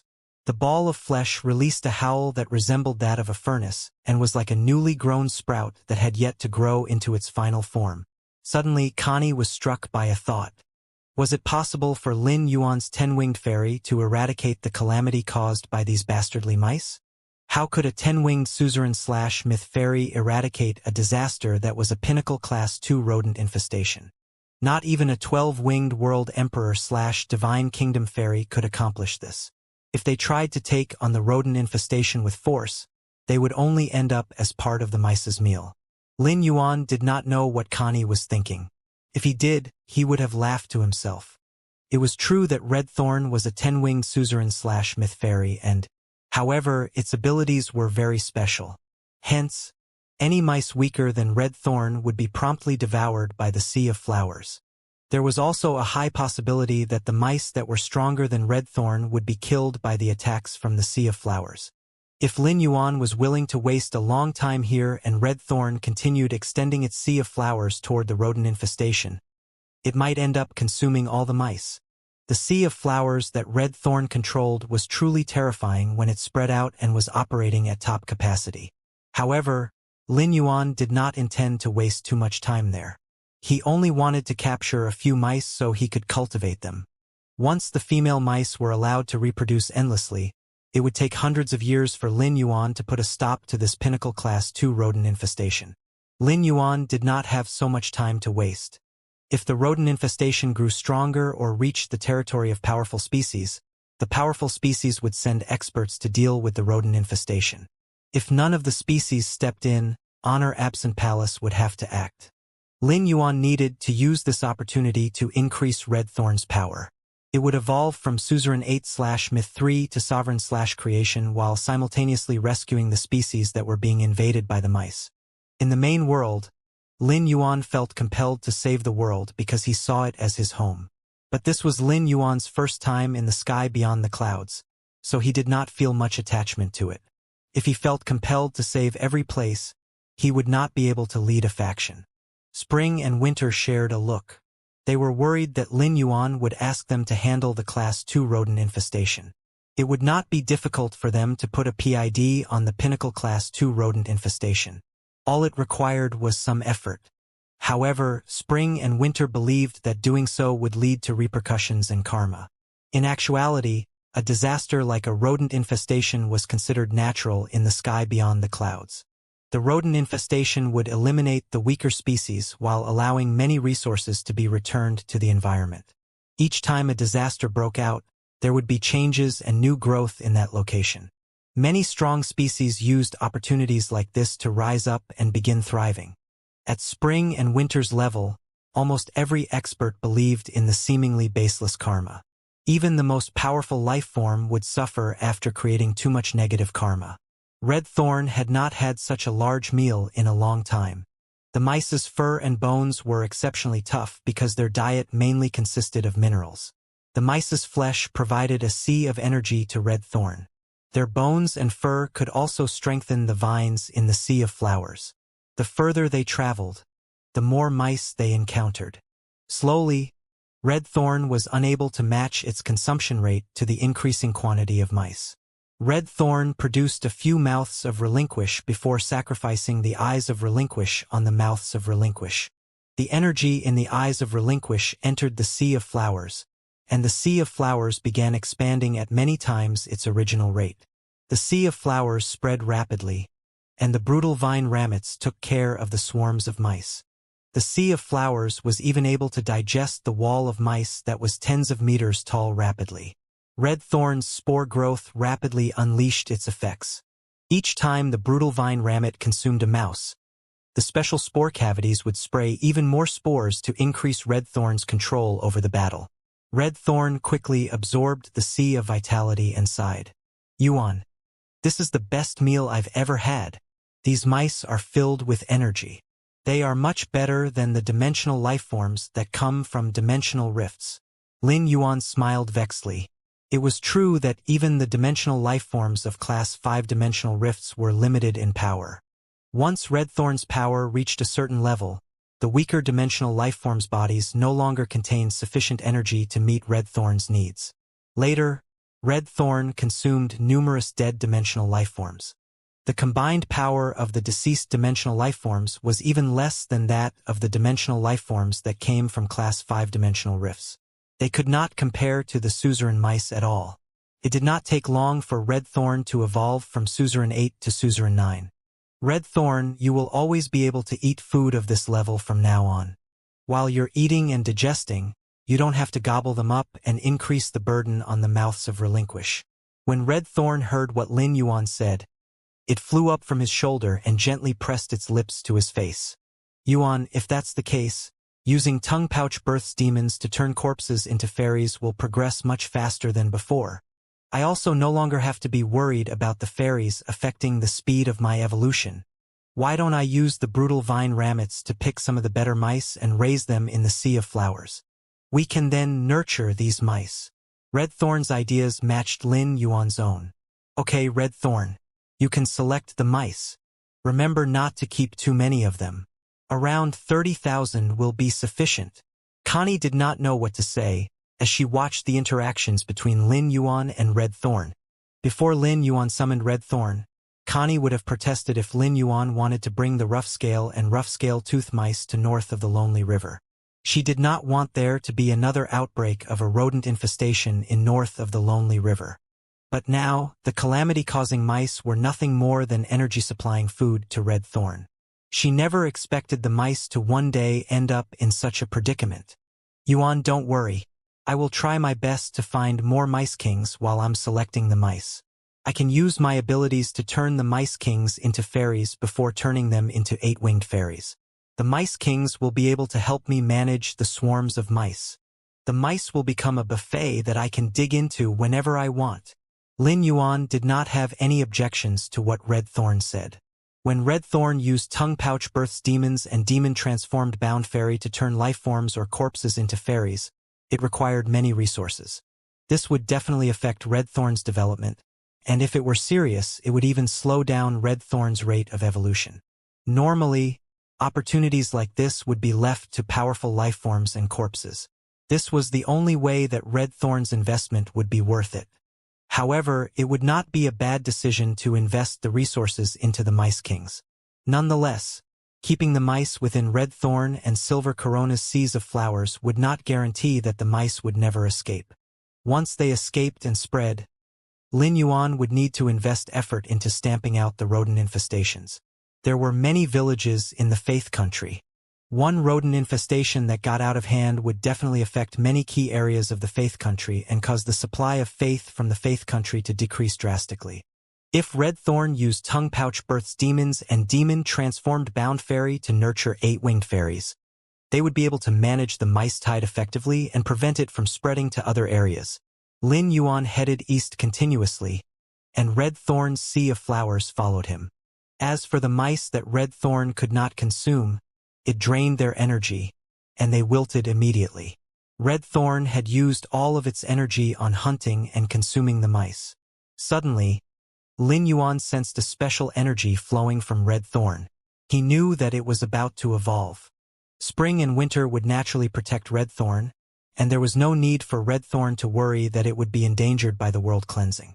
All it needed to do was continue hunting the mice. After its evolution, Redthorn's bloodline also became more concentrated. However, it was still far from becoming a 12-winged fairy. Lin Yuan used true data to check on the creation breed Redthorn. Fey name, Redthorn, 10-winged fairy. Thousand Eyes Relinquish, Fey species. Rafflesia genus/fairy species. Fey grade. Suzerain, 10/10. Fey type. Source/wood. Fey quality. Creation eye. Abilities. Mouth of Relinquish. Secretes vigorous digestive fluids with powerful corrosive properties, allowing faster absorption of energy in the food.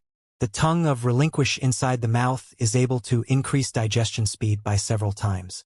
It can also secrete a special corrosive fluid from the flesh and blood that it consumes. When the tongues of relinquish pierce a target, the tip of the tongue can be cut off and left in the target's body. While the target remains alive, the tip of the tongue will control the target's spirit and soul. After the target dies, the tip of the tongue can control and manipulate the target to make it appear as though it is still alive. Brutal carnivore vine. The vines contain digestive fluids that grow in midair, and the sharp teeth on the inner side of the vine can grind off and collect flesh and blood energy. Eye of relinquish. Eyes formed by using blood and flesh energy. Each eye contains a huge amount of blood and flesh energy. When the number of eyes of relinquish on every mouth of relinquish is maintained below 60, they are merely able to store energy. When the number of eyes of relinquish is above 60, those eyes of relinquish that are above 60 can be turned into an energy ray at any time. Sea of flower state transition. By quickly using up the stored up energy, the Sea of Flowers child ramet's attacking power and mobility can be improved by several times. The child ramet's weapons will also morph in a way that increases their functionality. Demon Spirit Curse Kill. Whenever any of the Ortet's ramets touches an enemy target and breaks through a target's defense, the target will be cursed. Every curse carries a negative effect that will be stacked with every additional attack. Tongue pouch births demons. When a corpse is being consumed, it can be stored in the tongue pouch and nurtured. If the corpse's power is intact, it can be nurtured into a special life form that contains a fairy bloodline. Its previous power will be retained, and its power can also be increased when tempered by blood energy. Demon transformed bound fairy. Its bloodline will be injected into the demon nurtured by tongue pouch births demons. The demon will transform into a fairy with a bloodline that is one level lower and is controlled by Red Thorn. The fairy will take on the same abilities and, with sufficient vitality, can become an individual mouth of relinquish. The bound fairy's bloodline and power will be increased as the main body evolves. The nutrients absorbed by the bound spirit's mouth of relinquish will be channeled to the main body. Exclusive skill. Spore growth. Spits a huge amount of spores which can absorb the energy or flesh energy supplied by Red Thorn out of its spore cavity to quickly grow ramets and child ramets that are controlled by the Ortet. Wither glory. Red Thorn can rapidly absorb the energy from the soil and pour the energy into the Sea of Flowers. As long as the soil has the roots of the child ramets and ramets, the withered Sea of Flowers would reach its prime state. Spores destruction death order. Each time the entity grown from a spore is on the brink of death after being attacked by the enemy's energy that enters the spores will turn into pure death aura and death curse energy. The death aura will trigger the effects of the death curse energy, and a time can be set to decide when the accumulated death curse energy will attempt to kill the target. The target's survival is linked to the strength of the vitality in the target's body. Spore division. Each time spores are produced, the spores will absorb energy from the surroundings and divide. The division will not affect the spore's differentiation potential.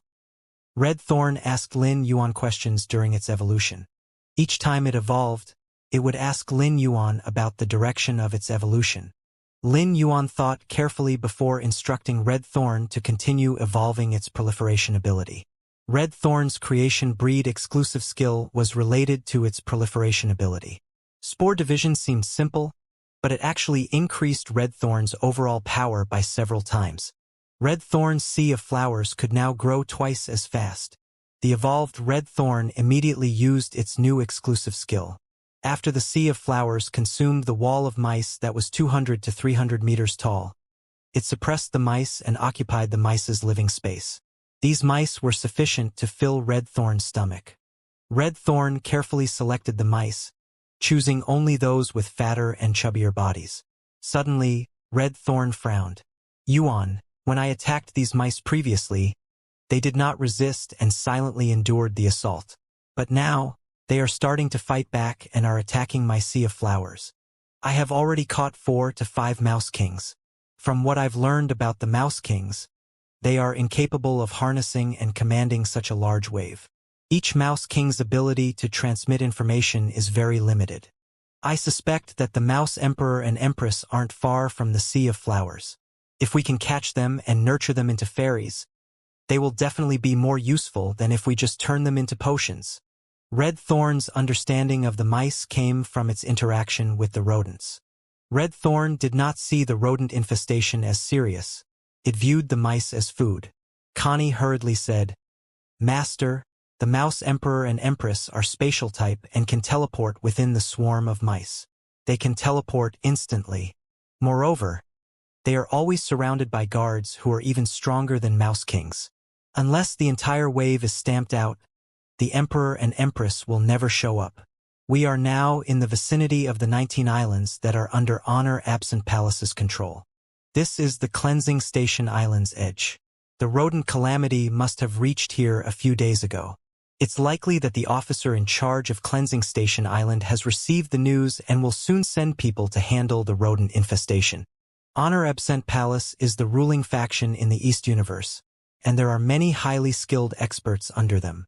If we encounter these people, trouble will surely follow. Every year, Honor Absent Palace invests a large sum into deterring rodent infestations. The investments reach all 19 islands, but there continue to be rodent infestations in all 19 islands.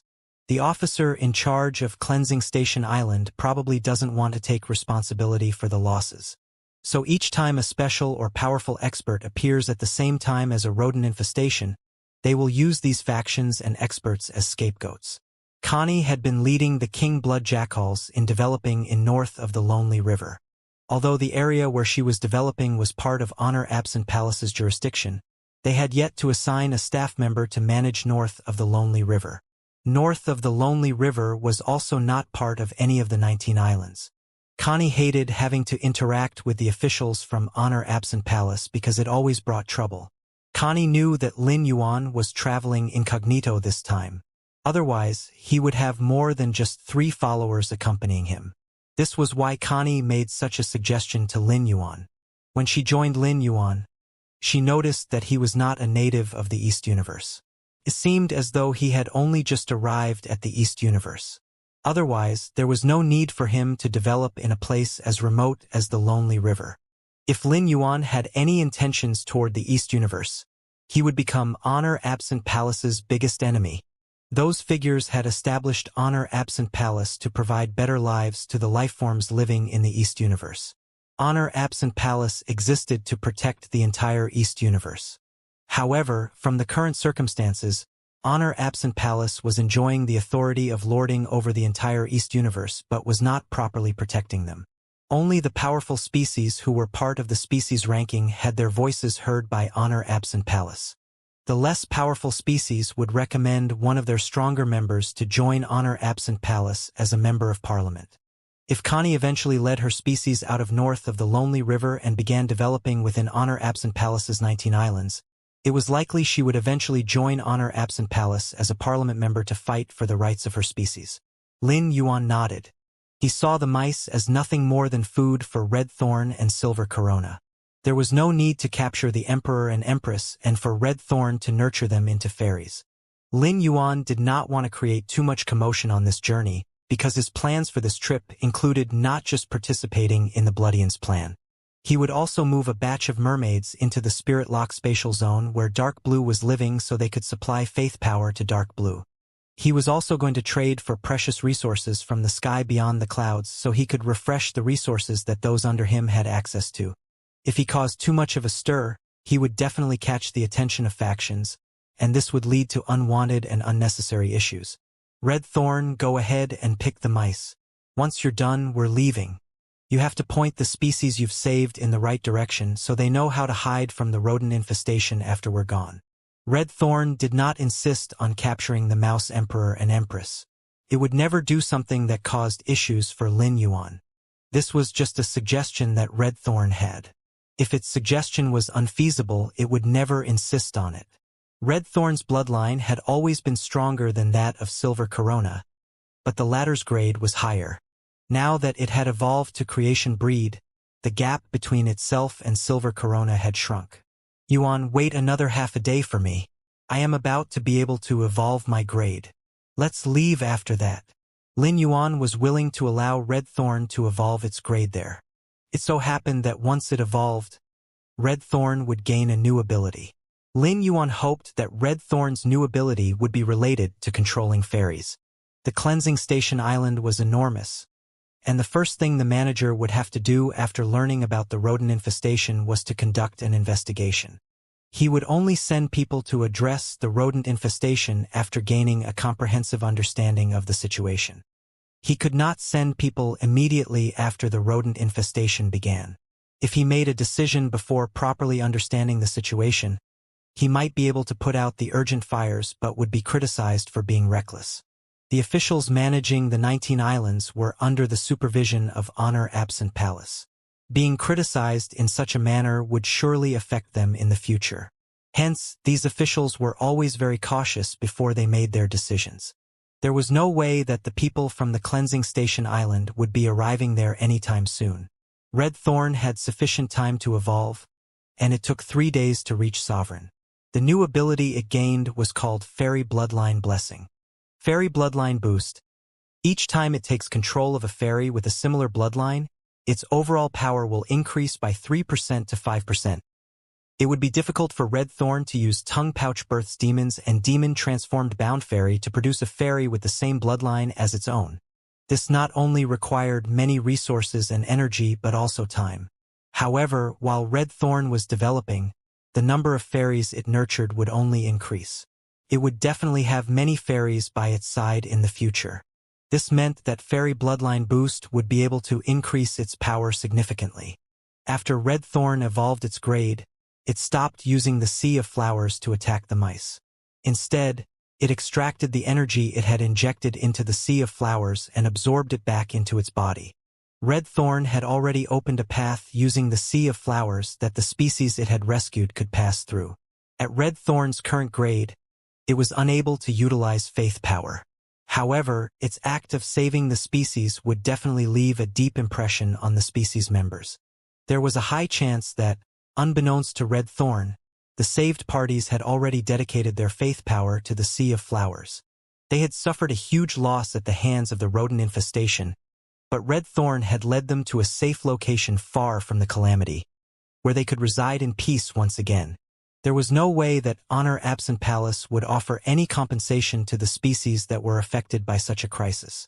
Hence, it was almost impossible that any of these species would cross paths with people from Honor-Absent Palace. Even if the people who came to put a stop to the rodent infestation really ended up coming into contact with the Sea of Flowers, it would not be much of an issue. There were plenty of powerful and strange life forms in the sky beyond the clouds. The Sea of Flowers would inevitably leave behind signs of having grown here. These signs could not be removed. It was likely that rumors surrounding Red Thorn would be passed around this area for a long time to come. Lin Yuan continued heading east. The map that Fan Lu had given him was very useful. After traveling east for another few days, he would be able to reach the largest trading city in the cleansing station island, Treasure City. Treasure City relied on trade, and there were hundreds of chambers of commerce in the city. Each of them was helmed by a species. The goods being sold in Treasure City's markets were not extremely precious. The truly precious resources were traded privately or at gated auctions held by the upper echelon. Lin Yuan was a newcomer, and he had not come to Treasure City to trade for precious resources. This trip to Treasure City did allow him to broaden his horizons and increase his understanding of the sky beyond the clouds. Lin Yuan had heard from Fan Lu that many chambers of commerce would compile and sell books. The books contained information on resources that could be harvested in the wild, as well as the chambers of commerce's descriptions of various resources. However, the book's descriptions of the effects of spiritual ingredients were not comprehensive. Many chambers of commerce mistook the effects of the resources they had harvested and sold them as other kinds of goods. As a result, there were often disputes between the chambers of commerce. Due to the overwhelming number of resources in the sky beyond the clouds, the sellers could not ascertain the effects of every kind of resource. Hence, the trades were simple, and many who traded in Treasure City received benefits. There were some who even managed to trade for miracle goods. As a result, Treasure City, which was an amalgamation of chambers of commerce, only grew increasingly larger. Connie had not been to such a bustling area in such a long time. She did not care for places like Treasure City. She believed that the most precious resources in this world were pure spirit chi and faith power. There was no way that such resources were available for sale in Treasure City. Connie assumed that, being a young life form, Lin Yuan had come to Treasure City to immerse himself in the excitement, but would soon leave in disappointment. Despite not having reached Treasure City yet, Lin Yuan had already encountered thousands of merchant groups. The merchant groups were either traveling out of Treasure City or were carrying resources towards Treasure City. Lin Yuan felt as though he had returned to the main world. This was the same sight that could be seen in the Radiance Federation cities. Lin Yuan thought, a trading city like Treasure City must have many rules. I don't know any of Treasure City's rules, so I need to find myself a reliable guide. At that moment, Lin Yuan saw two merchant groups in the middle of a brawl. They were both rushing toward Treasure City. The brawl was not only one of words, as martial force had been unsheathed as well. At first, it looked as though the two merchant groups were equally matched. However, two elderly men walked out from the carriage of one of the merchant groups, and the scales of the fight began to tip. Huang Zhen, we run into the bloodwood lion bees everywhere and have always given way. What more do you want? We are no longer in possession of that mineral vein. You know which faction is harvesting it now. Do you want us to take on that faction with you because you lack the capabilities to do it on your own? We have already admitted that we aren't as strong as the bloodwood lion bees and have provided you with many resources. How dare you continue to strike so treacherously against us? This voice sounded like bloody shrieks and roars. The tone was one of pure rage. Lin Yuan gleaned useful information from this voice. The first piece of information was that stronger species could take resources from weaker ones. Honor-absent Palace could not interfere with this. The second piece of information was that if misunderstandings took place between weak and strong factions, the weaker faction could supply resources to the stronger one as a means of mediation.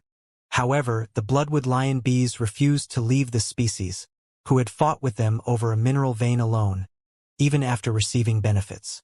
This weaker faction might be in a sticky spot. Should he rescue the merchant group of this species and escort them into Treasure City, teeming with various chambers of commerce, the species would view him as their savior and implore him for protection. When that happened, this species would definitely be willing to act as his guide if he wanted to browse Treasure City and shop for resources. Lin Yuan would only be appreciated more by these merchant groups for his rescue once they recognized the threat to their lives and paid the price with blood. Coincidentally, Lin Yuan also wanted to see the overall strength of the merchant groups in Treasure City. A cold laugh followed the shout. You, purple feather rain pigeons, have long been on the blacklist of our bloodwood lion bees.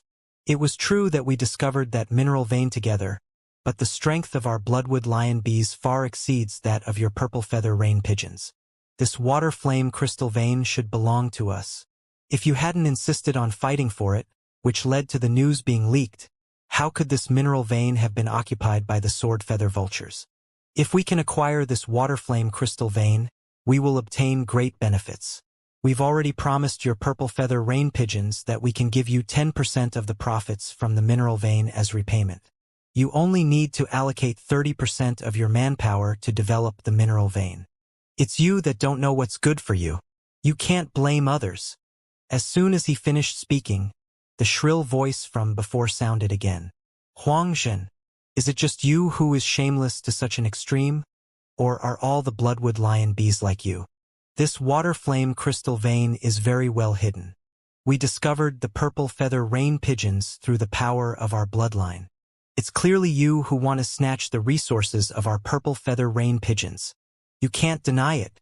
You're unbelievable.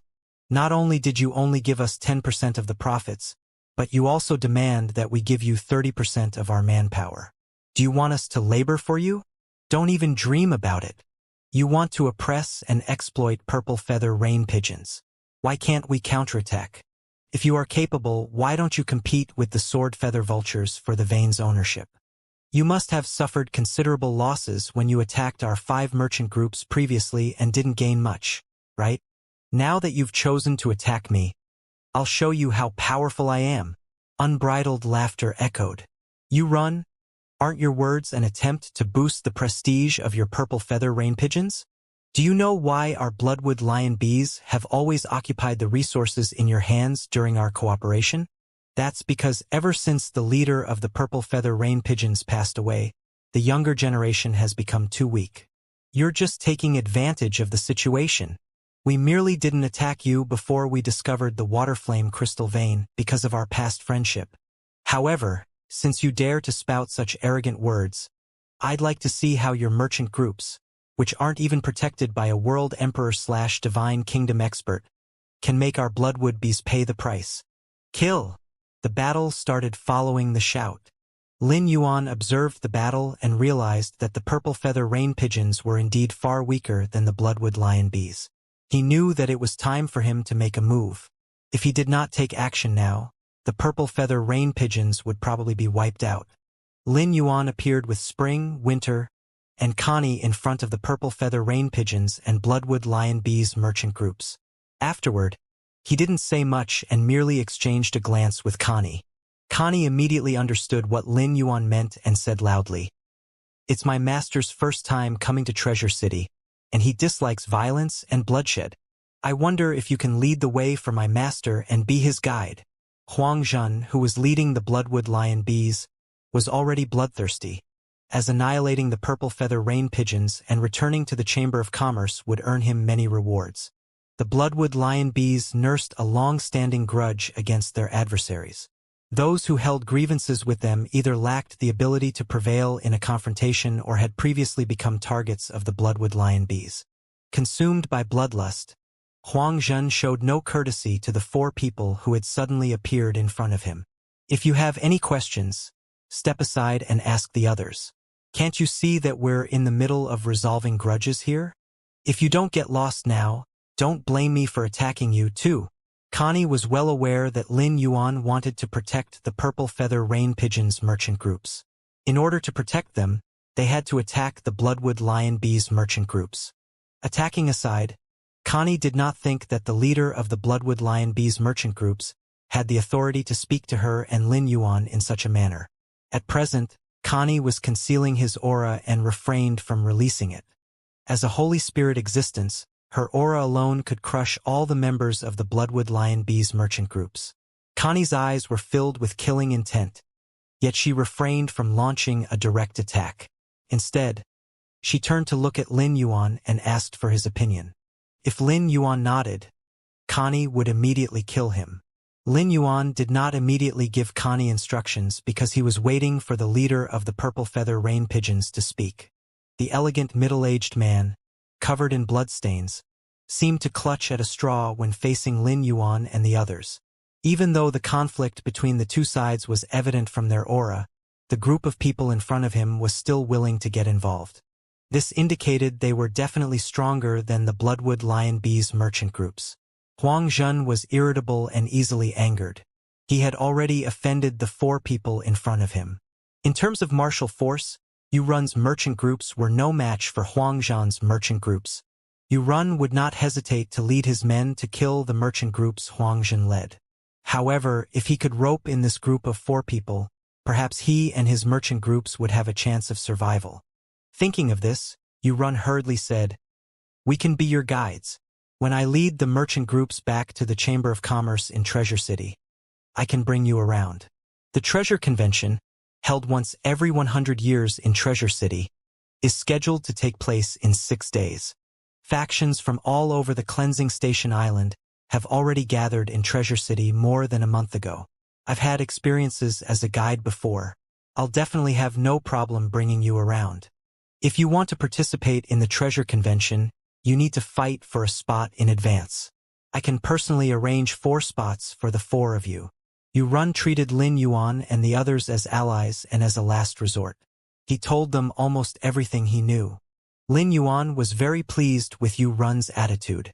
His commitment was exactly what Lin Yuan needed. Lin Yuan's visit to Treasure City was spontaneous, and he did not expect to stumble upon the trading convention, which only happens once every 100 years. Lin Yuan's main goal for this trip was to obtain resources and revamp Sky City's resources.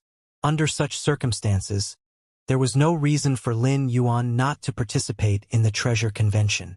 After receiving the commitment Lin Yuan wanted, He could barely utter a word before Huangjun roared, "You run? You're really regressing. I haven't even killed you yet. Why is your brain already damaged? Do you think you still have a chance to take them to Treasure City? I'll shatter your dreams right now." Just as Huangjun finished speaking, he heard a clear and pleasant voice. "Whether or not they can bring us into Treasure City is not up to you to decide. I've already given you a chance. Since you insist on attacking me, don't blame me for being impolite. Connie, do it." Just as Lin Yuan finished speaking, Connie's figure shot out like an arrow. Screams sounded one after another. When Connie stood in front of Lin Yuan again, only the heavily injured purple feather rain pigeons merchant groups were left. The merchant groups of the Bloodwood Lion Bees, who had acted abnormally arrogantly just moments ago, vanished on the spot. The only proof of their existence was the broken armor on the ground. Connie was elegantly wiping the corner of her bleeding mouth. As the King Blood Jackal Queen, Connie was a pure carnivorous creature. She had always enjoyed eating the flesh of large lifeforms such as deer, horses, and oxen. Now that she was eating insects, she couldn't really muster up much interest. However, the way she attacked stunned the purple feather rain pigeons and Lin Yuan. It was Lin Yuan's first time commanding Connie to attack, and he did not expect her to be so brutal. If Lin Yuan's subordinates had done this in the main world, he would have definitely restrained them. However, upon arriving there, Lin Yuan understood the law of survival in the sky beyond the clouds. Hence, there was really no need for Lin Yuan to manage and restrict them. Connie's style of handling situations was more suited for survival in the sky beyond the clouds. Lin Yuan had just witnessed how cruel the environment in the sky beyond the clouds was. Just because the purple feather rain pigeons were not as strong as the Bloodwood Lion Bees, the latter suppressed and bullied them. If Lin Yuan had not chosen the purple feather rain pigeons as his guide in Treasure City, they would most likely have been exterminated by the Bloodwood Lion Bees. In the beginning, Lin Yuan did not harbor any killing intent toward the Bloodwood Lion Bees merchant groups. On the contrary, it was Huangjun who had wanted to attack Lin Yuan's group. Those who live by the sword, die by the sword. After eliminating the merchant groups, Lin Yuan had no intention of engaging further with the Bloodwood Lion Bees. However, if they dared to attack him in the future, Lin Yuan would not hold back. Lin Yuan's adaptability was extremely strong, and he had already become accustomed to the way of interaction between the various species in the sky beyond the clouds. After a long while, Yu-Run recovered from his shock. The strength that Connie had displayed just now completely exceeded Yu-Run's understanding. For a moment, Yu-Run could not grasp the level of strength Connie possessed to unleash such force, causing Huangjun to be unable to react in time. Not only could this group of people protect him, but they could also protect the purple feather rain pigeons against the Bloodwood Lion Bees. Every species wanted to develop in the sky beyond the clouds, and it was difficult to define them as good or bad. Upon discovering that the purple feather rain pigeons could not retain control of the waterflame crystal vein and were dissatisfied with the way resources were allocated by the Bloodwood Lion Bees, Yu-Run opted to share this information with the sword feather vultures. If they could not obtain it, the Bloodwood Lion Bees could forget about obtaining it. If he took the initiative to reveal the information, he might be able to obtain a favor from the sword feather vultures. Nevertheless, the purple feather rain pigeons had made a mistake. Upon learning the news, they invaded the waterflame crystal vein. Not only did they not return the purple feather rain pigeons' favor, but they also do not have any intention of protecting them from the Bloodwood Lion Bees. If the sword feather vultures had such intentions, the Bloodwood Lion Bees would not have dared to target the purple feather rain pigeons. Without knowing if Lin Yuan's group was stronger than Huangjun's merchant groups, Yu-Run made a choice. It was a last resort to protect himself. Yu-Run's strategy displayed indifference to the well-being of Lin Yuan and his companions, as he was fully aware that once he committed, the resulting anger would be directed at the group before him. Lin Yuan acknowledged this dynamic as well. He and the purple feather rain pigeons had essentially exploited each other. Despite this, Lin Yuan held a considerable advantage over the purple feather rain pigeons, giving him greater authority to voice opinions and make decisions within this mutually advantageous arrangement. Lords, our merchant groups need a short rest before we can go on our way. I wonder if you can give us half a day to rest? Otherwise, at least half of our merchant group's members will die on the way. We're still about a day away from Treasure City. Spring and Winter frowned when they heard Yurun's words. If the two of them were alone outside, they could completely afford to be addressed as lords by Yurun. However, as Lin Yuan's servants, the way he addressed them as lords implied that they were on equal footing with Lin Yuan. Spring and Winter did not dare to overstep their boundaries. Winter was the first to speak. You only need to refer to our young master as Lord. The three of us are all servants. We don't dare to be on equal footing with young master. Don't address us wrongly next time. Based on Connie's understanding of Lin Yuan, he was not someone who would care about such a situation. Lin Yuan had always been very easygoing with his subordinates. Spring and Winter were so powerful that they were more akin to Lin Yuan's protectors by his side. Lin Yuan did not seem to have the ability to restrict Spring and Winter. However, they held Lin Yuan's status in such high regard that they did not dare to be addressed on equal footing with him. From the looks of it, Spring and Winter had completely submitted to Lin Yuan like devout believers. Connie's status was inferior to Spring and Winter, but she did not notice any issue with the way she was addressed. This made Connie feel a little panicked as she secretly thought that she had been negligent. Yurun quickly corrected himself and told Lin Yuan, "I'm sorry, Lord. Can you give me a chance to rest?" Yurun wished to rely on Lin Yuan and his group, but his wish was one-sided.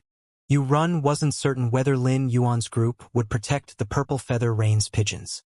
Yurun did not expect Lin Yuan to help them for no reason. Lin Yuan provided them with help for two reasons. Firstly, it was because of his commitment to Lin Yuan and his willingness to be Lin Yuan's guide in Treasure City. For this, he even secured 4 spots for the treasure convention without hesitation. Secondly, it was because the Bloodwood Lion Bees had acted rudely towards Lin Yuan. Otherwise, in Yurun's opinion, Lin Yuan had no reason to kill the Bloodwood Lion Bees merchant groups.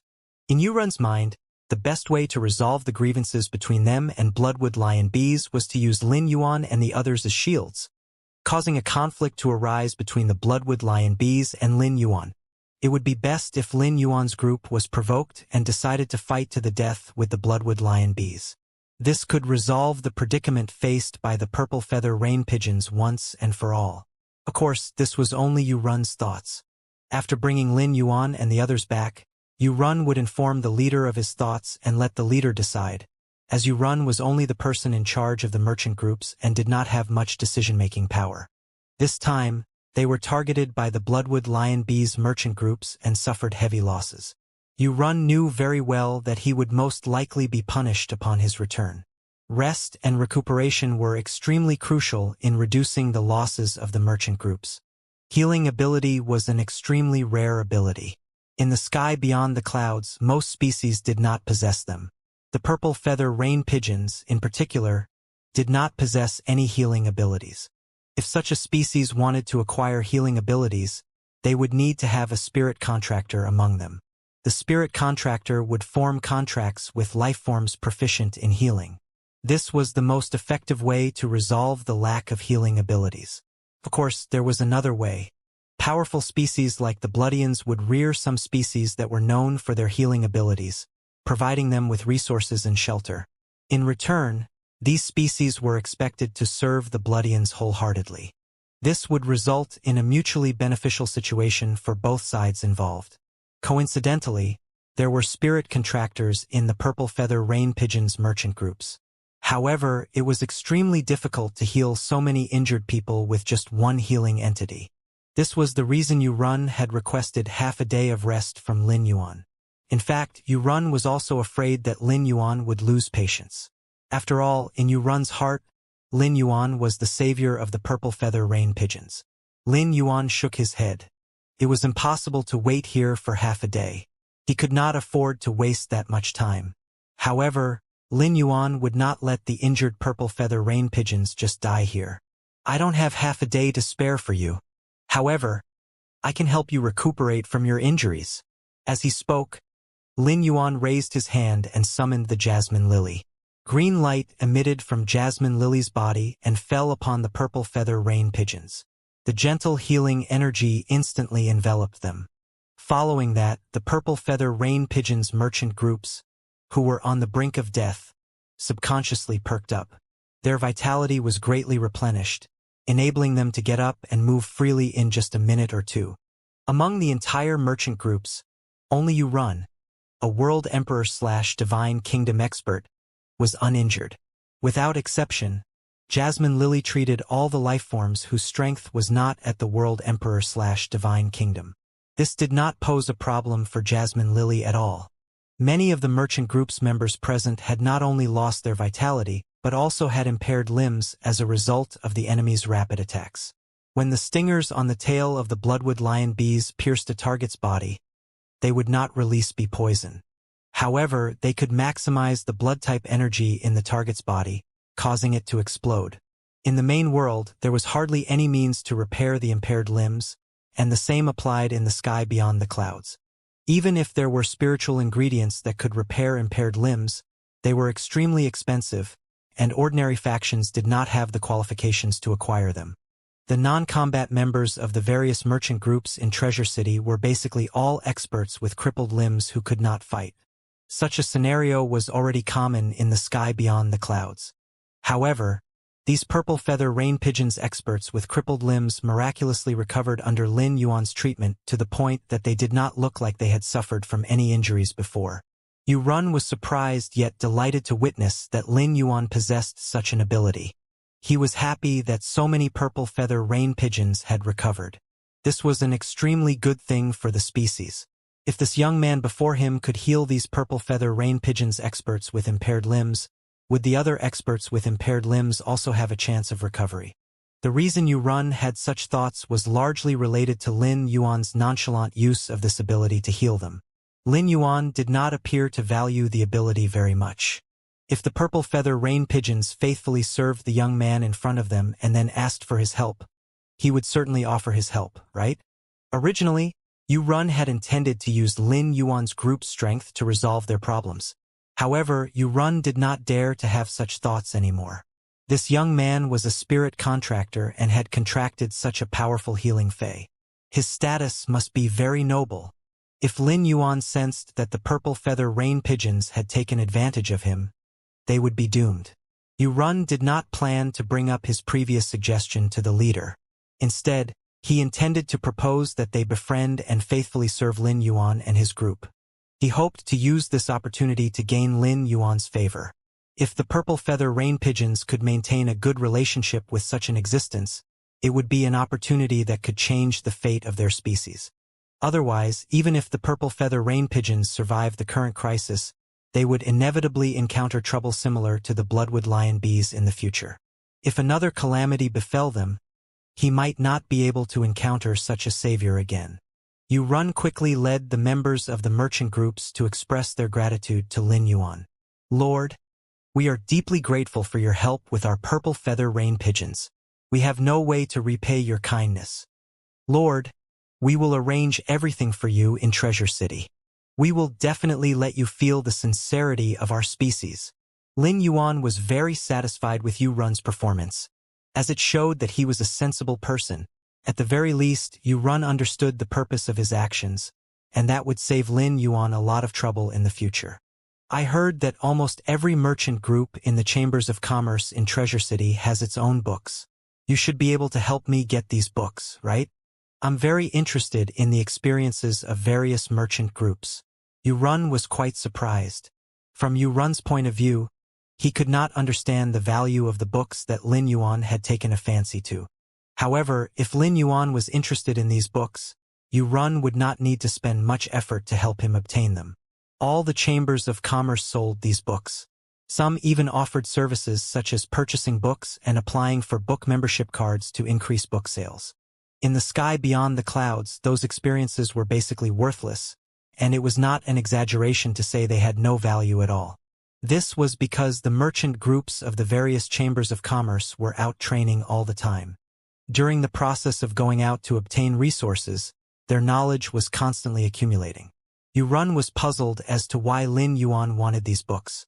In order to increase book sales, some chambers of commerce had even exaggerated their content. Could it be that Lin Yuan was just there to watch the show? If he bought every book for 10 honor absent dollars just to watch the show, it would indeed be a little expensive. Since Lin Yuan had spoken up, even if Yu Run did not fully understand it, he would not ask further. Lord, there are currently more than 46,000 chambers of commerce stationed in Treasure City. More than 40,000 of them have relevant books. If you're interested in all of them, I can guarantee that these books will be ready for you in 3 days. It's just that these books are very expensive. They all cost more than 450,000 honor absent dollars. Yu Run felt that it was necessary to inform Lin Yuan about the price in advance. He did not have the authority and ability to take on these expenses for Lin Yuan. Although the purple feather rain pigeons could fork out more than 400,000 honor absent dollars, it was unlikely for the leader to approve of investing these resources in Lin Yuan. At the same time, Yu Run really could not afford to fork out his own money. Furthermore, these resources were meant for the species' benefit, and Yu Run wouldn't sacrifice his personal interests to benefit the entire species. Most importantly, his fellow members would not appreciate his actions.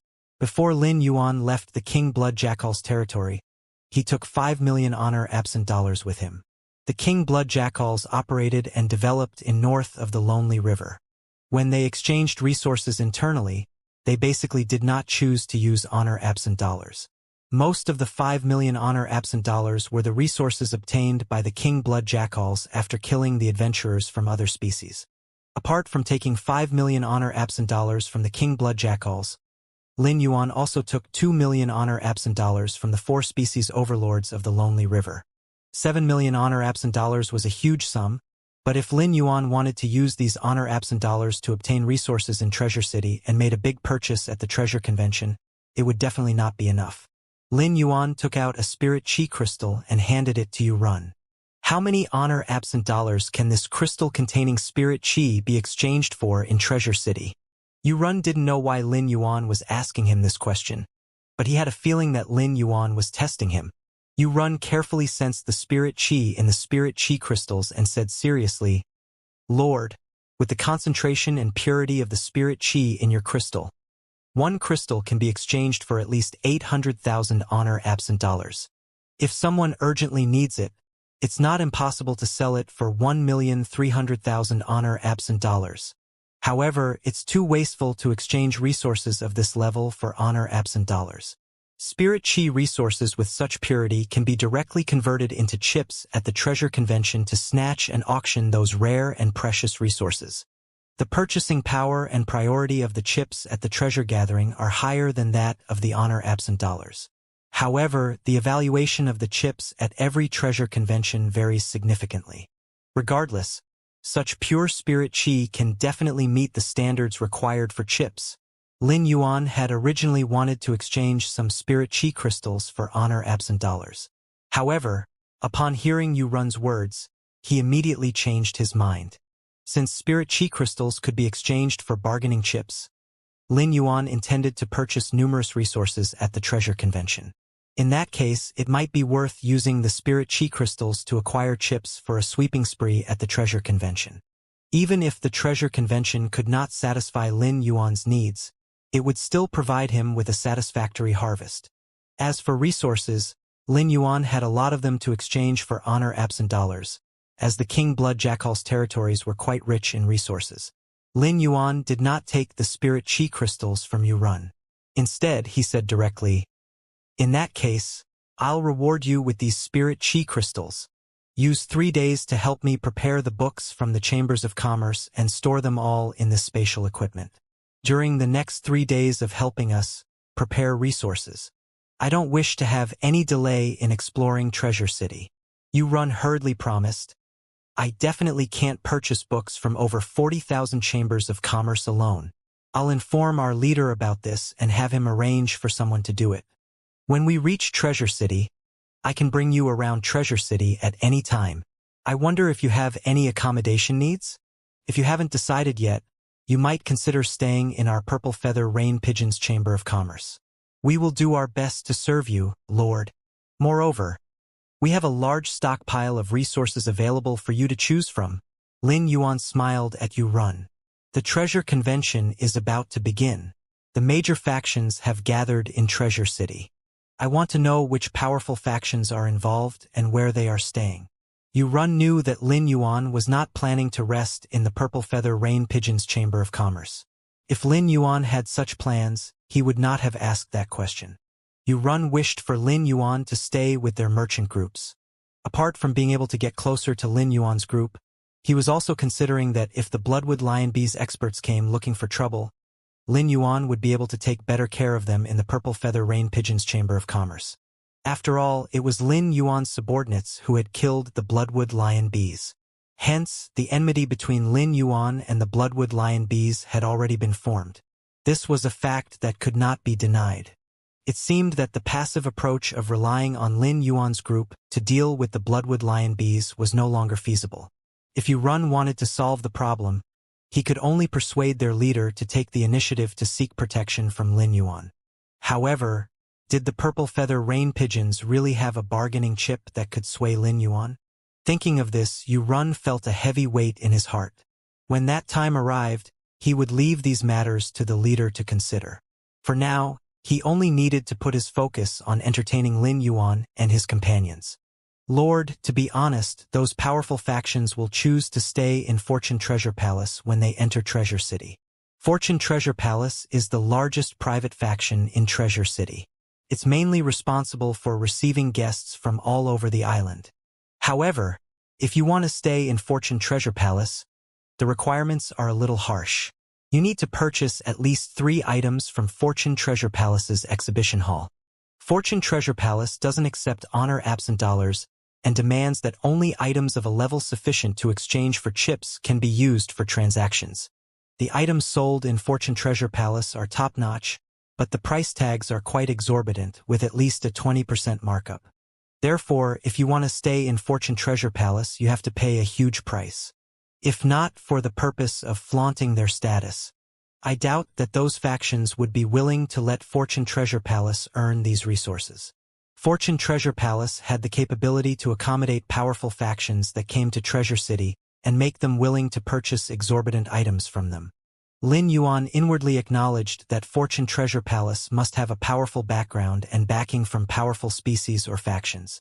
Fortune Treasure Palace's reception of various factions and their willingness to purchase exorbitant items indicated that they must provide extremely high-quality services. If Lin Yuan wanted some ordinary resources, the Purple Feather Rain Pigeons could provide him with help. Nevertheless, if Lin Yuan wanted rare resources, it would be too difficult for the Purple Feather Rain Pigeons as the latter did not possess such ability. Lin Yuan believed that staying in Fortune Treasure Palace was a good thing. He could take this opportunity to cooperate with some factions that were residing there. Fortune Treasure Palace had amassed so many powerful species, forming a large-scale fame and fortune fair. The factions must more or less have the purpose of socializing in mind. In that case, bring us to the Fortune Treasure Palace. When you return to report, I will book a room for you in Fortune Treasure Palace, so it will be easier for us to communicate later. Lin Yuan raised his brows and looked into the distance, signaling Yu Run to lead the merchant groups forward. Yu Run led the way while digesting Lin Yuan's words.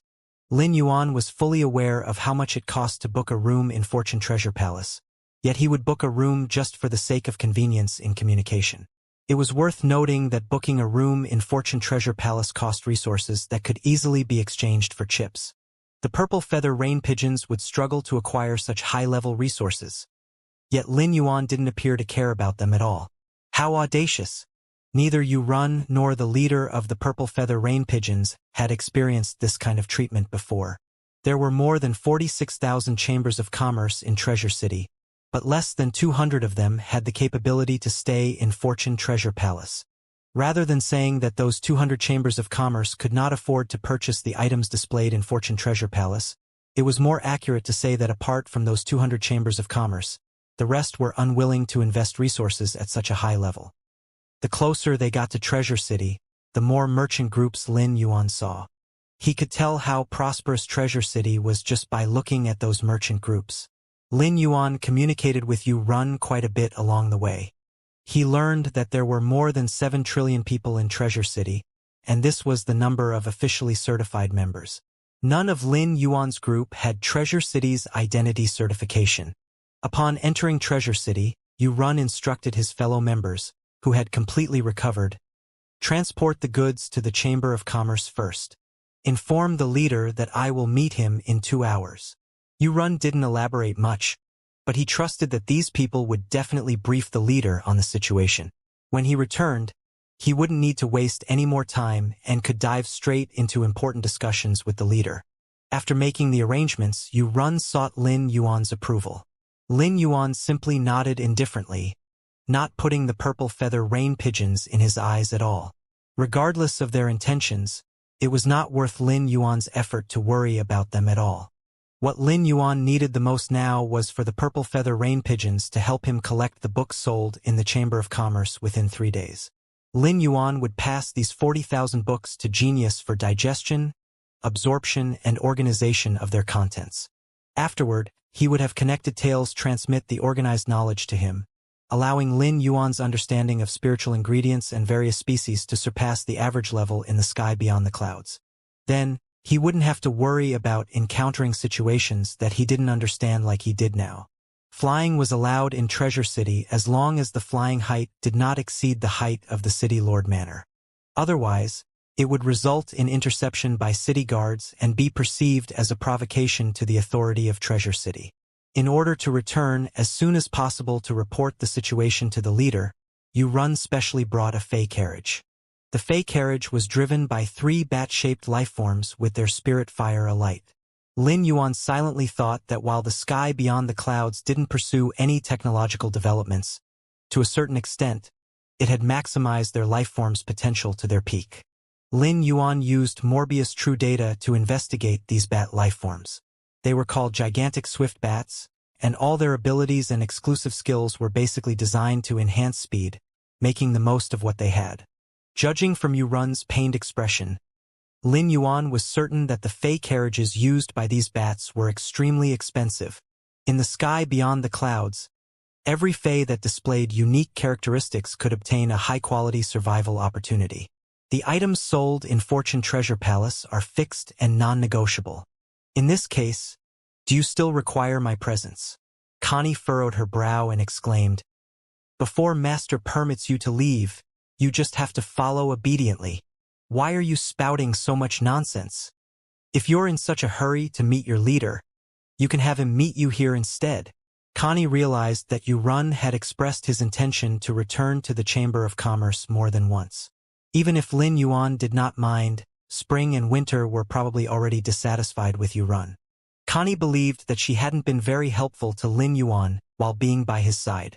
Therefore, she felt compelled to perform well in front of him. Yu-Run instinctively recoiled at Connie's words. Just as he was about to offer an explanation, Connie continued. Master still intends to book a room for you in Fortune Treasure Palace. If you don't accompany him, how will you know where your room is? Don't tell me you're going to ask Master later. Yu-Run also realized that he had indeed spoken too much.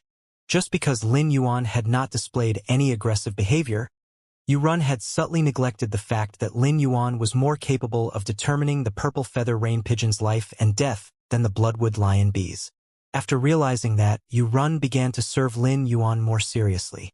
Along the way, Yu-Run sensed that Lin Yuan was very interested in Treasure City. It seemed that he had never been there before. Yu-Run took the opportunity to tell Lin Yuan about the situation in Treasure City. Spring and Winter glanced at Connie again and found her much more agreeable. Lin Yuan possessed an easygoing personality, and many times, his subordinates had to help him address this dynamic with the external world. The gigantic swift bats were indeed worthy of their exorbitant prices. In less than an hour, they arrived at the entrance of Fortune Treasure Palace and were stopped by the guards. In Fortune Treasure Palace, there were Fey carriages that specialized in receiving guests. The speed of these Fey carriages exceeded those of the Fey carriages driven by the gigantic swift bats. Fortune Treasure Palace occupied a vast area of land. All the buildings within Fortune Treasure Palace were remarkably dreamy, with every single independent building serving as accommodations for those large factions. Lin Yuan intended to bring Hu Quan around the sky beyond the clouds in the future. He should be able to obtain a lot of inspiration from these fantastical buildings. Fortune Treasure Palace's guards were exceptionally thorough in their treatment of guests.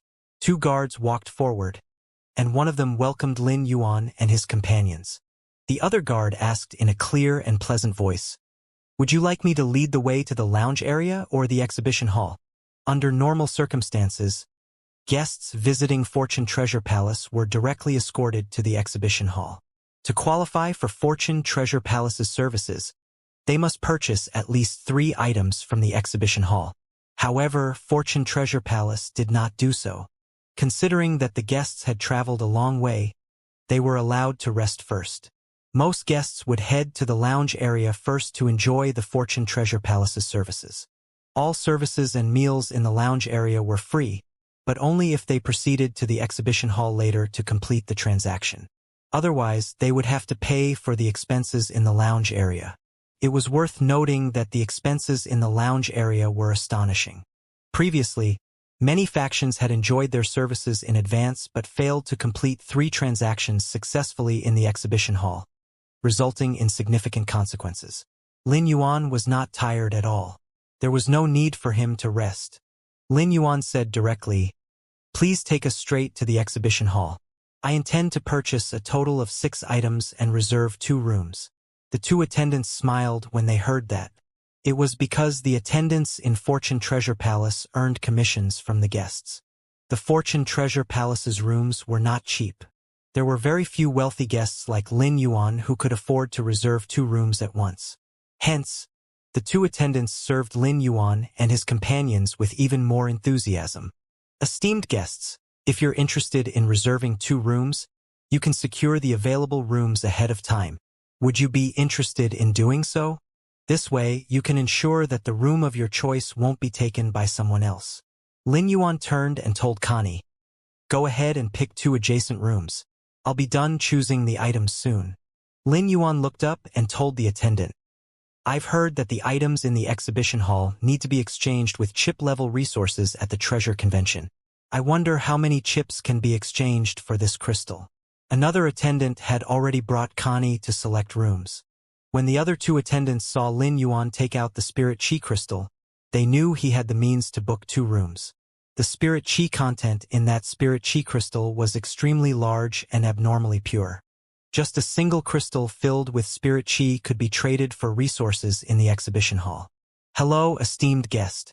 I cannot confirm the number of chips this crystal of yours can be exchanged for at the treasure convention as the ratio of chips has yet to be confirmed. However, it should be able to exchange for more than 1,500 chips here. The specific amount will be decided by the manager in the exhibition hall." In less than 5 minutes, the Fortune Treasure Palace's special Fey carriage brought Lin Yuan to the main hall. The entire Fortune Treasure Palace was filled with items for sale. The attendant brought Lin Yuan and his companions to the entrance of the exhibition hall, and a new attendant received Lin Yuan. Lin Yuan observed through Morbius and realized that these attendants were not from the same species. This meant that Fortune Treasure Palace was not like those chambers of commerce, which were made up of a single species. The female attendant smiled and told Lin Yuan and his companions, "Hello, esteemed guests. I believe the attendant who received you just now has briefed you on the transaction rules. I wonder if you are regulars of our Fortune Treasure Palace, with chips already stored here? Or would you like me to assist you in exchanging chips?" Lin Yuan did not immediately respond. Instead, he asked, "I've heard that as a special honor guest, one can live here for free and only needs to pay a 3% markup price to find items through Fortune Treasure Palace. If that's true, I would like to know how I can become a special honor guest of Fortune Treasure Palace." Lin Yuan had heard the attendant mention special honor guests and was very interested in becoming one. Becoming a special honor guest was equivalent to obtaining the Fortune Treasure Palace's resources. Lin Yuan needed this channel. If not for the female attendant exchanging glances with the male attendant and confirming that Lin Yuan had resources that could be exchanged for chips, she might have wondered if the youthful life form in front of her was crazy. How could it be so easy to become a special honor guest of Fortune Treasure Palace? Fortune Treasure Palace itself used resources to worship Holy Spirit experts. The latter did not need to do anything for Fortune Treasure Palace when they received the offerings. However, When Fortune Treasure Palace needed help or had a mission, they would take out additional resources to hire these Holy Spirit experts, who would have no way of rejecting Fortune Treasure Palace's request. Of course, those Holy Spirit experts could also choose to decline the Fortune Treasure Palace's offerings. As long as they proved their strength, they could obtain the special honor guest card of Fortune Treasure Palace. The second method to become a special honor guest was to purchase items costing more than 30 million chips, thereby gaining access to Fortune Treasure Palace's services for resource acquisition. Being able to spend 30 million chips in Fortune Treasure Palace was sufficient proof of the special honor guest's wealth. It's worth noting that, according to the attendant, Lin Yuan's spirit chi crystal could only be exchanged for a few thousand chips. The third method involved making a huge contribution to Fortune Treasure Palace. Those who obtained the special honor guest title through that method were usually internal members of Fortune Treasure Palace. External members had no chance at all, even if they made contributions. Although the female attendant harbored doubts about Lin Yuan's ability to become a special honor guest despite possessing resources like spirit chi crystals, she still explained the process to Lin Yuan very seriously in accordance with the principle of service. Lin Yuan raised his eyebrows. It turned out that it was so easy to become a special honor guest. Although Lin Yuan's resources could be easily obtained through the Spirit Lock spatial zone, he did not want to waste the available resources. 30 million chips were equivalent to nearly 20,000 spirit chi crystals. According to Fortune Treasure Palace's pricing rules, Lin Yuan would have to spend nearly 4,000 spirit chi crystals to become a special honor guest of Fortune Treasure Palace. If I become a special honor guest and stay in Fortune Treasure Palace, I don't have to buy items here anymore, right? The female attendant looked surprised. Why did that young man before her make it sound like he was really going to become a special honor guest? That's right. If you become a special honor guest of our Fortune Treasure Palace, not only do you not need to purchase 3 items here, but all the items sold within Fortune Treasure Palace will also be available to you at the new VIP prices. Winter understood what Lin Yuan meant and asked the attendant, "Do you use the leaves of the Holy Presence Bodhi to verify if one possesses Holy Spirit strength?" Upon hearing that, the female attendant's expression immediately became serious. Could there be a Holy Spirit expert among that group? Without one, it would be meaningless to inquire about the method to verify the Holy Spirit level. I wonder if any of you are interested in becoming special honor guests? Currently, we no longer use the leaves of the Holy Presence Bodhi to verify the Holy Spirit level, as using them may reveal the appearance of the Holy Spirit, which is deemed disrespectful to Holy Spirit experts. Our Fortune Treasure Palace extends full sincerity to every Holy Spirit expert, so we now use the seed of the Holy Presence Bodhi for testing instead. This ensures that not only will the appearance of the Holy Spirit remain undisclosed, but also the divine kingdom abilities won't be detected by the outside world. Winter asked Lin Yuan softly, "Young master, do you need me to obtain a special honor guest card for you?" Lin Yuan nodded at Winter. The female attendant hurriedly said, "If you want to verify your strength and obtain a special honor guest card, I'll call the person in charge of our Fortune Treasure Palace over now. Please follow me to the VIP room on the 2nd floor for a moment. All kinds of dishes have been prepared in the VIP room. You can try whatever you want." This was the first time this female attendant had received a life form who had reached the Holy Spirit level. She was exceptionally excited. Today's encounter would undoubtedly become a memorable conversation topic in her future career. All right.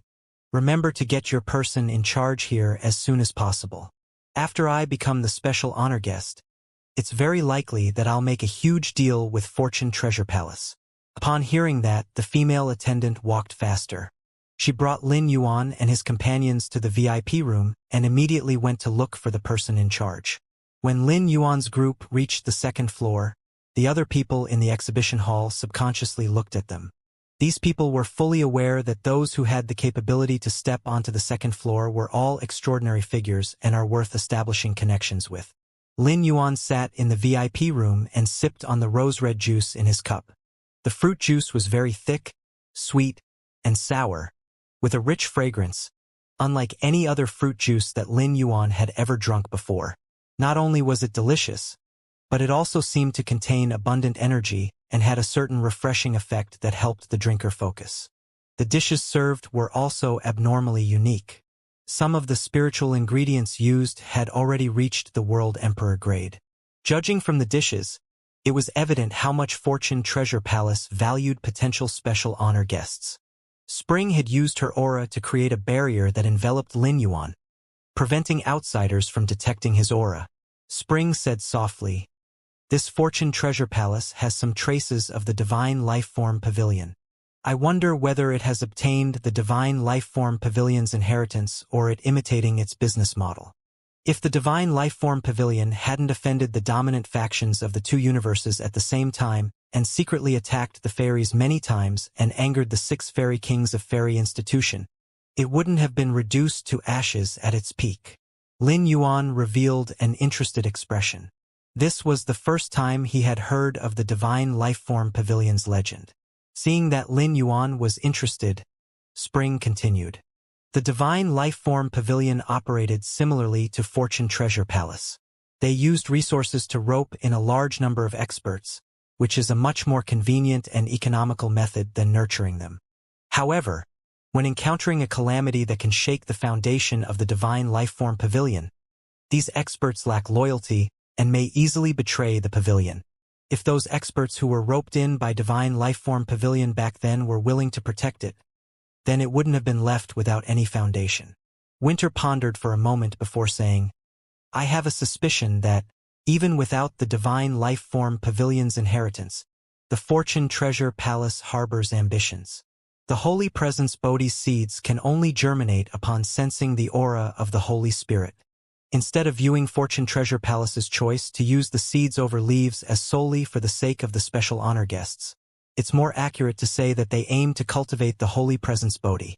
The Holy Presence Bodhi is one of the few treasures that can strengthen the Holy Spirit in the Divine Kingdom. Fortune Treasure Palace invests most of its resources in cultivating its own members. If I'm not wrong, Fortune Treasure Palace will surely love to trade the high-end resources in young master's hands." While Lin Yuan and his companions were waiting in the VIP room, the King Blood Jackal's territories were in turmoil.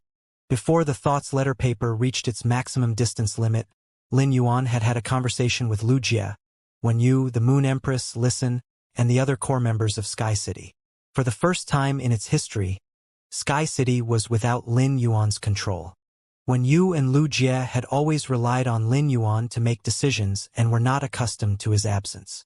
Regardless of how strong autumn and summer were, it was inevitable that there would be stronger life forms above them in the sky beyond the clouds. They were afraid that Lin Yuan would encounter trouble that was difficult to resolve. After all, Lu Jie and Wen Yu had never truly understood autumn and summer's strength.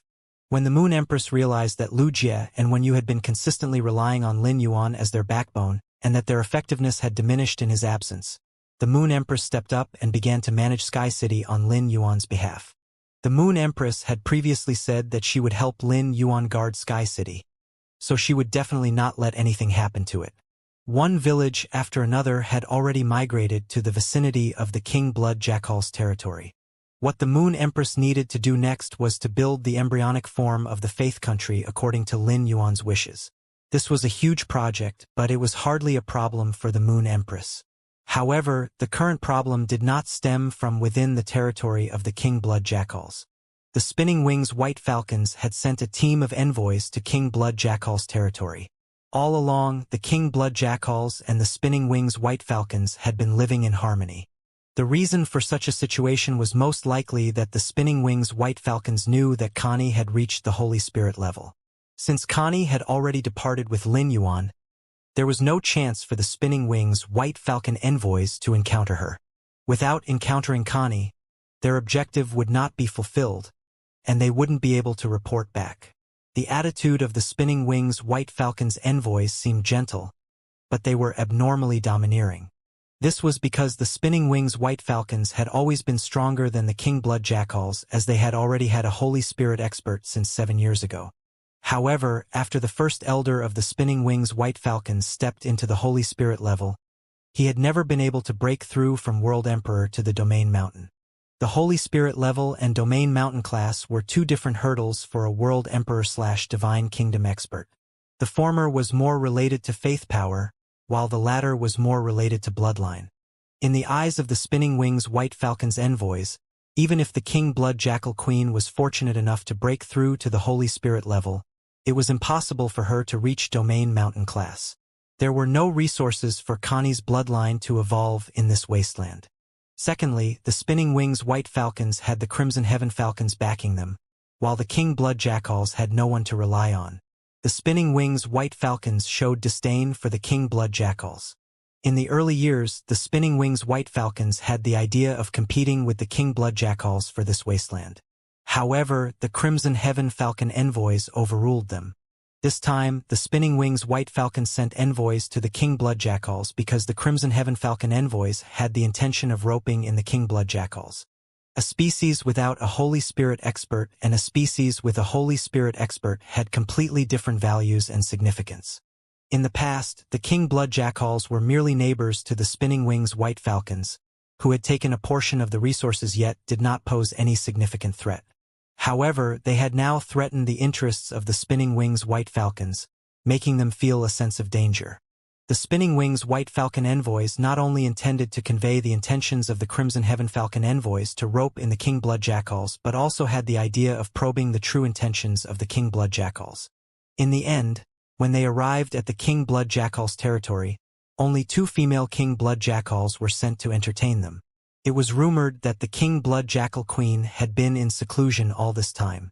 However, she had already reached the Holy Spirit level, so what was the reason for her seclusion? Could it be that she was planning to evolve to Domain Mountain in one go? The Spinning Wings White Falcon envoys felt that they were being treated coldly and kept putting pressure on the 2 female King Blood Jackals who received them.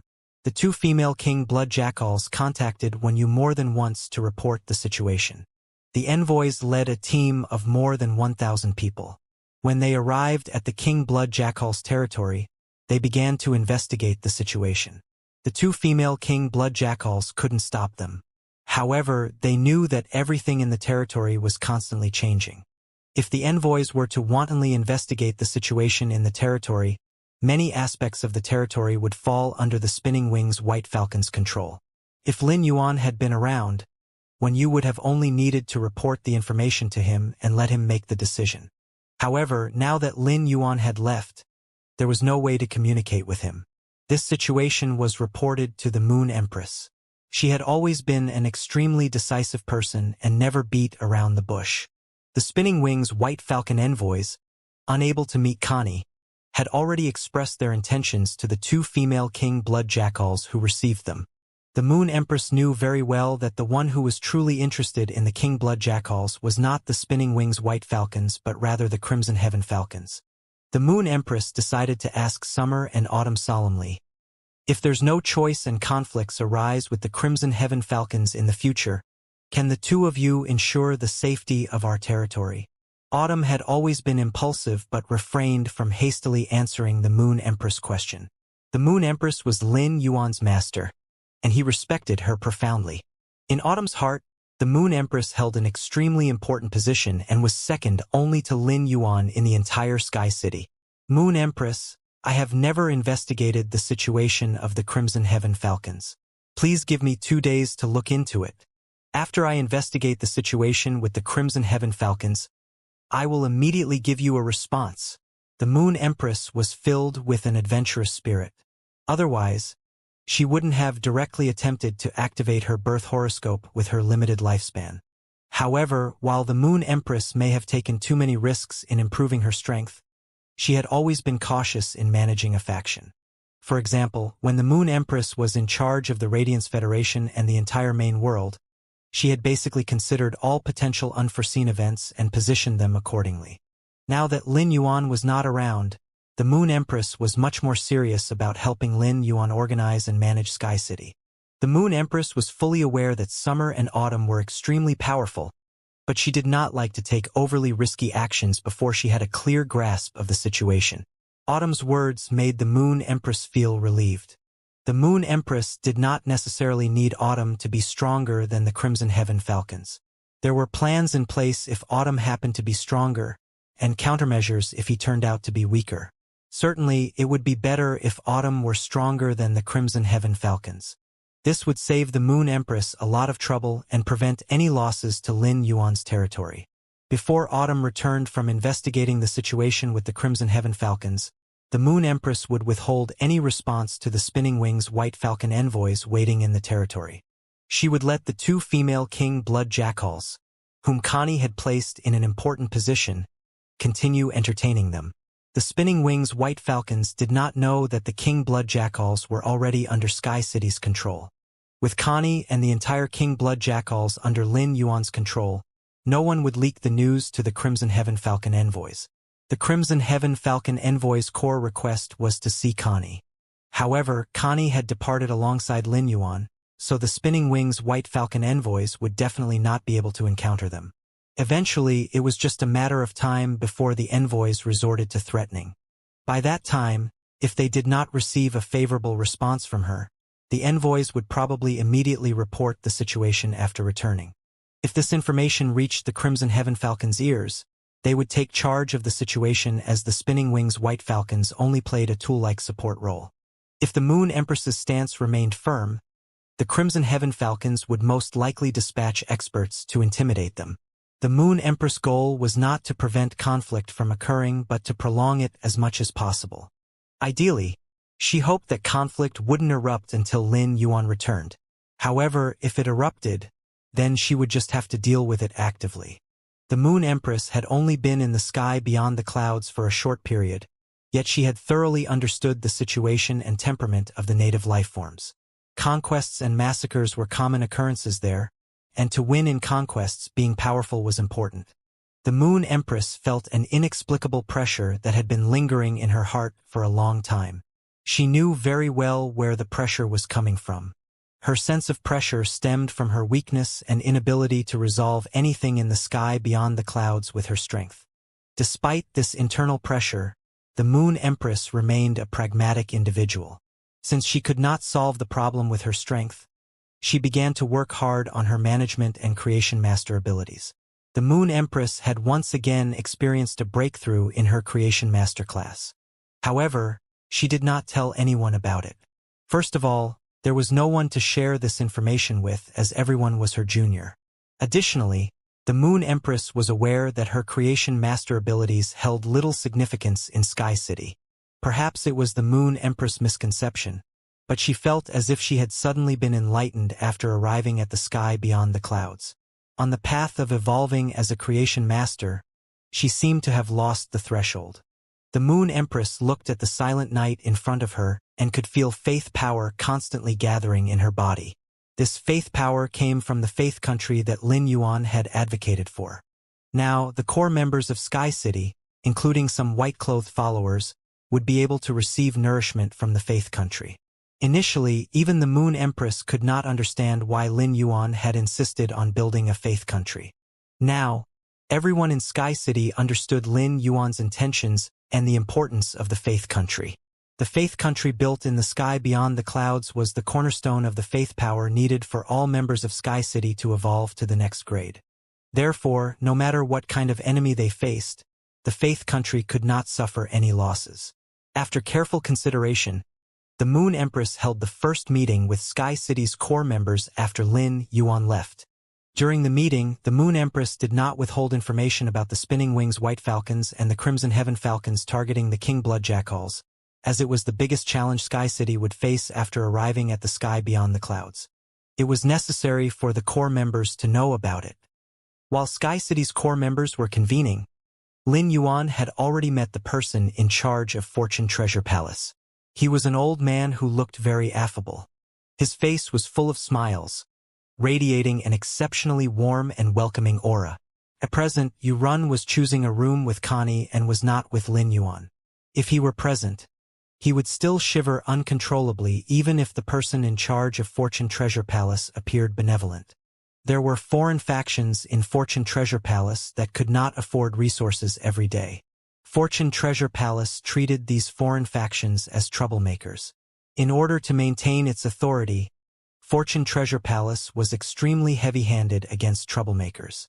Those troublemakers were personally dealt with by the person in charge, who was like a grim reaper in Treasure City.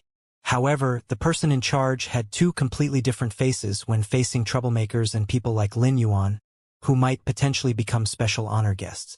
Dear guests, may I know how I should address you? My name is Jean Lu. I haven't been a director in Treasure City's Fortune Treasure Palace branch for long. Fortune Treasure Palace's branches are established in every large city on every continent. Prior to this, I oversaw the branch in Yunfeng City on the Hanyun continent. Jean Lu introduced himself as soon as he arrived and talked about his past. It was obvious that he wanted to get closer to Lin Yuan and his companions. Immediately after that, Jean Lu proceeded to explain the Fortune Treasure Palace's foundation to Lin Yuan. It was a display of strength, informing Lin Yuan and his companions about the advantages of becoming special honor guests. In the main world, Lin Yuan had never nonchalantly, casually, or indifferently disclosed his name because doing so would allow others to uncover his background. Lin Yuan had always been concerned about Chu Xi in the main world. However, ever since she became Cold Moon's disciple, Lin Yuan no longer had to worry about her safety or had any need to conceal his identity in the sky beyond the clouds. However, with spring and winter by his side, Lin Yuan didn't have to respond to Jean Lu personally. Spring took a step forward and said coldly, Jean Lu, right? I'm rising spring, and he's rising winter, and this is our young master, Lin Yuan. The names of spring, summer, autumn, and winter came from their personalities as well as their physiques. However, using a single character name while traveling outside did seem a bit odd. As Lin Yuan's followers, it was impossible for them to share the same surname as him. Therefore, Lin Yuan had deliberately chosen appropriate surnames for them. Such a situation was not uncommon in the sky beyond the clouds, but such rules were only used by powerful species and factions with long histories. Before coming, Jean Lu had communicated with the female attendant who had received Lin Yuan in detail and learned that an elderly person was preparing to verify his strength and obtain the identity of a special honor guest. However, it turned out that the elderly man was merely the servant of the young man before him. Even though Jean Lu had witnessed many things, he could not help but be surprised. What kind of status did the young man before him have to have a Holy Spirit expert as his personal servant when he went out? From the way the elderly man looked at the young man, it was evident that the elderly man's respect for him came from the bottom of his heart. Jean Lu hurriedly greeted Lin Yuan seriously and asked with a smile, I wonder if the food here is delicious? Our food caters to the taste of the masses. If you have any specific ingredients that you're more interested in, I can immediately get someone to cook and serve them to you. Lin Yuan raised an eyebrow. He was quite receptive to the Fortune Treasure Palace's approach of fostering friendships through food. However, he did not know if this was their style or if it applied to all the factions in the sky beyond the clouds. There's no need for that. I would like to obtain the special honor guest status as soon as possible. Then, I'll use my special honor guest status to negotiate a huge deal with your Fortune Treasure Palace. I've heard that special honor guests receive substantial discounts when trading resources. I'm curious about the extent of this discount. Lin Yuan had no prior connection with Jean Lu, so he didn't see the need to engage in conversation with him. After completing the transaction with Fortune Treasure Palace, Lin Yuan had other things to attend to. Jean Lu had not expected Lin Yuan to go straight to the point and express his intention to verify his identity as a special honor guest and trade with them. Jean Lu had always liked such straightforward people. However, there were only a few people who were as straightforward as Lin Yuan. The last person who had wanted to have their identity verified by Jean Lu had not been as forthright. They had made Jean Lu serve them for a full 5 days before undergoing the identity verification. Fortunately, their identity was eventually verified. Otherwise, Jean Lu might have resorted to drastic measures. Young Master Lin, our Fortune Treasure Palace needs to spend money to obtain resources. The items in this booth are sold at a markup of 20% above market price. However, if a special honor guest makes a deal with our Fortune Treasure Palace, we will only increase the price by 1% according to the cost price. This is the sincerity we offer to our special honor guests. Jean Lu was very sincere when he said that. Since the Fortune Treasure Palace wanted to rope in Holy Spirit experts, they would naturally be very generous to these Holy Spirit experts. Fortune Treasure Palace certainly aimed to make a profit in its business dealings. Channel resources were considered the most expensive among all the resources. Furthermore, it would cost a lot to obtain these resources and present them to the traders. Fortune Treasure Palace only earned 1% of the cost price, which was already the greatest sincerity. Despite that, Fortune Treasure Palace still hoped that special honor guests would engage in large transactions.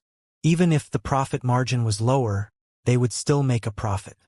In addition, if Fortune Treasure Palace wanted to improve its control over resources, it needed to constantly maintain the end channels. The best way to maintain the end channels was to have sufficient funds to speed up the operation of the trading chain and be in a state of demand for goods when the end channels were supplying it. If Fortune Treasure Palace did not have enough funds to maintain these end channels, it wouldn't be able to acquire resources from them when they became available. After a few times, it would cause a large loss of channels at the end. Lin Yuan thought highly of Fortune Treasure Palace. If they only earned 1% of the cost price for special honor guests, Lin Yuan could trade more with them and treat them as an important channel for him to obtain resources. Zhang Lu added at the right time, "Nevertheless, it's important to note that special honor guests trading resources at Fortune Treasure Palace must use resources at the chips level, not honor absent dollars. It's important that I explain the situation clearly in advance to avoid unnecessary misunderstandings in the future. I hope you can understand." Lin Yuan did not comment on Zhang Lu's words. The items exchanged by Holy Spirit special honor guests through Fortune Treasure Palace were undoubtedly very precious. Such high-level resources could not be traded equivalently with honor absent dollars. In the market, honor absent dollars couldn't purchase materials of that caliber. Therefore, Fortune Treasure Palace still incurred some minor losses when exchanging chip-level materials for certain resources. Winter took a step forward and said, "You can give me the Holy Presence Bodhi seed at any time to verify my strength. However, there should be more benefits to becoming a special honor guest, right? What do special honor guests like us need to do to enjoy the benefits?" Winter's question hit the nail on the head. Zhang Lu had wanted to explain to Winter the duties and rights of becoming a special honor guest. Zhang Lu explained very seriously, "Apart from being able to trade resources at a discounted price in Fortune Treasure Palace, becoming a special honor guest also enables you to issue rewards through Fortune Treasure Palace missions. If any other special honor guest is interested in accepting the posted rewards, they will have to complete the mission within the specified time. Fortune Treasure Palace's existence also provides a platform for the special honor guests to interact with each other. As for what the special honor guests should do for Fortune Treasure Palace, if we have any requests in the future, we hope that the special honor guests can do their best to help. At that time, we will take out sufficient resources to provide security for the special honor guests. We won't let the special honor guests help for nothing." Upon hearing that, a half-smile appeared on Winter's face. If Fortune Treasure Palace had such an intention, then the more one looked at it, the more it resembled the divine life-form pavilion from before. Fortune Treasure Palace had roped in so many special honor guests who had reached the Holy Spirit level, indicating that they must have a big goal. However, there was no guarantee without restrictions. Winter had always admired Lin Yuan's actions.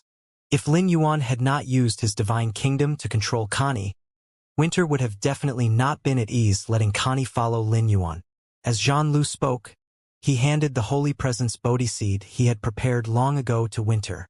As soon as Winter's hand touched the seed of the Holy Presence Bodhi, the brown seed lit up with a mixed light. Gold and green light swirled around the seed, eventually morphing into a partially tangible imprint on the surface of the seed. Zhang Lu smiled when he saw that. With such a change to the Holy Presence Bodhi seed, it meant that Winter was truly a Holy Spirit expert. However, Winter had enabled the Holy Presence Bodhi to germinate almost too quickly. This speed went beyond Zhang Lu's comprehension. After thinking about this, Zhang Lu attributed this to the Holy Presence Bodhi being special or more sensitive to Holy Spirit experts. Zhang Lu did not link the cause to Winter. After all, if it was because of Winter, it would mean that the Holy Spirit in his divine kingdom was terrifyingly powerful. With such power, It was also slightly embarrassing for Fortune Treasure Palace to bestow him with the title of a special honor guest. Winter toyed with the germinated Holy Presence Bodhi in his hand before tossing it to Jean-Lu. After examining the germinated Holy Presence Bodhi, Jean-Lu took out a special plant-type Fey and handed it to Lin Yuan. Young Master Lin, this is a special identification pass that Fortune Treasure Palace gives to our special honor guests. It's called the Fantasy Crystal Birthstone Flower. It's a specialty Fey of Fortune Treasure Palace. Not only can it keep records, but it can also be used to communicate with Fortune Treasure Palace. It will display the rewards for tasks, and tasks can also be assigned directly through it. The plant that Jean-Lu had handed to Lin Yuan resembled an illusion. The crystal was light green at the bottom, and the top gleamed with purple light. It was covered with a bush of roots. The crystal would occasionally move its roots, indicating that this horseshoe-shaped fleshy plant was brimming with vitality. Lin Yuan was very interested in the Fantasy Crystal Birthstone Flower. The main reason for this was that it could be used as a transmission Fey. Although its functions could not match up to that of the Thought's letter paper, it did have the advantage of being able to facilitate communication over long distances. Jean-Lu mentioned that this was a specialty Fey of Fortune Treasure Palace. If this was something that Fortune Treasure Palace only gave their special honor guests, they definitely would not include it in their list of tradable resources. Lin Yuan received the Fantasy Crystal Birthstone Flower and used True Data to check on it. This was when he saw that it was only Sovereign/Immortal. Currently, it was easy for Lin Yuan to use his resources to nurture a Sovereign/Immortal Fey. Lin Yuan felt that nurturing the Fantasy Crystal Birthstone Flower would allow him to solve his problem of communicating with Sky City. Moreover, the Fantasy Crystal Birthstone Flower's grade could definitely be evolved. This meant that its functions would definitely be able to grow and even become more outstanding. In order to solve the issue of communicating with Sky City, Lin Yuan only needed to nurture 2 of the Fantasy Crystal Birthstone Flowers. Sky City's other members could communicate using the Thought's letter paper and did not require the Fantasy Crystal Birthstone Flower. Mr. Jean, this Fantasy Crystal Birthstone Flower should be a child rammet, right? I can sense that it is unidirectionally linked to another Fantasy Crystal Birthstone Flower, but isn't linked to any other Fantasy Crystal Birthstone Flowers. Jean-Lu turned to Lin Yuan and replied, Young Master Lin, you're right. This is just a child rammet of the Fantasy Crystal Birthstone Flower. It is only linked to the Ortet. If you're interested, I can give you a few young Fantasy Crystal Birthstone Flowers. They haven't been linked to the Ortet and can be nurtured into Ortets themselves. Fortune Treasure Palace was using the Fantasy Crystal Birthstone Flower to contact their special honor guests for their own sakes. They would not allow the special honor guests to contact each other as it would likely cause Fortune Treasure Palace to become excluded from the transactions. Fortune Treasure Palace would never do something like this that would harm themselves. When the special honor guests saw the Fantasy Crystal Birthstone Flower, many of them became interested in it just like Lin Yuan was. Some of them were extremely unreasonable and would even ask them to give them the Fantasy Crystal Birthstone Flower as well as tell them how it was nurtured. In order to avoid issues, Fortune Treasure Palace permitted the young plants to be given as gifts. Young Fantasy Crystal Birthstone Flowers could indeed be nurtured into Ortets. However, it came at an enormous cost and required special nurturing techniques. Fortune Treasure Palace would never reveal such special techniques. Every powerful faction had creators who could evolve lifeforms as well as manipulate pure spirit chi and various types of energy. Each creator had their own unique methods. Fortune Treasure Palace's creators only stumbled upon the method of nurturing the Fantasy Crystal Birthstone Flower by accident. Fortune Treasure Palace was unafraid of other factions' creators studying the Fantasy Crystal Birthstone Flower. They were sound in their confidence and were thus willing to give the young Fantasy Crystal Birthstone Flowers to their special honor guests. Lin Yuan replied with a smile, "Thank you. But might I ask how many chips it will cost for me to trade for a Fantasy Crystal Birthstone Flower Ortet?" Lin Yuan's words stunned Jean-Lu. This was the first time he had received such a request. Technically, the Fantasy Crystal Birthstone Flower was also a type of resource, and it was possible to trade for it using chips. However, Fortune Treasure Palace's creators were unlikely to be willing to nurture another fantasy crystal birthstone flower. It also took far too long to nurture one. Creators held high status in any faction they were part of. Even the strongest faction placed their creators on a pedestal. The creator's will was more important than profits. Jean-Lu asked hesitantly, "Young Master Lin, are you really going to use chips to trade for a fantasy crystal birthstone flower or tet? If you are sincere, I will submit a request. I'm sure you're aware that this trade will involve the revered creators. Even if the deal is made, the timeline will be determined by the creators." After Lin Yuan used true data to examine the fantasy crystal birthstone flower, he was able to uncover the method of nurturing the ortet. There was no need for him to trade with Fortune Treasure Palace or bother the creators that Jean-Lu spoke of. This was not the first time that Lin Yuan had heard the term creator. Lin Yuan, the Moon Empress, Wen Yu, Zhongzhe, Gu Lang, and even the army of 100 Questions beasts could be considered creators. In truth, creators were the equivalent of creation masters. The only thing that was different was the name of the title. In the sky beyond the clouds, creators were more revered than they were in the main world.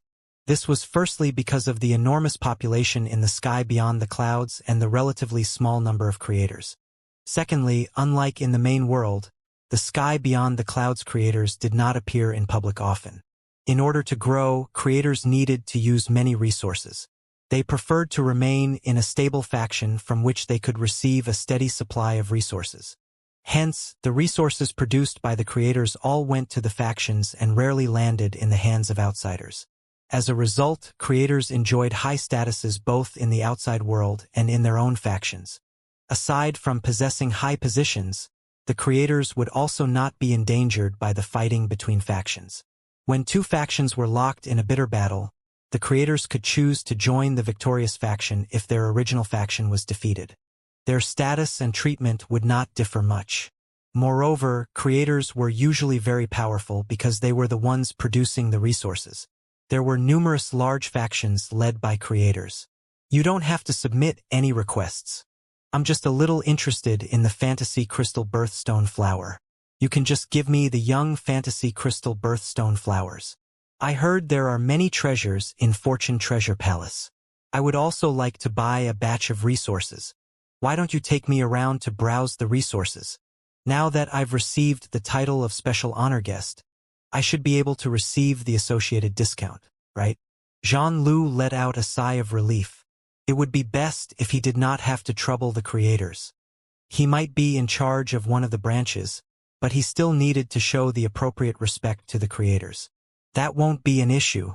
Fortune Treasure Palace's rarest resources are displayed on level 5 and above. I will take you directly to browse level 6. If you see anything you like, just let me know. How many chips do you intend to use? Jean-Lu remembered Lin Yuan saying that he wanted to strike a large deal with Fortune Treasure Palace. By asking Lin Yuan how many chips he wanted to spend, he would be able to get a sense of the scale of the transaction. Lin Yuan raised his hand and made the hand sign for 1. Jean-Lu hurriedly asked, "Young Master Lin, are you going to spend 10 million chips?"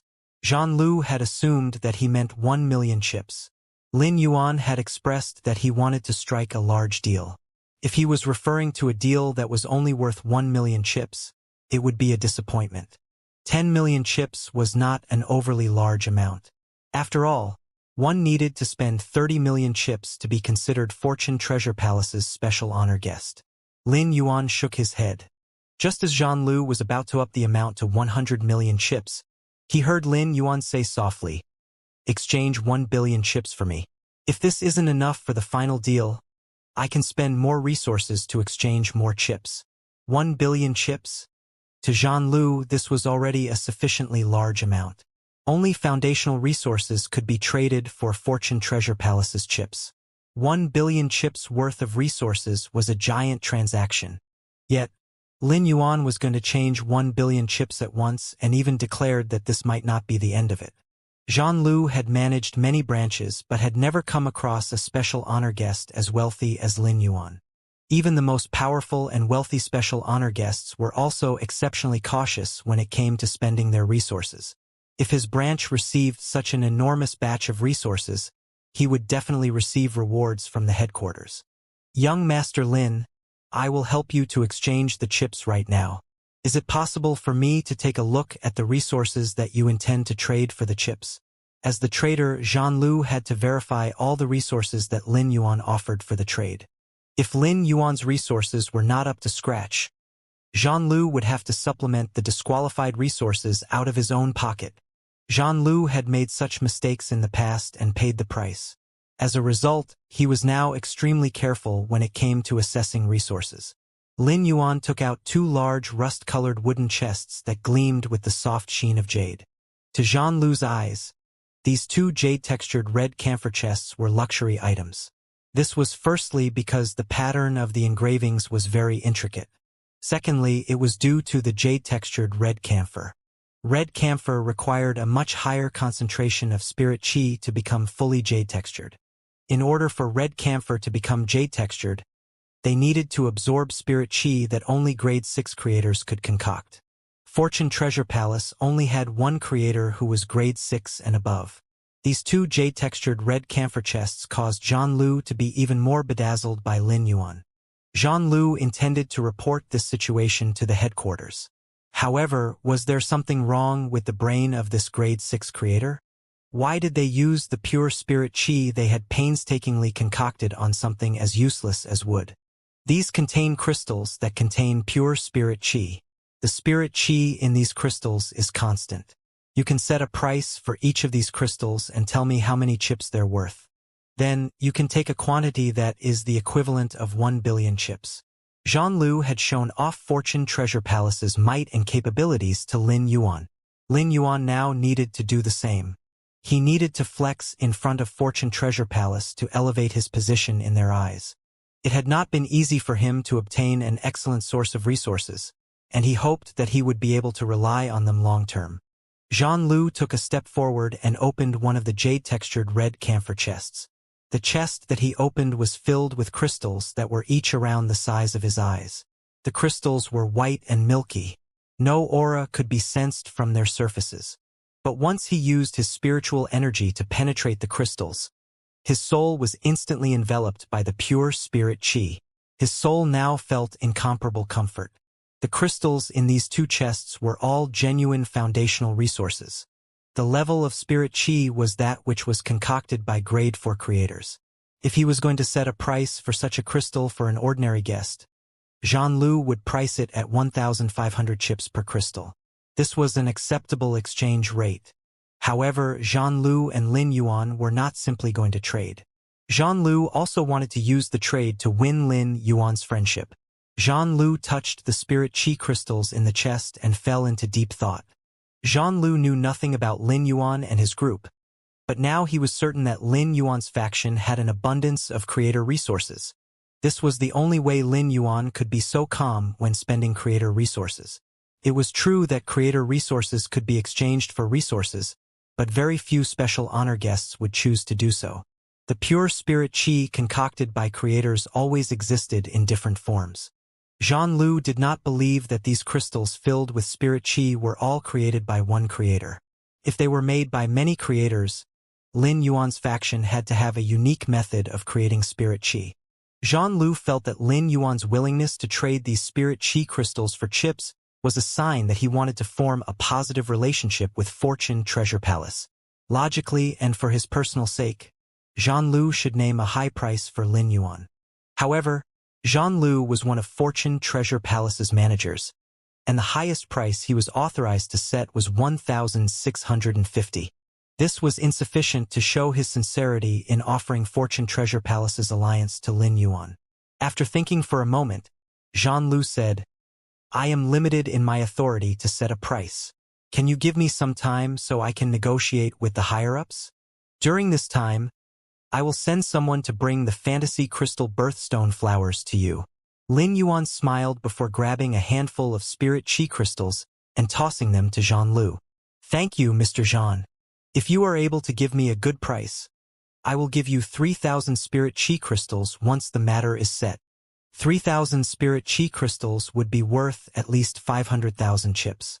Zhang Lu was touched by this gesture but also realized how generous Lin Yuan was. This added another layer to his impression of Lin Yuan. Since I brought it up, I'll definitely do my best. You don't have to worry about that. Jean Lu left the room. It did not take long for the female attendant who had received Lin Yuan's group to bring him the young fantasy crystal birthstone flowers.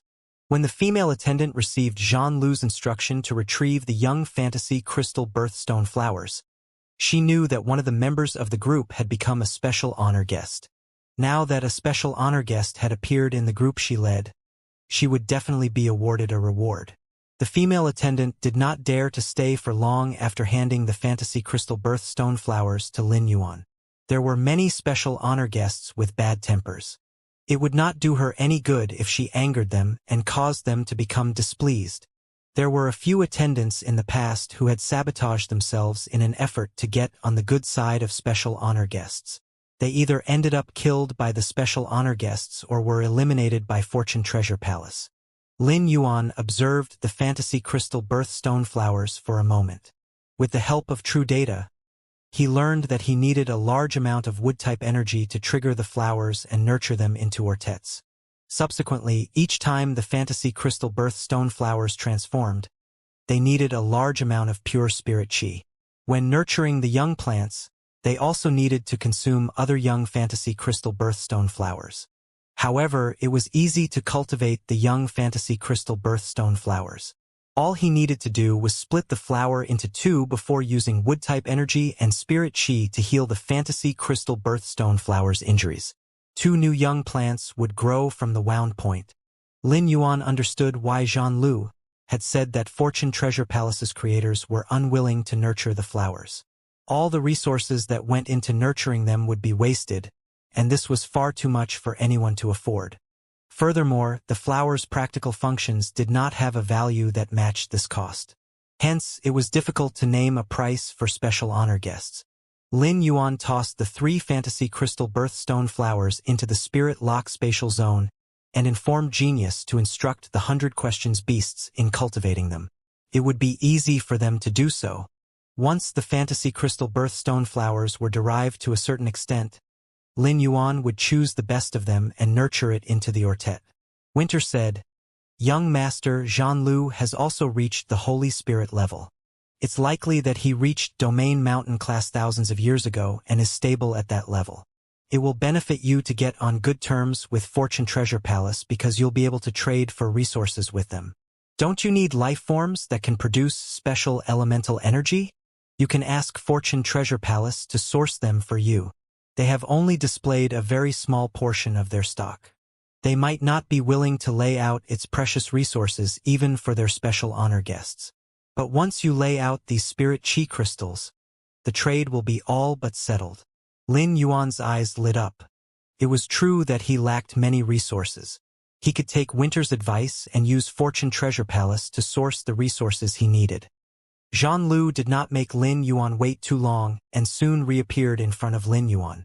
Jean Lu said seriously, "Young Master Lin, after negotiating with the headquarters, I will only be able to offer you a price of 1,720 chips. This means that each of your spirit chi crystals will be worth 1,720 chips. But once you have confirmed 20 deals, you can trade for something worth less than the value of the first 20 items you trade for. You will be able to obtain that item without spending any additional resources. What do you think of this?" Lin Yuan had expected a price of 1,750 chips and would be satisfied with it. Although Jean Lu's price had not met that expectation, he was reassured by the offer of being able to obtain the 21st item for free after making 20 trades. If the free item was considered a resource, every spirit chi crystal would now be worth 1,900 chips. This was sufficient to demonstrate Fortune Treasure Palace's sincerity. Lin Yuan raised his hand and took out a brocade pouch from his spatial equipment. He tossed the brocade pouch to Jean Lu. With a light toss of the brocade pouch to weigh it, Jean Lu knew that it contained the 3,000 spirit chi crystals Lin Yuan had mentioned. Giving him the 3,000 spirit chi crystals showed that Lin Yuan was satisfied with the effort he had made. "If that's the case, I will send people to retrieve the spirit chi crystals worth 1 billion chips. Do you intend to wait for them here before going to select your resources?" Or will you leave one of your subordinates behind to handle that while you go with me to pick the resources? I'll also be able to introduce the resources and their prices to you. Lin Yuan did not intend to waste too much time there. Lin Yuan looked at Spring and said, Spring, you stay here and watch them. Once they're done, collect the remaining spirit chi crystals. Winter, you'll go with me to pick the resources. If you see anything that catches your eye, you can let me know, and I'll select it for you. Lin Yuan said this because he wanted to pick some resources for Winter. Once Spring was done handling the payment, he would ask her to pick the resources she wanted as well. Additionally, he needed Winter to give him reminders and ensure that he did not miss out on any precious or rare resources. Lin Yuan was only one person and had limited capabilities. If there were too many items on display, he might not be able to examine all of them, and it would be something to slip through the cracks. As Lin Yuan followed John Lu to the 6th floor, he noticed that it was decorated much more elegantly than the 5th floor.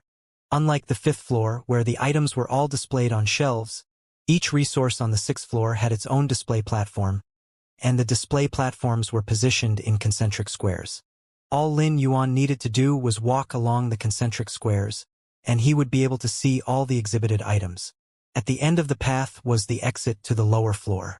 This was Lin Yuan's first time trading resources in the sky beyond the clouds, and he had never seen any of them.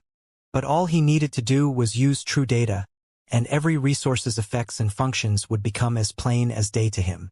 Lin Yuan knew that he was going to trade for an enormous volume of resources and put on the airs of an elite figure. He sauntered through the exhibit and casually pointed at the resources he needed. He did not give Jean Lu any time to introduce the items.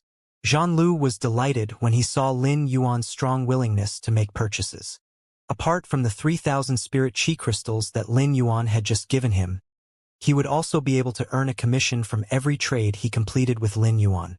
Since Lin Yuan did not need him to make any introductions, Jean Lu was happy to enjoy his free time and hang back.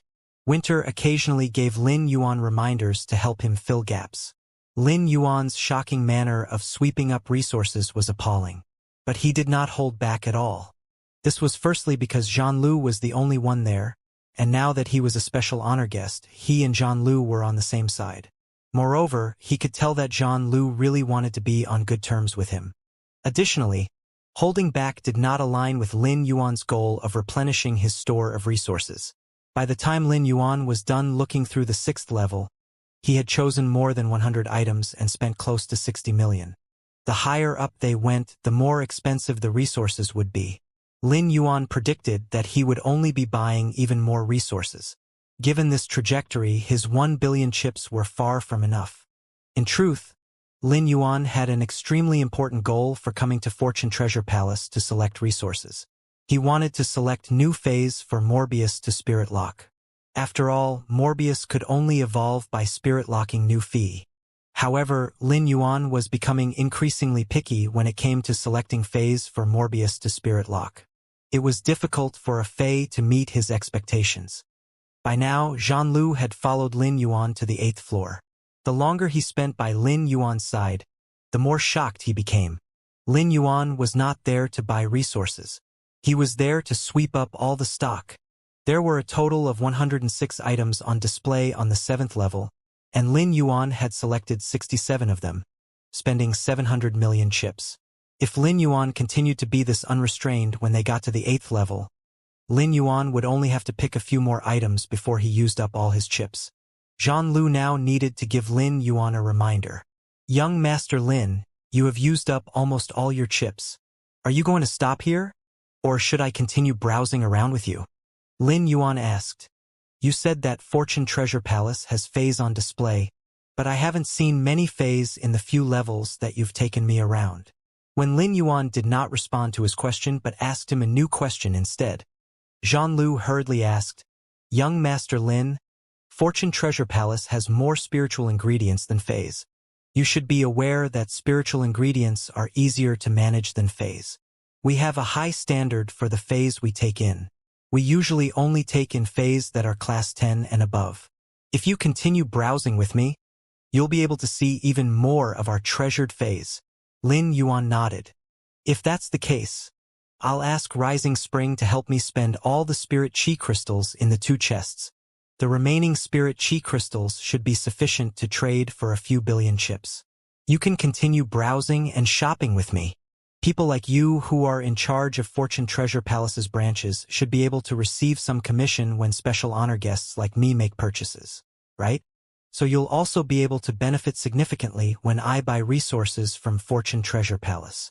Jean-Lu was stunned when he heard what Lin Yuan said. He did not understand Lin Yuan's meaning.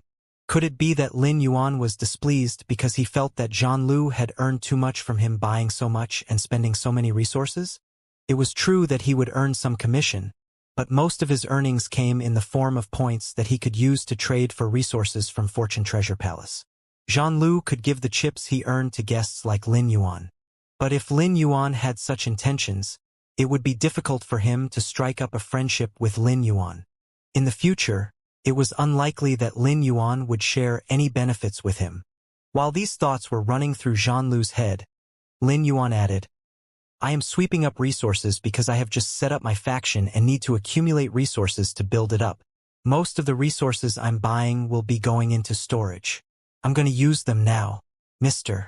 Jean, I'm sure you understand my reason for telling you this. When Jean-Lu heard that, he felt a sense of release, and all feelings of conflict disappeared from within him. It turned out that Lin Yuan was not bothered by the benefits he was going to receive, but was hinting that the resources on display in the hall were too sparse. He wanted to trade for as many resources as he could.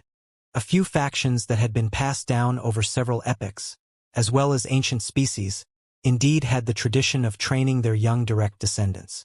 They would send them out to set up their own establishments as a way of building and developing their own factions. The young members of these ancient factions and species were all the cream of the crop. This not only trained the young direct descendants but also expanded the ancient species and factions. Jean-Lu felt that there was a high chance that Lin Yuan was one of these young direct descendants who came from an ancient faction. While these young direct descendants went out to train and test themselves, they were given numerous resources. Lin Yuan could only act this liberally if he had the support of an ancient faction. Previously, Jean-Lu was only trying to build a relationship with Lin Yuan. But now, he felt that he needed to curry favor with him. If he became acquainted with a young life form like Lin Yuan, who not only possessed impressive martial force but also an abundance of resources, he might be able to obtain opportunities or assistance from Lin Yuan in the future. Fortune Treasure Palace accumulated resources for trading.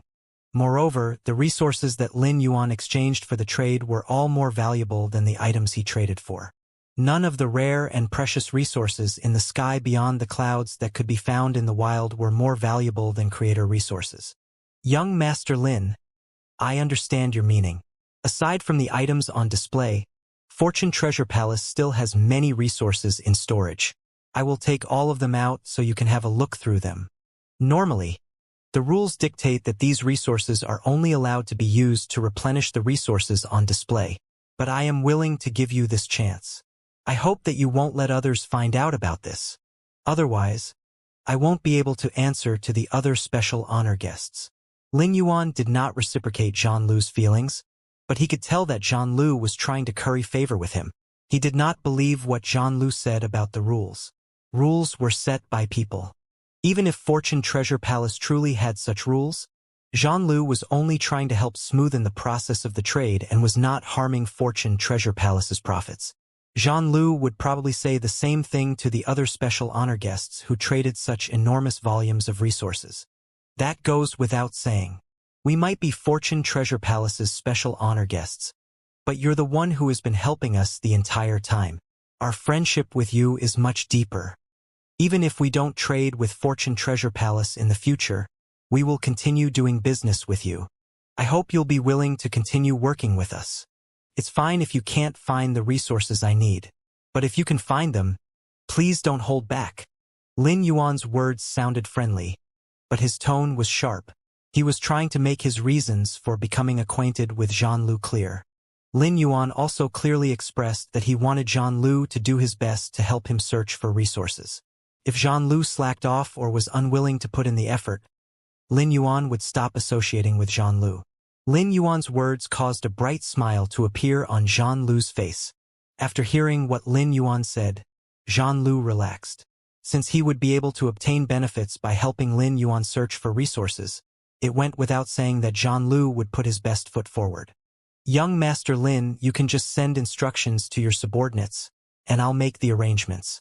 Then we can continue picking resources from the higher levels.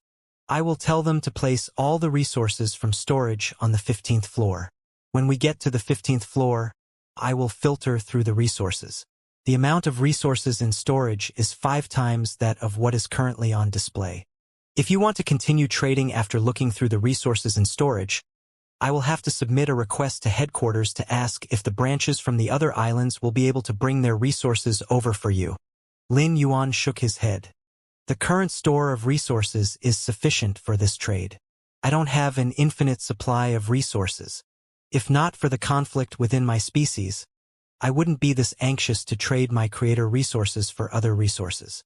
In truth, Lin Yuan was trying to probe Zhan Lu's thoughts and slowly curate an impression of himself in Zhan Lu's mind. Lin Yuan had prepared this speech in advance. He needed a reasonable explanation when he was out doing business. His speech would frame himself as a direct descendant of an ancient species in Zhan Lu's mind. After receiving Zhan Lu's report, Fortune Treasure Palace would verify his background. Slowly, news of his background would spread, and many other factions would want to link up with him. Even the cruel and radical factions would be interested in the faction that was supporting him and think twice about whether they could afford to provoke him. Although the hidden ancient factions and species were willing to let their young members go out to train, they were still very protective of them and would not stand by and watch as they were bullied.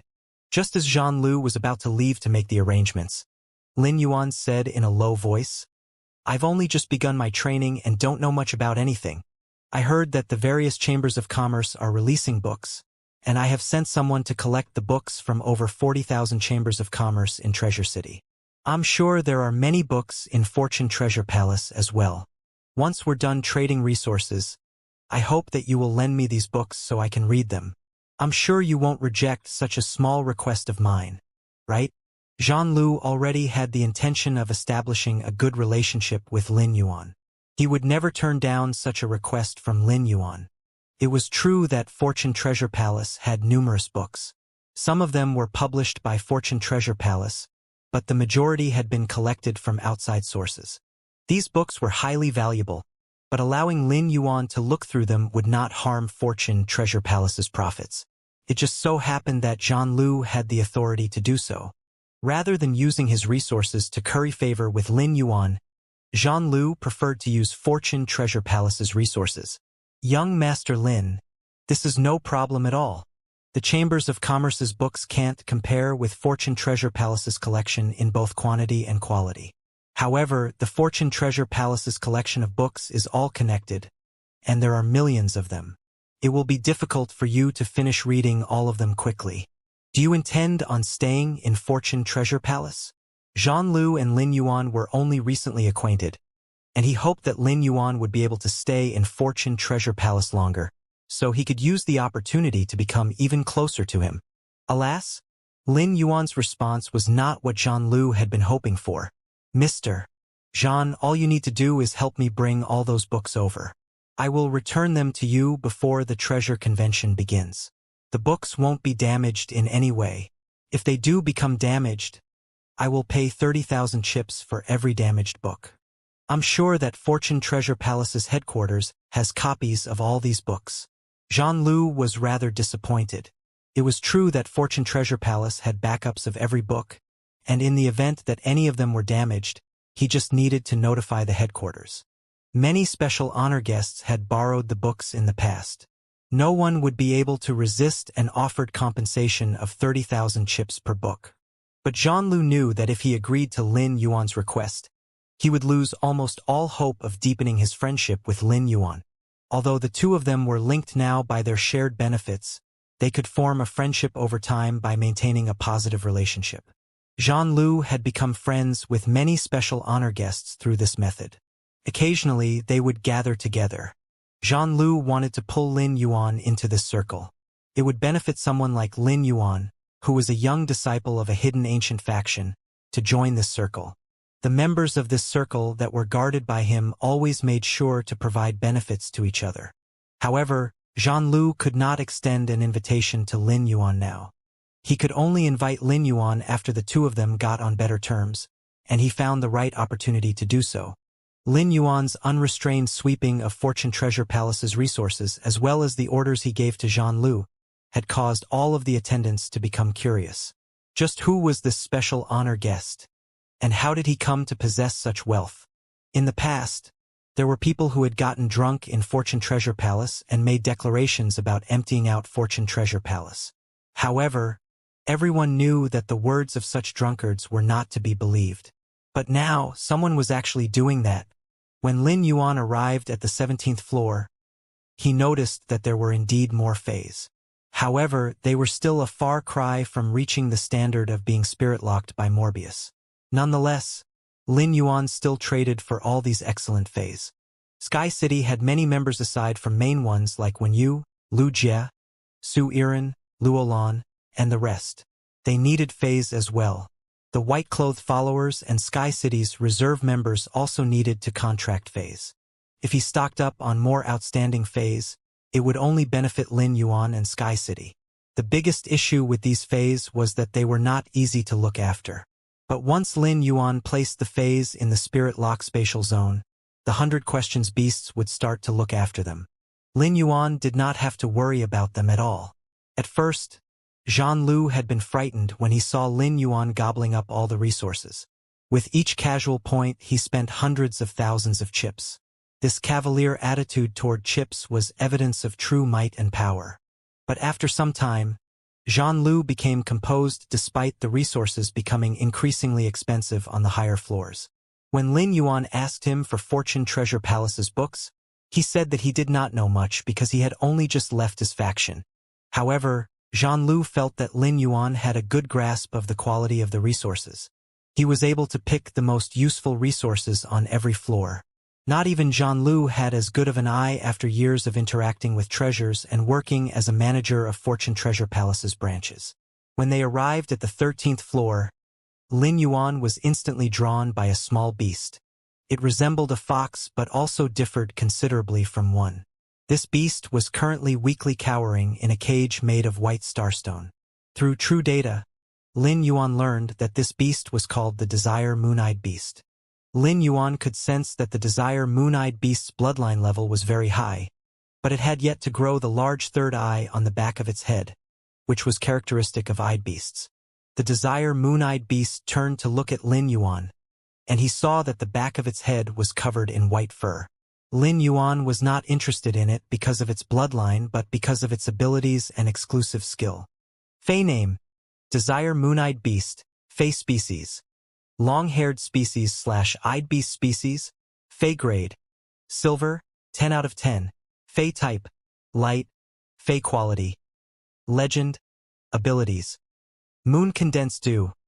The moonlight in its body will be condensed into moon dew.